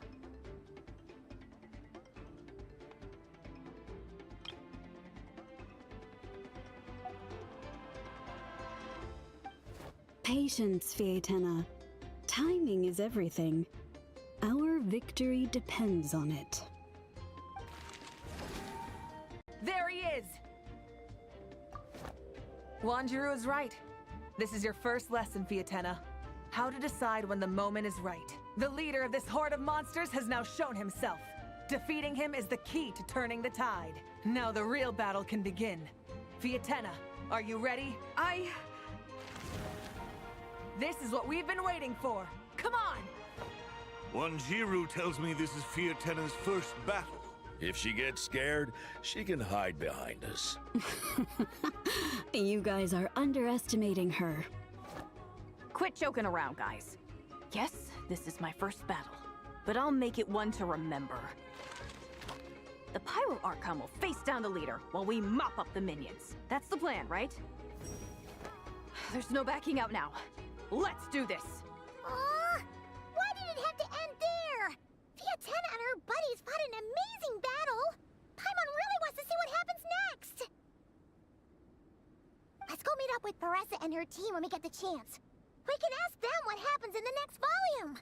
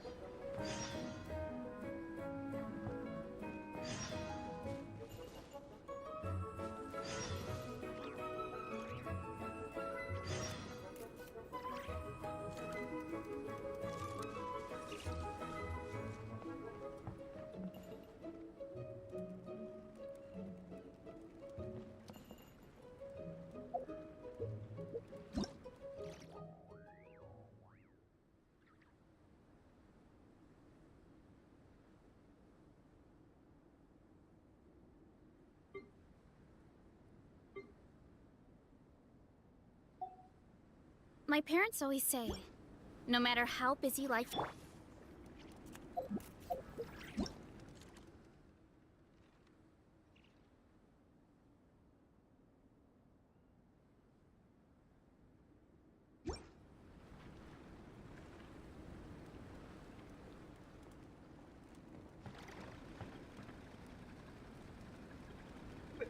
Bespin tricks for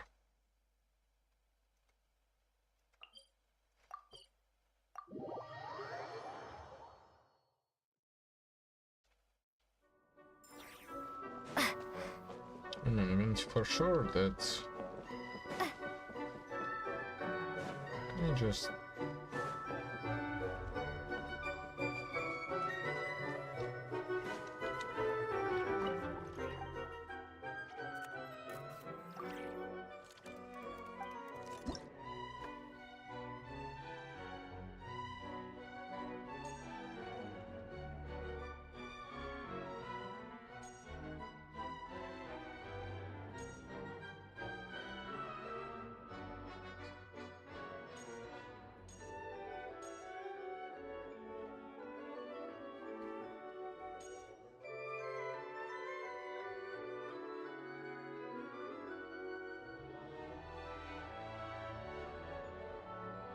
Taking notes.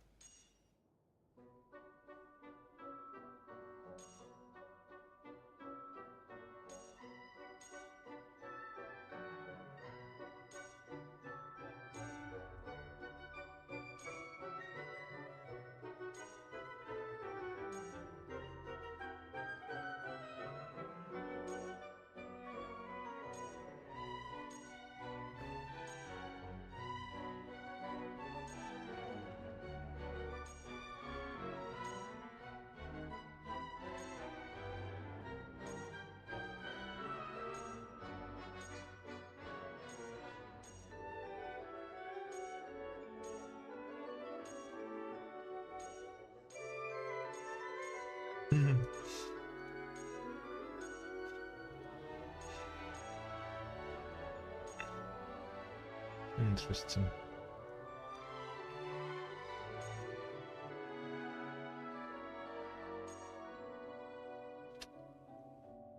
Serious contemplation. Chichi's serious contemplation would have been great right now.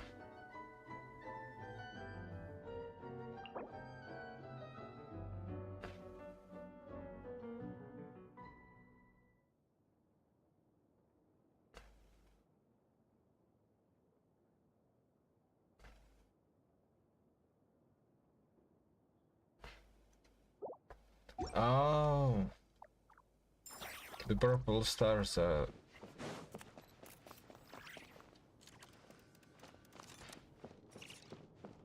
outgoing me the spin tricks, right?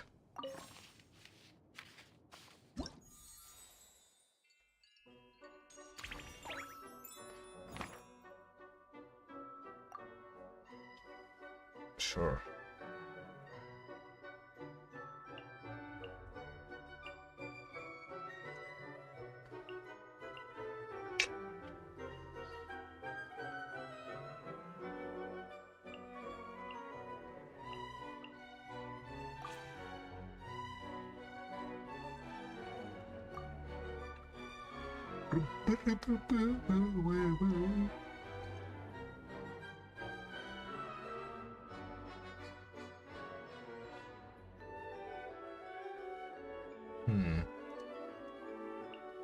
Something like that. You really are not going to give back a chance. This is ridiculous.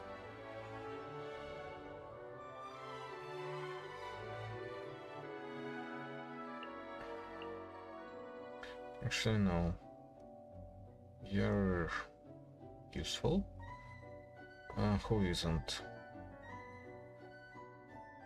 No, you are.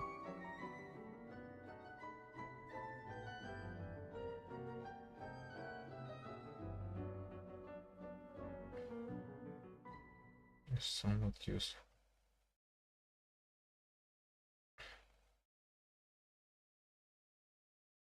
Maybe I'm not.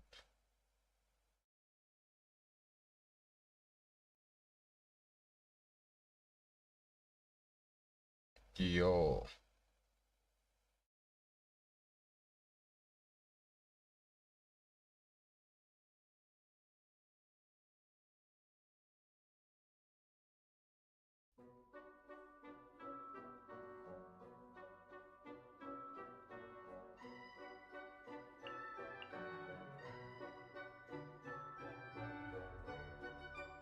something like that.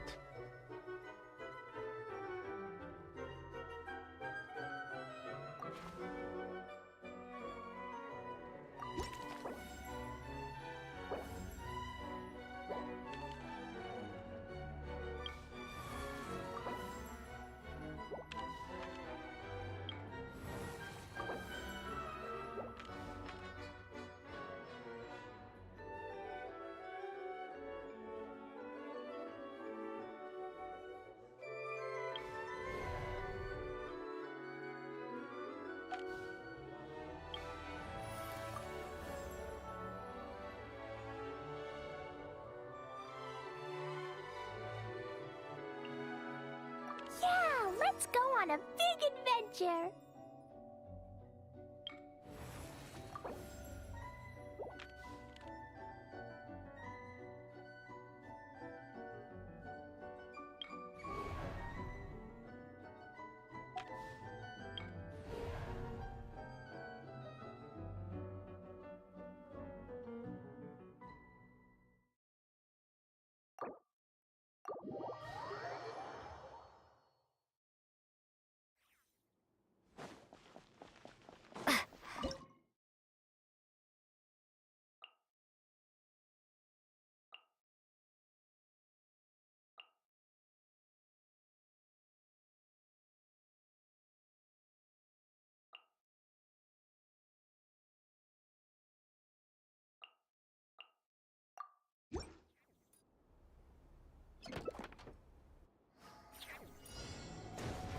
Incinerate!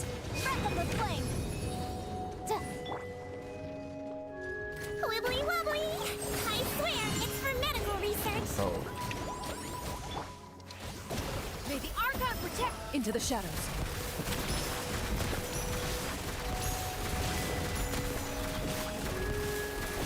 Where evil lurks, shoot on sight. Motion to compel.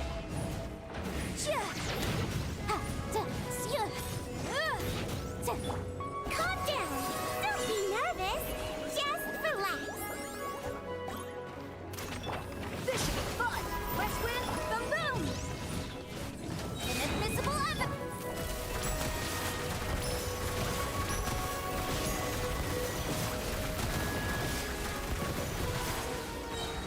Time to testify. Surprise them! Incinerate! Just say it, I swear, it's for medical research. Ready.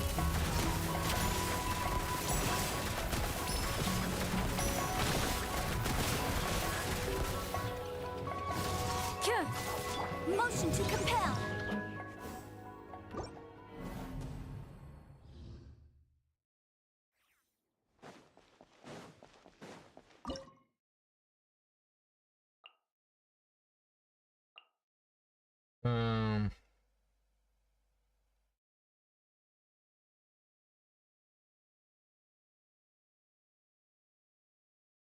There's only one appeal.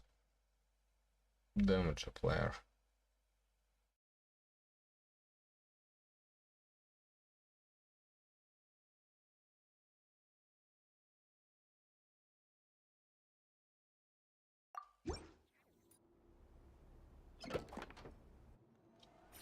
La la la. Pew! Boing, boing. Incinerate! Time for your... Hold still. Don't be nervous. Just relax. Let's stir things up! West... Boom boom! Blazing delight. Hi-ya.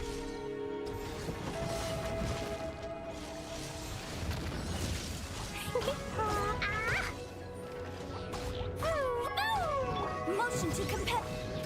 Floaty woody. This should be fun! Dumpy dumpy go. I swear it's for medical research.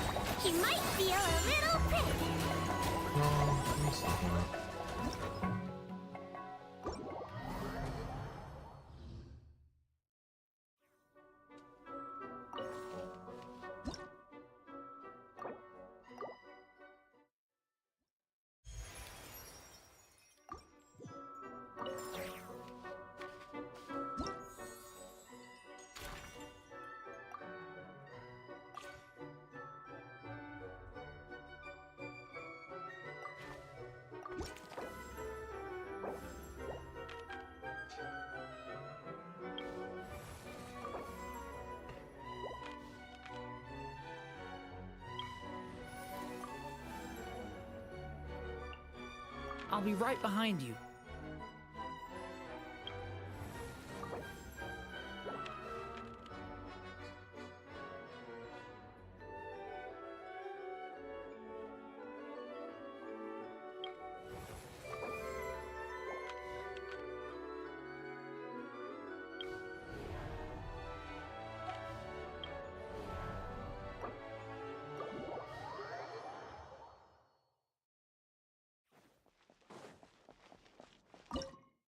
Okay, so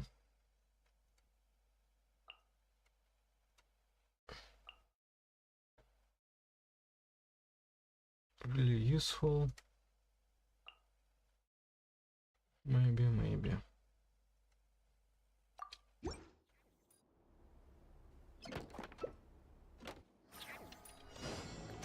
Let's stir things up. Westwind? Watch out! The turning point in... Let's see. Don't be nervous. Just relax.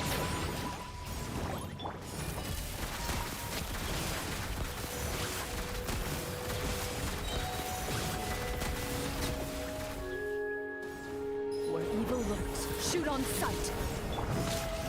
May the Argon protect. Hey! Decay! Into the shadows.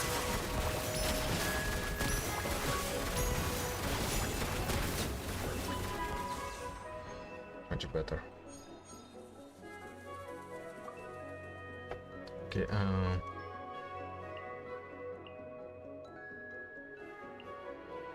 sure. Extra cash free, yay!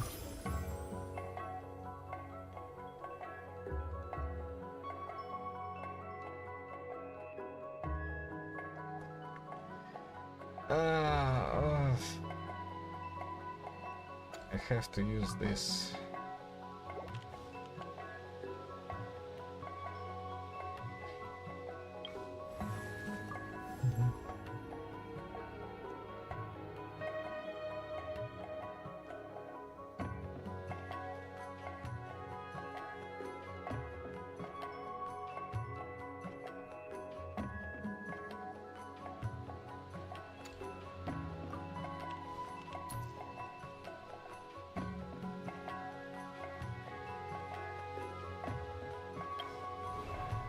Other characters have advantage. Other characters have advantage.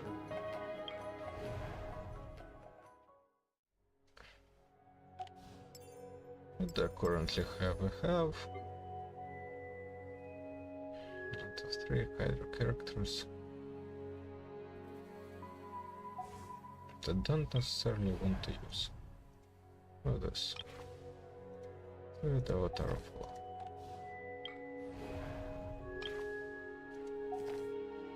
Okay, let's just fuck it. Go to the fuck it.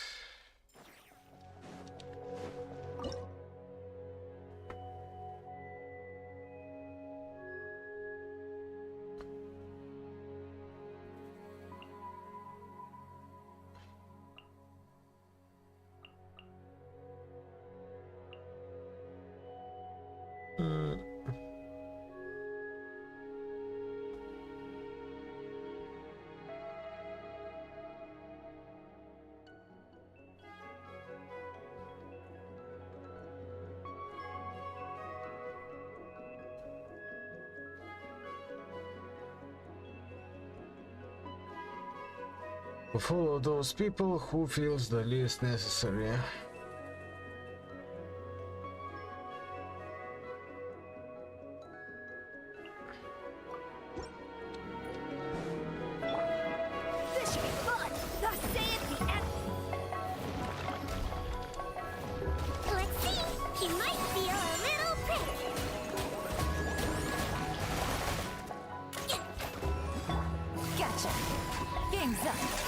silver.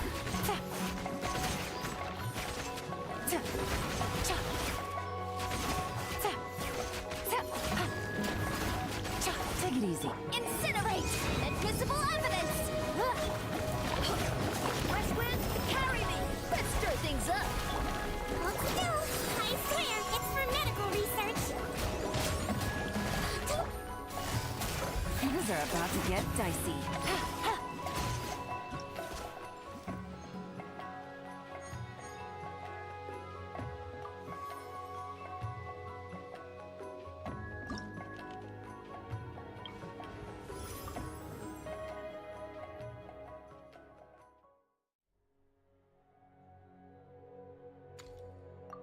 Hey, that's nice.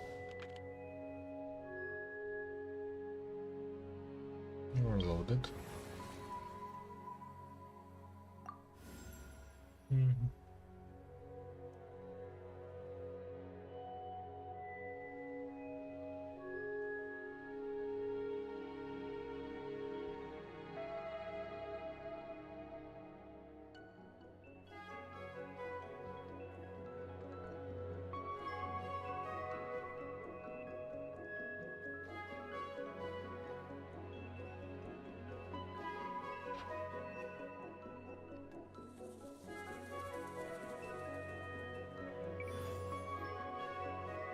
What is mortgage?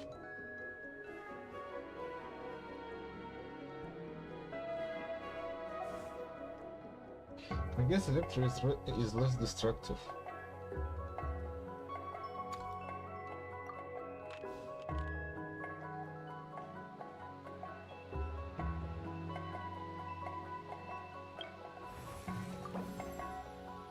Brilliant blessings. Mr. Cash.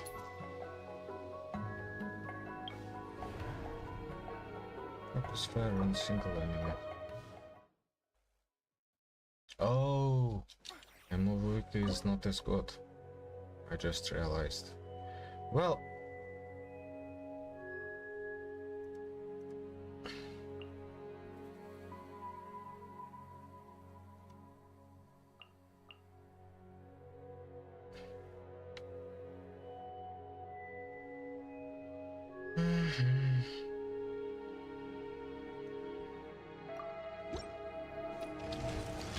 Boom!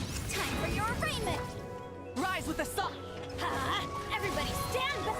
Hunt them down. Looted.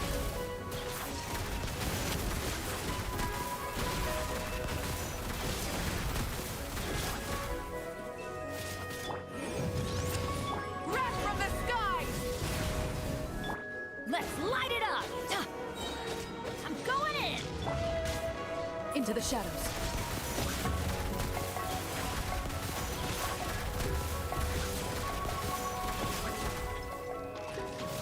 Motion to compel! Yeah.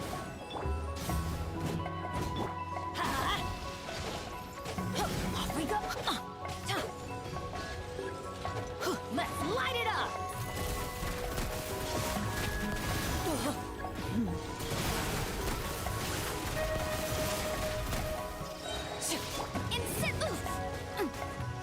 Light of the blazing sun!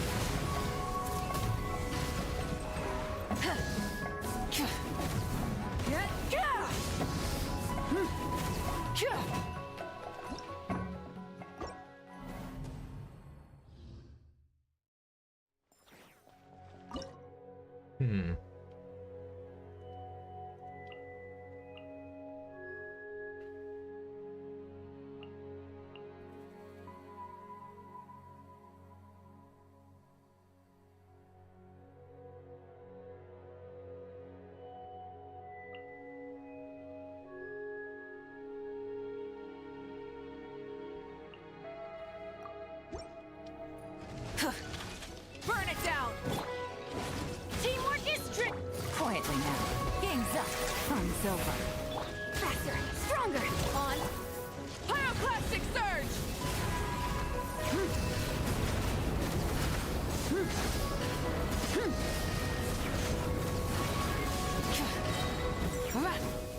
Light it up! Adventure time.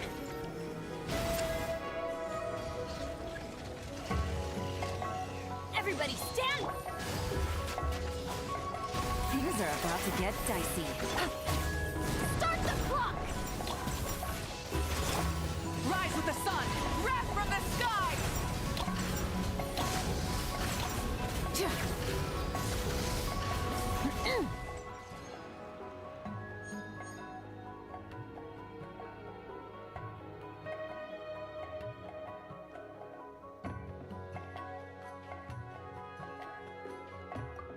That will be ridiculously easy. Therefore, let's actually look at other characters have an advantage. Maybe this. Extra characters have advantage. Могу Kenki. Okay, let's see what I have.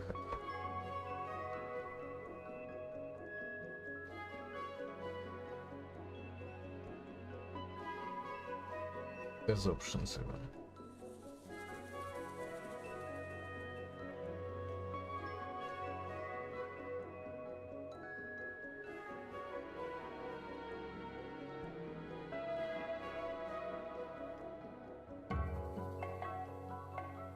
Trash, useful. I don't have Aina. And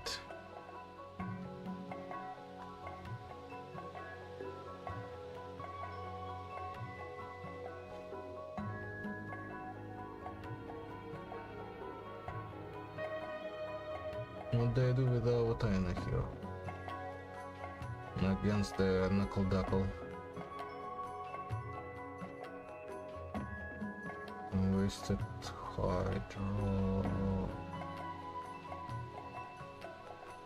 Hydro.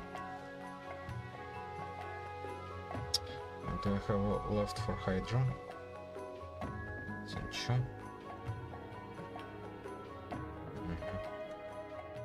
Let's not. Let's do it another time. Okay.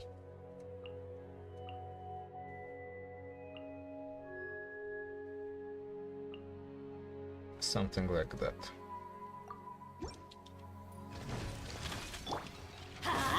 I'm going in! Leave it to me! A turning point! Wrap up a flame! Loaded.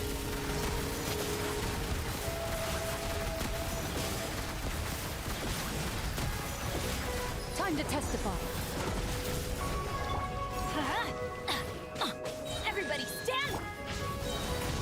A turning point in...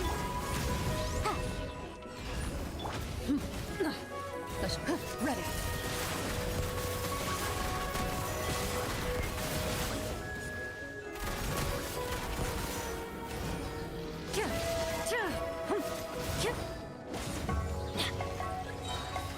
Teamwork is true! Stay back! Okay! Motion to compel! Boom boom!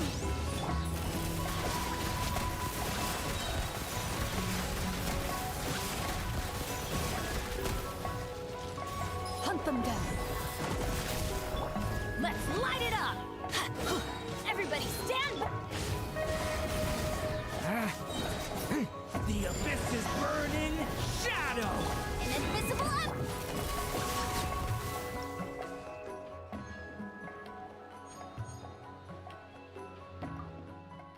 It was pretty close, wasn't it?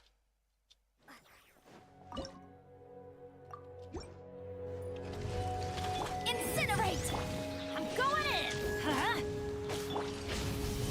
A turning point in... Into the shadows, where evil lurks. Shoot on sight.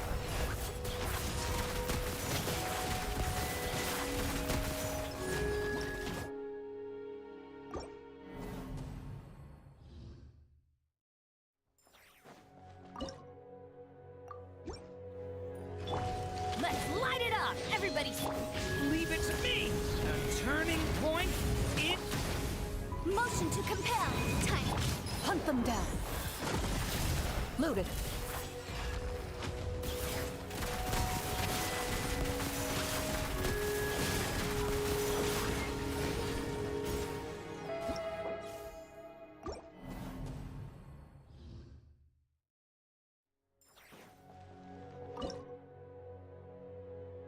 It doesn't give anything. Incinerate! Breath of the foot! Watch out! Decay! You...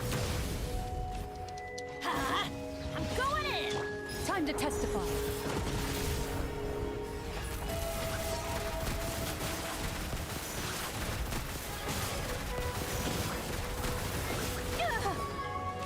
Motion to compel. Turning point in. Let's light it up! Everybody stand back! Into the shadows.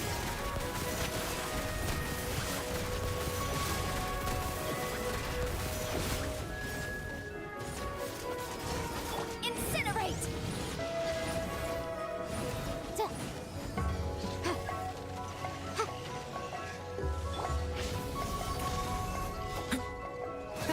Motion to compel.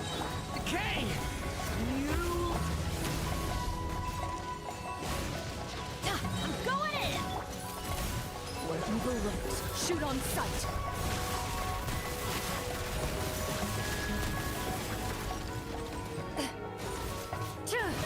Time for your arraignment!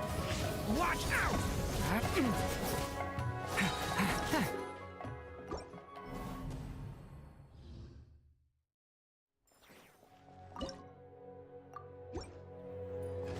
Incinerate! Invisible? The story has only just begun! Everybody stand back! Time to testify. Loaded.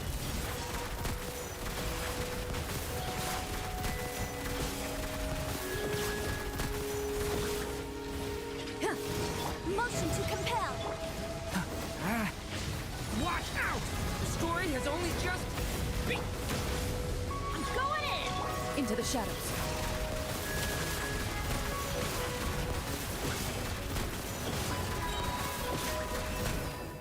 Where evil lurks, shoot on sight. Boom! Watch out! Decay! New life! Let's light it up! Everybody stand back! Loaded.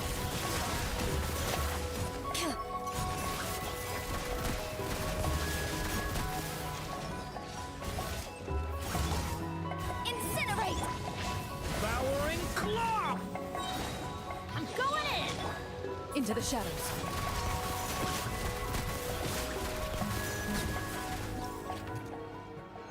Oh.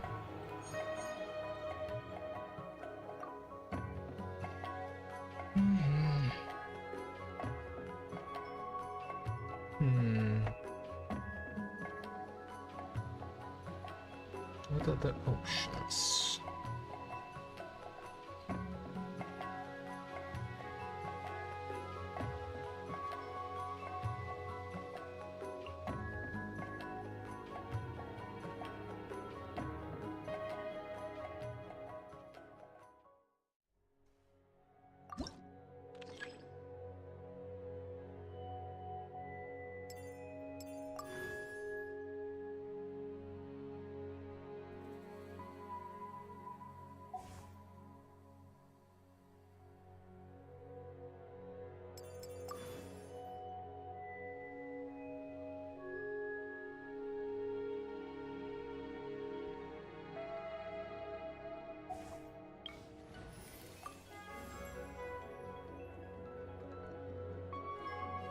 Want to get rid of you? Stay close and you will live.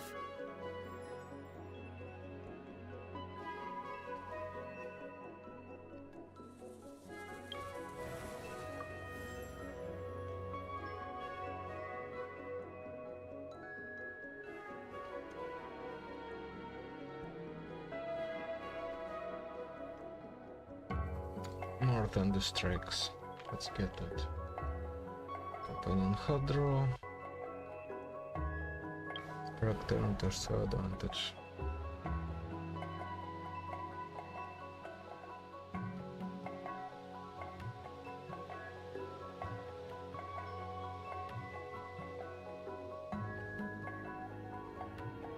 Oh man.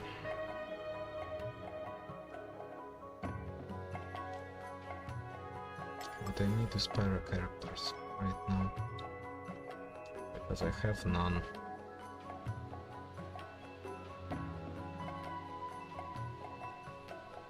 I mean, I have one.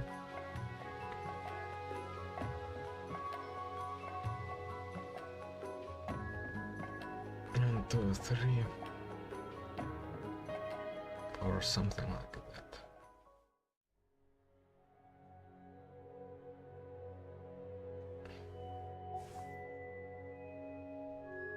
Metal defense.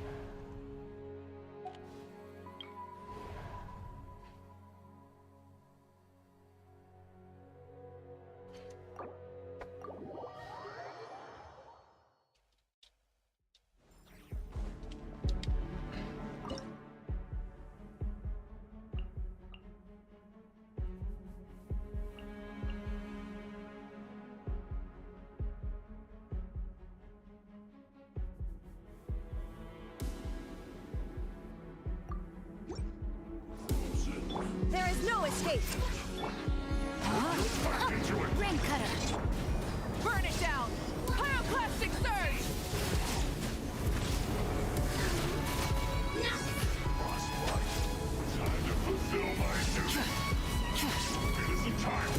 Loaded.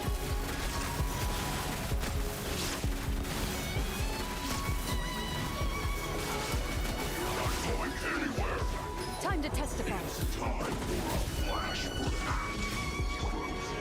Rain outlines your fate. Let me weave you. Rise with the sun! Ready.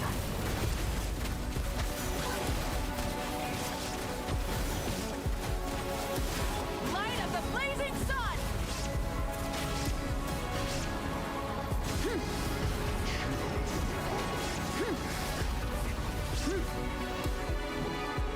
Burn it down! Shoot on sight!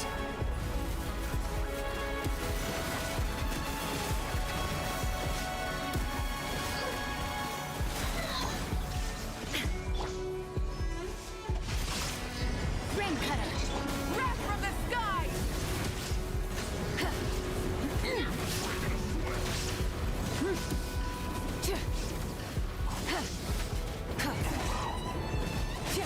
Rise with the sun! Loaded. Time to testify.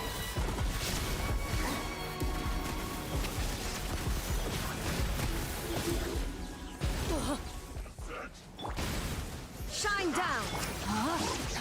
Let me weave you a light of the blazing sun!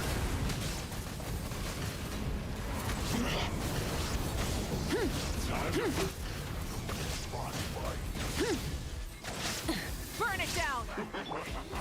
Hunt them down!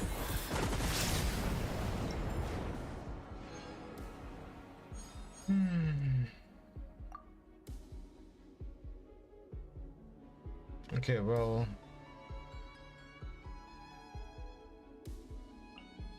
Sure.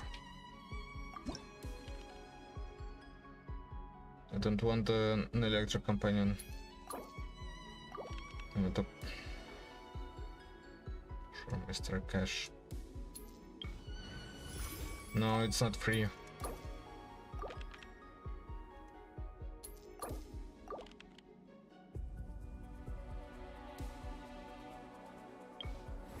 It's completely useless. Though, I suppose...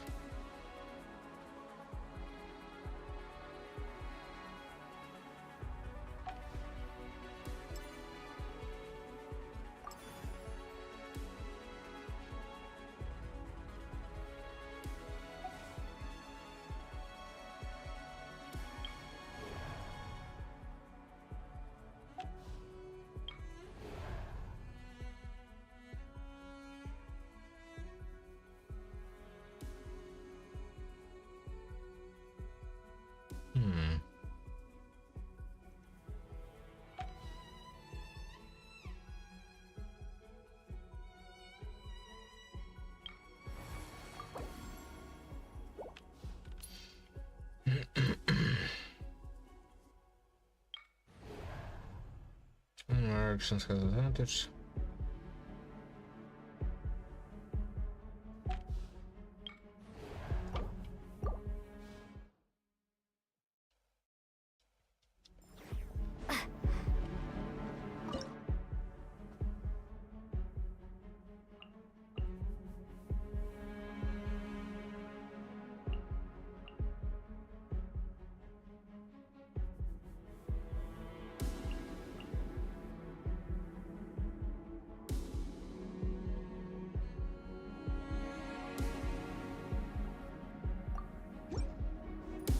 Destruction shell! Dissipate! Teamwork is true! Quick as a flash! Let's... Inazuma shines eternal!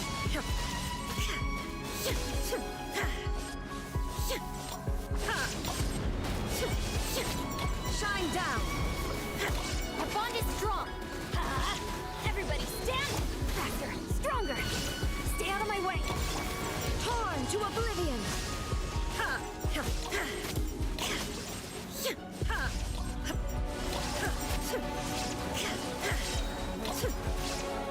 Stand with me! I'm going in! Control breathing! Start the... Inazuma shines eternal!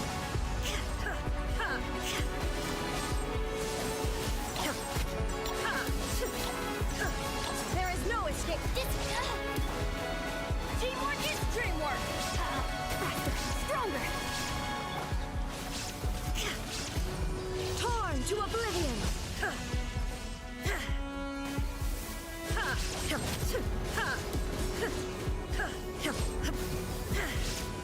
Shine down! Our bond is strong! Let's light it up! Everybody stick! Control breathing! On my... Inazuma shines eternal!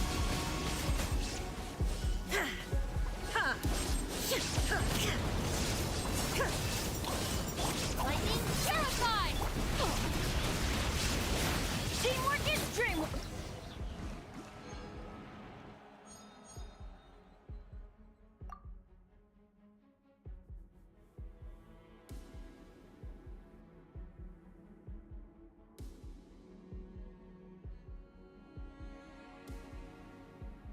Just need more people.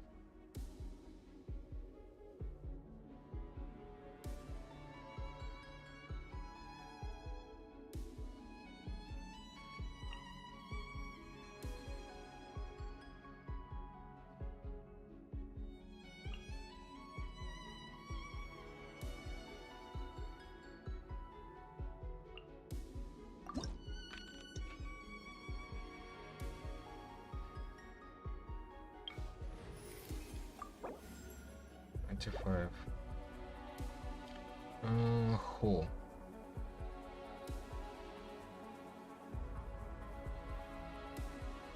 Sure. Whatever would you do without me? Very drunk companion, random.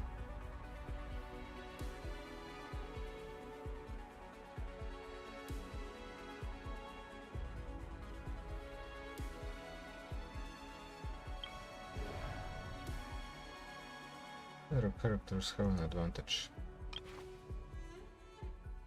There are fire and iron.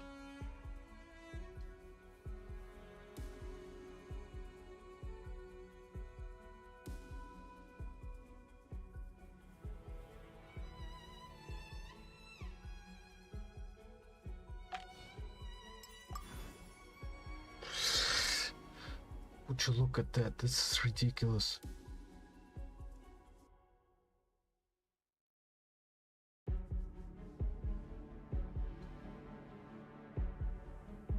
I have to use more Voika, otherwise I will be in a really tough spot later.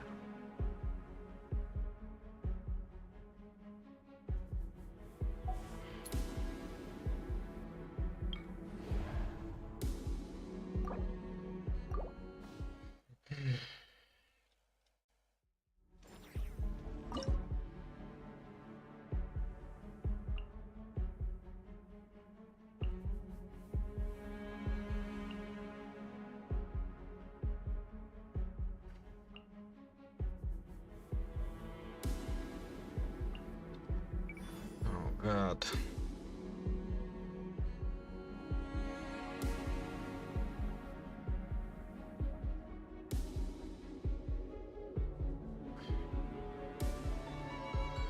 I don't want to lose Varessa. Guess I'll like this.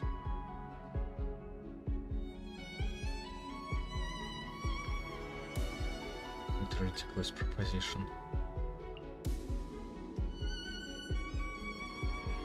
Or like that. Sure.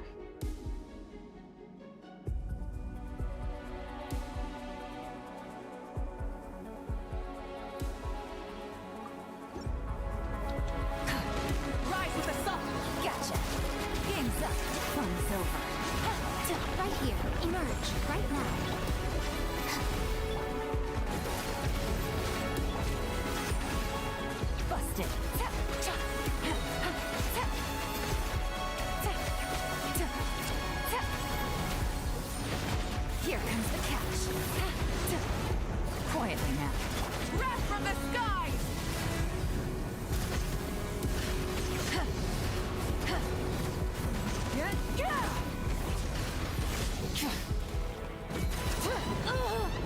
Burn it down! Nothing lasts forever.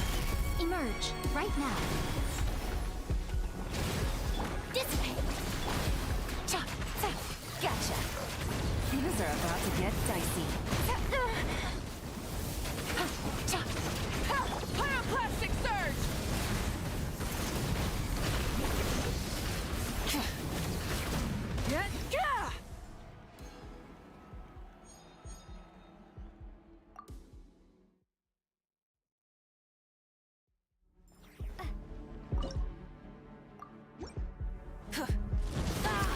Busted. Here comes the catch.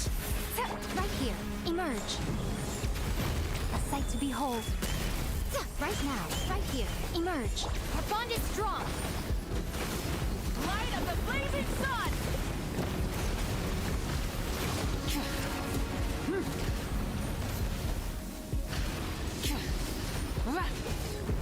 Light it up!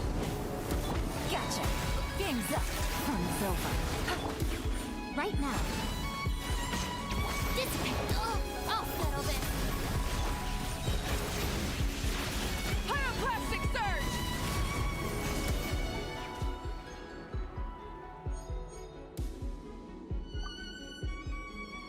Finally.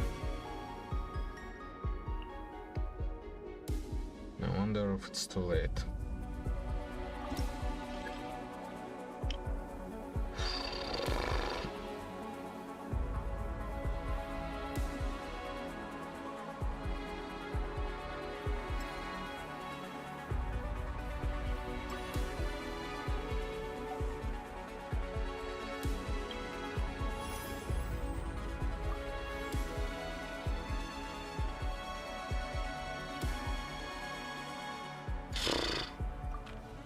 Okay.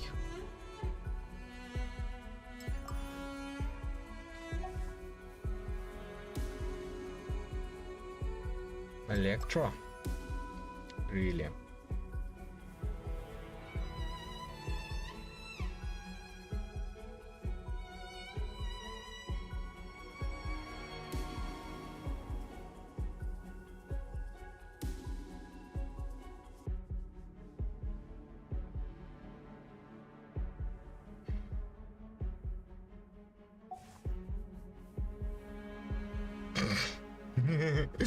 Vapor is level 1.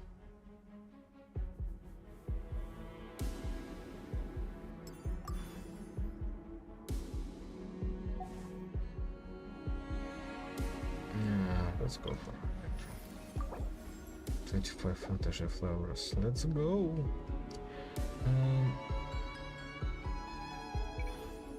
Rank complete. It's going to be more useful. Fish. Obviously, fish will always fish. In the name of the Prinzessin. Random companion, sure. Let's go for...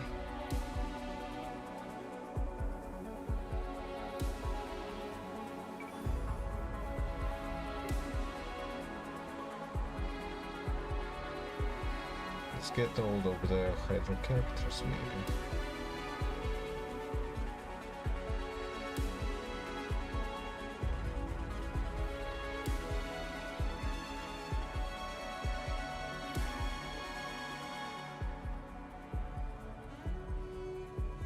Maybe, just maybe.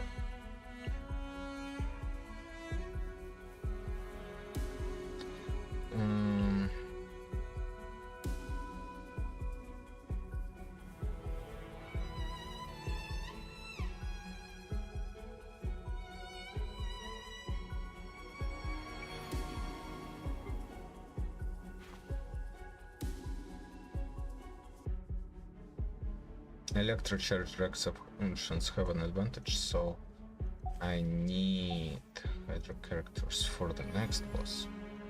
What about you? You don't care. You don't care at all.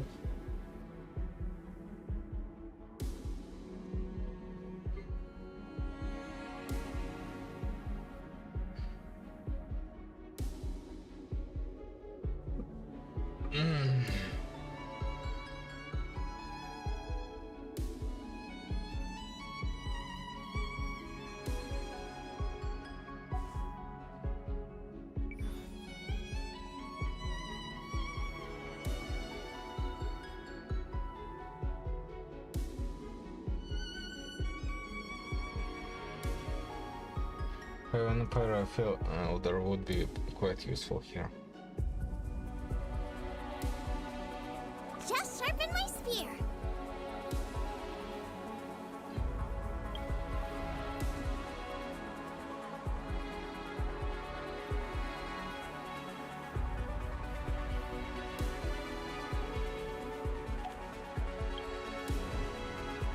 Aww.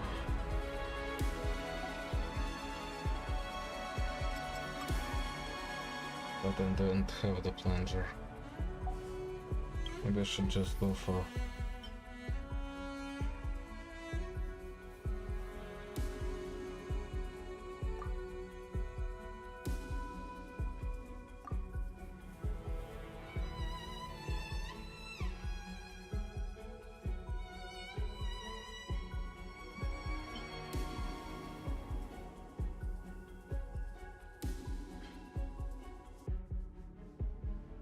characters who heal.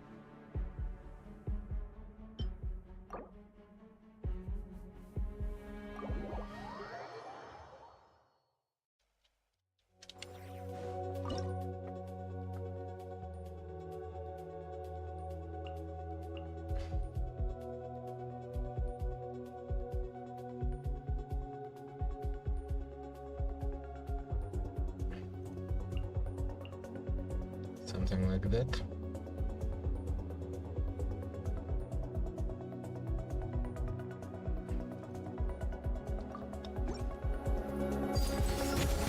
Odds revealed. Nice and spicy. Eat this! Emerge, right now. Emerge.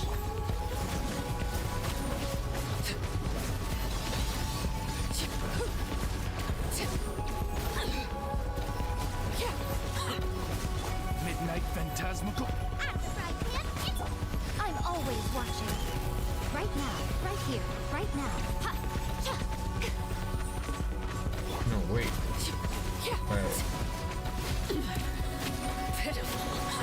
Nice and spicy. You're toast. Oh. This is dead. Laid bare. Yes. Put them on my bullshit.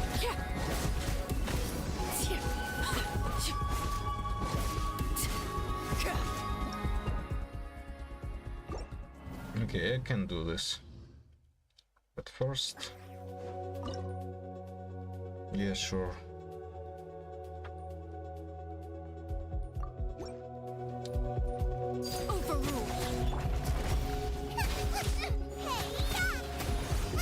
Emerge, right now. Emerge.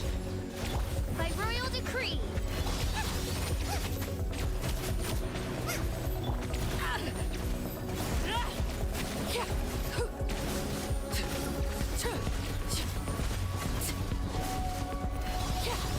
Laid bare.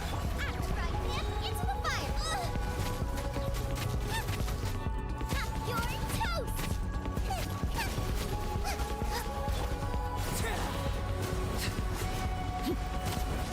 Odds revealed. A sight to behold. Right now, right here.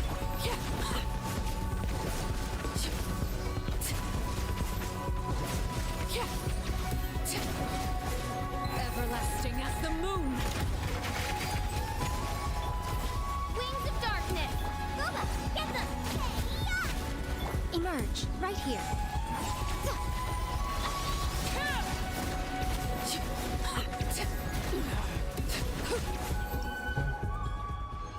Pretty easy.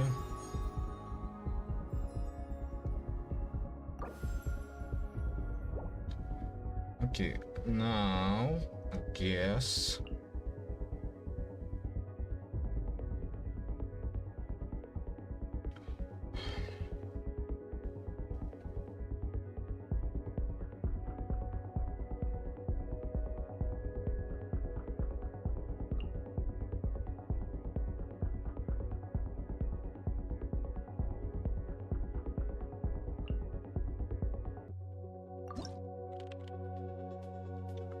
$125 and I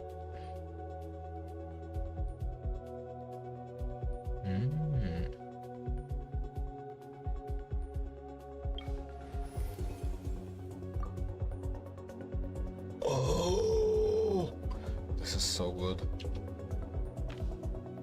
Okay.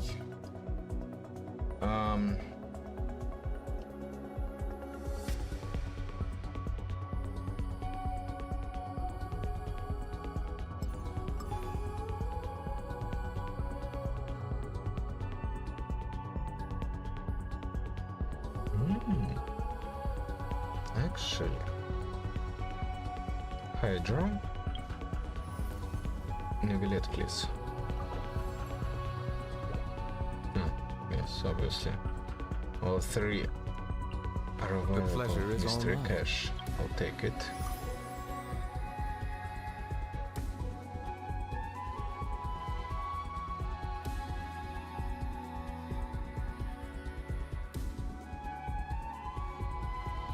Let's get this one.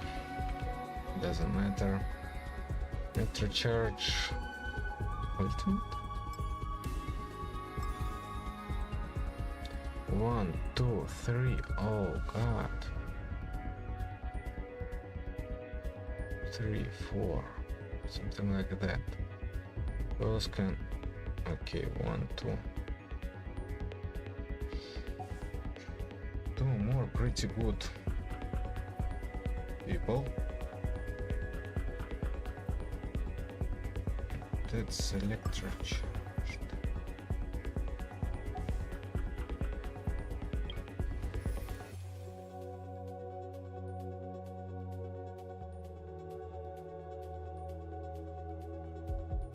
Oh, if everyone continuously loses HP,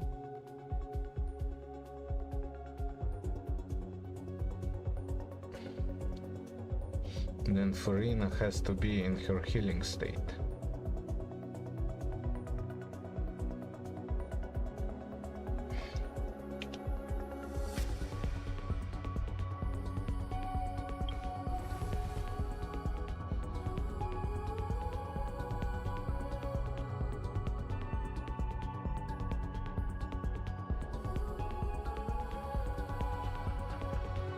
Guaranteed to. Oh, I don't like this. I want both.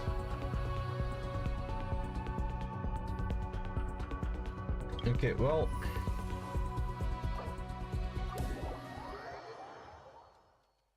We'll see what happens here. I am certain that something will. Silence! Ah. May I present? Let the world come. Insulation chamber deployed. Nice and spicy. You're toast. Be sanctified.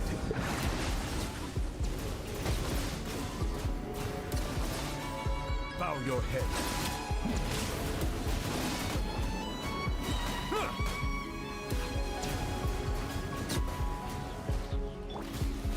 Oh, brilliant! Time to shine. Into the fire. Settle down. The tides beckon.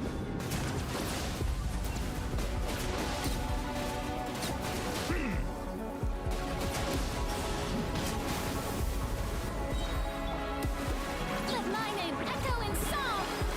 Preparing for dust up. Booba, get the. Bow your head.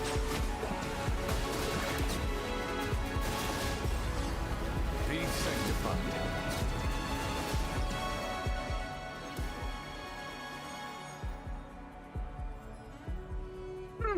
Good job.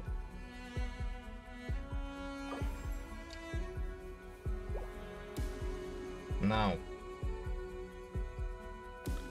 I want a plunger, but I also want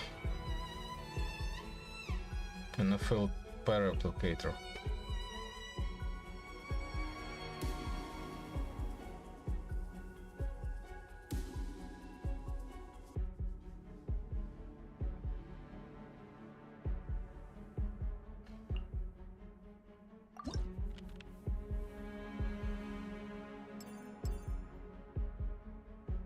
So cool.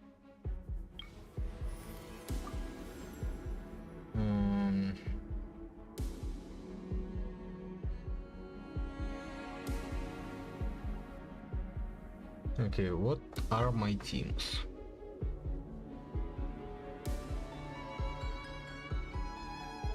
You don't have the last character. The last pyro character.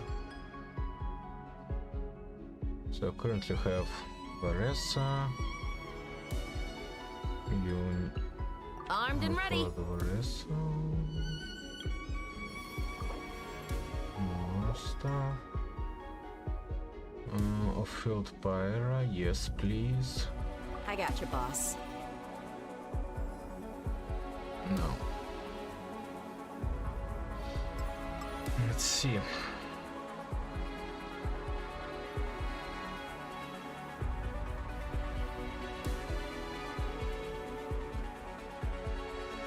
Plunge Varessa. And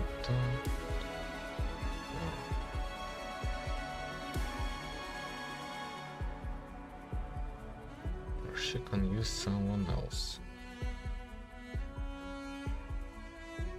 Official, that would be a waste.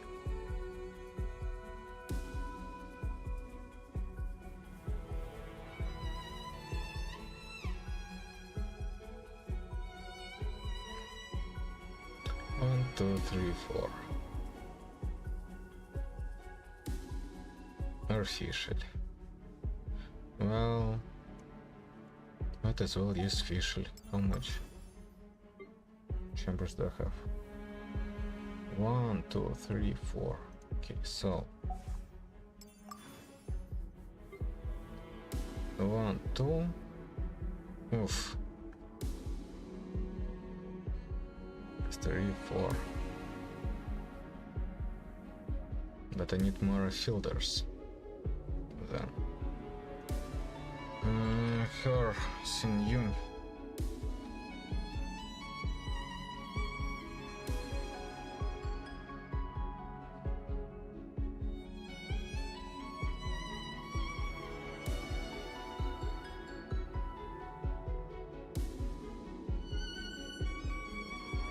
And to have an easy room. 1, 2, 3, 4.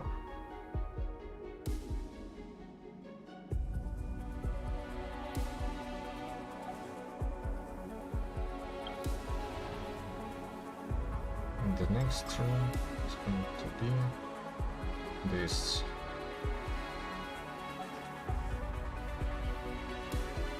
Which is going to be used.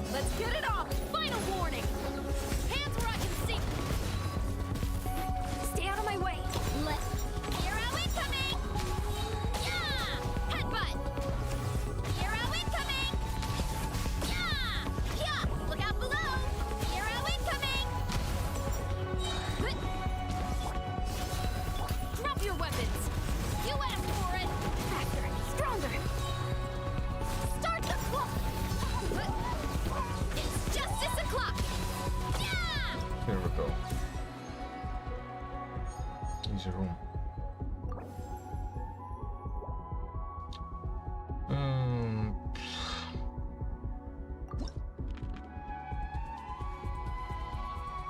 Component. Ah, no, it wasn't just 1 time plus 15.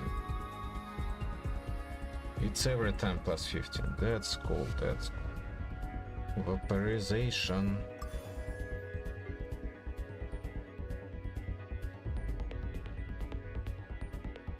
Yeah, you can use it.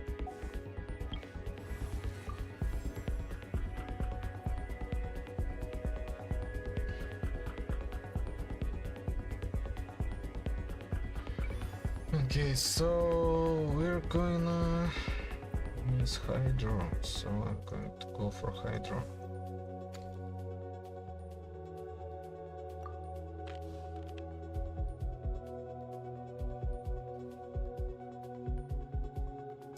Do I need companion more or... Yes, I need companions more. Let's go for... Kitchen isn't necessary. This world is full of unsolved mysteries.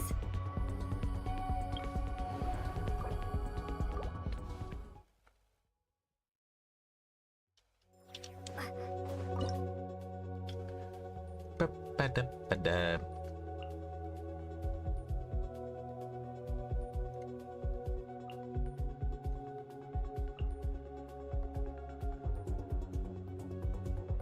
Seems alright. Ooh.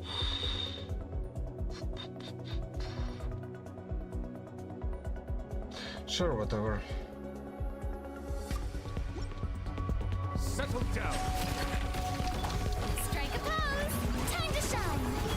Cleanup sequence initiated.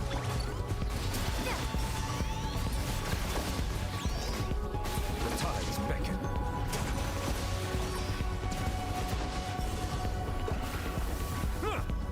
Silence!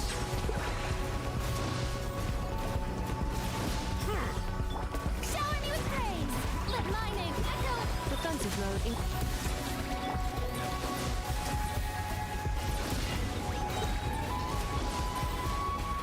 Be sanctified.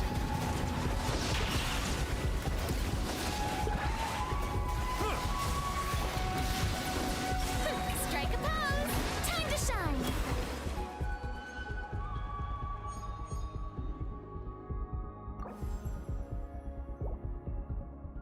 I don't need you anymore.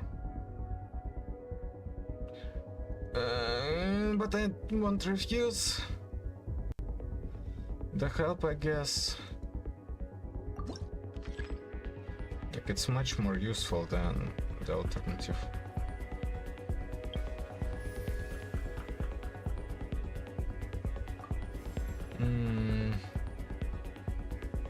Bader's at least a no fielder. And I have... Alright, let's go. Rise Evolution. Let's go.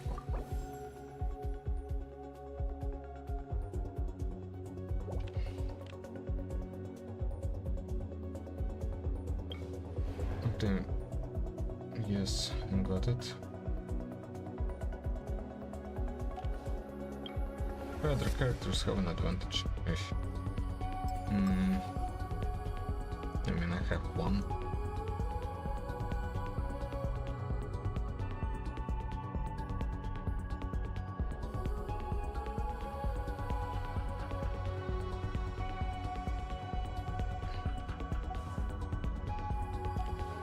Okay, what two teams do I have? Varessa, you, Bonnie? You're not. You? You?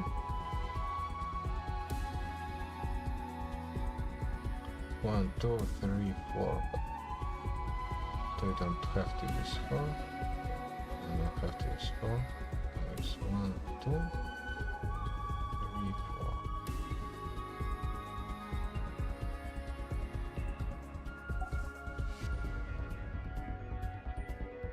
let's go here.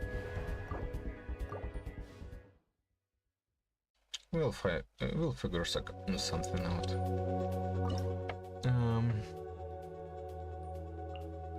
Worst case scenario, we can roll back to this moment.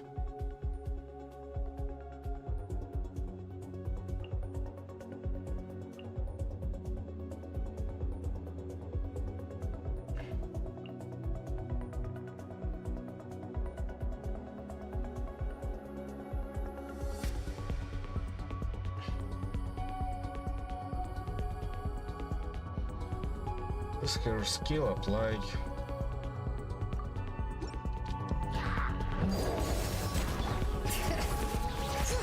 By royalty, no, my sword.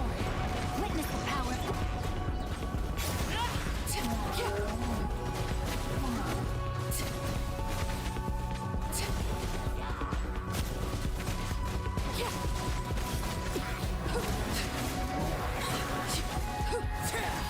Transfix.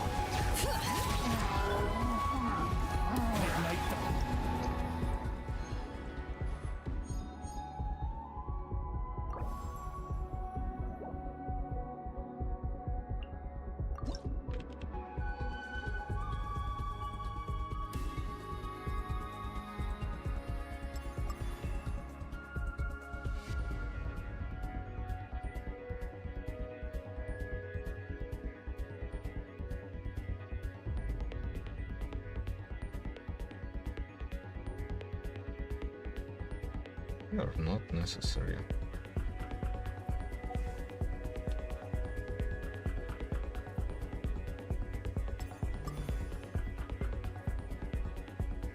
What else can I get?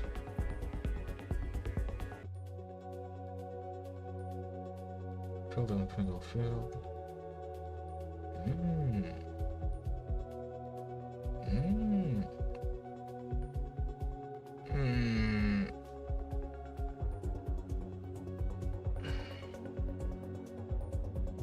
Of the two,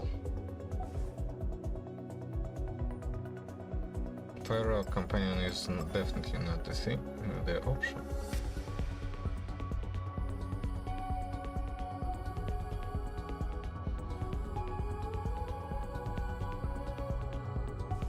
Okay, let's go.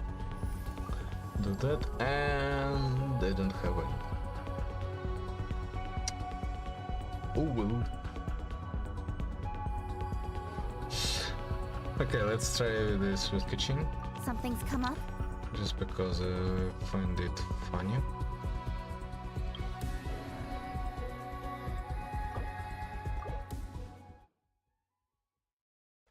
My top 3 Kachin.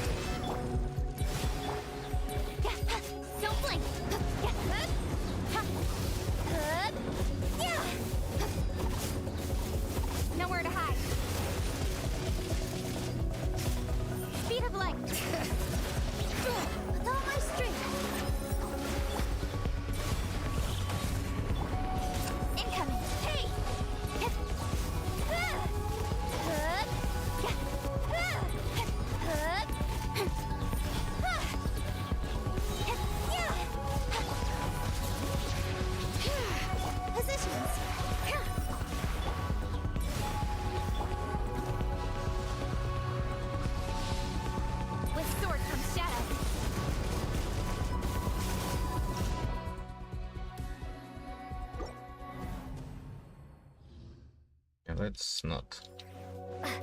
This is not working.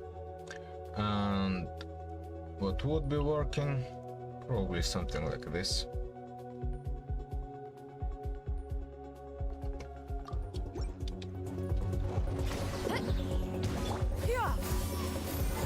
Stray clouds converge! Here! Hero incoming! Yeah! Oof! It's justice o'clock! Yeah! Headbutt! It's justice o'clock! Yeah! Hit! Hit! Yeah! Seize the skies! Positions. Hero incoming! Yeah! Headbutt!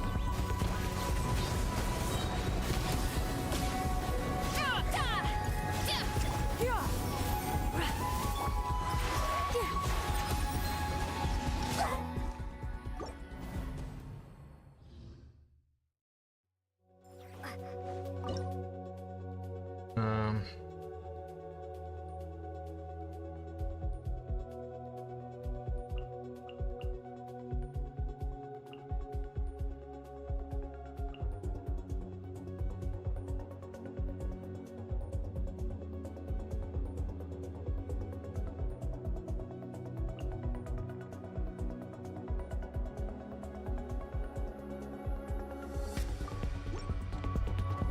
Yeah!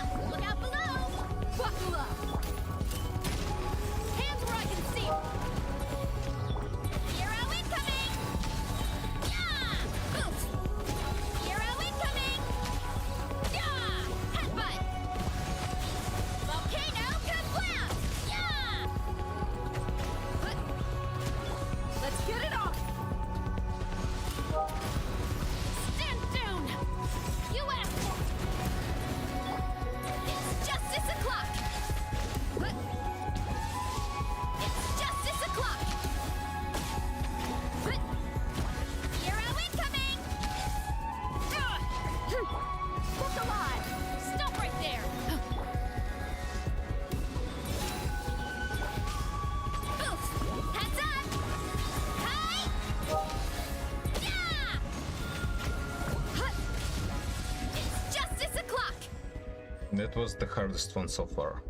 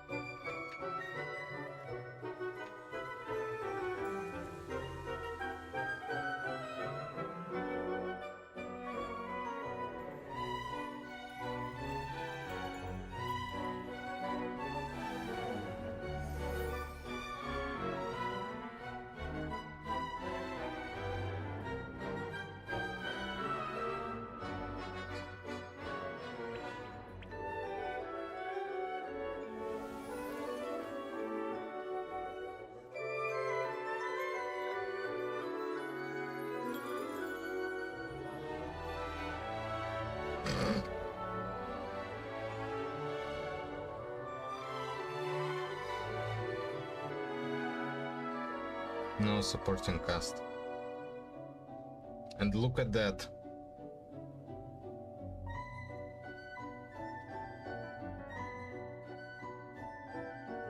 Look at that. I got 2 bottles.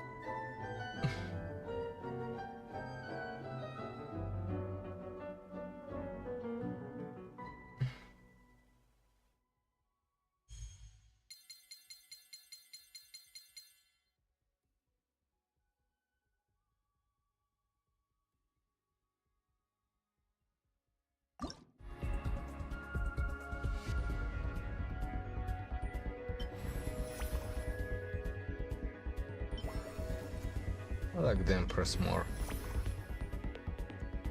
She looks more beautiful.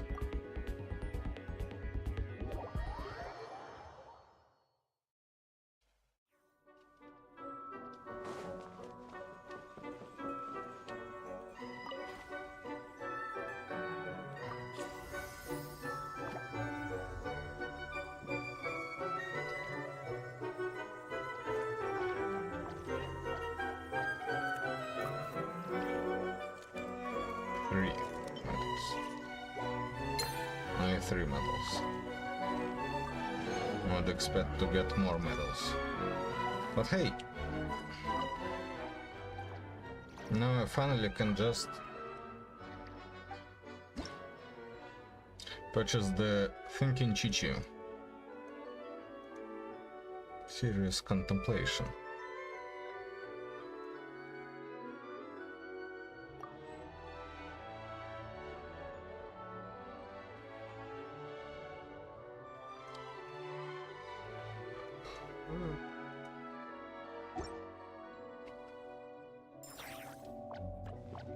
And make the fucking picture. Don't forget to stretch your muscles and relax in between battles. Otherwise, the fatigue will only build up over time, until your limbs are all sore and stiff. I know some really good assisted stretches, but I've only done them with Coach Yansan before. She's the only one who can handle my strength. But I'm sure you can handle it too. How about I help you relax first, and then you help me with my stretching after? As someone who has pretty bad experience with assisted stretching, I'd rather not. Proceed with caution, assess the situation, fire on command, and shoot to kill. Clear rules and a battle plan are essential to any military operation. Sticking to these rules while we're exploring this domain will guard us against a lot of preventable accidents. But of course, if things escalate out of control, I will act as the last line of defense to secure you enough time to make a decision on how to proceed.